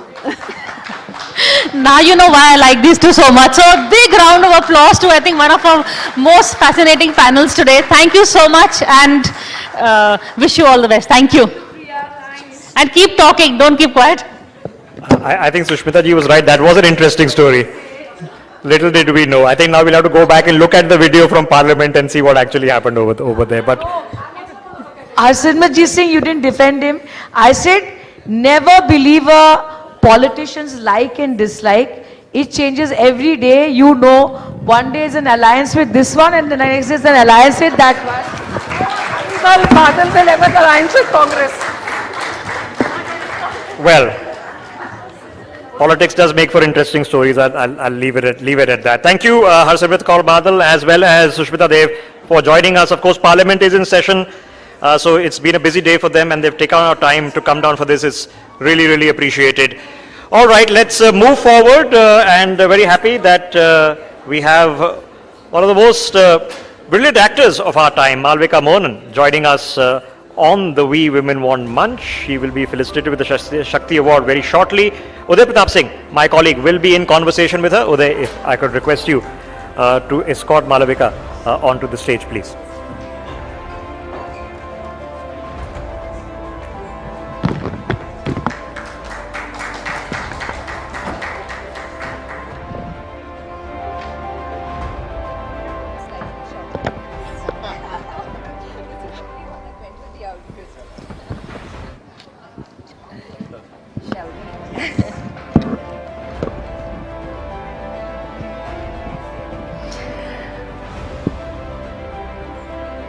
Hello and welcome, Uday Pratap Singh. You're joining us on this special session as part of our We Women Want Conclave 2025 and Shakti Awards live from New Delhi.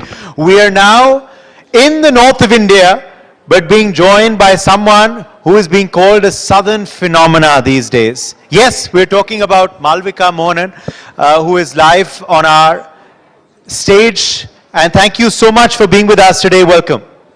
Thank you, and a very good evening to everyone present here. I was just thinking that what a sudden jump it's going to be, my God, from listening to two amazing, formidable women talk politics and affairs of the country to talking about films. But that is a change we want, and that's why we've scheduled this session for right after. So no political questions to you, just entertainment ones. But I want to start out by asking you, before we get to films, on style, because you are being honored today very, very shortly, for those of our viewers who don't know, with the NewsX Shakti Award for Excellence in Style. So congratulations on that. What does that make you feel? Thank you. It makes me feel lovely. I have grown up in a household around two parents who have always held a very high regard for our Indian arts and crafts and textiles and handlooms, and that's had a very instrumental role to play in how I view something like style, our indigenous forms of art, the plethora of aesthetics and designs we have in our own country. So it's an amalgamation of all of these things that's sort of designed my taste in things, and so being awarded something for style feels amazing. Okay. What is your style statement, if I were to ask you? Oh, it really depends, yeah. I think it's so hard to pick. Like on a day, it's something as simple as a lovely cotton sari with like my mother's, tiny jhumkas. And on some days, it's a cool suit, power suit. So it really depends on the mood. Yes.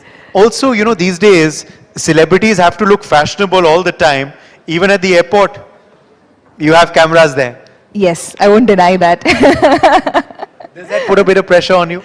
There are days it does, but a different way of, a different perspective that I've developed of late is I just have fun with it, I kind of pre-decide my outfits, and I've gone into this habit of keeping my wardrobe for the entire week set in advance, and you'll be surprised by the amount of time, effort and anxiety that saves you when you're rushing.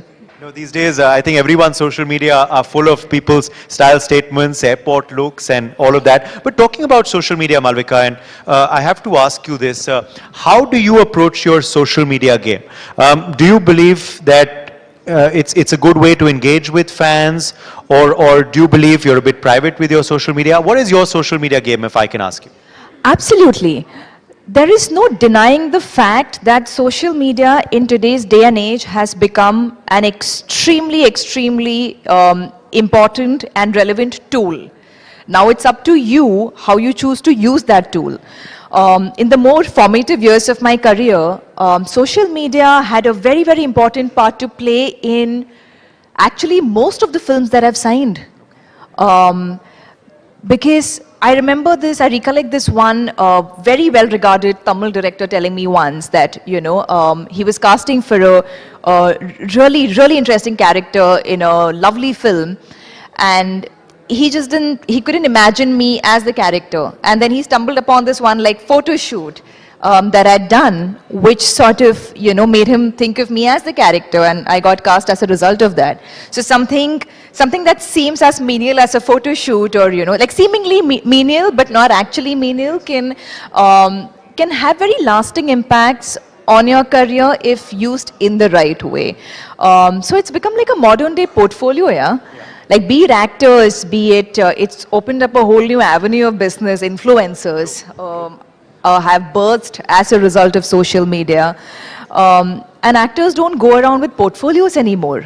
Back in the day, as a singer, as an aspiring dancer, as an aspiring performer of any sort, you had to build a portfolio, and you had to just go the rounds showing that to people, that hey, here, this is me, this is what I look like, this is how I sound, this is what I can do. But you don't have to do that anymore, yeah? You can just upload a video of yourself on Instagram. You can show people sides of your personality, your skill sets. And I think there's, it's people who use social media smartly. I think that's... but then the flip side, Malvika, is also there. These days, social media is open to trolling. Oh my God, the amount of anxiety it gives me. And you have to have a thick skin for that as well. You do. And that's something that I think every single, it's yin and yang, right? Everything in life has its good aspects, bad aspects. It's all about how much you control it and how smartly you control it instead of letting it control you. And that goes for anything, be it food, be it alcohol, be it, people sometimes. But yes, the flip sides are massive. You look anywhere around you, you see people on a phone just like doom scrolling. It's literally doom scrolling. You're not even looking at anything. I have come across people who cannot go to sleep without doom scrolling and watching reels. Yeah. They have to watch reels for like 45 minutes or an hour to fall asleep. That is so messed up. It's so unnatural. But how do you deal with trolls? Do you ignore them? Do you respond to them? Or do you block them? I had gotten trolled quite a bit for the first film I'd ever done in my career. It was a Malayalam film, and I was very young. I was still in college, actually. So before Beyond the Clouds? Before Beyond the Clouds. This film I'd done with this actor called Dulquer Salman, and I was maybe, I think, 19, 20, and I was really skinny at the time. And Malayalam industry is an industry which, at least at that point, really liked, like more curvy women. Like that was the idea of beauty, the standard of beauty in that specific region. And I remember the film coming out, and people had trolled me left, right, and center, and called me like, oh, she's like skin on bones, and there's no flesh, and And as a young adult in your formative years, when you hear things like that, it stings, and it was very, very hard to deal with, cope with, stomach. But then what happens is through the years, like all of these incidents just make you so thick-skinned that now I think somebody could be standing here and just telling me nasty things, and I'll just be like, whatever, and just like walk away, Good. That's fantastic. There's good advice for some youth as well, who face this also on social media. But now coming to, of course, your films, and the journey has been amazing from that film to, of course, after that Beyond the Clouds, and even now. Now, if I were to ask you, and these days, after cricket matches, there's an award called Game Changer of the Match given. So the player that changed the course of, the match for his or her team. For you, which project so far has been a game changer, or two roles, one or two? I would say it would be this film I did with Majid Majidi. For those who don't know, he's a renowned Oscar-nominated director from Iran. It was a film called Beyond the Clouds. It wasn't a commercial, film, so a lot of you might have not seen it. I loved it. I remember seeing it at the preview with you and Ishan. It was fantastic. Oh, thank you so much. With Ishan Khattar, who was my co-actor in the film, and that changed everything for me. A lot of directors across India, Tamil industry, Telugu, Hindi, everywhere watched it, and that got me cast in a lot of films after that. So that was definitely my game changer film. Moment. Okay. And you're also, of course, now straddling different languages. Is that something that's happened, or is that a conscious decision that you're taking? I've realized with something like acting, you think you're making conscious decisions, but what you're actually doing is you're choosing from the opportunities that are coming your way, which happens with, almost any art form. And I think I've been lucky in the sense that even though I'm a Bombay girl, having grown up in a Malayali family, I speak the language. I'm more attuned to the southern culture, if I may bracket the whole of South, categorize it as a whole. So being a sense of familiarity, a sense of like having one feet there in some way has helped me do a lot more films across the languages. And I also feel like it's a great time to be an actor, yeah. There's good work happening everywhere. And there are fantastic directors, fantastic actors, amazing films happening everywhere. So you just want to do whatever you can, in all languages, and not let language be a barrier, because it isn't anymore. If it's a good film, it's gonna, people pan-India are going to watch it. True. And that's a trend now, pan-India films. Do you believe that's a good thing? where we are seeing the best of all worlds collide. One example, of course, is a film called War 2, which is coming out later this year, where you have a top star from the north, Hrithik Roshan, and a top star from the south, NTR Jr. together. Yeah, you know, so I, like, something that had a very crucial role to play in films reaching a pan-Indian audience is information technology, right? Like, because we have access to social media, there's so much more of there's a medium for word of mouth. Let me put it that way, because there's always been word of mouth, but there's a medium for that. You can come home and tweet and say, hey, I watched this Malayalam film and I thought it was absolutely brilliant. And a friend of yours who's sitting somewhere in Gujarat or somewhere in Delhi will go and check it out. And that's how the film gets that reach in real time. Whereas back in the day, before the advent of social media, it was more of, you know, like you have to procure a DVD, or the word of mouth was also slow. You know, when you're meeting your friend after like a month or two, you'll be like, oh, you know, last year ye picture aayi thi aur maine dekhi thi. Like, but now everything is real time, it's chop. So the game has changed. The speed at which information is reaching people has changed, as a result of which the consumer patterns have changed. Having said that, I don't think anyone can make a, quote unquote, make a pan-India film. What you can do is you can try and make a good film. Yeah. You can try and distribute it, you know, in a manner where it's reaching multiple languages, multiple grassroots levels, and then you can hope that the film clicks and it becomes a pan-India film. So while I see a lot of films coming to me and saying, "Hum pan-India picture bana rahe hain," I'm like, I'm sorry, like, I mean it in the nicest way possible, but you can't make a pan-India film. You can make a film and then hope it gets pan-India reach if we make a good film. That's about it. So that nazariya changing has like pros and cons, because a lot of people think if you just package a film right, you can achieve that, but no, you just got to make a good film. You know, but you've also been working in the South for a while now, and we've seen the South make such good films for so long. But how come now suddenly the trend has come? Everyone is focusing on the South. Is it because of OTT platforms, you think the reach has increased, or what is it? Awareness, social media, what do you feel? I believe the Hindi film industry does not give writers its due importance, at least of late, because obviously I've grown up on Hindi films, I've grown up on Bollywood films, and we've grown up on such fabulous cinema in the 70s, 80s, 90s, 2000s. But of late, since the last 5, 6, 7 years, we haven't had a lot of good scripts at all, because people are not nurturing good writers, people are not paying writers what they deserve to be paid. If you're willing to pay your male actor, and I won't say female actor because the pay disparity between male actors and female actors is humongous. Yeah. But if you're willing to pay your male actor like crores and crores of rupees, you can't be paying your writer peanuts and then expect that to turn into a good film. That's not how it works.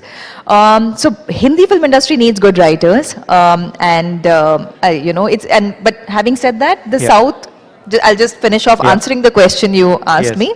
I believe that the entire South trend that's happening right now is a wave, because a lot of South films have commercially worked since the last couple of years. So. And we're sure your next film is going to really work, because you're with Prabhas.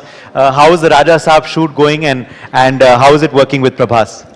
Well, Prabhas is quite a phenomenon. He is, he's larger than life. Even in a quite literal, like when you see him, you can feel his presence, his aura, and he's very sweet and lovely to work with. We are actually done with the film. We have a couple of songs to shoot, and the film is releasing soon by end of the year. Mohan Lalji also you're working with for this new film of yours.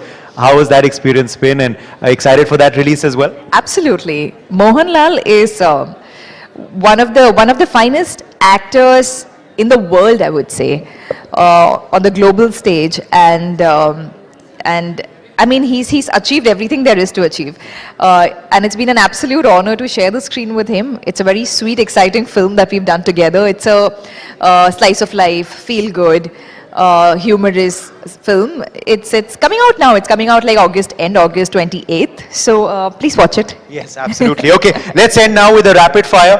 As I told you earlier, we'll do. So let's. Are you ready? I'll never be ready for a rapid fire, but let's go. Okay. Audience, are you ready? Okay. So, beaches or mountains? Mountains. What's a superpower you wish you had? Being invisible on some days when Okay. people annoy me. Okay. What was your favorite See, I subject? hear a lot of women laughing. A lot of people have wished that. They're resonating, I think. What was your favorite subject in school? English literature. What did young Malvika Mohanan want to become? I actually wanted to become a documentary filmmaker. What's the last show that you binge watched? I rewatched Friends because it's my go-to show when I'm feeling, heavy. Yes. What's the last holiday you took? Mexico, and I loved it. Okay.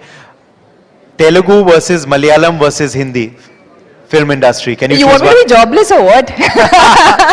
I'm not picking. No. They're all amazing. all nice. Okay. And final question then for you.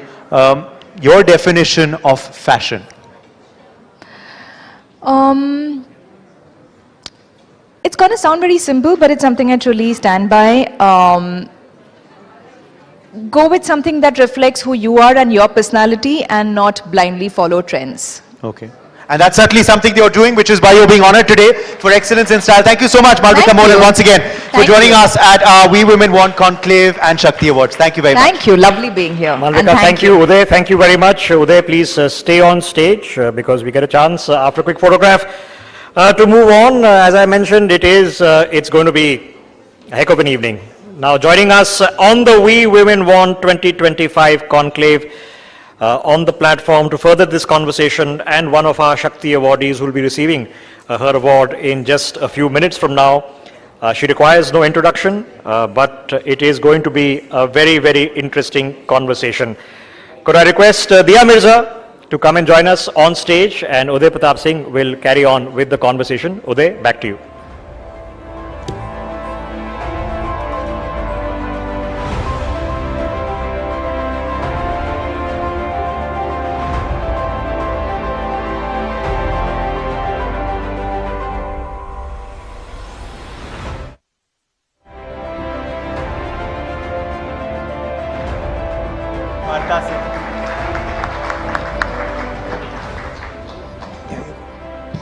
Thank you.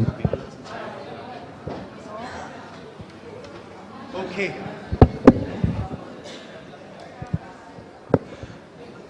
Hello and welcome. I'm Uday Pratap Singh. You're joining us on our special Conclave NewsX We Women Want and Shakti Awards 2025. And we have with us now a person who, of course, needs no introduction. She's been an actor. She's also, of course, a champion for many causes, including, of course, gender rights, human rights, and more importantly, the environment. She's also an acclaimed producer. We're going to be talking about a lot in our next session with Diya Mirza. Welcome. Thank you so much for being with us today.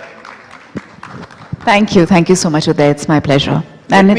I've already seen some women I am so deeply inspired with, and I love and admire, and it's an august room to be in the midst of. Thank you. It's become more august with your presence, of course. Let me begin by asking you, of course, about your first reaction. You're going to be honored very, very shortly with the NewsX Shakti Award for Excellence in Environmental Impact. Your first comment to that. I'm grateful. I think, being acknowledged for something that you've been consistently persevering to achieve is just incentive to continue to do what you're doing.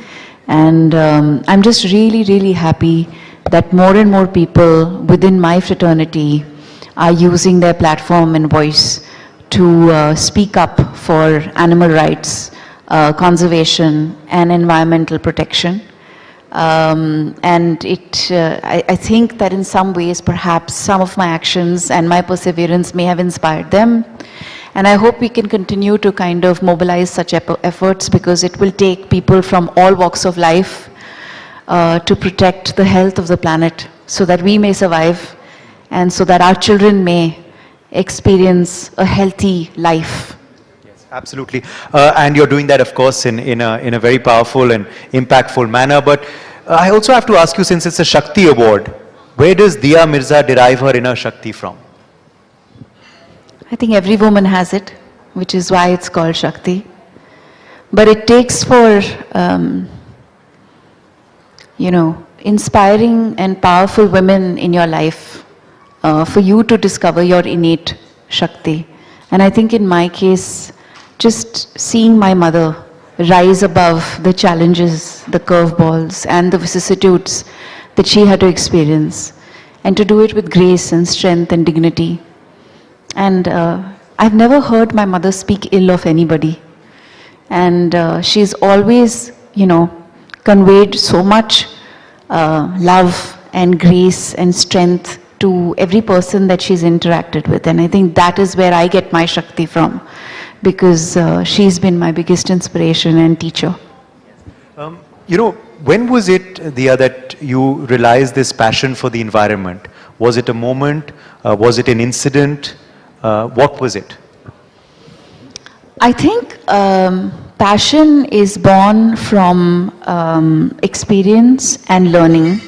I was taught to love nature from a very young age. Of course, our connection with nature is innate, but as urban kids, we can forget that connection. So it's integral to the growing up years where we, learn to engage with nature and thereby discover our love for it. So I grew up loving nature, and it was in my early 20s when I was out in the field, in a forest actually, watching a tigress on the hunt in Pench, Madhya Pradesh, and interacting with the forest guards and discovering how many hundreds of miles they walk, sometimes bare feet, with something as basic as just a chhadi, a lathi. With such meager means and such invisible support, and the kind of challenges that they confront on a daily basis. Of course, the immediate threat of the wild, being out in the forest, then of course the threat of the calamities that one can experience in the wild.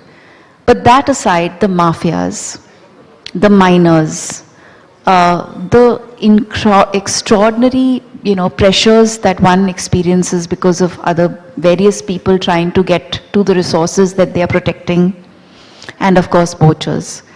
And to my mind, this was the work that the army was doing, the air force is doing, the navy is doing.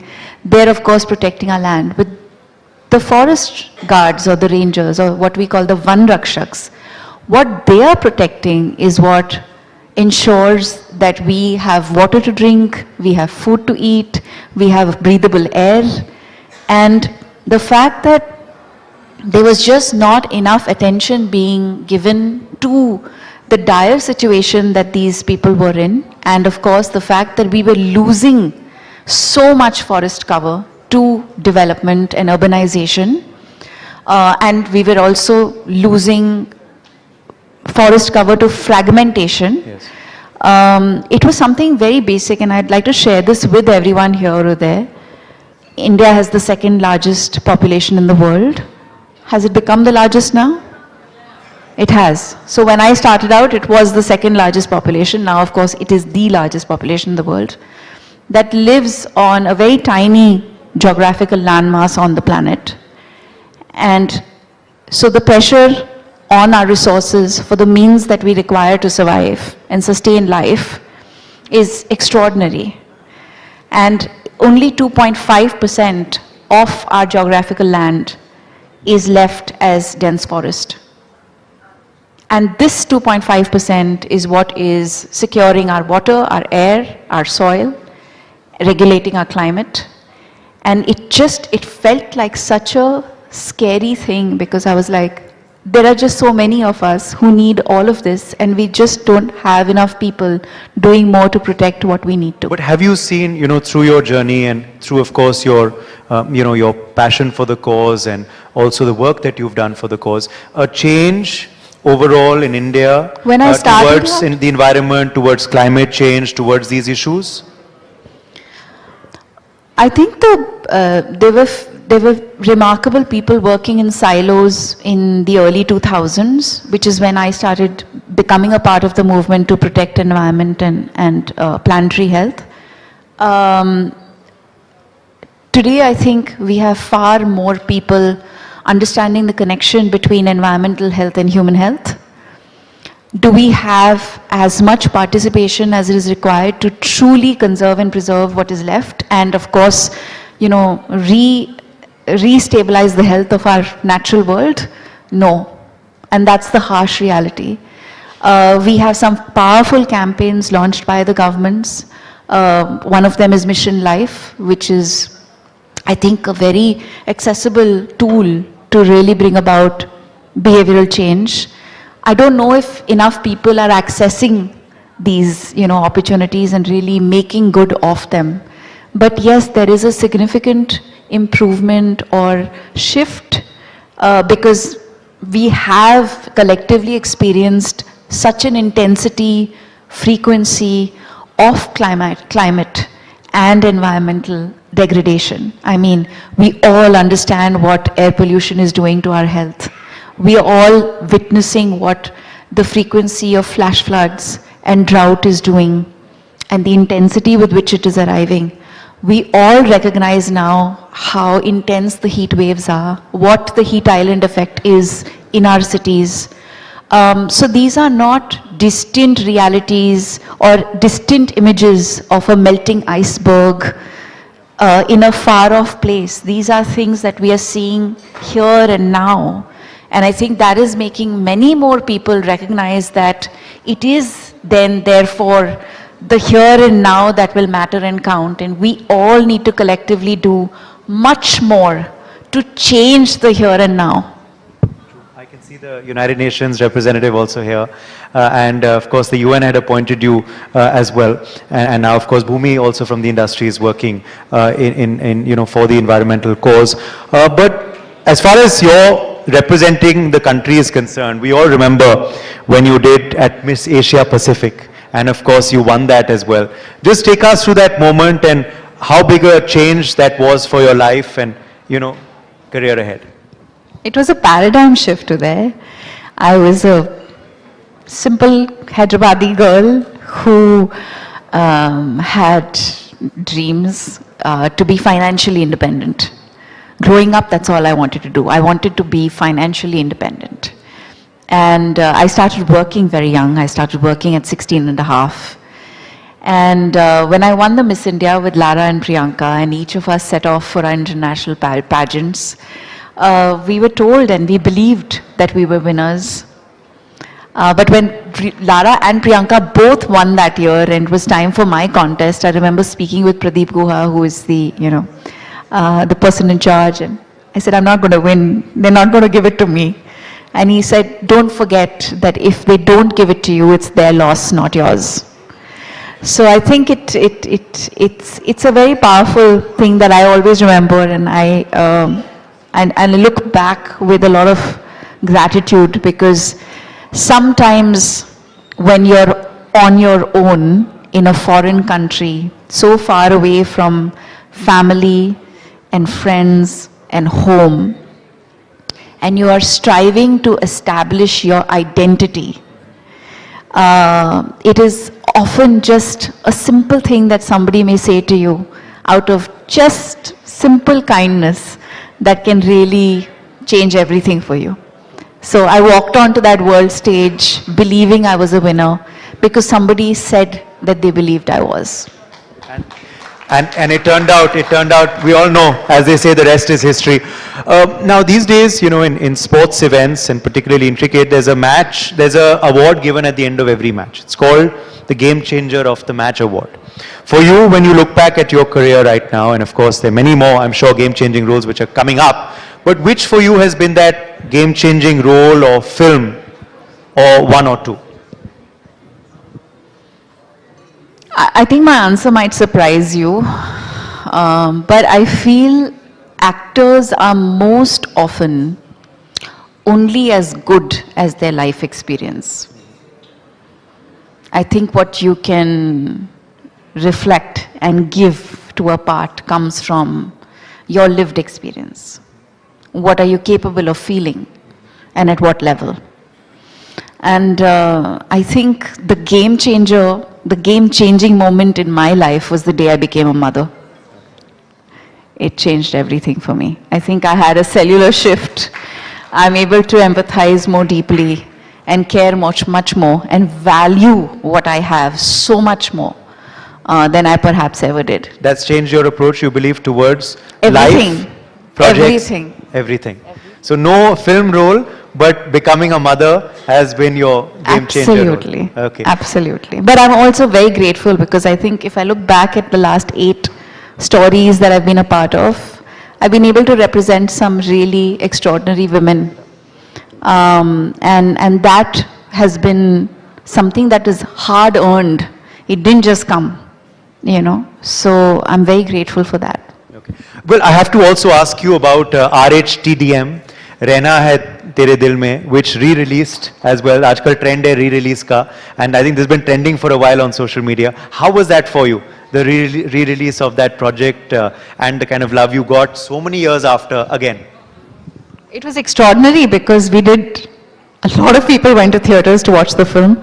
My husband and my daughter watched it for the first time in theatre with me.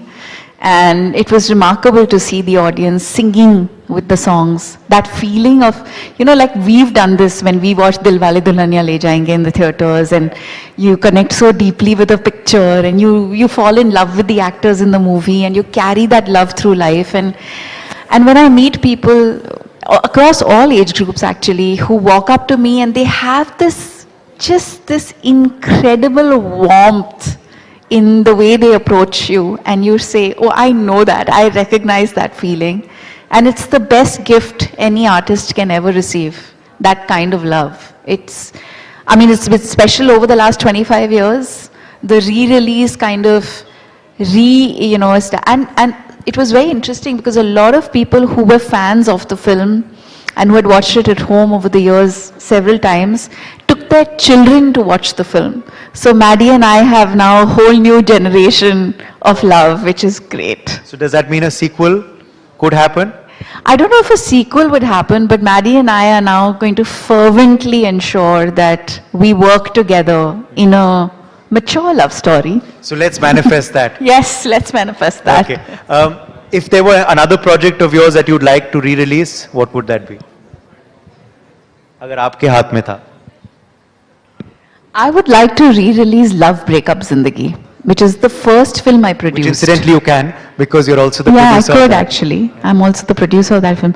I'm saying this specifically because I meet a lot of young people who walk up to me and say, it's my go-to feel-good film. So whenever I'm feeling like dreary and down and out in life, I watch that film and it makes me happy.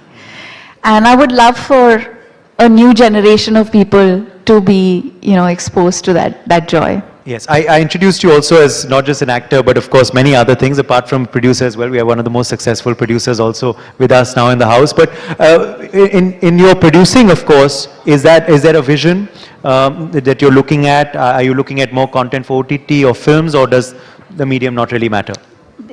I think we're medium agnostic. We want to be able to just tell stories that we care deeply about. And we've, started off, we're making short films. And interestingly, a lot of the work that we're doing is women-led. So it's not by design, it's just happening organically. So it's interesting. That's a good thing to say at such an august gathering. Yeah. Women have to stand up for each other and support each other. Yeah. Finally, before we end with the rapid fire, have you seen that happen though in the industry, that over the years this change has happened for women? I belong to a group which is a force of nature. We are 9 really powerful, strong, extraordinary women. Each of us kind of look up to each other and are inspired by one another, and it's really nice to have that intergenerational respect and love and support. I think Shabana ji is coming here today, so she's a part of the gang, and she's the youngest person in our group. Yeah, it's amazing. Like, I'll give you a very interesting incident. So one day we were all at lunch, we 8-9 of us. So she says, we should do a film, we should do something together. Let's do a play together, let's do a film together.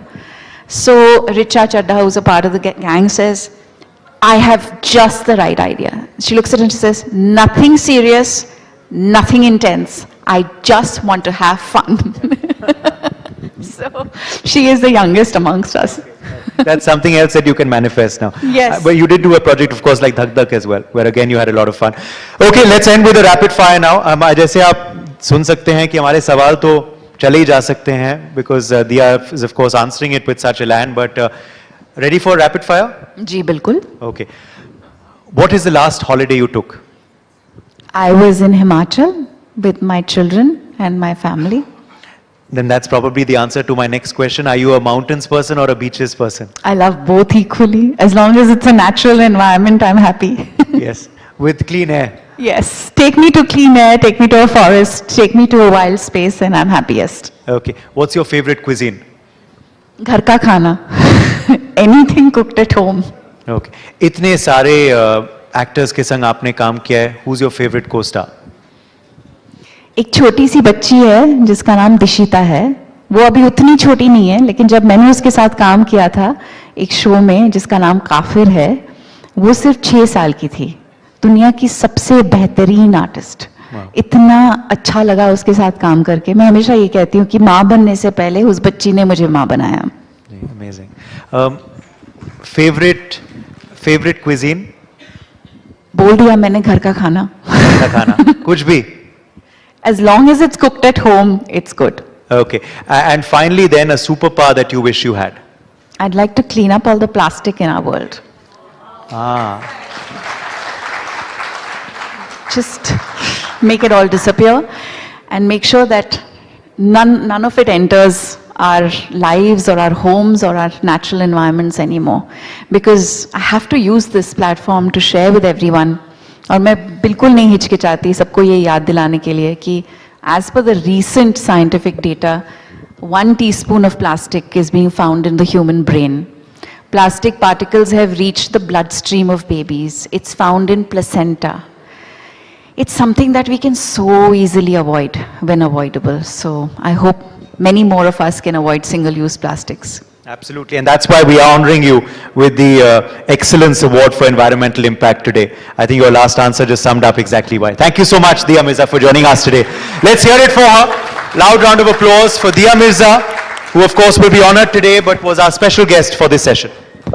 Absolutely, Uday. Thank you so much for leading that conversation, and thank you, Diya, for being a part of We Women Want Conclave 2025 and the Shakti Awards as well. Ladies and gentlemen, the night is only beginning because we have amongst us another wonderful, extremely powerful guest. Joining me on the stage is Miss Ekta Kapoor. Let's give a huge round of applause to Miss Ekta Kapoor, founder and joint managing director of Balaji Telefilms Limited. And she will be taking us through what women want. This is of course a woman who's made so many iconic television shows, and of course she's adapted herself to the online medium. So clearly Ekta does have an insight into what women want. Leading this conversation will be my colleague Uday Pratap Singh. Uday, over to you.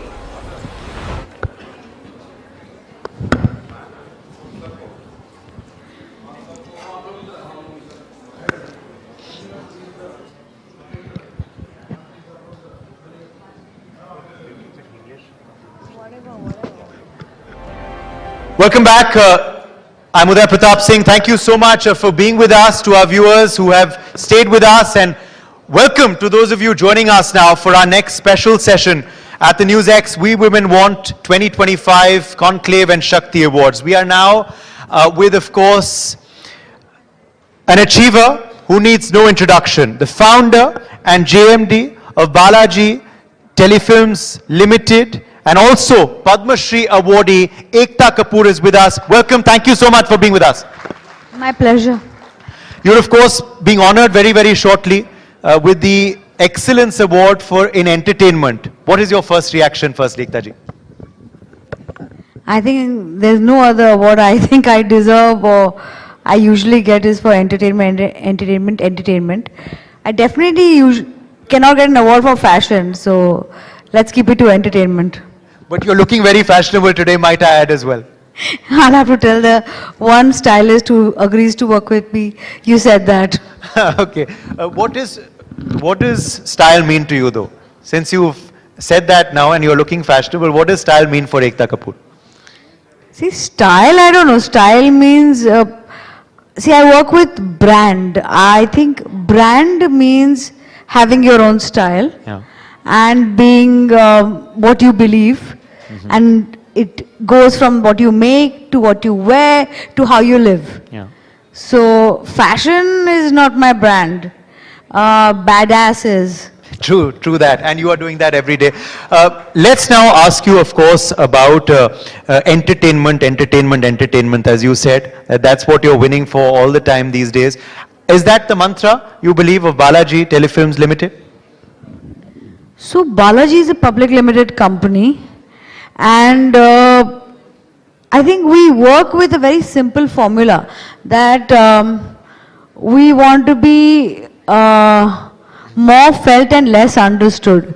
So we're known for either extremely niche content like Lutera, Udta Punjab, Laila Majnu, or extremely mass content. So we don't like to be in a box. And yes, in any spectrum of content, we want to be entertaining. I have to start out by asking you about then the content that's currently trending all over the country, the return of Kyunki Saas Bhi Kabhi Bahu Thi, Kyunki 2. I'm sure this is all you're getting asked for every day at the airport, everywhere. Pehle it was Kab aa rahi hai Kyunki 2? Now it's, tell us about Kyunki 2. So why now? Ekta ji, 2025, why now? You answered this, of course, a bit in that post that you put up. So I think it's time. See, we had a few episodes left to complete 2000. And if you asked me what I feel so sad about was that a show that made all of us was pulled off air because of our war with Star. Now we're all friends, everything is fine. The 25th year, Smriti and I said, let's complete those 2000 episodes. But let's not do it for nostalgia, let's do it for impact. And she's like, I want to know you now as a content provider, like a creator who was at 25 making shows for families, and abnormally of sorts, you don't expect a 25-year-old girl, not married, making a show about a joint family system and living in a nuclear house unmarried. It was the most shocking thing of sorts. When I decided to do Kyunki, it was like I wanted to see what else I could bring into this character, and I'm hoping the very first episode we made Tulsi stand on a weighing scale. And for me that was the ultimate moment that, we're now close to 50. Perimenopausal, yes, we say that word loudly now.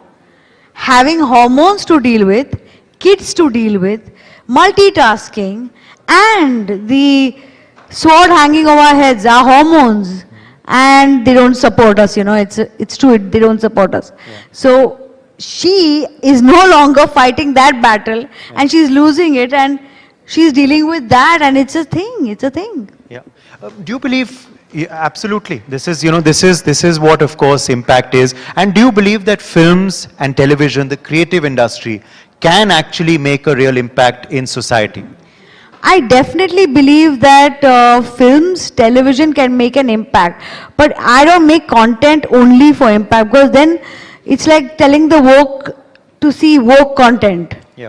The very, what should I say, enlightened see enlightened content. Unfortunately, those in the masses, they need to see what they don't know. So it has to be done in an entertaining way. So impact with entertainment is my mantra. Yes. Also, you know, as far as these issues are concerned, do you believe it was a very path-breaking show even at that time? Let's not forget at that time many of these topics were not discussed in homes. Now we have social media and everything. So was it ahead of its time at that time, you feel? Looking back Absolutely not. See, finally, I remember I met this gentleman I've said this before. This young writer, he came to me and he said, my dad hated you for 20 years of our life. He only said, I hate this woman, Ekta Kapoor. I said, that's a lot of hate for someone he doesn't know. And then the reason he hated me was, and I asked him, I said, why does your dad hate me so much? Is it because your mom took away the remote or something like that? You know, you hear these conversations, oh, the wives had the remotes. And he said, no, it's because for the first time, she said, if Tulsi can make decisions in the house, so will I. And she actually, what he called answering back, she actually had a point of view. Yeah. Now this threatening this huge patriarchal world, even in one home, for me was like, okay, we need to do this a little more. Let's finish the 2000 episodes, bang in with some nostalgia and hit it with some impact, and then close the show with limited series, like a limited episode format. I was listening to one of your sound bites recently and talking about when you first saw her and when your mother discovered actually Smriti Irani, the lead star. Now when you look back at that Smriti Irani and the one today, kya badlav hua hai, and you know, does it literally feel like a different person? That was. I agree with Shabana ji. So, you know, actually, Smriti is somebody who is very, पहले तो बहुत ही soft, shy, scared थी. आज she's the woman she wanted to be and she's become that. She is far more confident. You said that, and I was quite surprised when you said that it was a timid, shy girl who came for that first audition. Yeah. And now you actually see her, you know, and we've seen her in Parliament in Delhi and other places, and you say, was it the same person or not? But coming now to this success with K, ये कब आपको पता चला कि ये K जो है ये lucky है आपके लिए?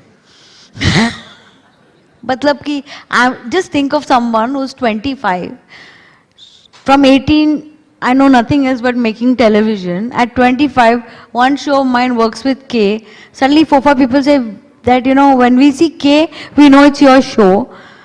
Marketing, branding is at its nascent stages in India. So I said, ठीक है, सब कुछ K में डाल दो. It's working for me. Of course, a lot of people thought it was a superstition. I won't deny it. A lot of it was that. And a lot of it was that it was identification. A lot of people knew, okay, if it's from K, it is from Balaji, and it's a Balaji show. Yeah, true. So it worked for me in many other ways. Exactly. Today, of course, you're being honored with this Shakti Award. Where does Ekta Kapoor derive her inner Shakti from? So inner Shakti, I won't say, but I was always wanting to be on a stage where I have either Shabana ji or Javed sir in front of me. And today I've got this moment, so I would like to say this. Shakti, no, lessons I have learned from everywhere around me. And one big lesson I learned from Sir, it's a golden rule I have applied in my life. Golden rule. I saw an interview of Javed Saab and what he said there made so much sense. I now only take on wars with people in a war where I know I will lose or it will hurt me if I take on that battle. Never with someone I know will hurt them. Because that is the difference between ego and self-respect. So that is the strength or the lesson I've learned in life. I thought I'll always say to you because that's now become my simple mantra. That's good advice. That is, I saw an interview of his and I was like, oh my God, my eureka moment has just happened through a television set. Yeah. You know, as you were saying, of course, you were talking about what someone said to your father. Was there ever a time when you were young that you wanted to be in front of the camera? Or did that You see, I have a little bit of, if I'm anything, I'm self-aware. So I was one thing sure that if I ever decide to become an actress, my father would probably be the only person going to the theatre to watch the film. My full family would also not go. My mom and my brother would not. So like, I never wanted to be an actress because I knew that that's definitely not a talent I've got. Yes. We've seen, of course, your shows and your content at Balaji working over the years. Now, with the advent of OTT, Ekta ji, how do you see, the entertainment medium, of course, going forward? Do you believe all of these are going to coexist together, or is there a war? Because especially in media, how the debate is OTT harming theatres?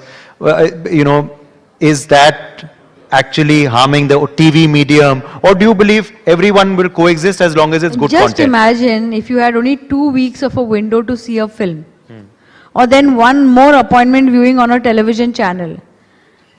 Or what would be better for a film or a piece of content? Having such a long shelf life on an OTT platform, wherein it can get discovered, watched, and then sometimes re-released also. Like we just released a film of ours called Laila Majnu that did far better in its re-release than its first version. So, I think the OTT is a blessing for any form of content. Let me say that again, any form of content. As far as TV though is concerned, do you believe TV is not going anywhere? Appointment viewing anyways was going to break down because it's the medium of television still pulls in the maximum viewers even today. Let me say that again. Maximum viewers even today. Not a patch is any OTT show to television. Not a patch. So television only now is consumed on various platforms. On linear TV, on connected TV, and on the OTT platforms. We saw how, the first day, that Tuesday episode of QK2 did on the TRP chart, so I absolutely believe what you're saying. Now, you were awarded, of course, the Padma Shri as well by the Government of India. Padma Shri, and we have another Padma Shri in the house as well, Shabana ji. Padma Shri award milne ke baad kya responsibility बढ़ जाता है आपके कंधों पे, or not really? See, I always lived on the edge. As a person, I never wanted to fit in. For me, it was a big problem that my mom used to have a huge problem with me. She said, either you're making highly conservative shows or really not so conservative content. You have to control yourself a little bit. So I was like, Mom, good girls go to heaven, bad girls make history. She says, please. Please don't be so bad. Now I got the Padma Shri and I was like, just imagine, Mom, your bad girl got the Padma Shri. So now, so after that, no, the responsibility I have only is in my life is to do things that I believe in. After that, respect is somebody else's, and awards are what somebody else feels for you. That can change any day. Today they may respect me, tomorrow they may hate me. Today I get an award, tomorrow I might get a slap. As long as I am happy with myself, I am good. Absolutely. Now, as far as, of course, television is concerned, another criticism that sometimes comes in is that TV shows are regressive. You've answered those critics many, many times. What is your counter to them? Even today, who may say that? Have you watched a show? Has anyone watched any television show? In the world we talk about TV being regressive, have they watched television? True. Or is it a comment that comes out of a clipping you've seen on the internet, you haven't seen the full show, or something you heard from a friend? True. Unfortunately, the people who say that TV is regressive have never sat a day with a little bit of empathy and seen lives beyond their own homes. There are wars that were won that you are now enjoying, and there are wars that women are still fighting. Sometimes what is fiction for you is reality for someone else. Also now, we've seen how recently Amir Khan decided to not release his film Sitare Zameen Par on OTT. And he's actually created a YouTube channel where he'll have people, watch the film there for a pay-per-view. There'll be a charge for that. Do you believe this is an interesting new model? Are models constantly changing of content release? Amir Khan is a national treasure. God bless Amir Khan, because the only person who can give up money for disruption is that man. And he succeeds or not, let's have the heart to accept that man did what none of us could. Like I always say, it's easy to fit in. It takes a lot to stand out and say, I'm going to do it my way. True. You know, you're a woman who's truly broken all the glass ceilings, of course, in the industry, cutting across these different mediums that you've been speaking about. And you've cast women in lead roles when they were not being cast in a lot of lead roles in your content, in your productions. Have you seen, the outlook towards women change in the entertainment industry over the decades that you've been? I don't see the cast as women or men. These are great actors, or they are big stars. They just happen to be women. Yeah. I'm gender agnostic with my content. I mean, crew worked because there were 3 great actors. It's not a consolation prize. We broke not only the glass ceiling, even the box office numbers. True. Because there were 3 legit stars. To say that they are women and they will not get people into theatres is a disservice. And I don't think you can actually say anything. You just have to go and do it. And they did it. I mean, I have never just worked with women or given women lead roles. I've been honored to work with some great actors, and they've been in lead parts, and some great stars, commercially viable stars, and they all happen to be women. Sure, absolutely. There's a lot more content, of course, I'm sure, still coming out of your stable in the days, months and years ahead. But what is a legacy that you'd like to be remembered by? The Ekta Kapoor legacy. Man, I don't know about legacy. I would like to say I would like to be remembered for, we hated her for all the things we love her now for. That's a good one. If there were a name then for your autobiography, what would that be, title? I think I would just say, well. Okay. Or entertainment, you said at the start. I'll say that the next episode, God knows when it will come. Still coming. Okay. Still coming would be, I don't know. I'd be blamed for that also. Finally then, let's end with a rapid fire. Are you ready? Absolutely. Okay. Beaches or mountains? Mountains. I have a winter body. Social media for you is? Waste of time. How do you deal with trolls? I mean, I've been being told from the time there was no social media. So, I mean, now I feel like it's like my alter ego. So, I'm fine with it. Yeah. Favorite cuisine? I love food. Any cuisine. Ghar ka khana, bahar ka khana, kahin ka khana. Okay. What's the last holiday you took? I recently went with my son to New York. Okay. And me as a parent, I mean, I'm not a naturally easy mother. I and my son keep looking at each other. I'm like, we both are learning at the job. I swear we both are learning at the job. You being a son, me being a mother. So, it was great. Great fun. Okay. What's a superpower you wish you had? I wish I could eat anything and never put on weight, to be honest. Nothing else I would want as a superpower. I really wish I could be one of those people who I don't know why, I have such a good metabolism. I eat anything, I just don't put on weight. Hamare genetics mein kya problem tha? I don't know. That's a lie. I don't know what, how do I hear this all the time? I mean, where there's no genetics, there's Munjaro, but both are not for me. But who cares about it? You put Tulsi on the weighing scale now, sab bhul jayenge. That was actually my alter ego going on the weighing scale and saying machine kharab hai. Okay. And finally then, for you, once again, as far as this award is concerned, excellence in entertainment, your last message to all your fans who are watching you today, you can see how packed the audience room is, Ekta ji, for you. What would you like to tell them? Trust me, I'm really a bad example, so don't follow my footsteps. Look there, there's Shabana ji there, follow her footsteps. How magnanimous of you. From one Padma Shri to the other. Thank you so much, Ekta Kapoor, for joining us. Founder and JMD, Balaji Televisions Limited, and Padma Shri awardee, of course, will be honored later tonight at the ceremony as well.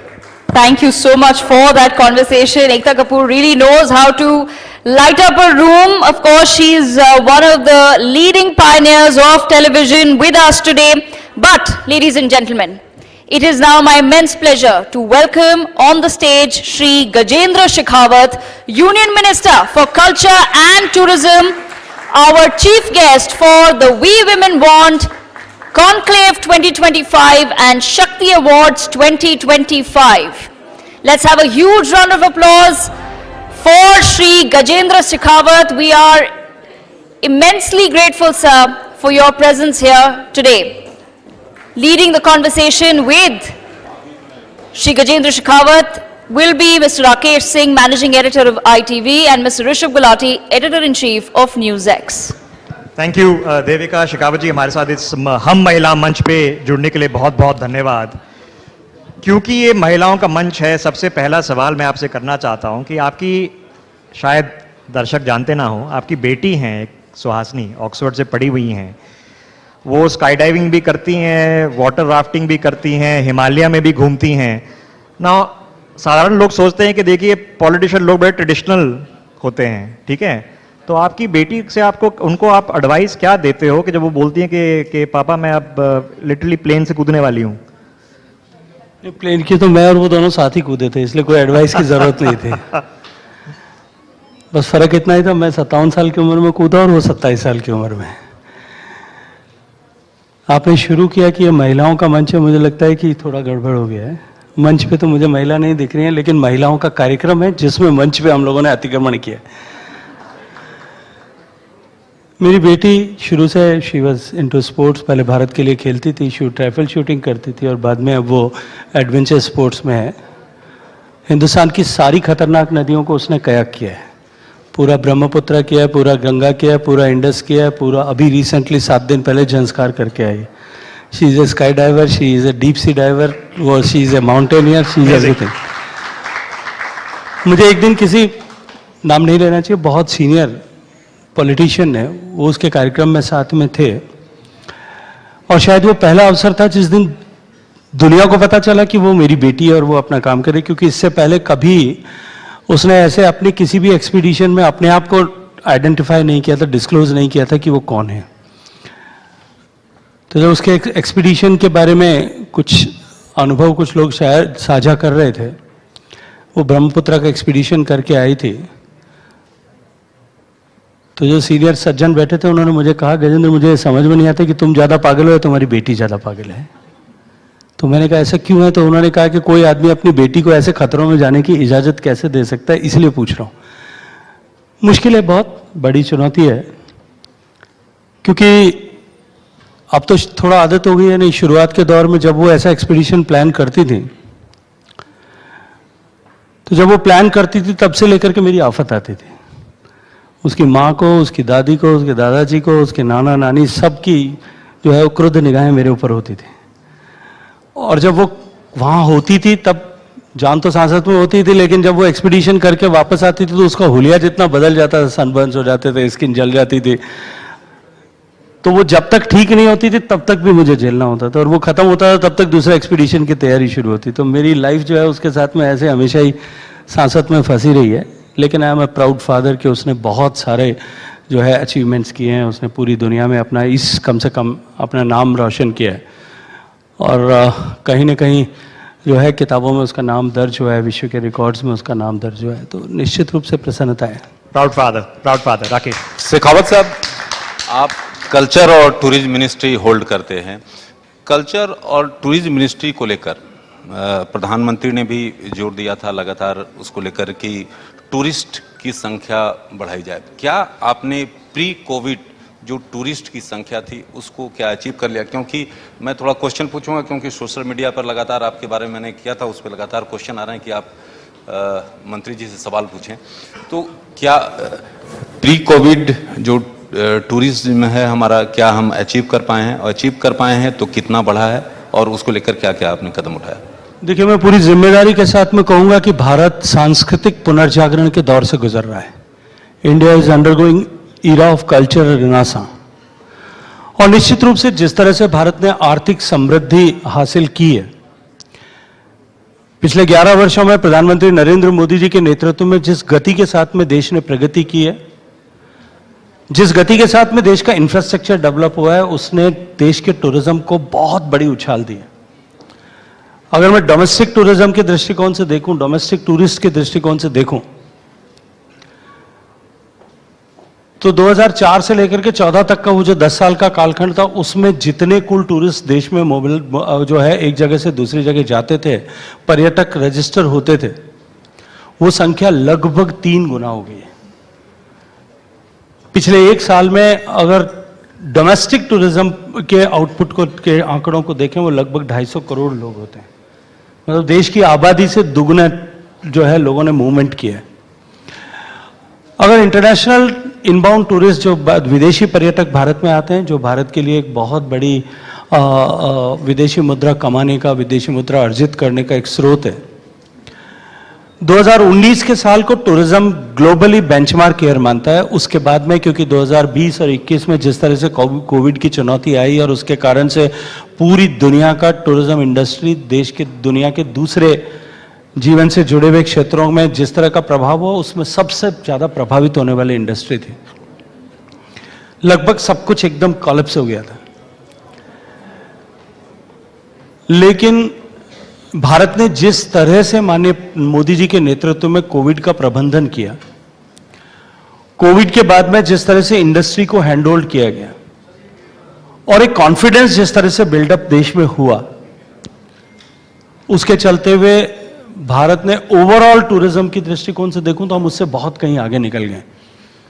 अगर केवल विदेशी यात्रियों के दृष्टिकोण से देखूं तो हमने एशिया पैसिफिक में सबसे ज्यादा रिकवरी करने वाले बड़े टूरिस्ट डेस्टिनेशंस में, बहुत छोटे देश जिन्होंने अभी नई नई शुरुआत की, जिनका बेस बहुत छोटा होगा, उसके बारे में नहीं कहता।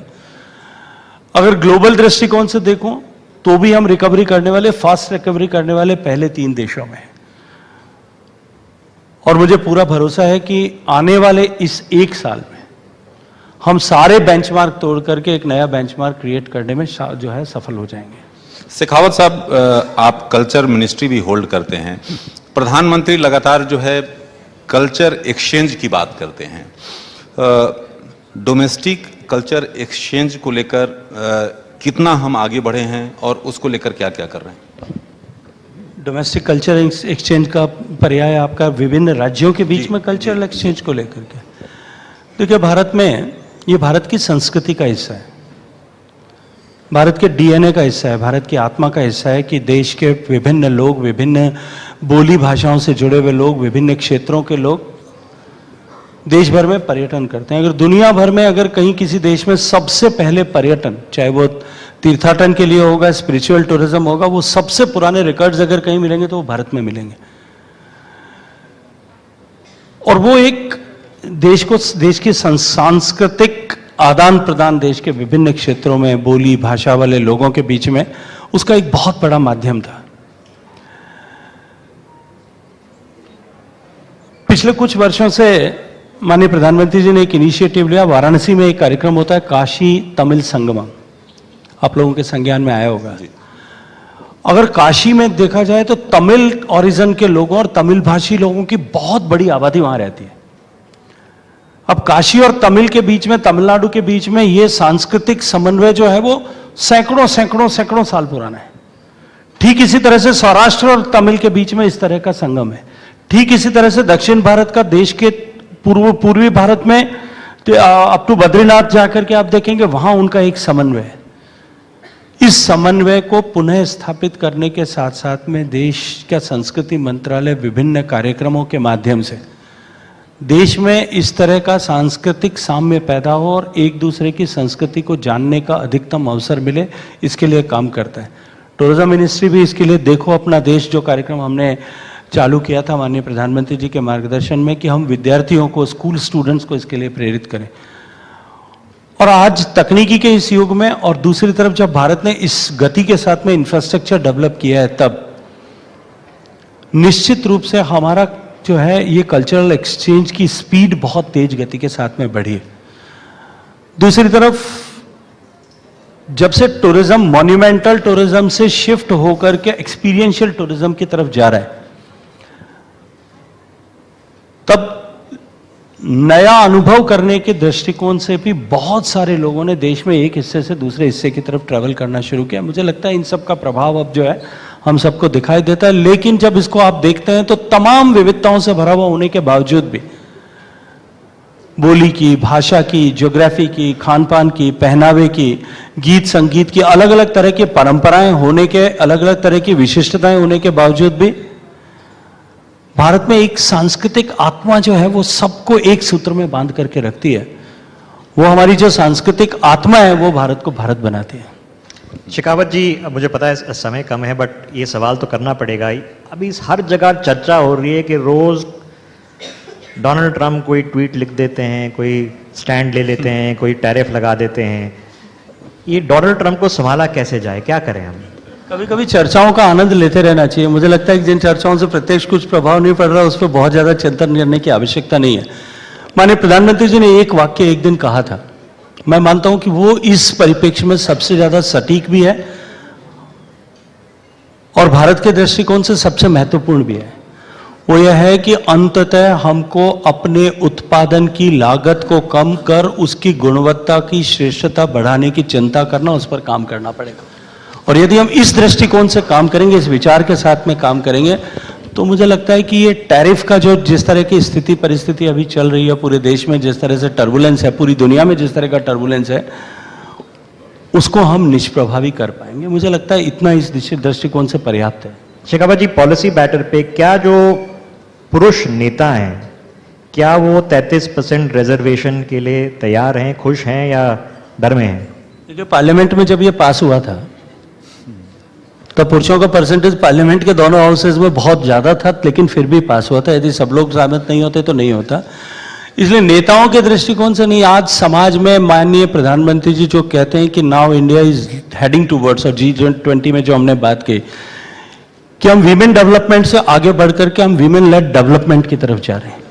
अब देश के हर क्षेत्र में, समाज के जीवन के हर क्षेत्र में जिस तरह से हमारी मातृशक्ति, हमारी बहनों ने जिस ताकत के साथ में अपनी उपस्थिति को दर्ज कराया, अभी थोड़े से दिन पहले जब ऑप सिंदूर के समय में, उसके बाद में जिस तरह से सीमा पर तनाव पैदा हुआ था, और क्योंकि मुझे 20-22 साल तक सीमा पर रहने का, काम करने का सौभाग्य मिला है,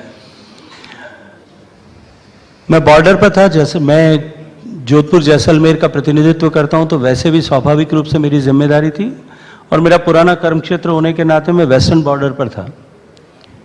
मुझे एक और कुछ काफी साल बाद में मैं बॉर्डर के पोस्ट पर एकाएक पहुंचा था। उस पोस्ट पर जब मैं गया तो मुझे देख के इतनी प्रसन्नता हुई कि उस पूरी बीओपी और उसके आसपास की दोनों बीओपीज को कंप्लीटली सेफगार्ड करने की जिम्मेदारी हमारी बहनों के कंधे पे थी।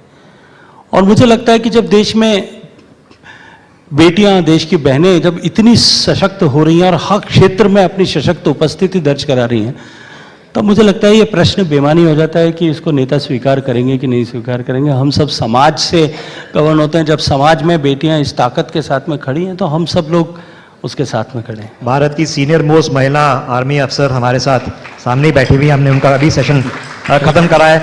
हम सब लोग गर्व के साथ में उनको जो है सलाम कर दें, इनकी सेवाओं को, इनकी कंट्रीब्यूशन को सलाम कर दें।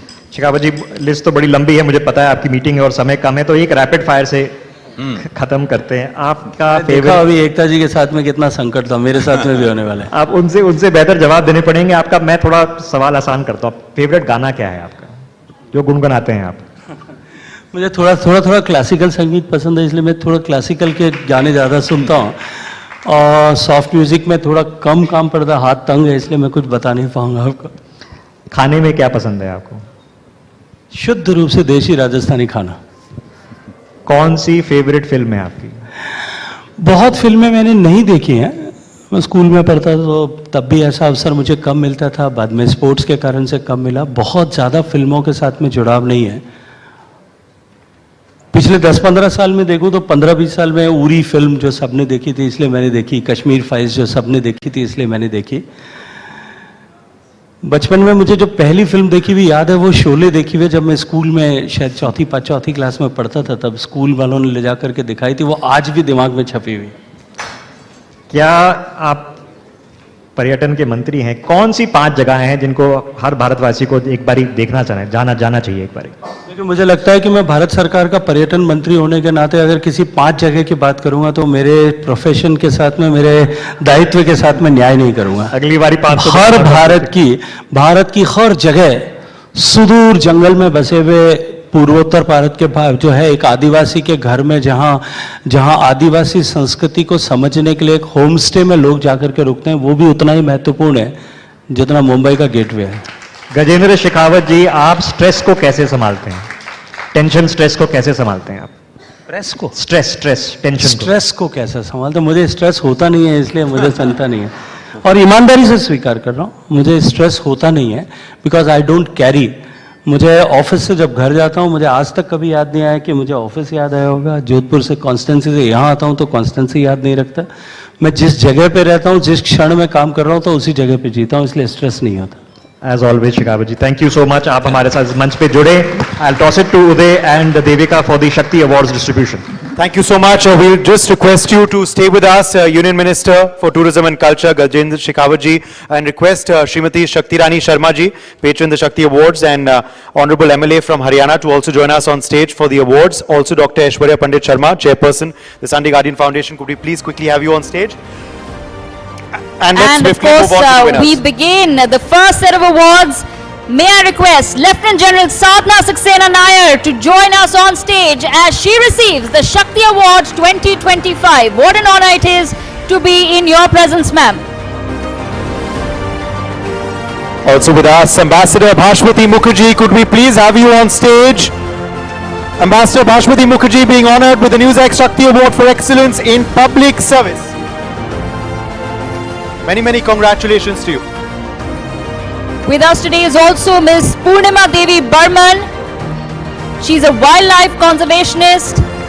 She receives the Shakti Award for Excellence in Wildlife Conservation. Purnima Devi Burman joins us at the We Women Want Conclave and receives the Shakti Award. We also have with us Ms. Pooja Ellingbam. She's DC Bishnupur district of Manipur. She receives the Shakti Awards 2025 for cultural promotion. Let's have a huge round of applause for our women achievers who join us tonight. And Pooja we also Lingam. have Reema Das. Okay, Pooja of course is, yes, Pooja, could we please have you on stage? Many, many congratulations to you.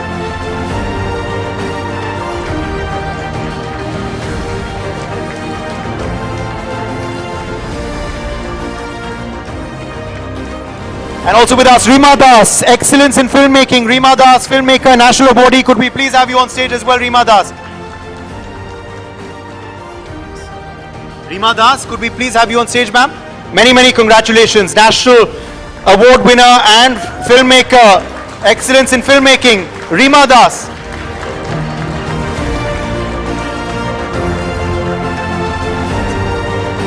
We also have with us Anupama Rag. She receives the Shakti Award for Excellence in Leadership. Anupama Rag, please join us on stage. May I also request Ms. Neeti Batra, Director of Joy Travels, to receive the Shakti Award 2025 for Excellence in Women's Leadership. Ms. Neeti Batra. Many, many congratulations to you, Neeti Batra. And finally, Prikanksha Luthra, winning for excellence in business leadership today. Prikanksha Luthra, could we also have you on stage? Okay, thank you so much, Honorable Minister, for doing the honors. We'll collect the award on our behalf. Thank you so much. Thank you so much, Union Minister Gajendra Shekhawat ji, for doing the honors.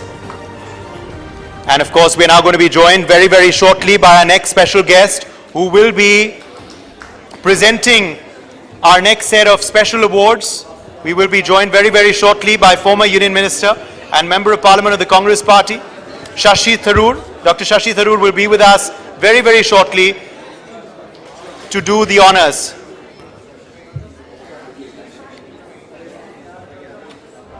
Well, it's been a whirlwind of a day. But good news for us, it's not over yet. We're waiting now for some more power-packed conversations. Ladies and gentlemen, we already have with us at the conclave Dr. Shashi Tharoor. He'll be making his way shortly to the seminar hall. Absolutely. Dr. Tharoor is with us. He's going to be in this hall shortly. to do the honors. We have some very, very power-packed sessions still lined up for you after that, and of course also some special winners who we're just awarding. Dr. Shakti Tharoor will be with us very, very shortly to do the honors for our next set of awards. Okay, he's there with us. Let's welcome with a loud round of applause former Union Minister and Member of Parliament Dr. Shakti Tharoor. Thank you so much for being with us today.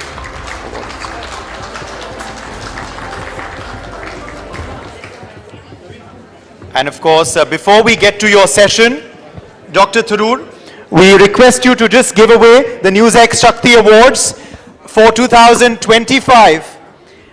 And the first recipient is for excellence in entertainment, Shabana Azmi. Shabana Azmi ji, NewsX Shakti Award for excellence in entertainment. Let's welcome her with a loud round of applause. Truly honored to have her in our midst. Thank you so much for being with us. Congratulations to you.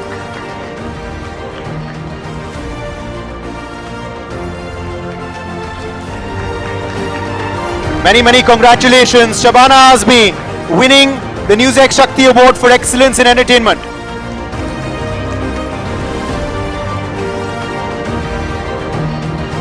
And now we're moving forward swiftly to our next eminent awardee for excellence in entertainment. The NewsX Shakti Award for excellence goes to Ekta Kapoor. Let's have a loud round of applause for our next special awardee, who of course is winning today for excellence in entertainment, Ekta Kapoor. Let's keep the applause going. These women have made our country proud.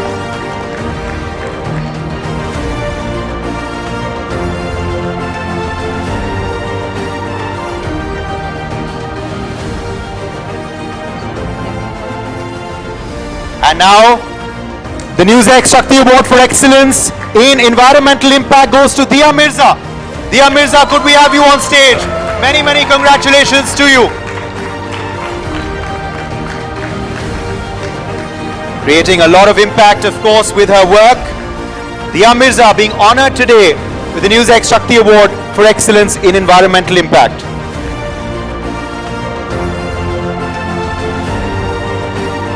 And now our next awardee is winning today the NewsX Shakti Award for excellence in empowering women, Neha Dhupia. Could we please have on stage Neha Dhupia? Many, many congratulations to you. Let's keep the applause going. Ladies and gentlemen, as we continue to honor these trailblazing women. Congratulations, Neha Dhupia, winning today for excellence in empowering women. And now the next award for NewsX Shakti Award for excellence in gaming, Nikita Luthar. Could we please have you on stage, Nikita Luthar? Many, many congratulations to you.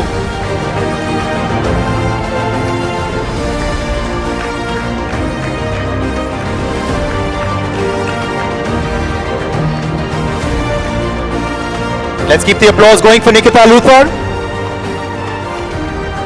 And now the next award for excellence in interior design goes to Namita Kohli. Could we please have you on stage, Namita Kohli, NewsX Shakti Award winner for excellence in interior design. Let's keep the applause going. Let's keep the energy in the room alive. Ladies and gentlemen, these women achievers have of course made our country proud. And also now winning the NewsX Shakti Award for excellence in applied art is Chanda Narang. Chanda Narang, could we please have you on stage? Many, many congratulations to you. Let's keep that applause going. We're all here to support women, so let's do that. Let's do our bit. Let me call up on stage Miss Devyani Jaipuria for her contribution in education and healthcare leadership, recipient of the Shakti Award 2025. Miss Devyani Jaipuria. Okay, moving on to Dr. Ankita Menon. Dr. Ankita Menon is winning today the NewsX Excellence Award for Water Stewardship and Sustainability, the Shakti Award, going to Dr. Ankita Menon. Dr. Ankita Menon, could we have you on stage, please? Many, many congratulations to you. There's Dr. Menon. Let's welcome her. And we also have with us Ms. Payal Garg. She is receiving the Shakti Award for Excellence in Business Entrepreneurship. May I have Ms. Payal Garg with us on stage. Last but not least is Ishika Sharma. Ishika Sharma, may we please have you on stage to receive the Shakti Awards 2025 for Excellence in Brand Building and PR. Ishika Sharma. Ishika Sharma, could we please have you on stage? Yes, congratulations.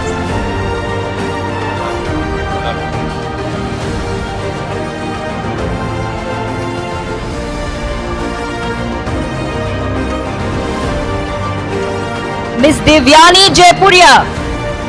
Devyani Jaipuria ji, could we please have you now on stage?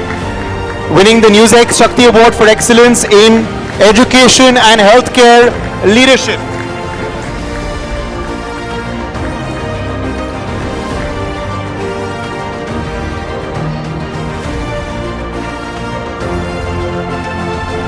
Thank you so much, Dr. Tharoor. And now it's time for that very, very interesting session that we were waiting for. So for that, we of course hand the floor over to Editorial Director of NewsX, Priya Sehgal.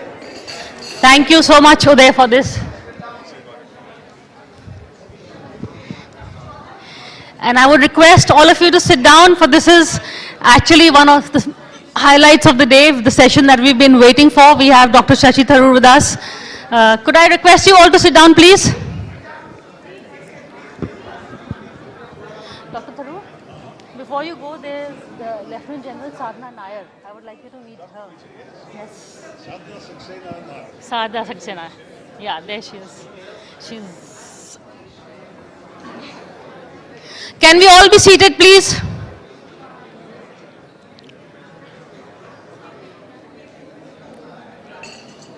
Look, I thought men were the unruly lot. Come on, ladies.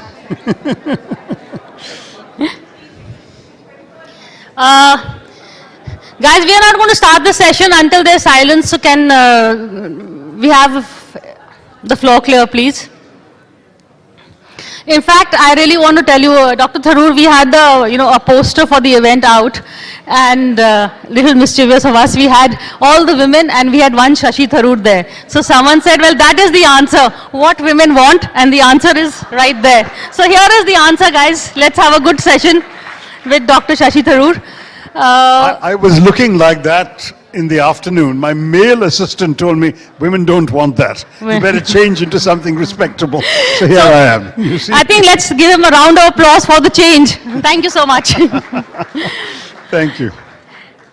And before we, today's the session is being Shashi Tharoor. There is a lot that I want to ask you about you. But first, I want to really, the dirty business of politics. You've been talking a lot. We are in this era of Trump tariffs, and also I want to congratulate you for your role in Operation Sindoor. What you did, you became a literally an ambassador for India. We would like to thank you, in fact, for what you did, because the role you played is, there is, no words can thank you. But now where are we in this vis-a-vis Trump? Where is India, and how do we go forward?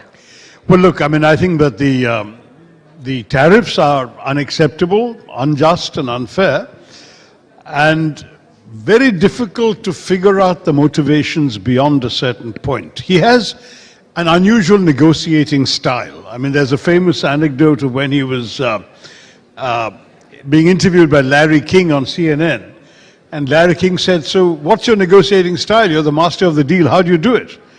And he looked at Larry King and said, do you mind if I move my chair away from you? You have terrible breath, Have people told you that? It's very difficult to sit next to you. And Larry King's face fell. Trump moved his chair. He dominated the rest of the interview. And then later he said, you want to know my negotiating style? That's my negotiating style. So there is something to be said about the schoolyard bully school of negotiation. I mean, I made a comment the other day, which I stand by, which is that when Mr. Trump declares the Indian economy dead and I don't care if it goes down and so on, I think it's really the equivalent of the big school bully telling the smaller kid, your mother is ugly. He may never even have seen his mother, but it's just the idea is to demean the other guy, put him down, make him feel small. So I didn't take the words literally, but I said to people, you've got to take him seriously. He's the president of a major power, which is a very significant trading partner for us. $90 billion of our exports are riding on this. And very clearly, if we do have 50% tariffs at the end of 3 weeks, then no one in America is going to want most of our goods, because there are competitors out there who also manufacture and sell goods. Vietnam, Indonesia, even Pakistan and Bangladesh have lower tariffs than we do, and shockingly so does China. So if China has 30% tariffs and we have 50, I think we can say goodbye to a very large portion of the American market. What should we do? Well, first of all, we need to diversify. We need to find other markets very quickly that don't have these extortionate tariffs. And Britain is an obvious example, which is we have a free trade agreement where 99% of India's exports to Britain will be duty-free. So we can do well in that market. We can also persuade some companies in Britain to import from India free of duty, repackage it and ship it to America as British goods and re-export. And that might be one way of keeping hold of some of our market in America without it attracting the Indian 50% tariffs. So diversification is the first part of the answer. A second part of the answer definitely is opening up to completely new markets. There's no question, for example, that there's much more we could be doing in Africa, much more we could be doing in parts of Asia. And the third thing that we can talk about very bluntly, if in the next 3 weeks Mr. Trump does not climb down as a result of a negotiation, and the negotiation is going on, our government people are talking to their government people, and perhaps a modus vivendi can still be found. But if he does not climb down, then I think in all fairness, since he's the one who's introduced the word reciprocal into the business, we should reciprocate. And if there are 50% on Indian exports to America, there should be 50% tariffs in India on American exports to India. Currently, the average Indian tariff on American goods is only 17%. So if our people are going to be hurt, I'm afraid, we will have to give some of our own back. That's very bluntly my view on these three aspects. So look the bully in the eye, basically. That is what you're saying. Absolutely. Yeah, I've never believed, even in school, that one should give in to bullies. And I don't think we should give in to anyone's bullying, whether it's on the world stage or whether it's in private life. It is something that you stand by, as all of us who've been following your career also have seen that, so I will grant you that. In fact, this session should be called What Tharoor Did Not Tell the Indian Parliament, because we missed your speech on Operation Sindoor, since you were one of the guys who had the toughest task in terms of the multi-party delegations. You were sent to the United States. In fielding India's cause, what was the response? What did you tell them? You know, if you can just tell us a bit in brief on that. Well, a number of things. I mean, I won't waste your entire time talking in great detail about it, because much of this is already on YouTube and many of you have heard it in real time. But the core messaging was, number one, that we were victims of terrorism and that we were exercising our right of self-defense, which every country concedes. America did so when they were attacked in 9/11. Why should we not do so? Secondly, that we had actually exhausted every other available option. You remember in 2008, when the horrible 26/11 attack happened in Mumbai, killing 170 of our people, that even then we did not retaliate militarily. We tried the route of amassing evidence, capturing one of the terrorists alive, and prosecution is what we hoped for, as well as international shaming. With that same evidence, the Americans convicted 2 conspirators. The Pakistanis, 17 years later, have still not prosecuted, let alone convicted anybody. So that didn't sound like a path we could try again. We've also tried the joint investigation route after Pathankot in 2015. Our Prime Minister invited the Pakistanis to come and participate in the investigation. They sent their intelligence agents to an Indian airbase, which horrified our own intelligence side. But then they went back and said that, oh, the Indians did it to themselves, which is not exactly calculated to earn our trust or our faith ever again. So given that, I think I don't blame the government, that we feel we don't have any options but that of retaliating to violence with some exemplary violence of our own, and that's why it was necessary to do the attacks on terror bases. Equally, and I advocated this course in an op-ed in the Indian Express a few days after Pahalgam, which they very cleverly headlined, "Hit Hard, Hit Smart." I said we do have to hit them hard because we can't show that terrorists can walk across the border with impunity, do this and go back to Pakistan without punishment. We have to act, so we have to hit. But secondly, I said hit smart.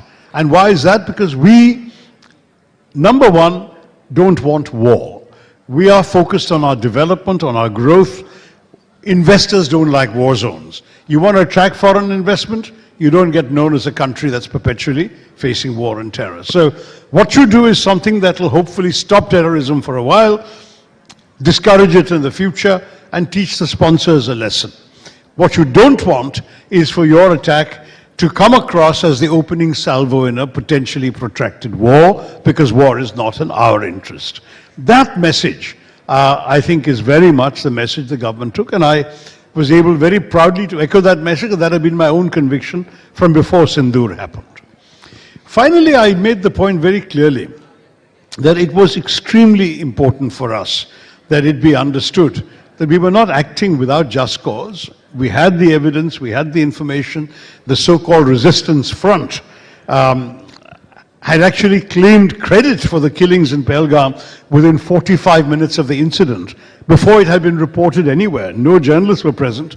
Before the news reached, the resistance front had claimed credit. So we had no doubt where the responsibility lay, because the only people who could have known it was happening were the ones who had ordered it. So we knew what we were doing, number one, and so the claim that Pakistan was making that, oh, we didn't do it, the Indians are just unfairly attacking us, was blown sky high by their own proxies. But the second thing also that I pointed out was that from our point of view, this business of protracted war, we left it up to the Pakistanis from the very, very first moment of Operation Sindoor. What did our briefers say? They said, we have hit terror sites. We have not even hit Pakistani military sites, let alone governmental sites or civilian sites. If the Pakistanis choose to hit, then we will have to hit back. The moment they stop, we will stop because we are done. That message was conveyed systematically throughout. And this is why I was able to also morally argue that please don't talk of things like mediation or bringing about peace between us and so on. We are already on the side of peace. No one needs to persuade us in favor of peace. If anyone needs to be persuaded, it's the other people who send us terrorists to stop doing that.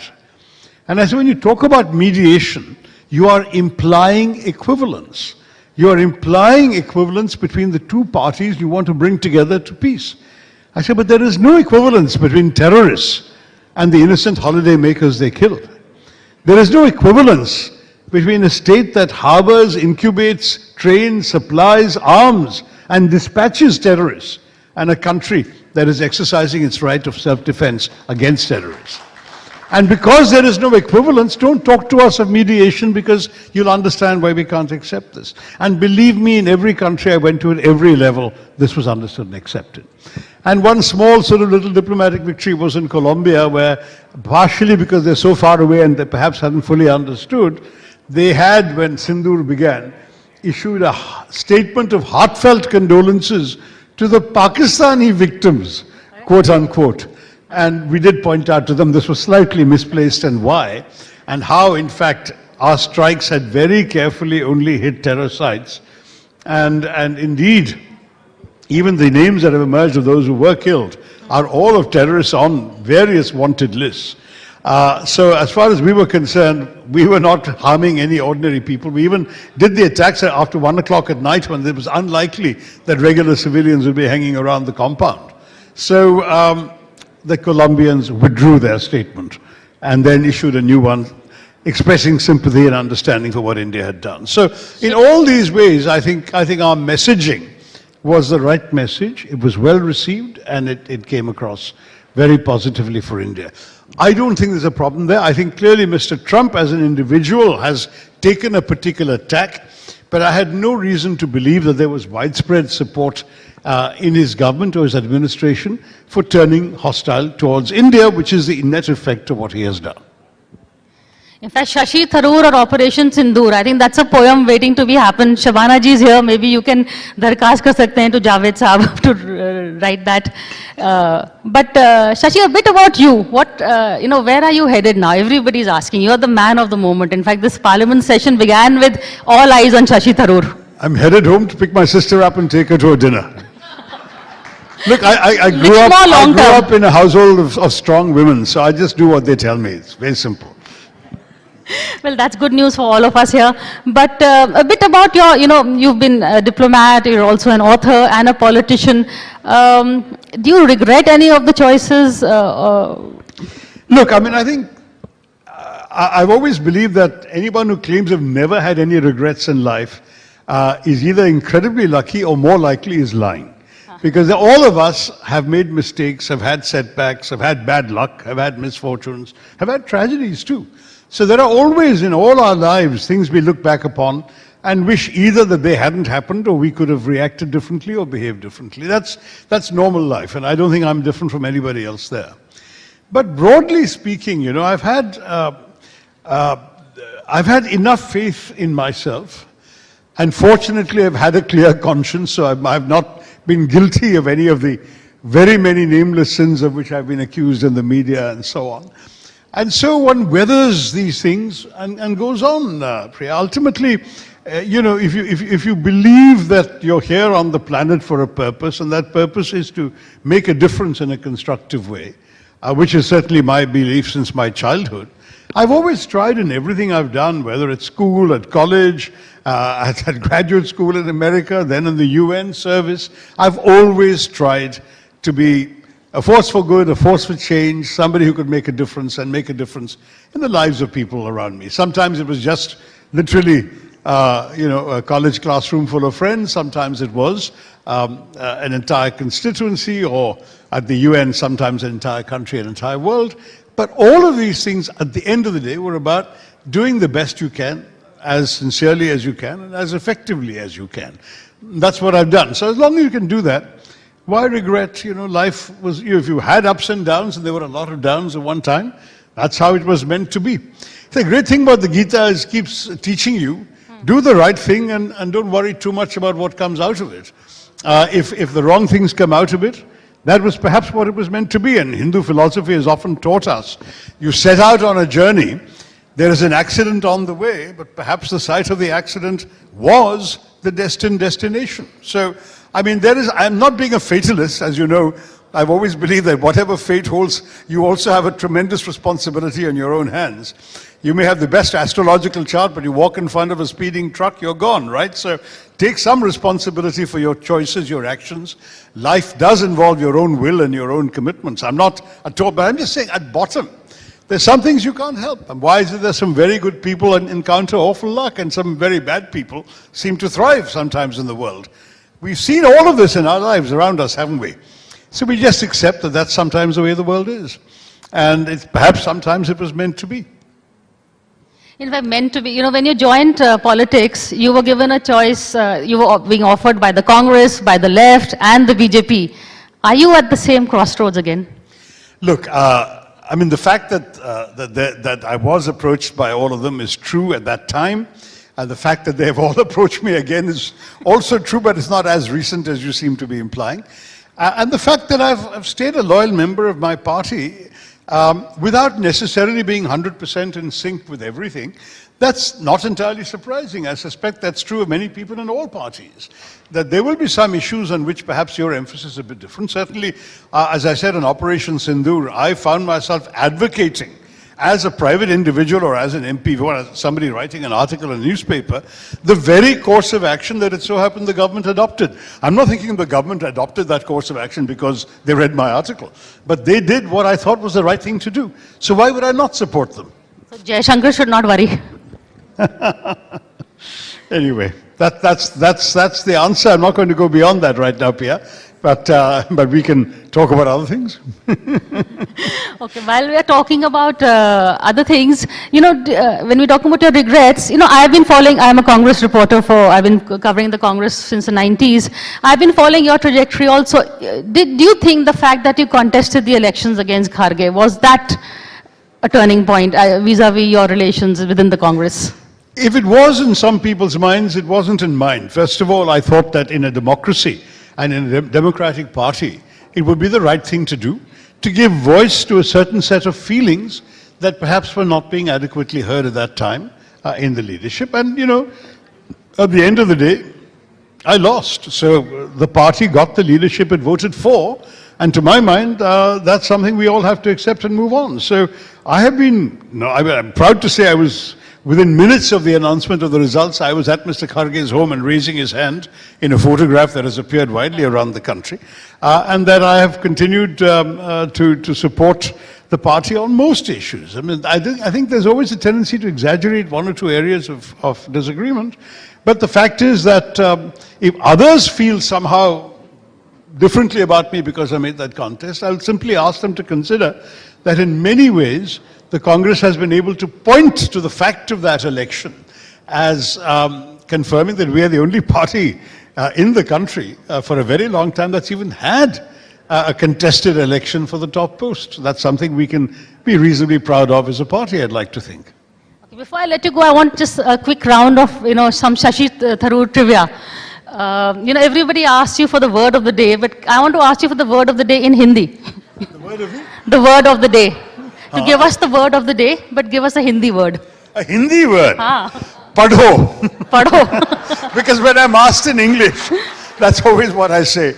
Read is my word of the day, because honestly, I'm really alarmed about the decline in reading. And I don't think this is reading. I mean, yes, it's a form of reading. I don't deny that you're looking at words and you have to be literate to understand your WhatsApp messages. But the kind of reading I'm talking about, it requires not just literacy, it requires your mind to engage. And that engagement is something we can't afford to lose. I say that to the adults in the room, and I also say to the parents of kids. I think if you can get people to do what's called complex reading. Reading a WhatsApp message is not complex reading, even if things in it are full of complexes, if you get my meaning. I think the truth is that you need to read a lengthy text, understand it, react to it, engage with it intellectually, to grow up as a human being. It's just essential. It's actually a foundational skill for all of us. Many adults say, I have no time to read books anymore, but they've at least read books throughout the period of school and college and have learned growing up. Today, kids are seeing books only as for homework, classwork and homework, and even then, it's a chapter, it's never the whole book, right? So I remember a young friend of mine, and she said her son is not interested in reading. I said, what is he interested in? She said, football. So I said, get him books on football. Make him read what interests him, because that reading, that process of reading, is actually valuable in and of itself, whatever the subject matter may be. So that's the thought I'd leave you all with. And honestly, अगर हिंदी में कहना है तो पढ़ लीजिए please. आपको याद है ना बेटी पढ़ाओ बेटी बचाओ. तो उसी लॉजिक पे मैं कहूँगा पढ़ लीजिए और पढ़ने जरा सिखाइए आपके बच्चों को. और अगर if you were to write your autobiography, what would you call it? And are you writing it? I don't know. No, I'm not writing it. As absolutely, I was approached 3 times. Can I write it? And I kept, perhaps presumptuously, saying that I think I still have a little more life to live. Then I started winning Lifetime Achievement Awards, and now I thought, my God, they really think I'm finished. I'm not sure what I should do now. No, we're not putting you on the shelf just yet. I don't know. I mean, in many ways, I mischievously once said, if I write one, it should be called The Man Who Nearly. Because my life seems to be full of all these nearlies, you know. The man who nearly became UN Secretary General, the man who nearly did this and that, the man who sort of nearly set a record in Thiruvananthapuram constituency, the man who the man who did become the most successful loser in Congress party electoral history, that I can say, because when I lost that vote, I had managed to win more votes than any of the other candidates for president in the preceding 138 years. So there's something there. But I mean, yeah, the man who nearly doesn't seem good enough. No, we'll find something better by the time I'm done. Okay, last question. We have a whole lot of Bollywood presence here, but I won't make you choose sides. But who is, the favorite film you watch, favorite actor, actress? When I ask Sachin Pilot that question, he goes straight to Wahiza Rahman ka zamana. He says, I don't want to get caught. My God, he really had to make sure that they were dead as well, so there'd be no question of any competition. No, that Sachin is you can take a risk. No, I mean, I too would be wiser to because these are, first of all, wonderful talents we have right here in this room. It would be invidious either not to choose any of them or to choose any one of them. So let me just say, we have some terrific talent in our country, in all the woods, in Bollywood, in Mollywood, in Tollywood, and the whole lot of them. There's a lot of wonderful, wonderful talent. I think what they need is the opportunity to be showcased and often to do work that's worthy of their talents. In some ways, it's very often true that we are recognizing people because of their commercial success rather than their achievement as performers, as thespians, as committed actors. And sometimes you see people later in life in the most unlikely roles bringing out qualities that they didn't have a chance to depict when they were just shown for their beauty or their ability to dance or whatever else. So I would say that let's keep finding worthy work, worthy of the talents, of the wonderful talents we have in the industry. Okay, I have one last question for the audience. If there was one word to describe Shashi Tharoor, what would that word be? How do we describe the man of words? Sorry? Mind throb of the nation. I like that. Okay. Sorry, what was that? Mind what? Mind throb of the nation. Well, I'll accept it. Thank you very much. Best person in Congress. There's a new word there. That comes with a timestamp, perhaps. Thank you. There's a word of the day right there, mind throb for you. We've heard of heart throbs, but there you are, mind throb. Thank you so much, Dr. Tharoor. And Dr. Tharoor, just quickly requesting you for the final set of the NewsX Shakti Awards for today. I want to quickly proceed to that quick ceremony now and honoring today the NewsX Shakti Award for Excellence in Style. Could we have the next awardee, Malvika Mohan, on stage, please? Well-known actor Malvika Mohan winning today the NewsX Shakti Award for Excellence in Style.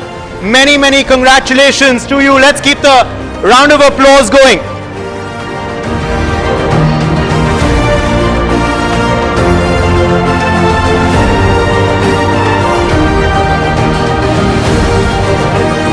Many, many congratulations to you, Malvika. And now, quickly moving forward, I want to call on stage Surveen Chawla, who we are honoring today with the NewsX Shakti Award for Excellence in Powerhouse Performances. Surveen Chawla, many, many congratulations to you.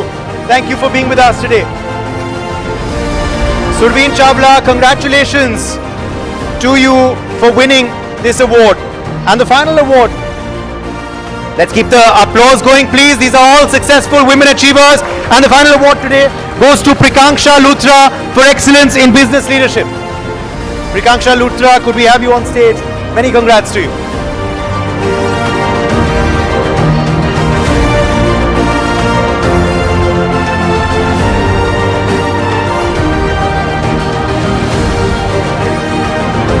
Dr. Tharoor, a heartfelt thanks from the podium of We Women Want in its annual conclave for joining us and taking out your time for the conversation.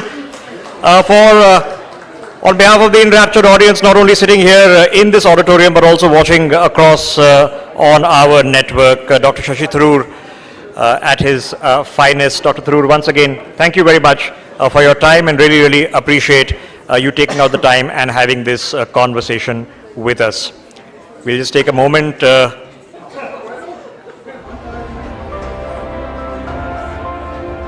Take a moment for the photographs.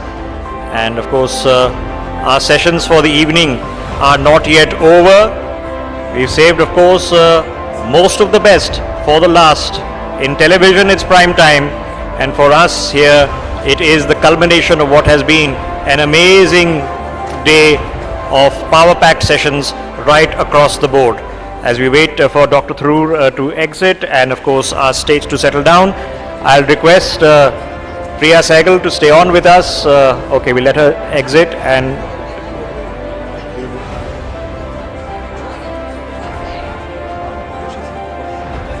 all right.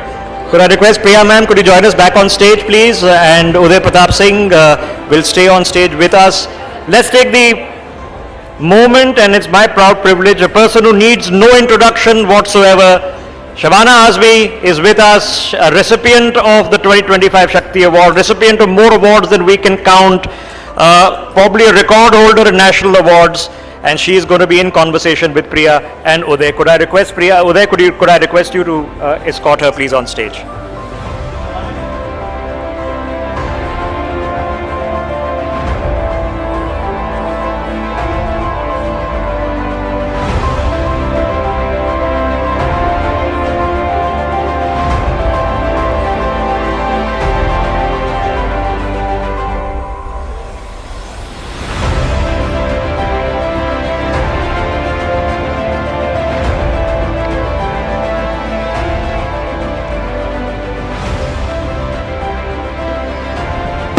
Welcome back to those of you still with us, and hello and welcome to those of you joining us now as we of course move into prime time today at the We Women Want 2025 Conclave and Shakti Awards. I'm Uday Pratap Singh, with me Priya Sehgal, and we have with us on stage of course a legend. Yes, a Padma Shri awardee, of course someone who's won today for excellence in entertainment on our stage also as well. Padma Bhushan, don't forget. Shaban, yes, absolutely. Padma Shri, Padma Bhushan and Shakti Award winner for excellence in entertainment today. Many, many thanks to you, Shabana Azmi ji, for being with us. Welcome. Thank you for joining us today. Pleasure. Thank you so much. Let me begin by congratulating you once again and take your first reaction to the NewsX Shakti Award for excellence in entertainment today. What would you like to say? You know, it's a tall thing to say excellence in entertainment, because if it means over a long career, which is 50 years in my case, obviously it's not only for a particular performance, for a body of work, and I value it very much. Thank you so much. Where do you derive your inner Shakti from? It's the Shakti Award, Shabana ji. Where do you derive your inner Shakti from in real life? The values that were imbued in me by my parents, who believed art should be used as an instrument for social change. Those are the values that always hold me in stead when I'm feeling weak or I'm feeling, things. I have let go of control. I think it is impossible for any human being to be constantly in control. And I think the letting go of control and the actual experience of uncertainty also in a sense helps the creative process, because you're no longer so sure about the answers. But in terms of the roles, in terms of, because you are a very strong, feisty lady, even in terms of your beliefs, in terms of your work outside the films also, does that also, do you say that I will not play a certain kind of role? Is there a decision, that you make? Because people often identify, or there's just some actions, some dialogue, some things that you will not want to do. Yes, of course. There's so many films, particularly in the past, and if I feel that the film in any way is suggesting that a woman has a secondary role and she should accept the stereotypes that have been given for a long time, they're changing mercifully now, then yes, very clearly that's something that would not attract me, and I have made choices because it's just something that's so against my very being. I'm the daughter of a poet who more than 75 years ago wrote a nazm called Aurat.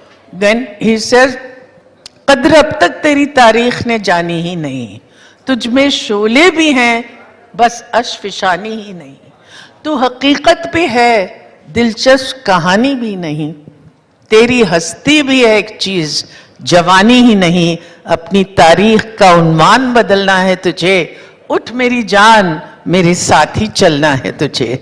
So that's the least that I can do. तालियां हो जाए. Is to honor that legacy. Can I ask one question? Both you and your mother, in terms, your father was a poet, your husband the poet. Did your mother give you any advice on, living with the poet? Don't marry a poet. And of course I didn't listen. So they have a beautiful way with words and they'll win you over and woo you at any time, won't allow you to get angry because they'll use some khoobsurat sher. I fell headlong into it and I'm very happy.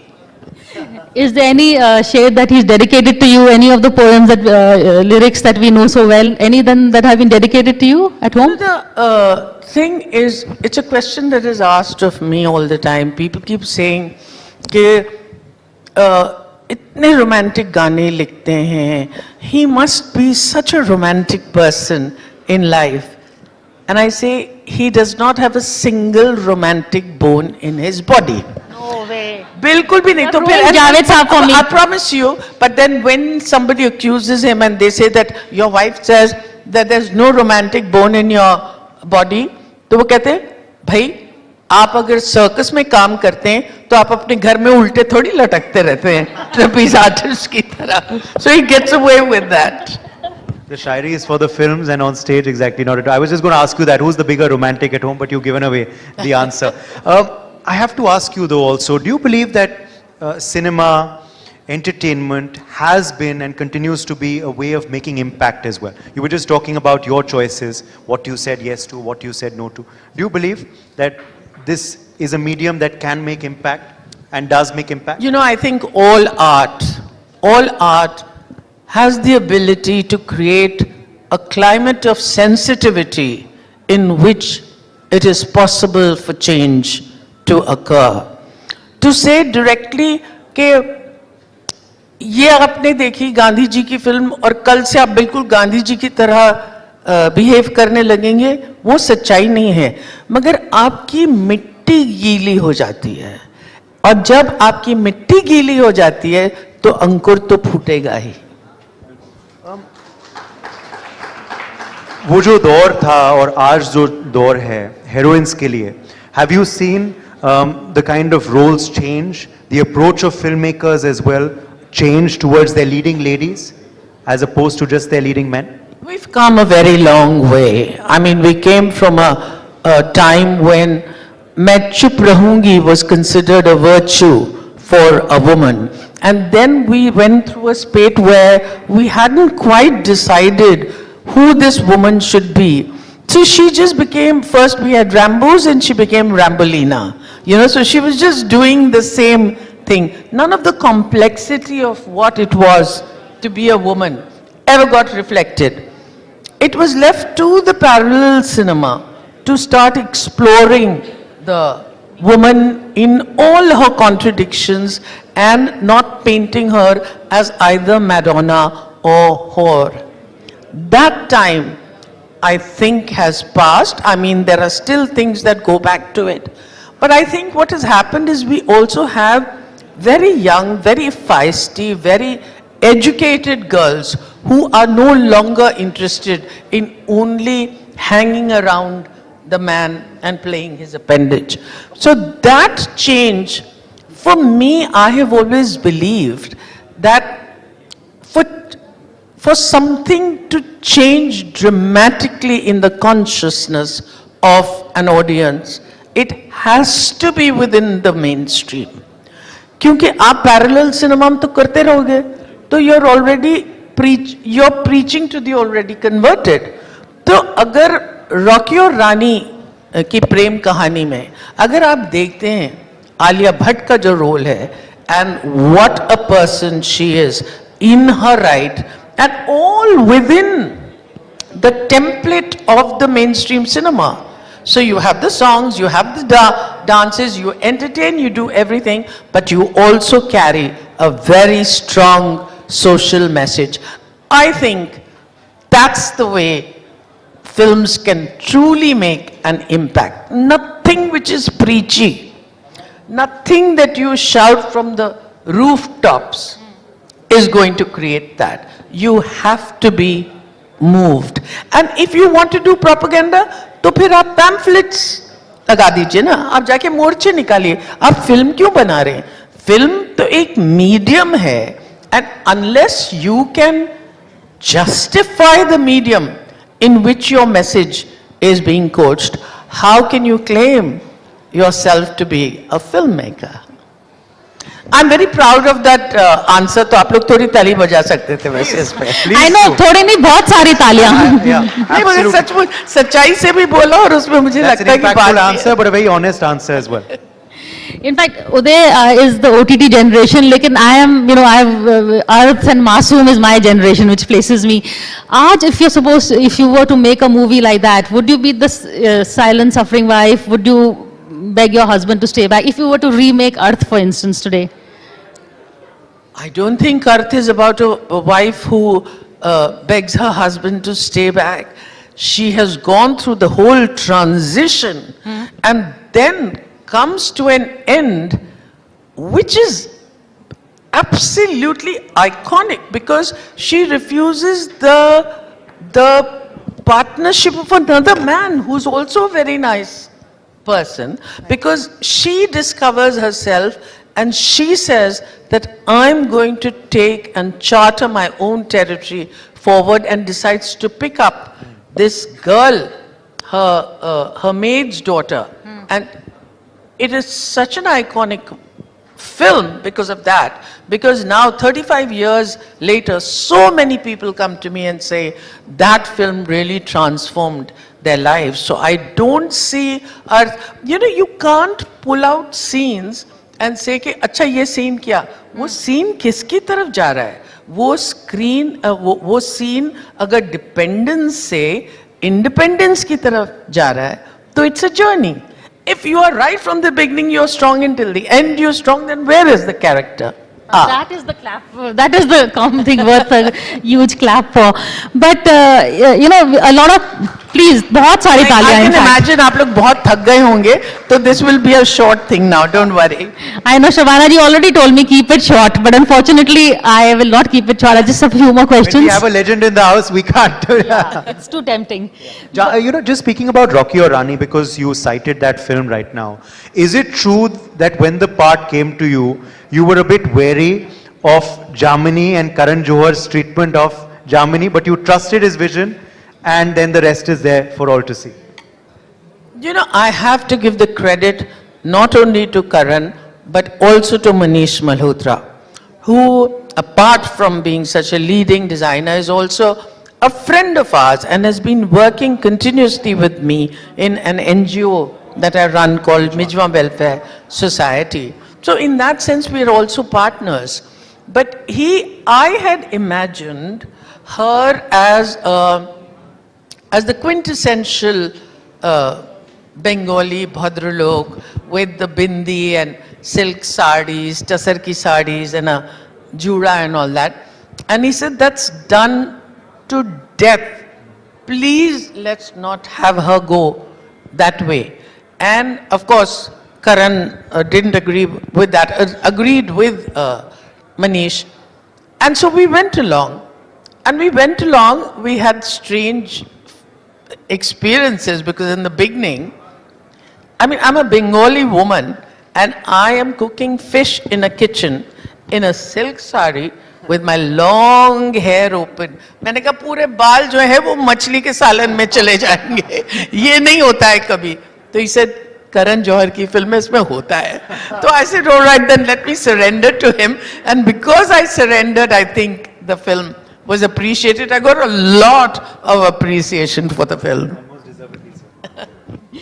In fact, working with Nasiruddin Shah, some of my favorite films that you have made have been with him. Is there another film? We've heard that Masoom is being made again. Is that correct? And well, the film is called Masoom Second Generation by Shekhar Kapoor. It's got Nasiruddin Shah, myself, Manoj Vajpayee, and Shekhar Kapoor's daughter, Kaveri Kapoor.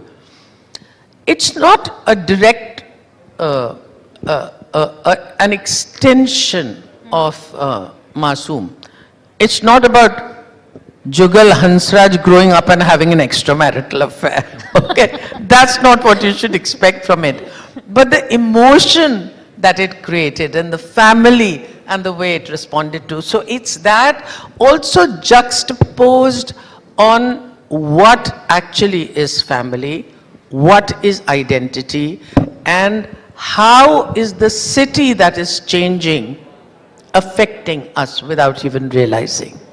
Very interesting. Look forward to that one. Yeah, that's an exclusive you've given us. So watch this space for more. All right, well, we have run out of time, but let's end with a rapid fire. Are you ready for one, ma'am? Okay. Shabana Azmi ji's favorite cuisine? Bhel puri and samosa. How often do you have them though? There was a time when I was having it every single day at 5 o'clock because that's the time the best samosa in Juhu, where I live, used to be made, and then now I have held back on it. But in my dreams, it's not kebab, it's not biryani, it is that samosa. And I'll tell you something very nice.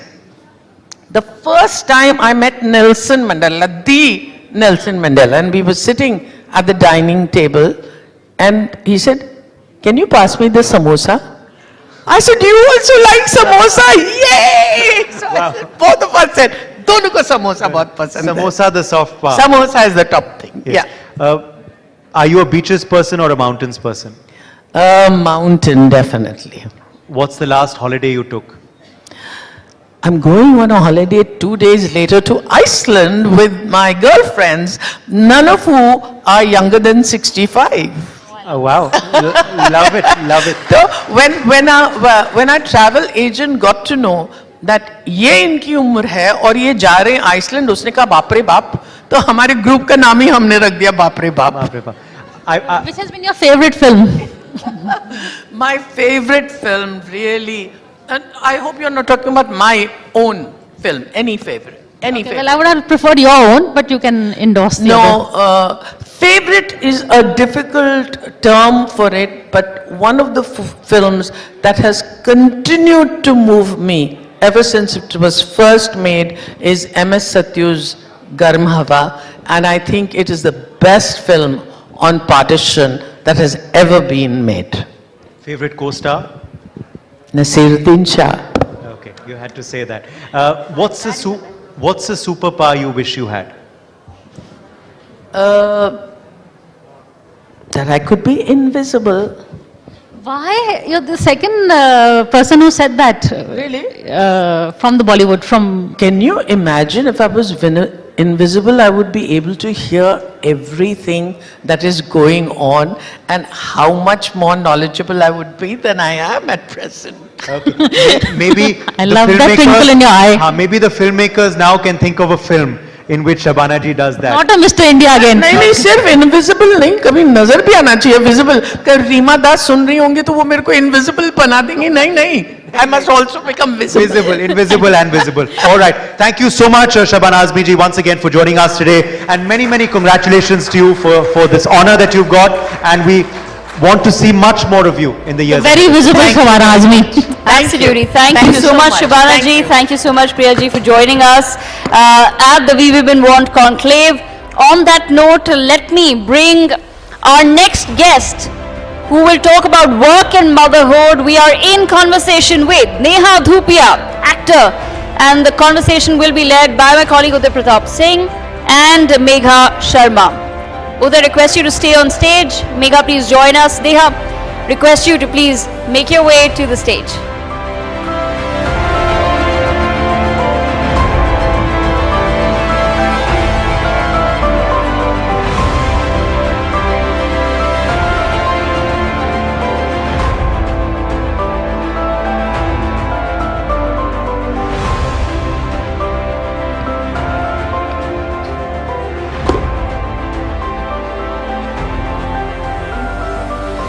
Welcome back to those of you still with us live, and hello to those of you joining us now at the NewsX We Women Want Conclave 2025 and Shakti Awards. We are live with a very unfiltered, as she calls herself as well, eminent actor and mother. Yes, I'm talking, of course, about Neha Dhupia. Welcome, thank you very much for being with us today. Thank you so much. Big shoes to fill. There was Mr. Shashi Tharoor, then there was Shabana Azmi, and then now you put me on stage. So no pressure there whatsoever. No pressure at all. We have my colleague I'm Megha with us. feeling none and I'm leaving right now, but it's fine.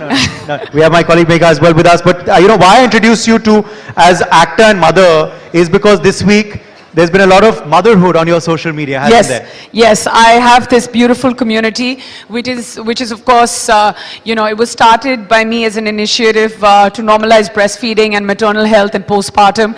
And we started it when my daughter was about 9 months old, and I thought there was a very important need for that. And right now we're all celebrating across the world World Breastfeeding Week. We've had support from mums across the board. One, of course, who's sitting here, Surveen Chawla, who's who's also contributed to change through conversation. And we've seen a lot change. The last conversation we had was with Radhika Apte. She made some very valid points, and it really makes me happy when different mums across the board actually come forward, narrate their stories, because all our stories are so different, but each one of us can actually relate to each other, because, you know, at some point we feel this has happened to us. And that is that little thing that we all need to sit and discuss at many different points, because that's where the change starts. Right, absolutely. Now, I do want to understand, you know, the trajectory from winning a beauty pageant, then being this brilliant actress in the Bollywood industry, and now you're taking on such beautiful roles. You have these amazing candid talk shows. I love watching them. And also about taking these causes that are close to your heart, working for the women, talking about motherhood. How has your journey been, and how do you see yourself transitioning over all these decades? Well, firstly, I mean, I'm just taking punts. I have very limited offers that are made to me, and I try and make the most of it. So I'm just, you know, I'm just trying to make the best of what I have. And the part that you said that I'm working for women, I honestly am not. I feel like the women are working for themselves, and, you know, they can figure it all out. But at some point when we have a little bit of free time, we're out there supporting each other and being a voice sometimes for ourselves and sometimes for, you know, things that we believe in. And I really think that, you know, one needs to start coming forward, voicing it, making that change, because, you know, कई बार हमको ऐसे लगता है कि हमारे बोलने से क्या फर्क पड़ेगा, या ये हम एक क्या कोई ज़रूरी नहीं है ये एक ट्वीट करने से या एक इंस्टाग्राम लाइव करने से, या पर किसी ना किसी को कहीं ना कहीं वो फर्क पड़ रहा है, बिकॉज हर एक इंसान की आवाज़ उठाने से, you know, you can spark a revolution. I know I'm stating cliches here, but it's true, you really can. Apart from this, when I have a little bit of free time, which is never, because, you know, we have a 3-year-old and a 6-year-old, I have no free time and very little mental capacity. Even right now, 99% of my brain is thinking about my children, 1% is here. But I think 1% is enough for us, or not, at least for us. But do tell us, not being sexist. I'm just kidding. No. I'm not going to take. But empowering women today, you've got this award. You know, it's a NewsX Excellence Award, and you won many awards as an actor, of course. But an award for empowering women. How does that make you feel? What is your first reaction? I just feel that I've done very little, and I just feel that, you know, a tag like that ends up putting a lot of pressure on me to keep doing more. But yes, there's a huge part of me that feels very encouraged. मुझे कहीं ना कहीं ऐसे लगता है, कहीं ना कहीं अपनी आवाज़ जो है ठीक जगह ठीक कानों पे पड़ रही है, उस आवाज़ से फर्क पड़ रहा है, शायद पड़ रहा है, नहीं पड़ रहा है, पड़ सकता है. You still want to keep doing that, and I feel like after a point it gets very tiring. Not the empowering part, but just like living up to the role. And then there are times that I also look up to women and I'm like, okay, I get empowered by them. So like, you know, I could be looking at you and saying that you're doing such a great job today and I want to, you know, do the things that you do, or Shabana ji, or, you know, all the other amazing people who are here in the audience today. So I feel like we can do it for each other and bounce off each other. But yeah, this is a big tag you've given me. No, it really is. And it is the Shakti Award, so I have to ask you, where do you derive your Shakti from? My mom, she's here. She's here. My mom and dad are here. Thank you very much for hosting this in New Delhi so that they could come. Otherwise, if this event was in Mumbai, they wouldn't be able to witness this. But I get all my, you know, Shakti from my mother. Today is their 49th wedding anniversary. We're going to be going and celebrating that.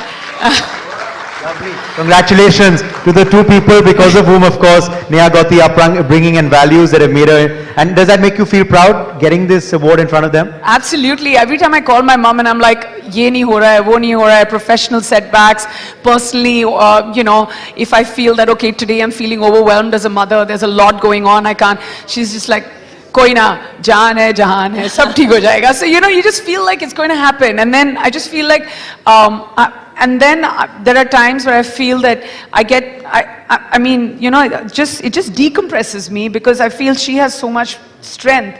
And there are times that I'm anxious, and each one of us needs someone like that in our lives. Now my dad is feeling bad, so quickly ask me a question about my dad because I love him very much. आज महिलाओं का दिन है, आज महिलाओं का दिन है. रोज महिलाओं का दिन है, रोज. Yes, exactly. Okay, I do have a question, and I would want to know, two gorgeous children, and of course it's a full-time job. I'm going to do it on stage. Yeah. And you know, it's a full-time job, and how has it changed your life? In so many ways. Like I feel like I make the right choices because of my children. Before I had children, I was, you know, I actually feel so settled because I was feeling so, you know, when you're younger, you feel so unsettled. You're like, इसने भी बुला लिया, यहाँ पे भी चले जाओ, ये offer मिल गया, वो भी काम कर लो, ये भी कर लो. But I think having children, professionally, you make the right choices because even when I get a script or when I get the opportunity to go somewhere, travel, represent, I'm always like, you know, is this opportunity good enough for me to leave these two beautiful beings and go and do this? And sometimes I'm like, no, it's not. And you know, the questions that I had in my mind earlier, should I not? I can literally, they're 3 and 6, and they don't even need to answer them, but looking at them, I get those answers from them. I've learned how to exercise balance in my life, exercise patience, because, you know, if you have toddlers, you know that you have to exercise patience everywhere. Not sweat the small stuff, because, you know, in the larger scheme of things, as long as they're fine, everything is okay, they're healthy and happy, you know, as a you know, professional, you'll be able to handle everything else. So I see a lot, like I see a lot of stability in me as a human being, and I also feel I'm responsible because they're looking up to me at all times. So my reactions to different things, I mean, just huge confession, there could be a chance when I was younger I would fly off the handle for a small little thing, but I know now they're watching. So I have to lead by example, or the ability to, you know, small little thing, like I harp on things like consent with my 6-year-old daughter, even when she's just 6 years old, and I know how important it is. So I just feel like as much as they learn from me, I learn from them, and just being free. Like I've never been around, you know, toddlers and babies, and they're so free and relaxed, and yeah, I mean, sometimes they mess things up, but and they're also not sorry about it, but yeah, I want to have that quality as well. You've also been, you know, open about conversations on breastfeeding as well. Yes. Now, these are issues which we don't very often see women celebrities speak about. These are issues we don't, or used to actually, when you started speaking on it.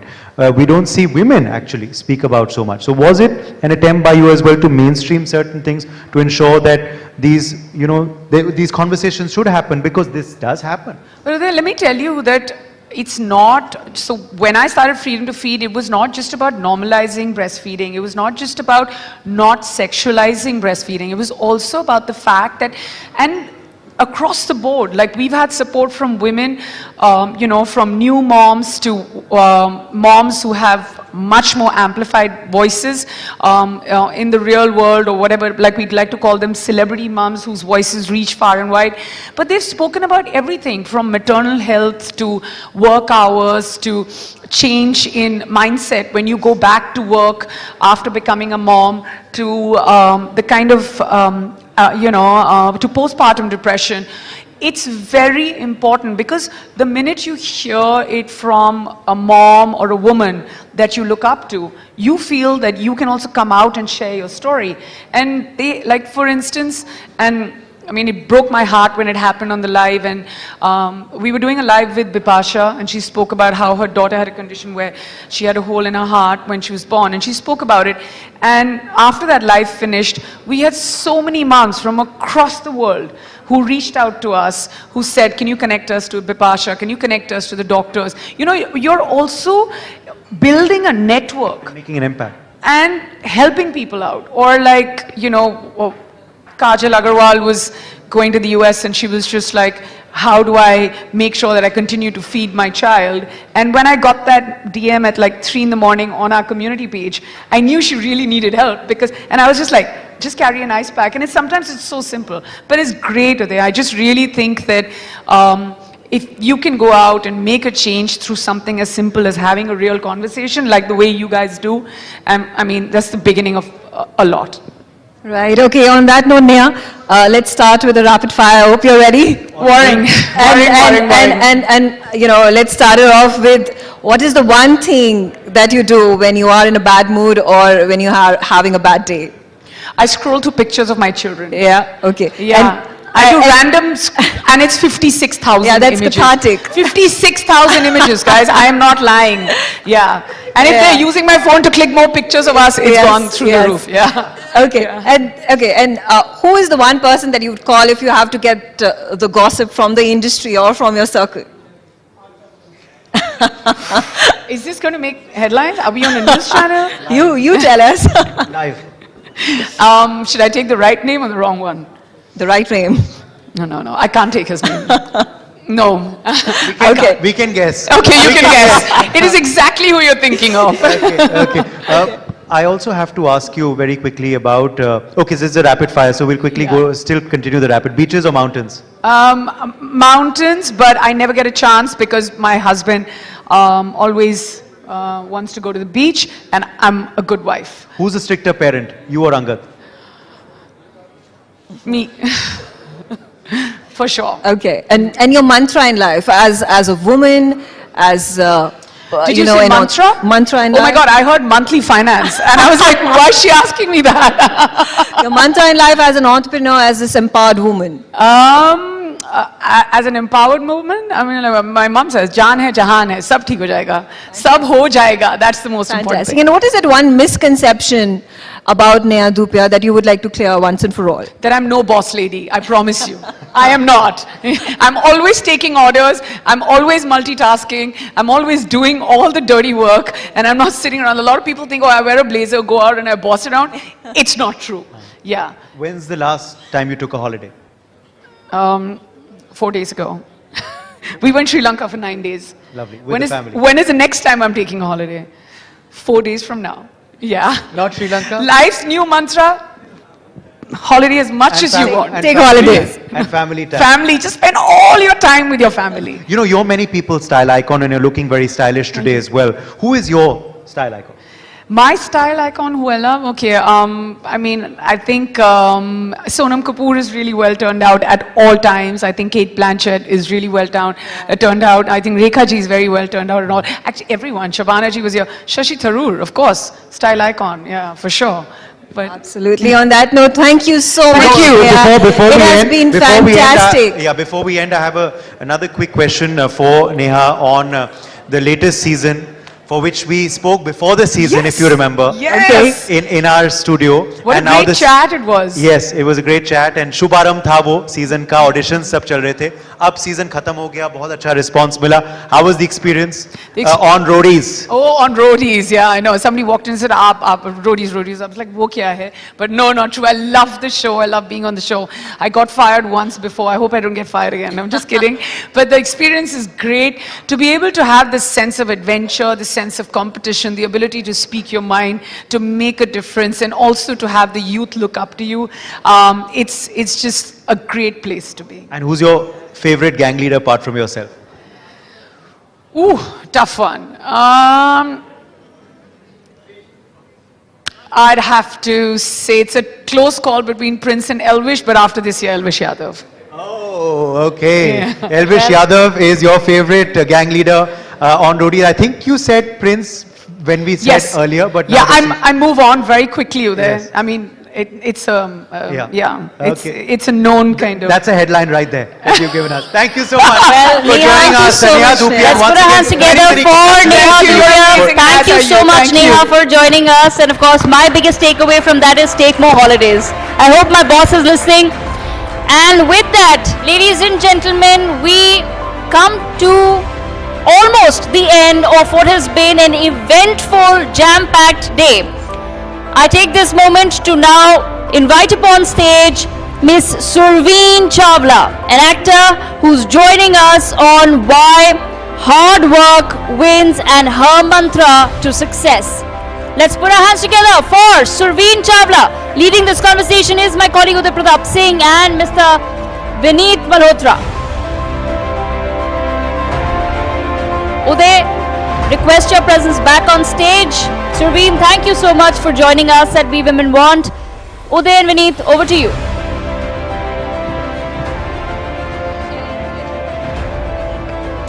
Good evening, everyone, and thank you, Surveen. Great to have you here. I hope you've enjoyed this evening. Number of wonderful people. I got in a bit late, but I think it was wonderful. It was a packed house. There were the who's and who, and I think it's always great to be a part of a room like that, filled with so much talent. Uday is the entertainment expert, but I'm going to take this opportunity to break the ice. First of all, congratulations on a stellar career that you've been able to craft for yourself.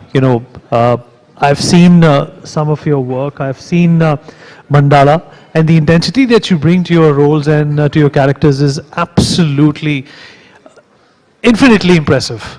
And I just wanted to understand from you, in fact, offline we were also discussing that you're one of those very few actors who have graduated from the small screen to the big screen. Successfully. Successfully. Many have, but let me add successfully. And the only other person who comes to my mind when I think of something like that is the Badshah, Mr. SRK. Sure. Do you really think that something like this is possible in today's day and age? Of course, let's leave OTT out of that. But graduating from the small screen to the big screen and making it this far is really commendable. What's the secret? So, what's the secret sauce? So there is no secret sauce. I'd like to quote something that this is a quote that's been playing in my mind for a few years now. And that quote is by Ray Kroc, who's the founder of McDonald's. And he says... the movie, the founder is based on him, I believe. Yeah. That's a great, Michael Keaton, great movie. Yeah. So he says, yeah, all right, I was an overnight success. 30 years, though, was a long, long night, and I've been living by that for a few years now. My mentor, who actually gave me the first opportunity when I landed my foot in Mumbai, was here this evening with us. Ektaji, yes, Ekta was here. And I was hoping to bump into her, but I didn't because, what a day. I'm here now 20 years in the industry. I came in 2005 when I was a teenager. And it's taken me 20 years. So this night has been 20 years long for me. And of late, I don't know, I might answer another question of yours in this answer that I'm just going to present myself with. There is no secret sauce, and I've realized that over the course of the last 3-4 years. And why I say that is because, you can plan for as long as you want, and I've been planning myself, this is the kind of project I must do, and that is the kind of project I must do, or these are the do's and these are the don'ts, and all this while you're continuously planning and planning and planning. It might just sound a bit philosophical or spiritual, if I may say so, but you can't fathom the plan that the divine powers somewhere have for you, because that's beyond the comprehension of your own mind. So if I have to put it in perspective, then to have a year like this where I have 4 projects in 3 months is something I could not have planned for. It's beyond human comprehension or imagination to plan a career move like that. You can't do that. It needs to happen to you. And while it happens to you, which is a form of, a part of destiny, is also the coexistence of karma, which is to take your action and say the yeses and say the nos. And somebody said that the talent lies in your choices. Sorry? Somebody once said, when it comes to acting and picking up projects, they said the talent actually lies in your choices. Do you believe in that? I feel the talent lies in you saying no. That's where I got it from. Yeah. It's taken me a while. It took me a very, very, very long time to understand and not try to please a director or a producer just because, in the lure of, what if I do this particular part with them at this point in time in my career, then, probability of me getting a bigger part or, you know, them casting me in XYZ project would be far more, you know. So it's also coming from a place where I'm thinking of pleasing somebody, right? Through taking up whatever they have to offer to me. But I think the gumption comes with life experiences. I mean, I've personally seen my journey, which is really reflective of my personal life, my growth as me, Surveen, my growth as an individual, my growth as a woman, my growth as a mother, my growth as a wife, my growth as a child, and it's reflective in my work and vice versa. So it's a very like it's a celestial sort of an experience for me. And just yesterday, in fact, I was talking to a friend of mine, and I was just talking about this year, and you know, oh my God, the arrival, and that, you know, that term that is generally used, or you know, so how do you feel like you've arrived? I said, it just seems so shallow to me. That term seems today so shallow to me, and all that I feel is a lot of gratitude and a far bigger and stronger drive to go further from here. No, absolutely. You know? This is very pensive Surveen Chawla that we have today on our stage. But this really is the year of Surveen, and I'm going to get to that in just a second. Of course, Vineet has already referred to Mandala. There's a lot more as well. I think one of your new Amazon Prime show, First Look, has also just come out. Yeah. But first, I have to ask you very quickly about, of course, you just cited that, and that's quite a big deal as well. Your first mentor gave you a first break. Ekta Kapoorji has also been honored on this very stage. That Surveen Chawla today has also won an award for excellence in power-packed performances. Your first reaction? I'm just truly honored, and like I said, you know, these last 3-4 months have been surreal for me. And you know, another friend of mine in another conversation asked me a few days back, so you know, how does it feel? Do you feel like it took a little longer? And I said, you know what? While I'm here in this, I just feel everything that happened, how it happened, when it happened, just feels so right. I have no complaints. I mean, shame on me if I have any complaints, because I would have still gone on like a war horse this year and the very next year. But there's only one difference. There was a time there when some shift happened, and that shift was about not chasing, doing my work without an agenda of reaching a goal, reaching a target. I see myself here 5 years down the line, and I think some part of me sort of detached with that. Some part of me disconnected with that thought. And there was a sort of a sense of surrender where I said, you know what, I've got this moment right here in front of me right now, and let me just be present here. Let me just have a lot of fun here. And I would not think, you know, karam kar, phal ki chinta mat kar, right? I don't know when that shift happened, but when I look back now, I know that shift happened, and I stopped chasing, and I stopped telling myself, oh, ye mujhe dekh nahi rahe hain, oh, ye mujhe autograph lene nahi aa rahe hain, oh, that I'm not there yet. All of that noise just kind of muted itself, you know. And I've experienced that. But I couldn't put my finger onto it till about this May 29th and all of, because you tend to dive deep into self-analysis and you introspect. There's so much to take in, there's so much to soak in.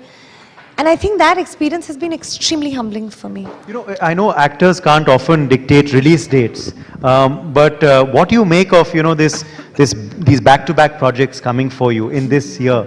कि कहीं ये 2025, you know, I don't know how much you believe in astrology and numerology, कहीं 2025 ही लिखा था, because you have, you know, Rana Naidu 2, you have of course Criminal Justice, the latest season, you have the Mandala Murders, you have now this new Amazon Prime project. Have they announced? Yeah, that's it. Yeah, that's it. That's the last one. Exactly. For this stint. For now, yeah, that's that. But like I said, you know what? I could not have imagined, planned anything like this as a career move. Right? And they're all different genres. And they're all different genres. I mean, I cannot begin to tell you. You might say I'm just sounding extremely modest. Isn't that great? Because, you know, the one fear that I feel that actors have is getting stereotyped, right? I had that fear, and I was stereotyped for the longest time in my life, in my career, and that How led did you me. beat that? Perhaps that's the case study for a number I of couldn't actors. beat it. I was beaten by depression for a couple of years because of that. So this happened to me after my film Hate Story 2, where people boxed me, makers boxed me, and thought this is all the capability that lies within me, and I thought I had far more. But it had to take many, many years for people to be able to identify that, for makers to be able to identify that. And I think we're nobodies unless we are presented with opportunities where either there are makers, there are directors, there are producers who kind of vest in so much faith in you without having seen you doing that particular genre of work that they've sort of offering you. So that began to happen, and this is all the last 3-4 years, last 2-3 years of work that is now suddenly, and I'm again and again saying it almost feels beyond miraculous for someone to have like 4 releases in 3 months. Yeah. It's unthinkable, and it's something you can't plan. But I would say that we're as big or small as actors as the parts that are given to us, the parts that are written to us, the opportunities that are presented to us, and my heart just feels really, really, really full. And I feel no pressure, but I definitely feel a sense of responsibility now going forward, because I am a little bit of an OCD. I'm a sort of a perfectionist, like loony maybe, I don't know. So for me to not have a benchmark set for myself is very unlike me.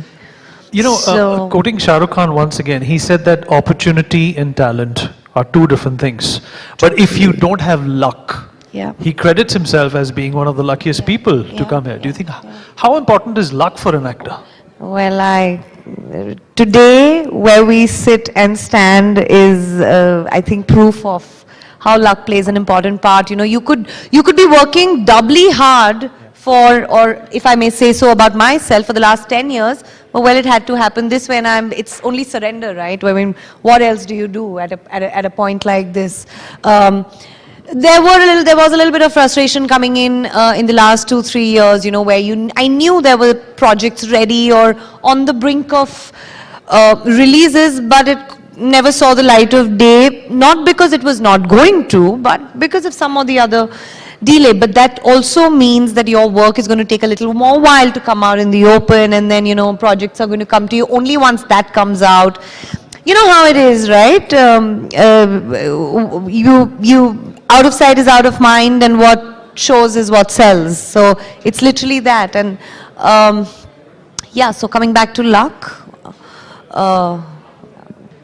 this is luck. Luck has played its part. Luck has played its part, because I can say that surely for myself, there is never an iota of like hard work is always, from my end, has always been 100. My commitment has always been 100. Maybe what I was looking for was luck. And it's the NewsX Shakti Award. Absolutely. So I have to ask you, where do you derive your Shakti from? Obviously, you've had to have a lot of Shakti, Surveen, to take these decisions that you just told us about, to combat depression, to also speak out against the dark side, like casting couch, etc., what you have. Yes. So Shakti kahan se mili ye sabke liye? शक्ति मेरे ecosystem से मिलती है मुझे, मेरी family से मिलती है मुझे बहुत शक्ति, बिकॉज उन्होंने मेरे हर स्टेप को, मेरे हर कदम को, मेरे हर डिसीजन को, मेरे हर चॉइस को, अच्छी बुरी, we've got your back.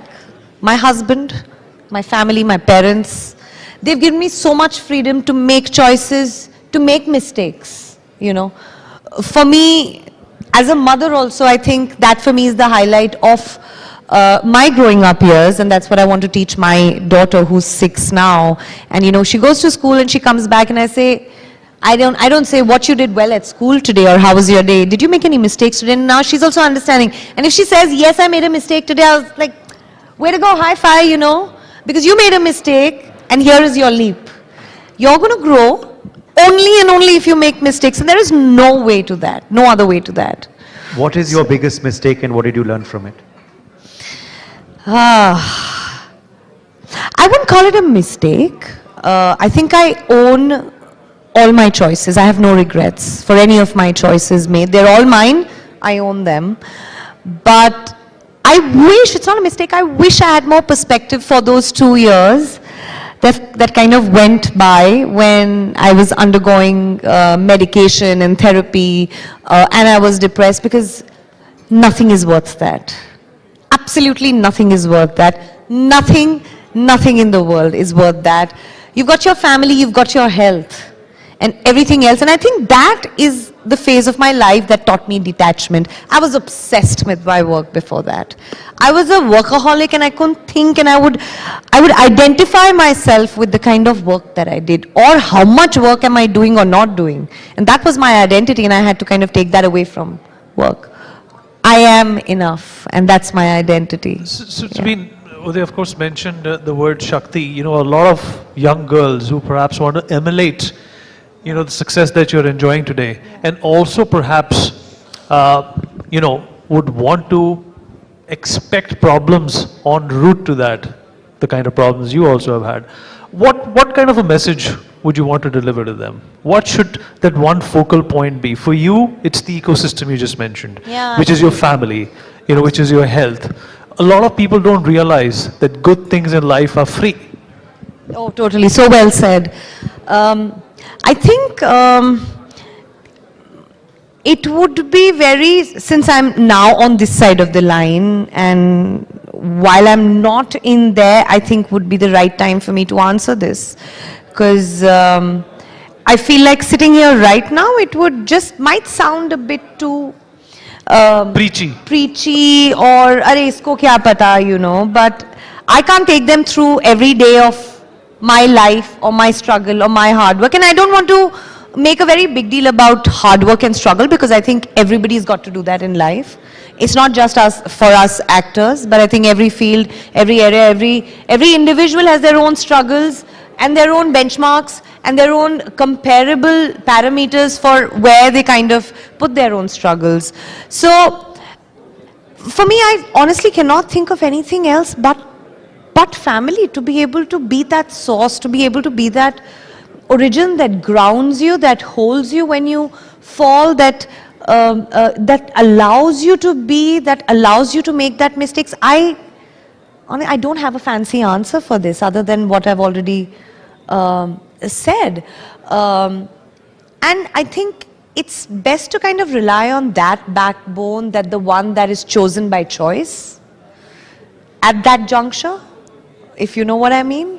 You know, for the young growing up generation, it's so easy to sort of, you know, sway and try to take that support from the chosen family. But I feel there is something about that which is so unconditional, and I think they require that, you know, it's that पेड़ का जो एक वो, what do you call it?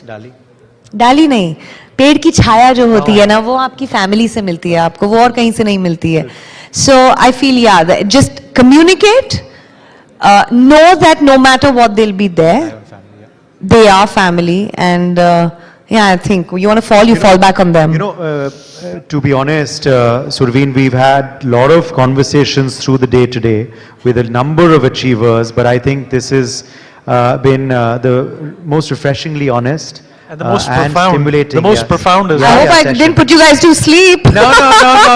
You woke us up. You woke us up. You woke us up. Exactly. Chaliye, now it's time then for some fun. Yeah, sure. With a rapid fire. Sure. Ready? Very bad at rapid fire. Okay. Tell me. Let's go. Go for it. Okay. What's the last holiday you took? Maldives. Kab? On my 10th wedding anniversary, just 28th of July, a few days back. Okay. Yeah. What's your guilty pleasure when it comes to eating? Something that you shouldn't? That I shouldn't. Bengan bharta. That you can. I was hoping you'd say chocolates. No. I'm okay with all that. I should not be eating bengan bharta because it sometimes kind of gives me like a tummy ache. But I can like have My 6, 7 chapatis is what I have with 1 round of Bengan Bharta. Wow. That's your idea of a cheat meal. Okay. The Panju in me, no? Beaches, so favorite cuisine, Bengan ka Bharta. Bengan ka Bharta. No, favorite cuisine, you want to ask me Chinese. Okay. I have a spot. I have this cloud kitchen of street Chinese in Mumbai. Wow. Okay. That's my favorite. I think my friends say you must be having a steak there, I think. Okay. We're going to ask you there to take us there next time. For sure. Next time when you're in Mumbai, you're there. Favorite actor, Bollywood and Hollywood? Oh boy, that's a, you know, Shabana ji said, no, you can't have favorites. It's very like, Bollywood, yeah. I mean, I can say the few that I really, I mean, Mr. Bachchan is Mr. Bachchan. There's Dilip Saab. I mean, the list can go on from that era to now. But yeah, I would say Mr. Bachchan and Dilip Saab, yeah, they top the list. And Hollywood is, I love Matthew McConaughey. I love him. And then, of course, Robert Downey. Yeah. When I say the word mentor, whose name comes to your mind? Ekta Kapoor. My first, right? Yeah. You never forget your firsts. What's the superpower you wish you had? Currently, the superpower that I'd like to have is, if I wish I had this sort of an eject button and eject away all the hate and the trolling and the cancel culture that social media is bringing into the world, and I so condemn that. I really do. I just wish I could turn everybody into these kind-hearted individuals that kind of empower people rather than throw them and put them down. So OTT, TV or films, your favorite medium? all. I'd go for wherever there's a great script. All right, we have run out of time, but a big round of applause, please. We've had an amazing conversation with and you're looking very stylish today. I have to ask you, what is your style statement? What is my personal style statement? I mean, I'm one chappal, bhangi, shorts and t-shirt kind of girl, man. I love my comfort. Okay. Thank you so much, Surveen Chawla. Let's hear it for her. It's truly the year of Surveen Chawla, as we were saying. Back-to-back successful projects and rave reviews. Let's keep that going. Thank you very much. I will try my best, I promise. Many, many congratulations. Thank you, Surveen. Thank you, Uday and Vineet, for hosting this session, which of course was the last session of the Shakti Awards 2025 in the We Women Want Conclave. Let me take the opportunity, ladies and gentlemen, first of all, to thank the 60 speakers who have been with us since 8 in the morning, the 77 Shakti awardees, from drone didis to Lakpati didis to those who have campaigned against sexual violence, all the way to entrepreneurs, members of parliament, and of course actors and celebrities, all achievers in their own right. So a big thank you and a big round of applause to all the women, and not only the women who have we hosted, but the women who have organized this entire episode, especially to our team who has been working very hard on this for a long period of time. Ladies and gentlemen, NewsX, 70% of our staff is women, most of our leadership is women, save me, and it's been a privilege working with a fine group of young individuals who have made a fine team. We'd also like to thank our inaugural session chief guest, Srimati Rekha Gupta, the Chief Minister of Delhi, the Honorable Union Minister Gajendra Singh Shekhawat, Dr. Tharoor, the other members of Parliament who came and joined us. We'd also like to thank our state partners, including the Uttar Pradesh Sarkar, Uttarakhand Sarkar, Haryana Sarkar, Chhattisgarh Sarkar and Madhya Pradesh Sarkar. Our hospitality partner, Hyatt Regency, Gurugram. Our knowledge partner, the Sunday Guardian. The presenting sponsor, EOD Box. Associate sponsor, Glory Webs. And digital partner, Foodie. Many thanks also to Srimati Shakti Irani Sharma, who is the patron of the Shakti Awards. Of course, to the person who is the founder of the ITV network, Mr. Karthikeya Sharma, Member of Parliament in the Rajya Sabha, and of course to the chairperson of the Sunday Guardian Foundation, which has hosted this not-for-profit event, Dr. Aishwarya Pandit Sharma, a woman leader in her own right. Thank you very much, and it's a good night from this podium of the conclave. We are going to do a team photo, but I'm sure the TV audience doesn't need to know that. So it's good night from here, us on NewsX. News and updates continue on the other side. Thank you very much. For the audience, ladies and gentlemen, dinner is served in the front balcony. So if you are hungry, that's the right place to go. Have a good night.